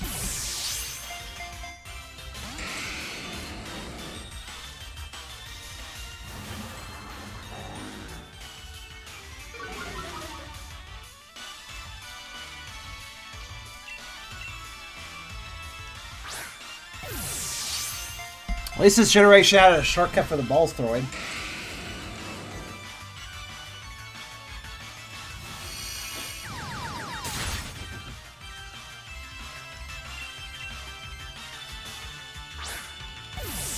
So this has a legendary capture rate, I guess.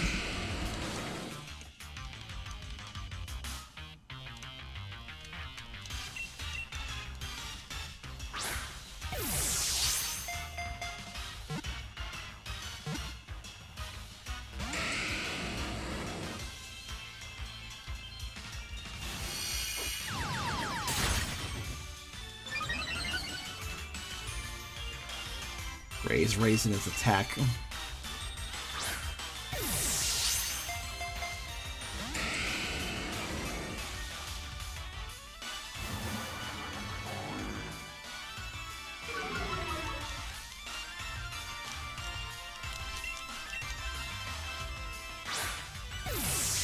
Also, I noticed I haven't gotten any critical captures. Really good. I usually get quite a few of them, but I guess, kind of fucked me in this situation, I guess.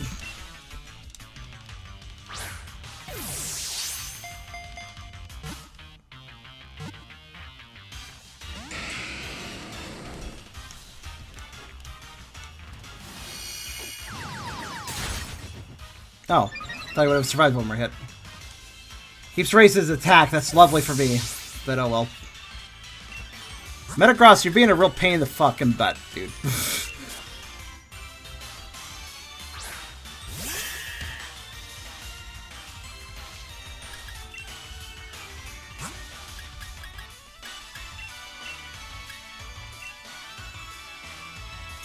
I'm gonna go slash it one more time.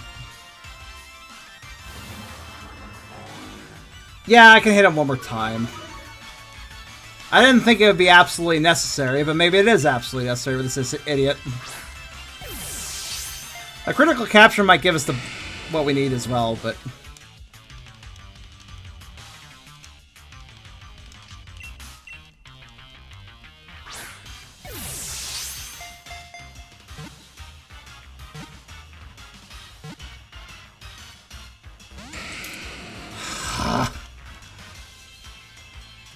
I don't think any Pokemon has had somebody break it out at the last moment as much as this guy has.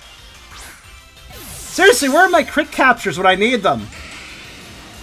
I mean, they're always nice, but I really need them for a guy like this.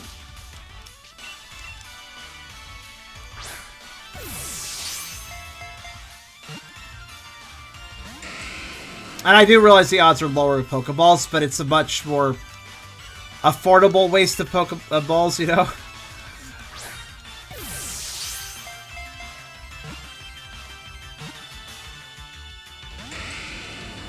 Does feel like he's weakening? I don't know.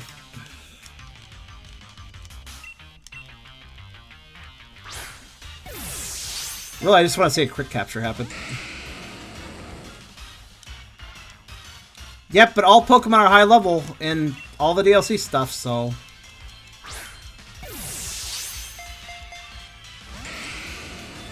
can you do, I guess? Actually, it's kind of waiting for him to kill Finale. He's being very slow about it. Because then I'll switch out for Sneeze, and, you know.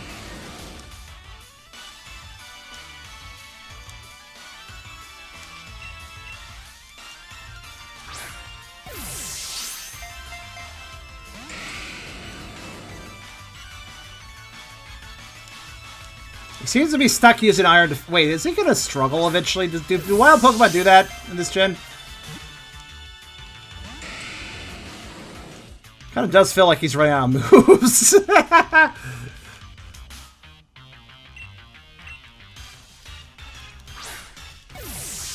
Oh, that's not going to be good. I better switch to Sneeze before he runs out of Iron Defense. Oh no, don't, oh no. No. Okay, well then. You know what? Fuck you. I'd rather just evolve your evolution, pre-evolution, anyways. It took so long. I don't think I've ever had a situation where a attempt to catch wit so poorly that the Pokemon struggled death before I was able to catch it. All right. How do you evolve Metang? Please say it's easy.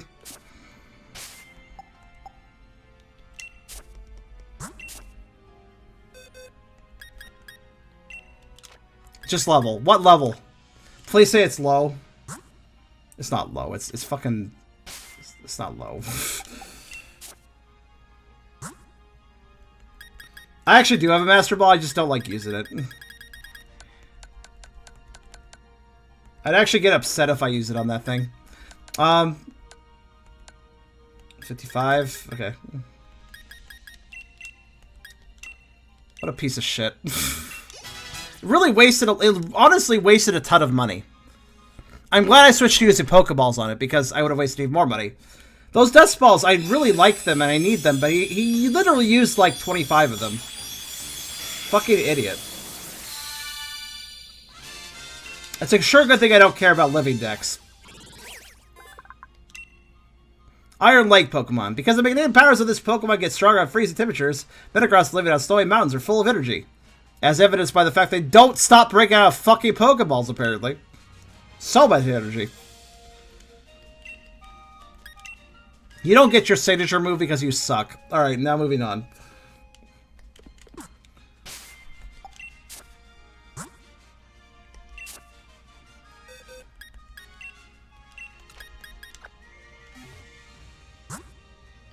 Money is no object, but Dust Balls don't cost money, they cost watts.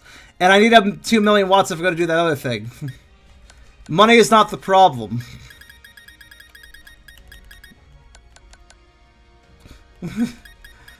Yeah.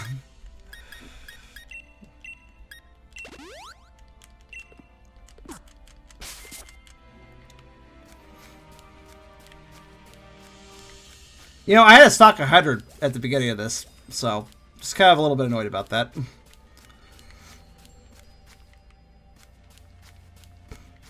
Am I going backwards or forwards? I think I'm going backwards. No, wait. Maybe not. Wait. Where am I going? Shit. That fight took so long I forgot what I was doing. Oh, right. This is a dead end. Okay. Or is it? Yeah, it is. It looks like it goes downhill, but it doesn't actually do that. Okay. Okay, then. Get a lot of watts of the Isle of Arbor. I mean, let's see. If I recall the method, I do the raids, I get the ore, I give the ore to the guy, I get the watts, right? But it requires doing a lot of raids, which I don't... This DLC may prove troublesome for the fact that it's raid focused and I don't like doing raids.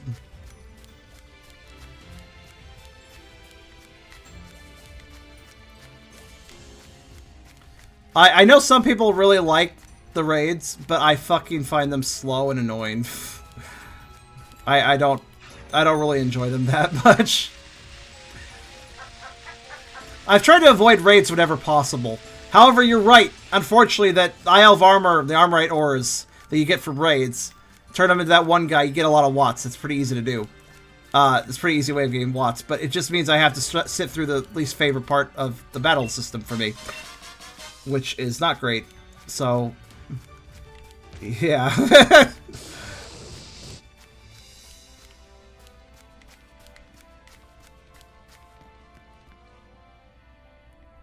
Okay, Z-Dot, I'm not going to fully read your message, but two things. One, this is a spoiler-free stream, and I haven't gotten to those Pokemon. And two, you just came by my stream to ask for trades, which is actually kind of disrespectful. Please don't do that.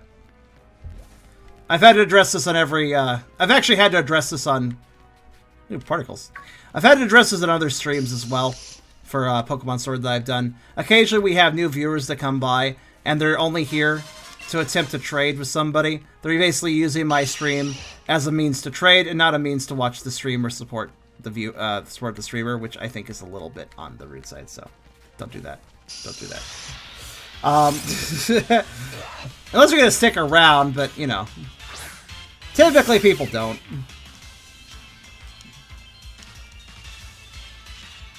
Please do not use the streamer's stream as a vehicle to try to get some trades done.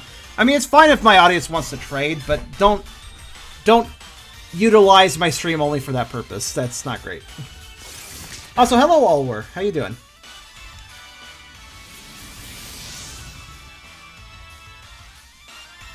There's an NPC that can farm the armor, or however, it's a gamble.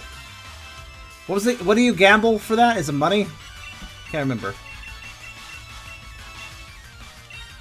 Okay, this is Bagan. He shouldn't be that bad.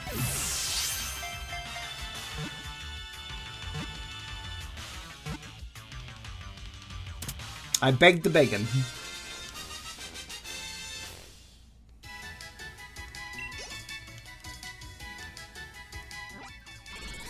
Also, I'm not going to check something.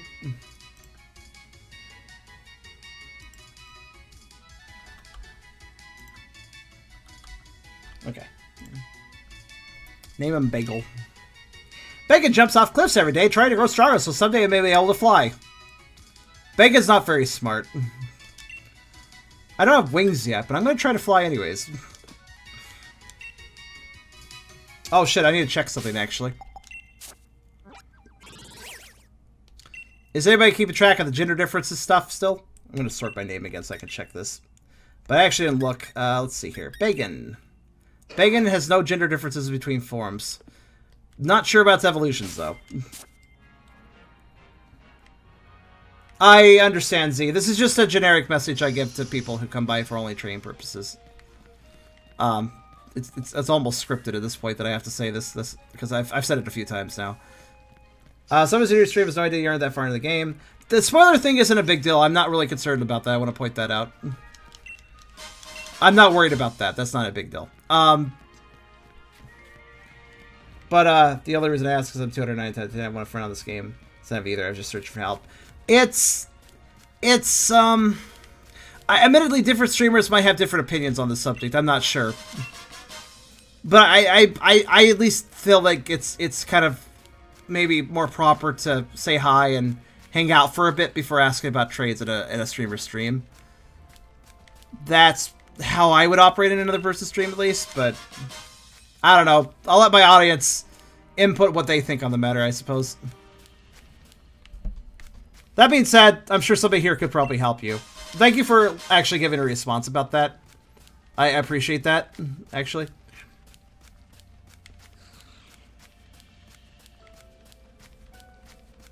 Okay, there's another cave I can go to there, but hold on. Where am I? I don't mind again, I don't mind people trading. I just want to make sure that people, you know, hang out. Like, even if they are doing a trade, you know? How do I get to that other cave where I saw dead in an item? I'm trying to figure that out. I don't think it's over here. This doesn't feel right. Still, though, what's over here? Hi, Snowrunt. I know I already have you. As I'm here. Guess I'll grab that. I understand where you're coming from. I'm being passionate because of how close I am. I get you. Meanwhile, this is my first stream of this DLC so far, and I have lost my passion as I've continued along. I got really disappointed once I realized that the deck, not all the Pokemon are recorded in the Pokedex, which really just kind of messed with me, honestly. That is to say, basically, you can get some legendaries in this that don't record. So I can't even really keep track of what I do and don't have to some capacity. That bothers me. But, yeah. I feel you, though. When you're one away from something like that, it's, like, really maddening not to have it.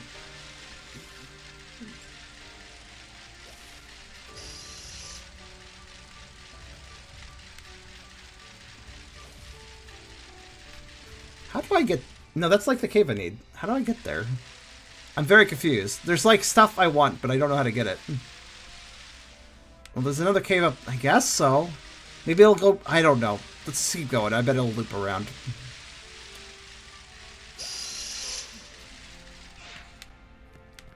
Yeah. Oh. Yeah, I feel you, man. Thanks for explaining yourself. I appreciate that. Most people who do this, they just kind of dip once they realize that I, you know, don't want them just here for trade. But, you know, you make a case, you explain yourself. That I appreciate that. Alright, here's a... I am so confused. I don't know how to get 2 of the items in this place. There's that one and the one outside, and I don't... This cave system is fucking weird. Alright, I guess I'll just keep going through it as it twists and turns in every direction.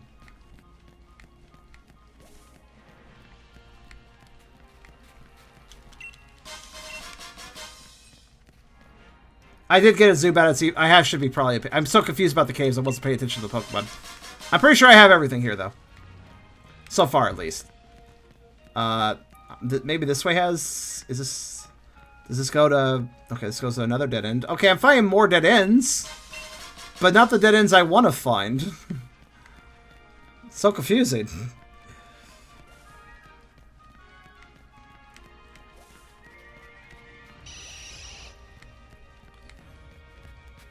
Okay, well that goes up. I'm assuming that leads upwards, and then maybe this down path goes to where I need. I got the whole Zubat family. I do need more. I need Bacon's family though. Oh yes, I also made sure that Zubat's family. I got the gender differences. Hi, Clefairy. Do I?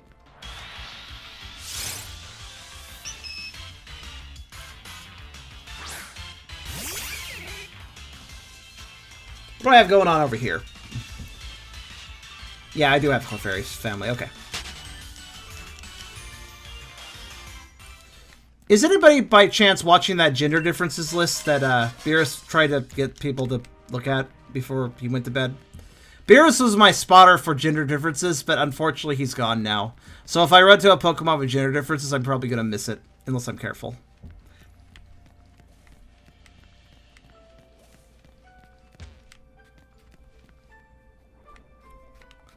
I am so confused. I guess I'll go this way. A dead end route.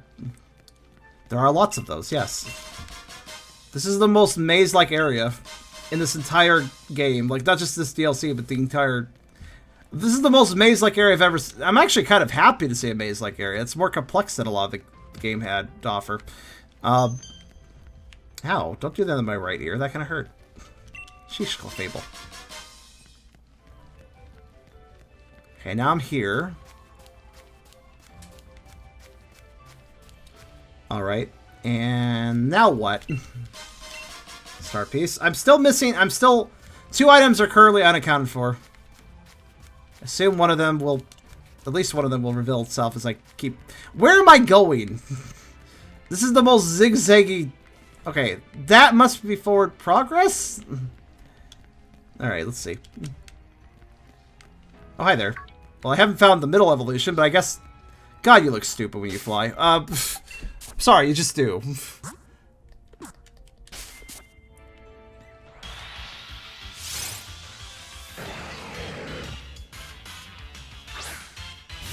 I mean, I guess this is why Bagon jumps off cliffs. It's not like they actually need the wings to fly. It's clear that Salabits is not using the wings to fly. So, maybe Bagon has something going... Maybe Bagon has the right idea. I don't know. No, I actually like Salamence. I just don't think he looks very... He looks like a psychic type, hovering around. Like, I feel like this is something that Alakazam could be doing. How did the stream die? Again? Yeah, it did die. Yes. The internet died.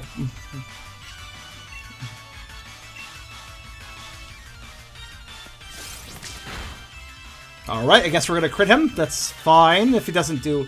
Don't you dare have recoil attacks. God damn it. Yeah, I died earlier. It just completely cut out. Which I guess means I'm gonna be splicing this video after the fact. Whatever.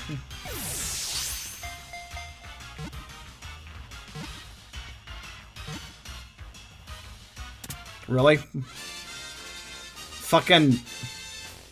Not Matang. Fucking... Metagross can't... literally struggles itself to death because I can't catch it in time. But Salamence, the fucking big old dragon, takes 1. Okay.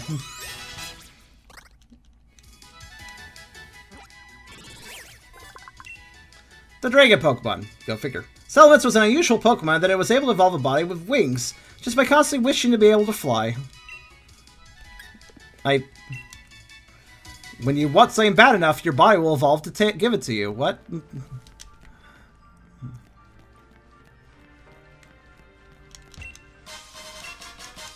I guess we could technically go more than,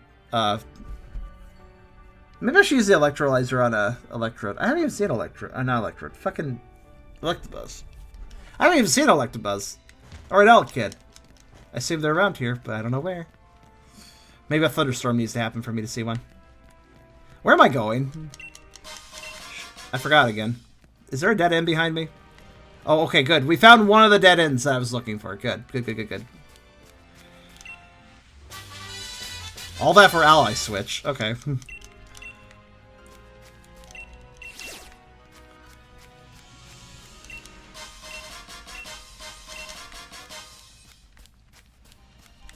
Alright, so now there's one more item that I don't know where it is, or don't know how to get to, but I assume I'll just keep walking forward and find out. Everything in one stream? No. My cutoff point was when I was done with everything but the story, though. Basically, once I'm done exploring. Which is, we're kind of closing in on that. In a little bit. Okay, here's the other dead-end item. Good. Alright, that accounts for everything I saw so far. Oh yeah, I'm still searching for a trade. I forgot about that. Except for I'm not, because I disconnected from the internet. Right.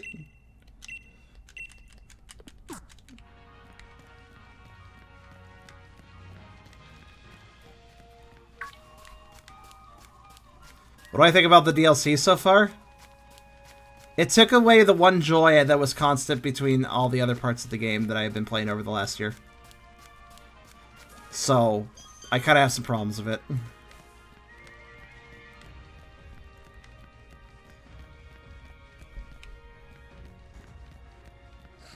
See, no matter how mediocre or missteppy the game is for the base game, the first DLC to this DLC, no matter how many missteps were being taken by this game, one thing was consistent. And that was that I could enjoy the 100% completion idea. Exploring, getting all the Pokemon, getting all their farms and stuff, and unlocking it all nice and tidy in the decks, the Pokedex, right? That was always a satisfying thing, no matter how much trouble I was having with the games. Unfortunately, it's all destroyed here. For instance, I unlocked Terrakion, Cobalion, and all that via Pokemon Home a long time ago, but they didn't show up in the decks. I had to go manually catch them again in this to actually have them show up in the decks. Weirdness number 1. Weirdness number 2, there's a lot of legendaries you can catch in this, apparently, that don't show up in the decks at all. So,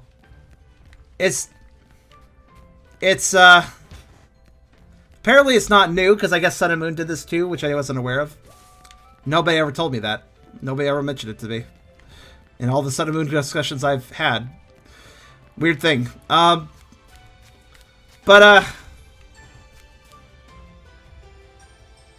Yeah, just, I don't know. Now I have the statement of what's the point? What's the point if I do or don't catch the ones that don't go in the decks?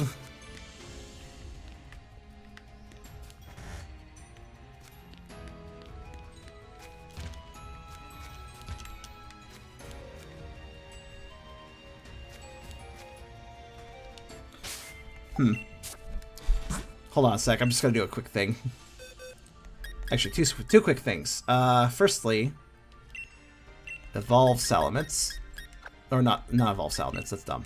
You can't evolve Salamence. You can evolve Bagon, though. Which I'm going to do now. I need it to be a weird spherical shell. Just a moment.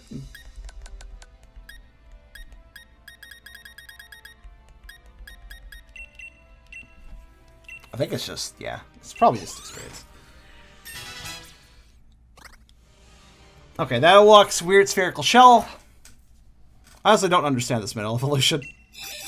It's like Vagon forgot he was a dragon and thinks he needs to, like, cocoon like a bug. I don't know. You don't need to pupate, you're a dragon. Shelgon has no gender differences. This Pokemon is covered in its body in a hard shell that has the same composition as bone. Shelgon stores energy for evolution. Again, it puptates for some reason. Some dragons do puptate. I guess? I can't even say that word. It's a weird word. Okay, last thing I need to do is double check with Salamence to make sure it doesn't have gender differences. Not sure about that. I don't think so. If the other two forms don't.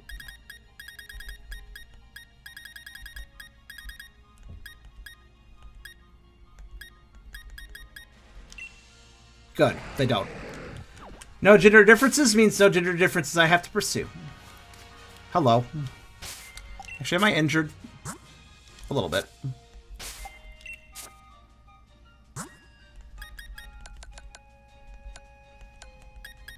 But yeah, I guess my 100% goal goes kind of limp at this point. I'll complete the decks, and then I guess I'll get the bare minimum of legendaries that are needed. Besides that, like for events. Oh yeah, I still need to go camping after I climb to the top of the mountain. That's the last thing I'll do. Okay, I do have you.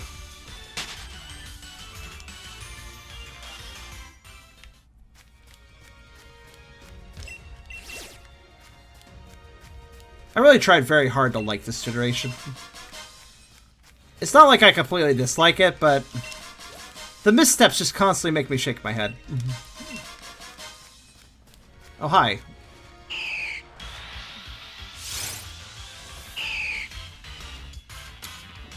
I need Q-tip Dragon Bird.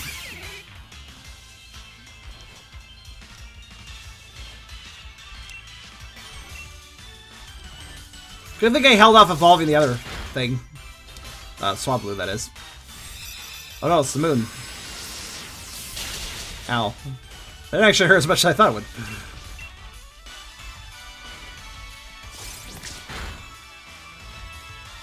No! Why, though?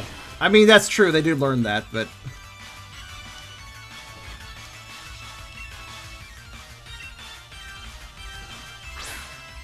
This would be a great time for a critical capture.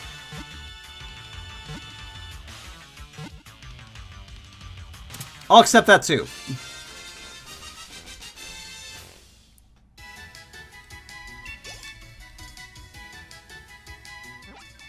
Too many Pokemon no perish song, I swear. The humming Pokemon. As it flies in a calm and relaxed manner, Otelia performs a humming song that would enrapture any audience, and then murder them because it's perish song! Ahem.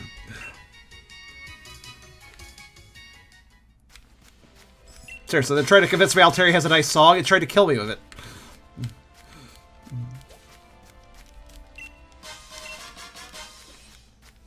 Fuck that shit, I'm not listening to it sing. What is this? Is this a... What is this? Gotharita? I was wondering. Do I have that? I feel like that was in the base game. Also, I thought Gotharita was a dark type. Weird. Or dark psychic, at least. Yeah, I got Gothita, I got the L, and Gotharita. Got the tail and Gotharita.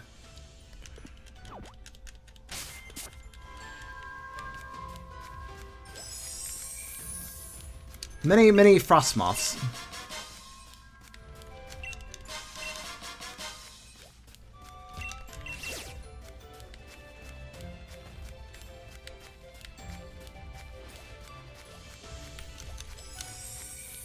Lots and lots of frost moths. What the hell?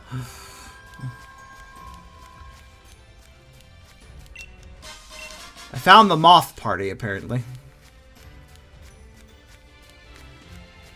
Oh, it's the top. I mean, I couldn't tell which... I couldn't even tell if I was climbing upwards for a while. There's so many ups and downs and twists and turns.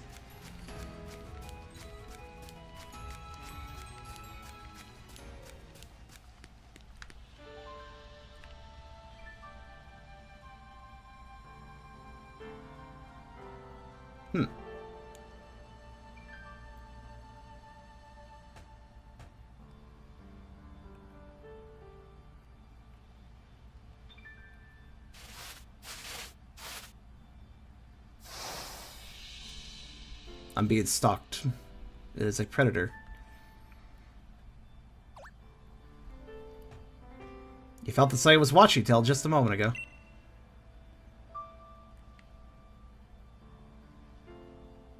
This is an interesting song.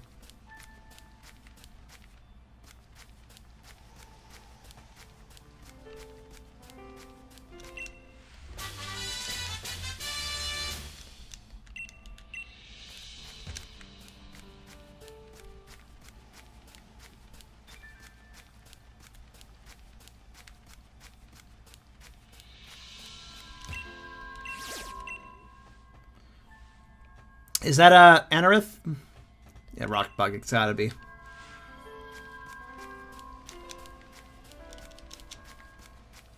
If it was its evolution, I'd care.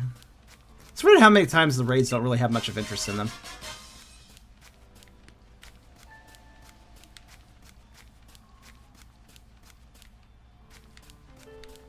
Okay. Oh, what? Transition.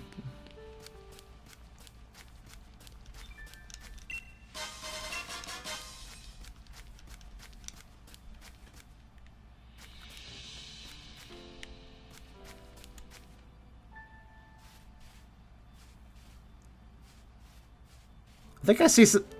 The lighting's doing something weird here. Look to my left, you'll see it. It's all over, though. When I move. Look at how it... strobes. Huh.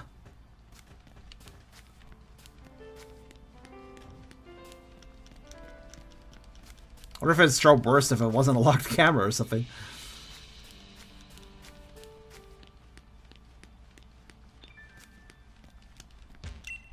Seems to be some sort of basket. It looks like a torch. Light it. Seems like a little stable area.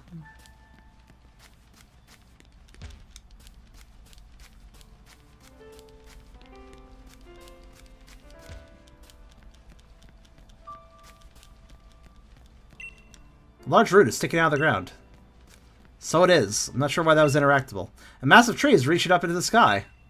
I did see that, yes. Can I do anything with it? Guess I can't shake this one. I shook the other massive tree. Alright.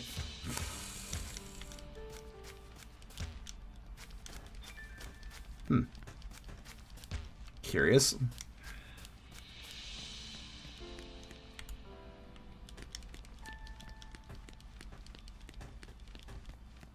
So how do I go inside the building, then? Because it's clearly like an indoor area. Like, there's windows right here. Curious. I can only go through its courtyard. Oh, maybe it's being blocked by the tree, actually. I don't know. You are inside. What? Then why is it snowing if I'm inside?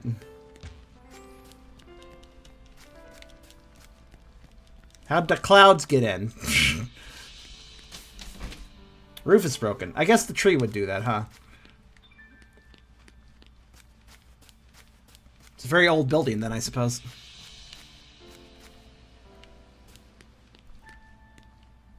Intriguing. Oh, I saw that.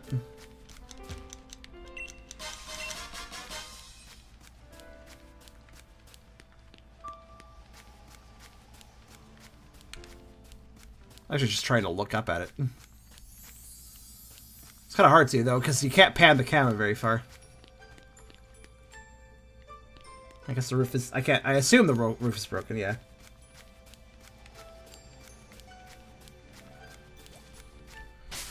Alright, I guess let's get the event over that honestly doesn't matter that much to me, and since it doesn't actually unlock anything in the decks, but I may as well do it. So, 1 second.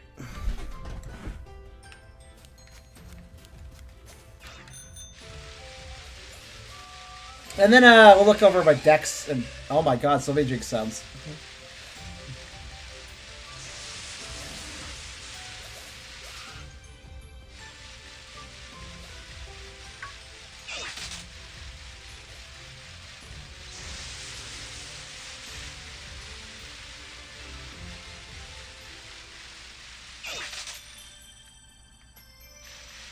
I don't think I've seen Absol.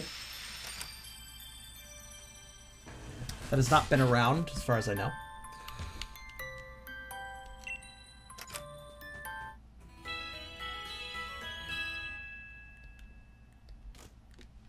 Let's see.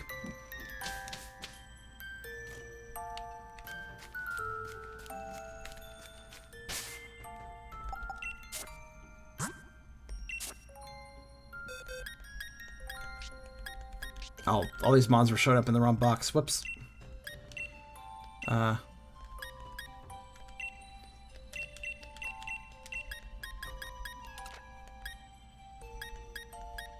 These spoils were meant to go over here. I just made a mistake.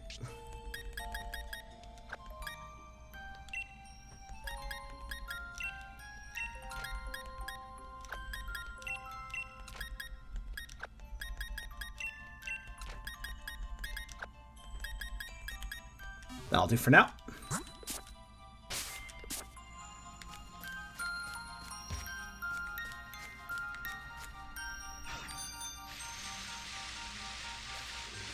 Now let's see.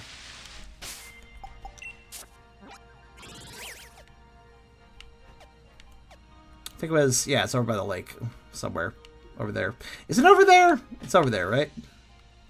It's like on that island right there, I think. Okay.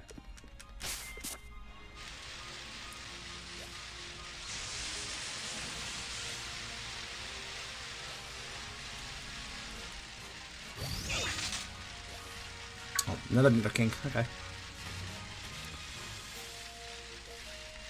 I guess the days did switch over, so I guess that means... Yeah. That means we're gonna have new mons floating about, well, here and there at least. Guess I should keep an eye out.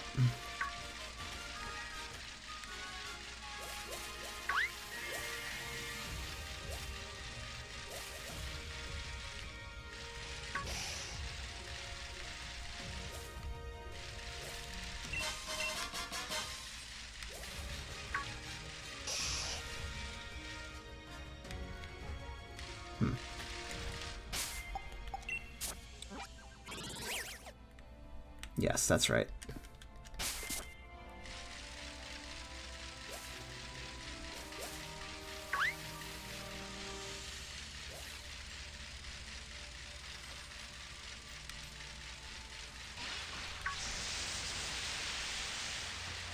So how does everybody else feel about this game anyways? My opinion of it is complex, mind you. It's not just I don't like it. That's not good enough. That doesn't explain how I feel. Neutral, infuriating.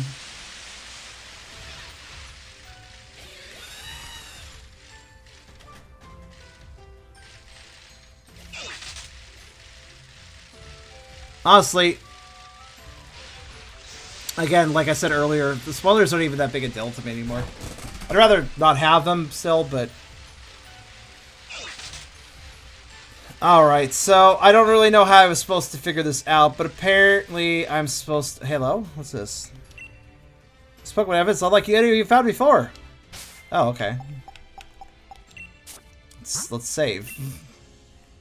Unlike any I found before, except for, you know, the thing I have in my party, or have in my box that I already know about. Anyways, let me go ahead and...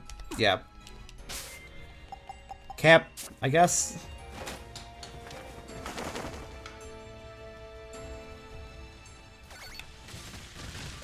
Hello, how you doing?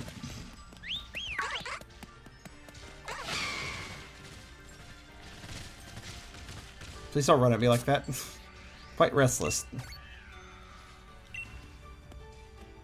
Verizon wants to go somewhere far away. You mean like Verizon's wireless plans that can go trap you across the entire continent? Yeah. All right. I guess I camped. Now what? You have to cook something. Oh, okay. Very intuitive. All right.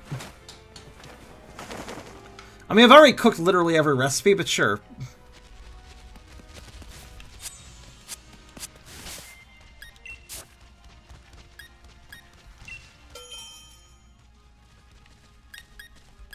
The hunger. I'll make a leek thing. With, like, too many leopard berries. Sure.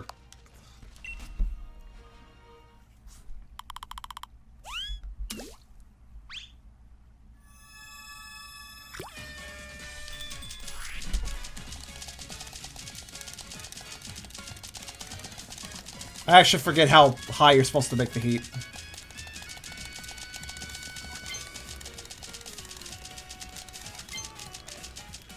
Not that high, I think. Actually, I think just about... Whatever, it doesn't matter. I've already made every curry, it doesn't matter to me.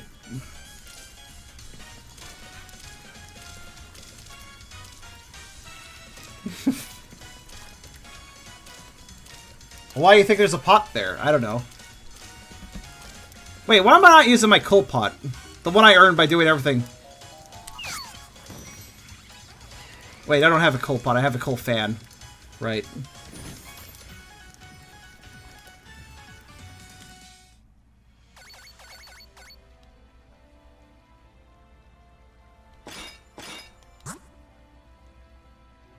I just realized that Weevil has, like, literally just those 2 teeth.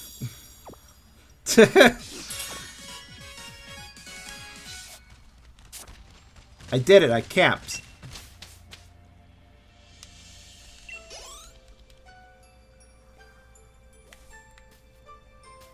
Oh, hi. You're just here now. I thought a cutscene would happen. Alright, cool. Do you care if I still have the Musketeers on the team? Or can I just... It's just there now. Okay. I about said, like, oh, well, that didn't show up. And then I was like, oh, well, it's right there. It's just hanging out.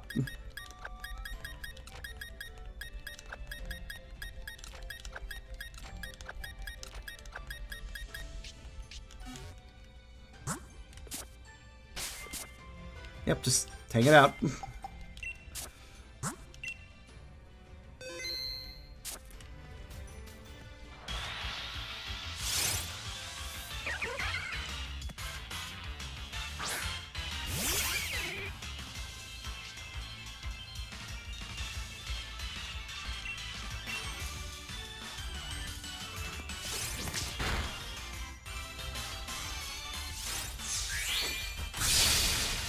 Okay. Let me guess, fairy type? That move?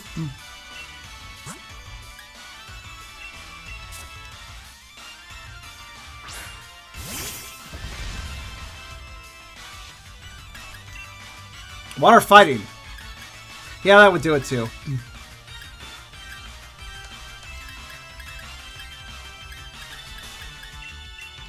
Actually, it doesn't even matter if I max revive.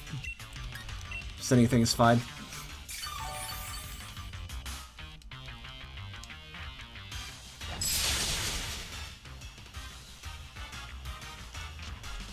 Hold on, I need you to kill... Or actually, if you don't kill Milk Candy, I'll just hit you with Milk Candy. That's fine. What the hell type is Keldeo?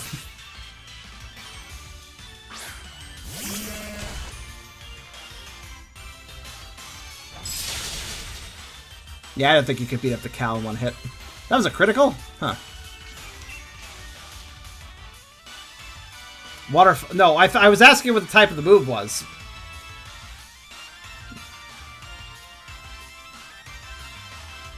I don't know, I might kill it. I don't think I want to risk it. I will... drink lemonade? I guess that's my go-to.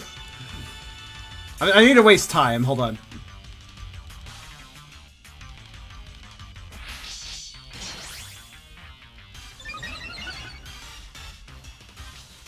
It's going to be a little tedious, but...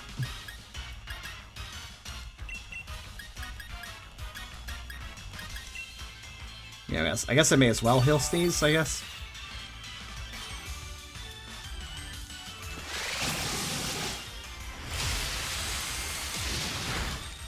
Wow, okay, that did a lot more damage than I thought it would. Works out, though.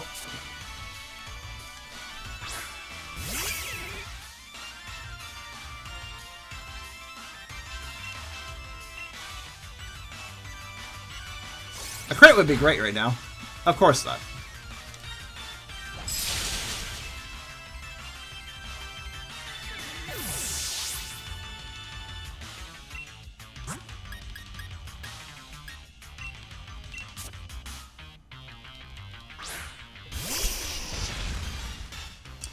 Gotta do this one more time.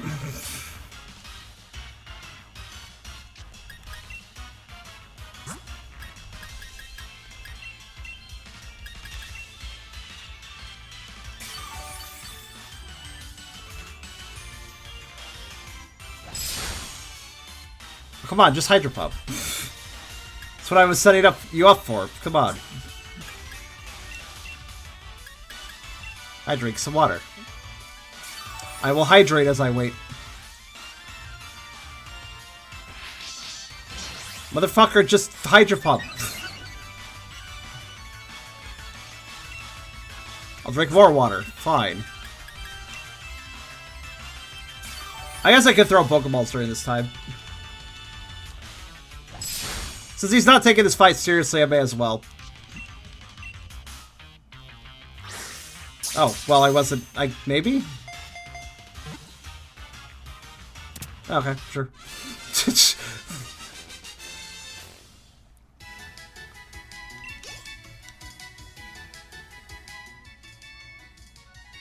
Yeah, notably no Pokedex entry. That proves that, then.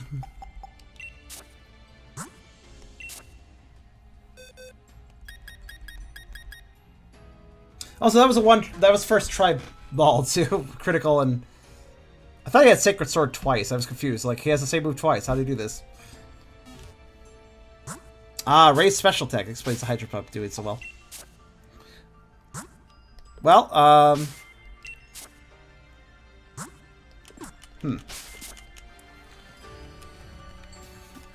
I guess Sonia would like to know, since it was a fourth of the set, sort of. Okay, sure.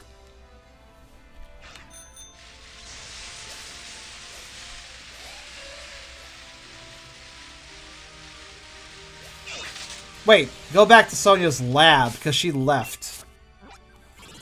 I just remembered that. Right.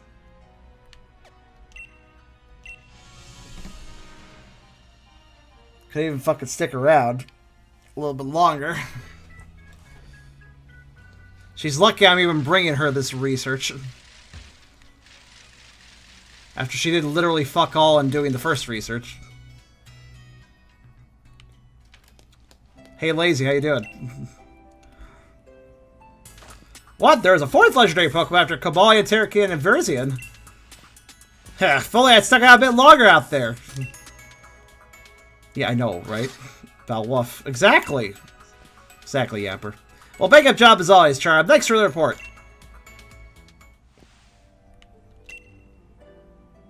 Mr. Head back in the Crown Tundra. I'm running up her findings now, but there's so much to cover I hardly know where to start. I have to wonder if I had just walked over to her with my existing Keldeo, if she had would have said something. Makes me kind of curious. Now, while I'm here...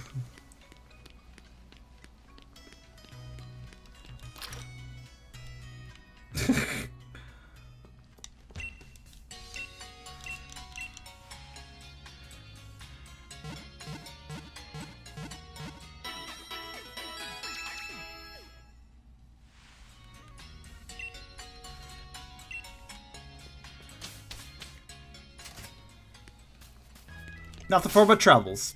Sounds about right.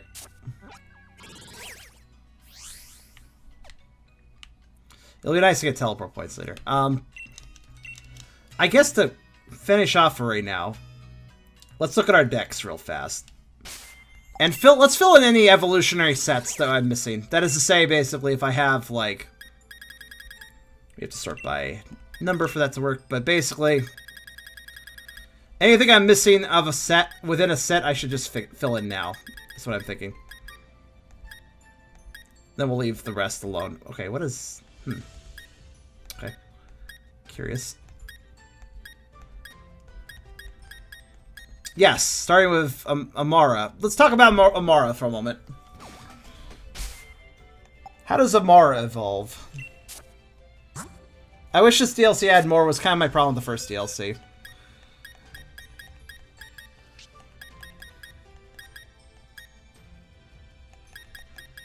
Level. Okay. Figured it'd be that straightforward. Wasn't sure, though.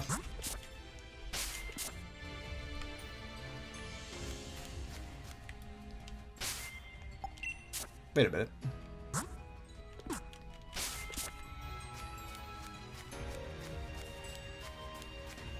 Out of curiosity, why was Sneeze following me, but Amura isn't?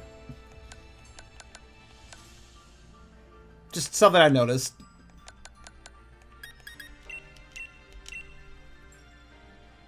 Level at night. Well, it's night, so that's fine.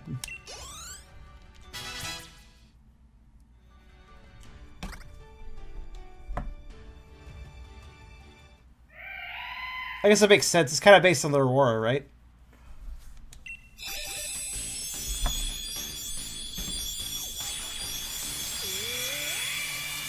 Well, that's a weird that's a weird call it has. Auroras.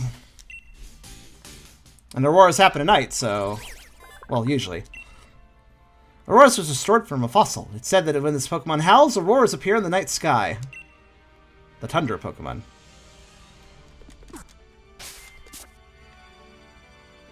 Did it make a Tundra appear in the night sky? It's night, and it howled. Guess not. I'd ride it like an elephant. I'm not sure it would appreciate that.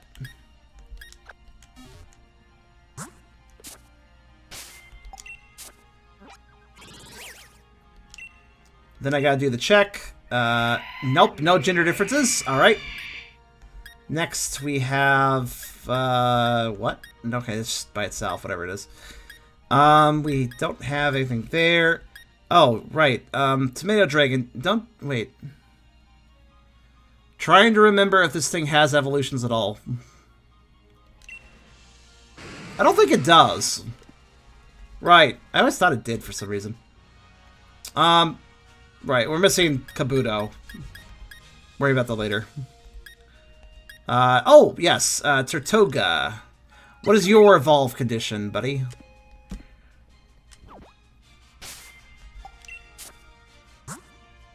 We're probably just going to be evolving some fossils. That's about it.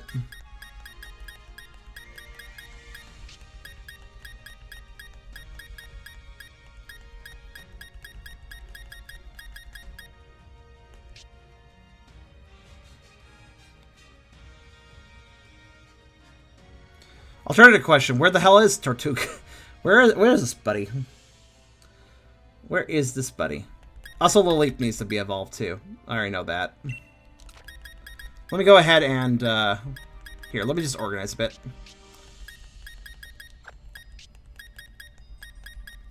Arkin. Lilip. Pokemon I can't find for some reason. Dratini. Oh god, Dratini, that's right.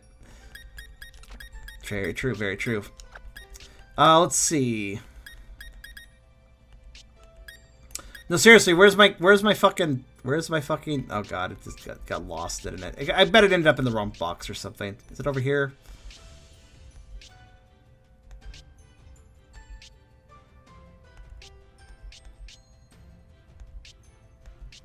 Where'd this bloke go?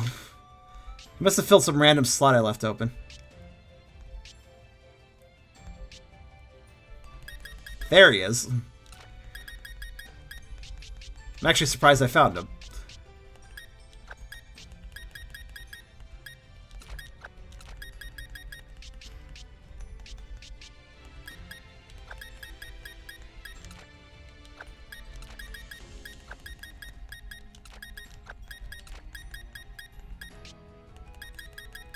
should probably fill in the gaps before I confuse myself again. I'm realizing.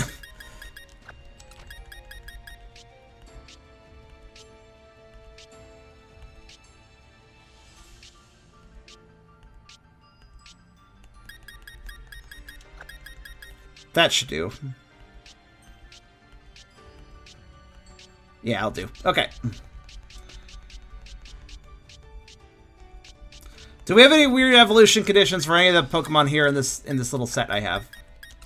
If there are any weird evolution conditions for any of these Pokemon, please let me know what they are.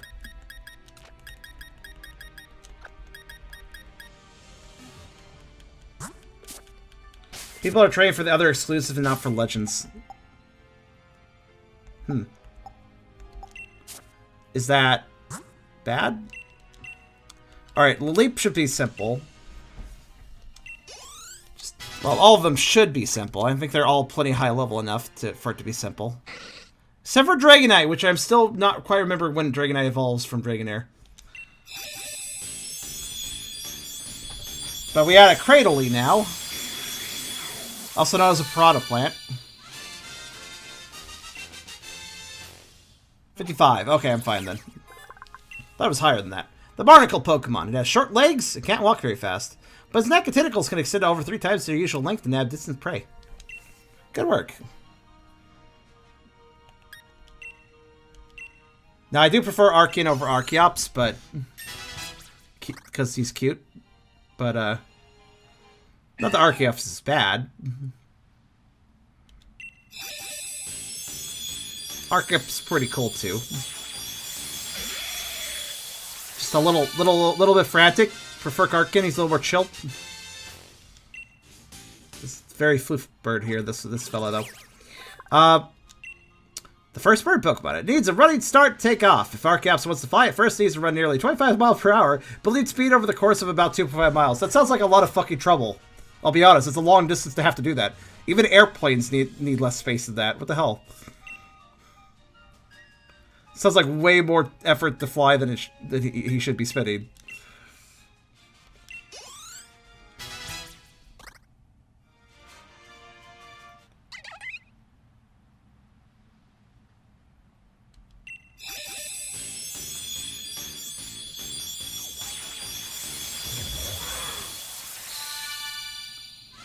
There we go. Caracosta. The Prototerra Pokemon. Caracosta completely devours its prey. Bones, shells, and all. Because of this, Caracosta's own shell grows thick and sturdy. Caracosta does the vor. The whole vor.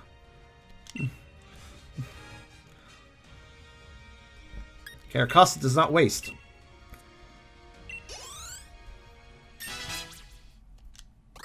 Yes, tons of trouble flying. Yeah.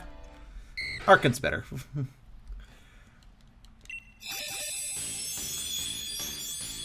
3% more vor per vor? What the hell?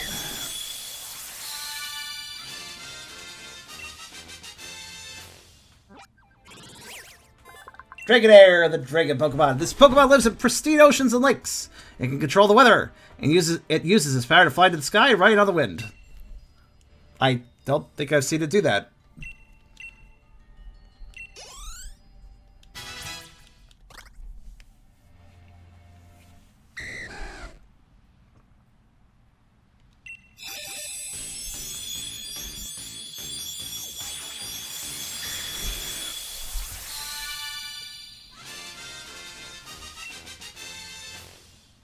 Chunk Boy acquired.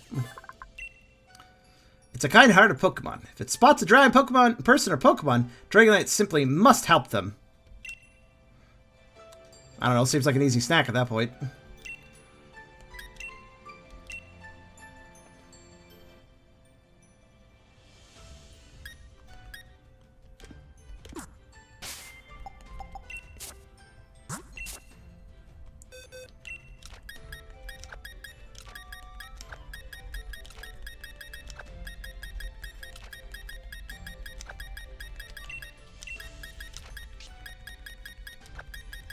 There we go. Oh, wait, hold on. Actually, it's fine. I'll scroll down and find them. So I need to check, though. Gender differences? No. Gender differences? No. I don't think the fossils ever have gender differences, but I'm going to make sure.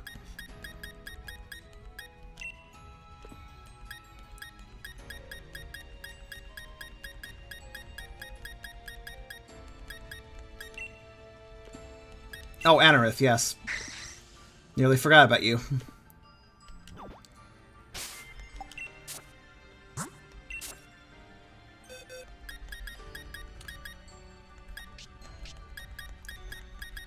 There he is, actually. Alright. So... Level?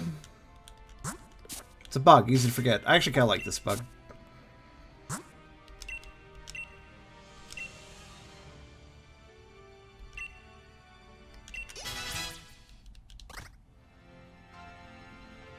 I've seen Mario make Pokemon in this game have better morphing animations. Yeah, some of them are really good, honestly, but some of them aren't.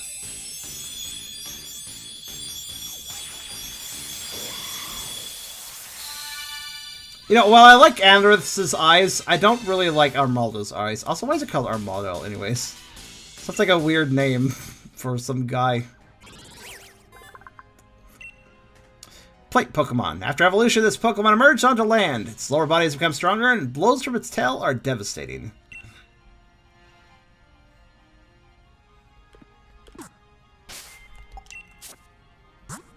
Well, yeah, okay, it was pretty good, this guy, actually.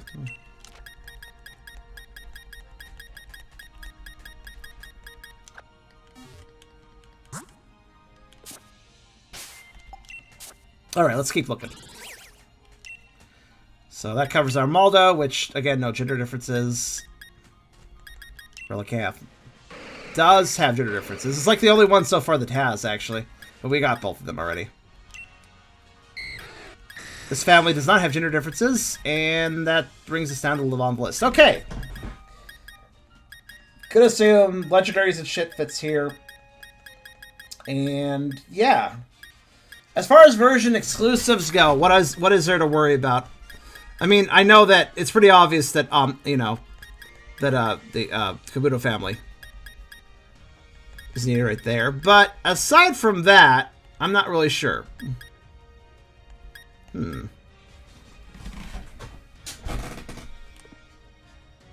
modder broke Metagross's eye, so when they showed its better aggravation, it was missing an eye.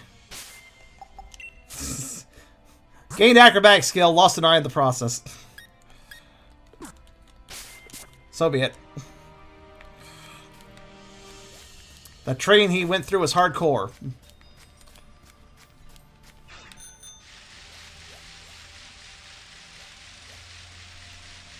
Also, I've already gotten quite a bit of the decks filled out already, so that's pretty cool.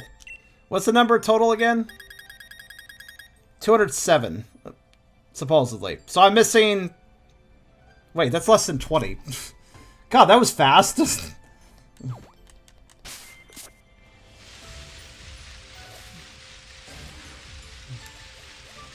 Alright. I mean, yeah, there's Pokemon that aren't in the decks to catch, but again, I don't know how much I care about them. Garchomp's line is also exclusive? Well, that would make sense, I suppose. I guess it's, let's see, what would be the... What's the counterpart for this, for my game?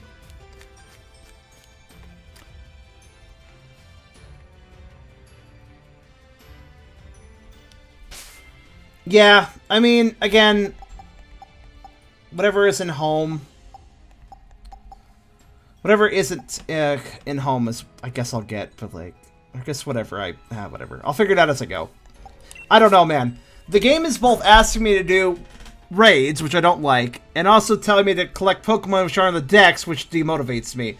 So I'm doubly demotivated not to worry about all the raid legendaries, but I'll think about it. Because one, I don't like doing raids, and two, they're not even being recorded. So it really kind of disincentivizes me, you know? Goodbye, Ungolf. Bacon's line is the counterpart. That makes sense, I suppose. Well, I guess that's it, unless some people want to do version-exclusive trading right now. Do you guys want to get that out of the way now? What do you guys think? If there's anybody that has Kabuto and Garchomp, then I guess I'll do that right now. Well, I should say Kabuto and Gible.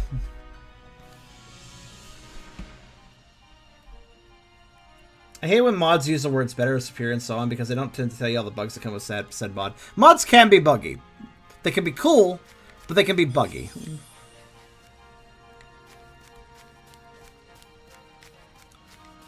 But yeah, I will determine the end of the stream with you guys. Are there any of you here that want to help me with some trading before I end off? It'll take me too long to get things ready. Okay. Anybody else?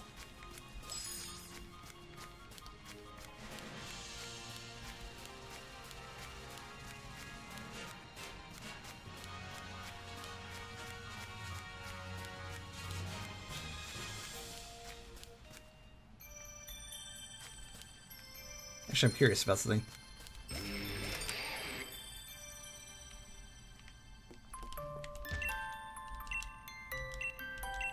Wonder what will trigger that dialogue.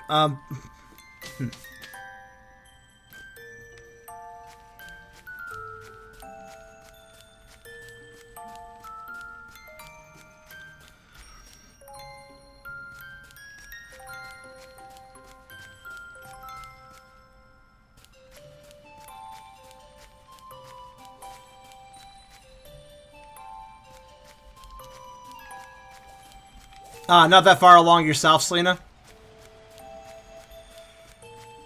For some reason, I thought you 100%'d already.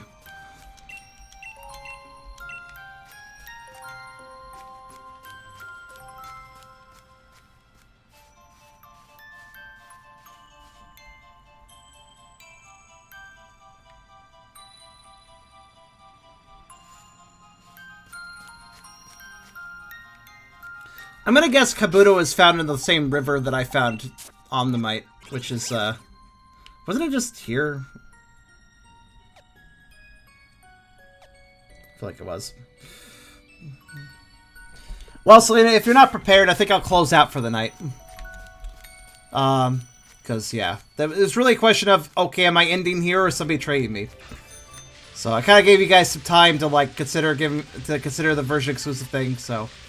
If nobody wants to do it right now, then I'll end off and worry about it later.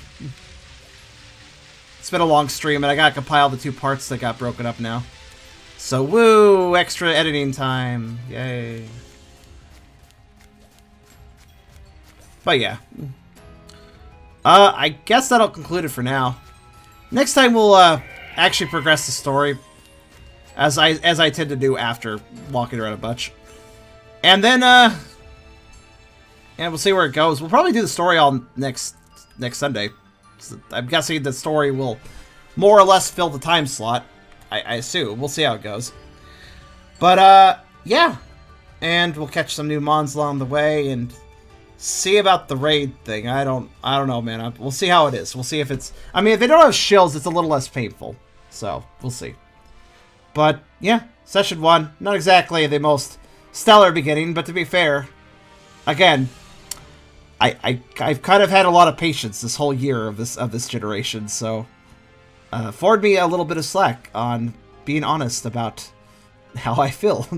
But we'll see how the story is, because it's already seemed to have some interesting characters and some interesting music involving it. So hopefully the story is a nice little nugget of fun, kind of like Isle of Armor was a nice little story, I guess too. It didn't really blow me away, but it was enjoyable. It just wasn't.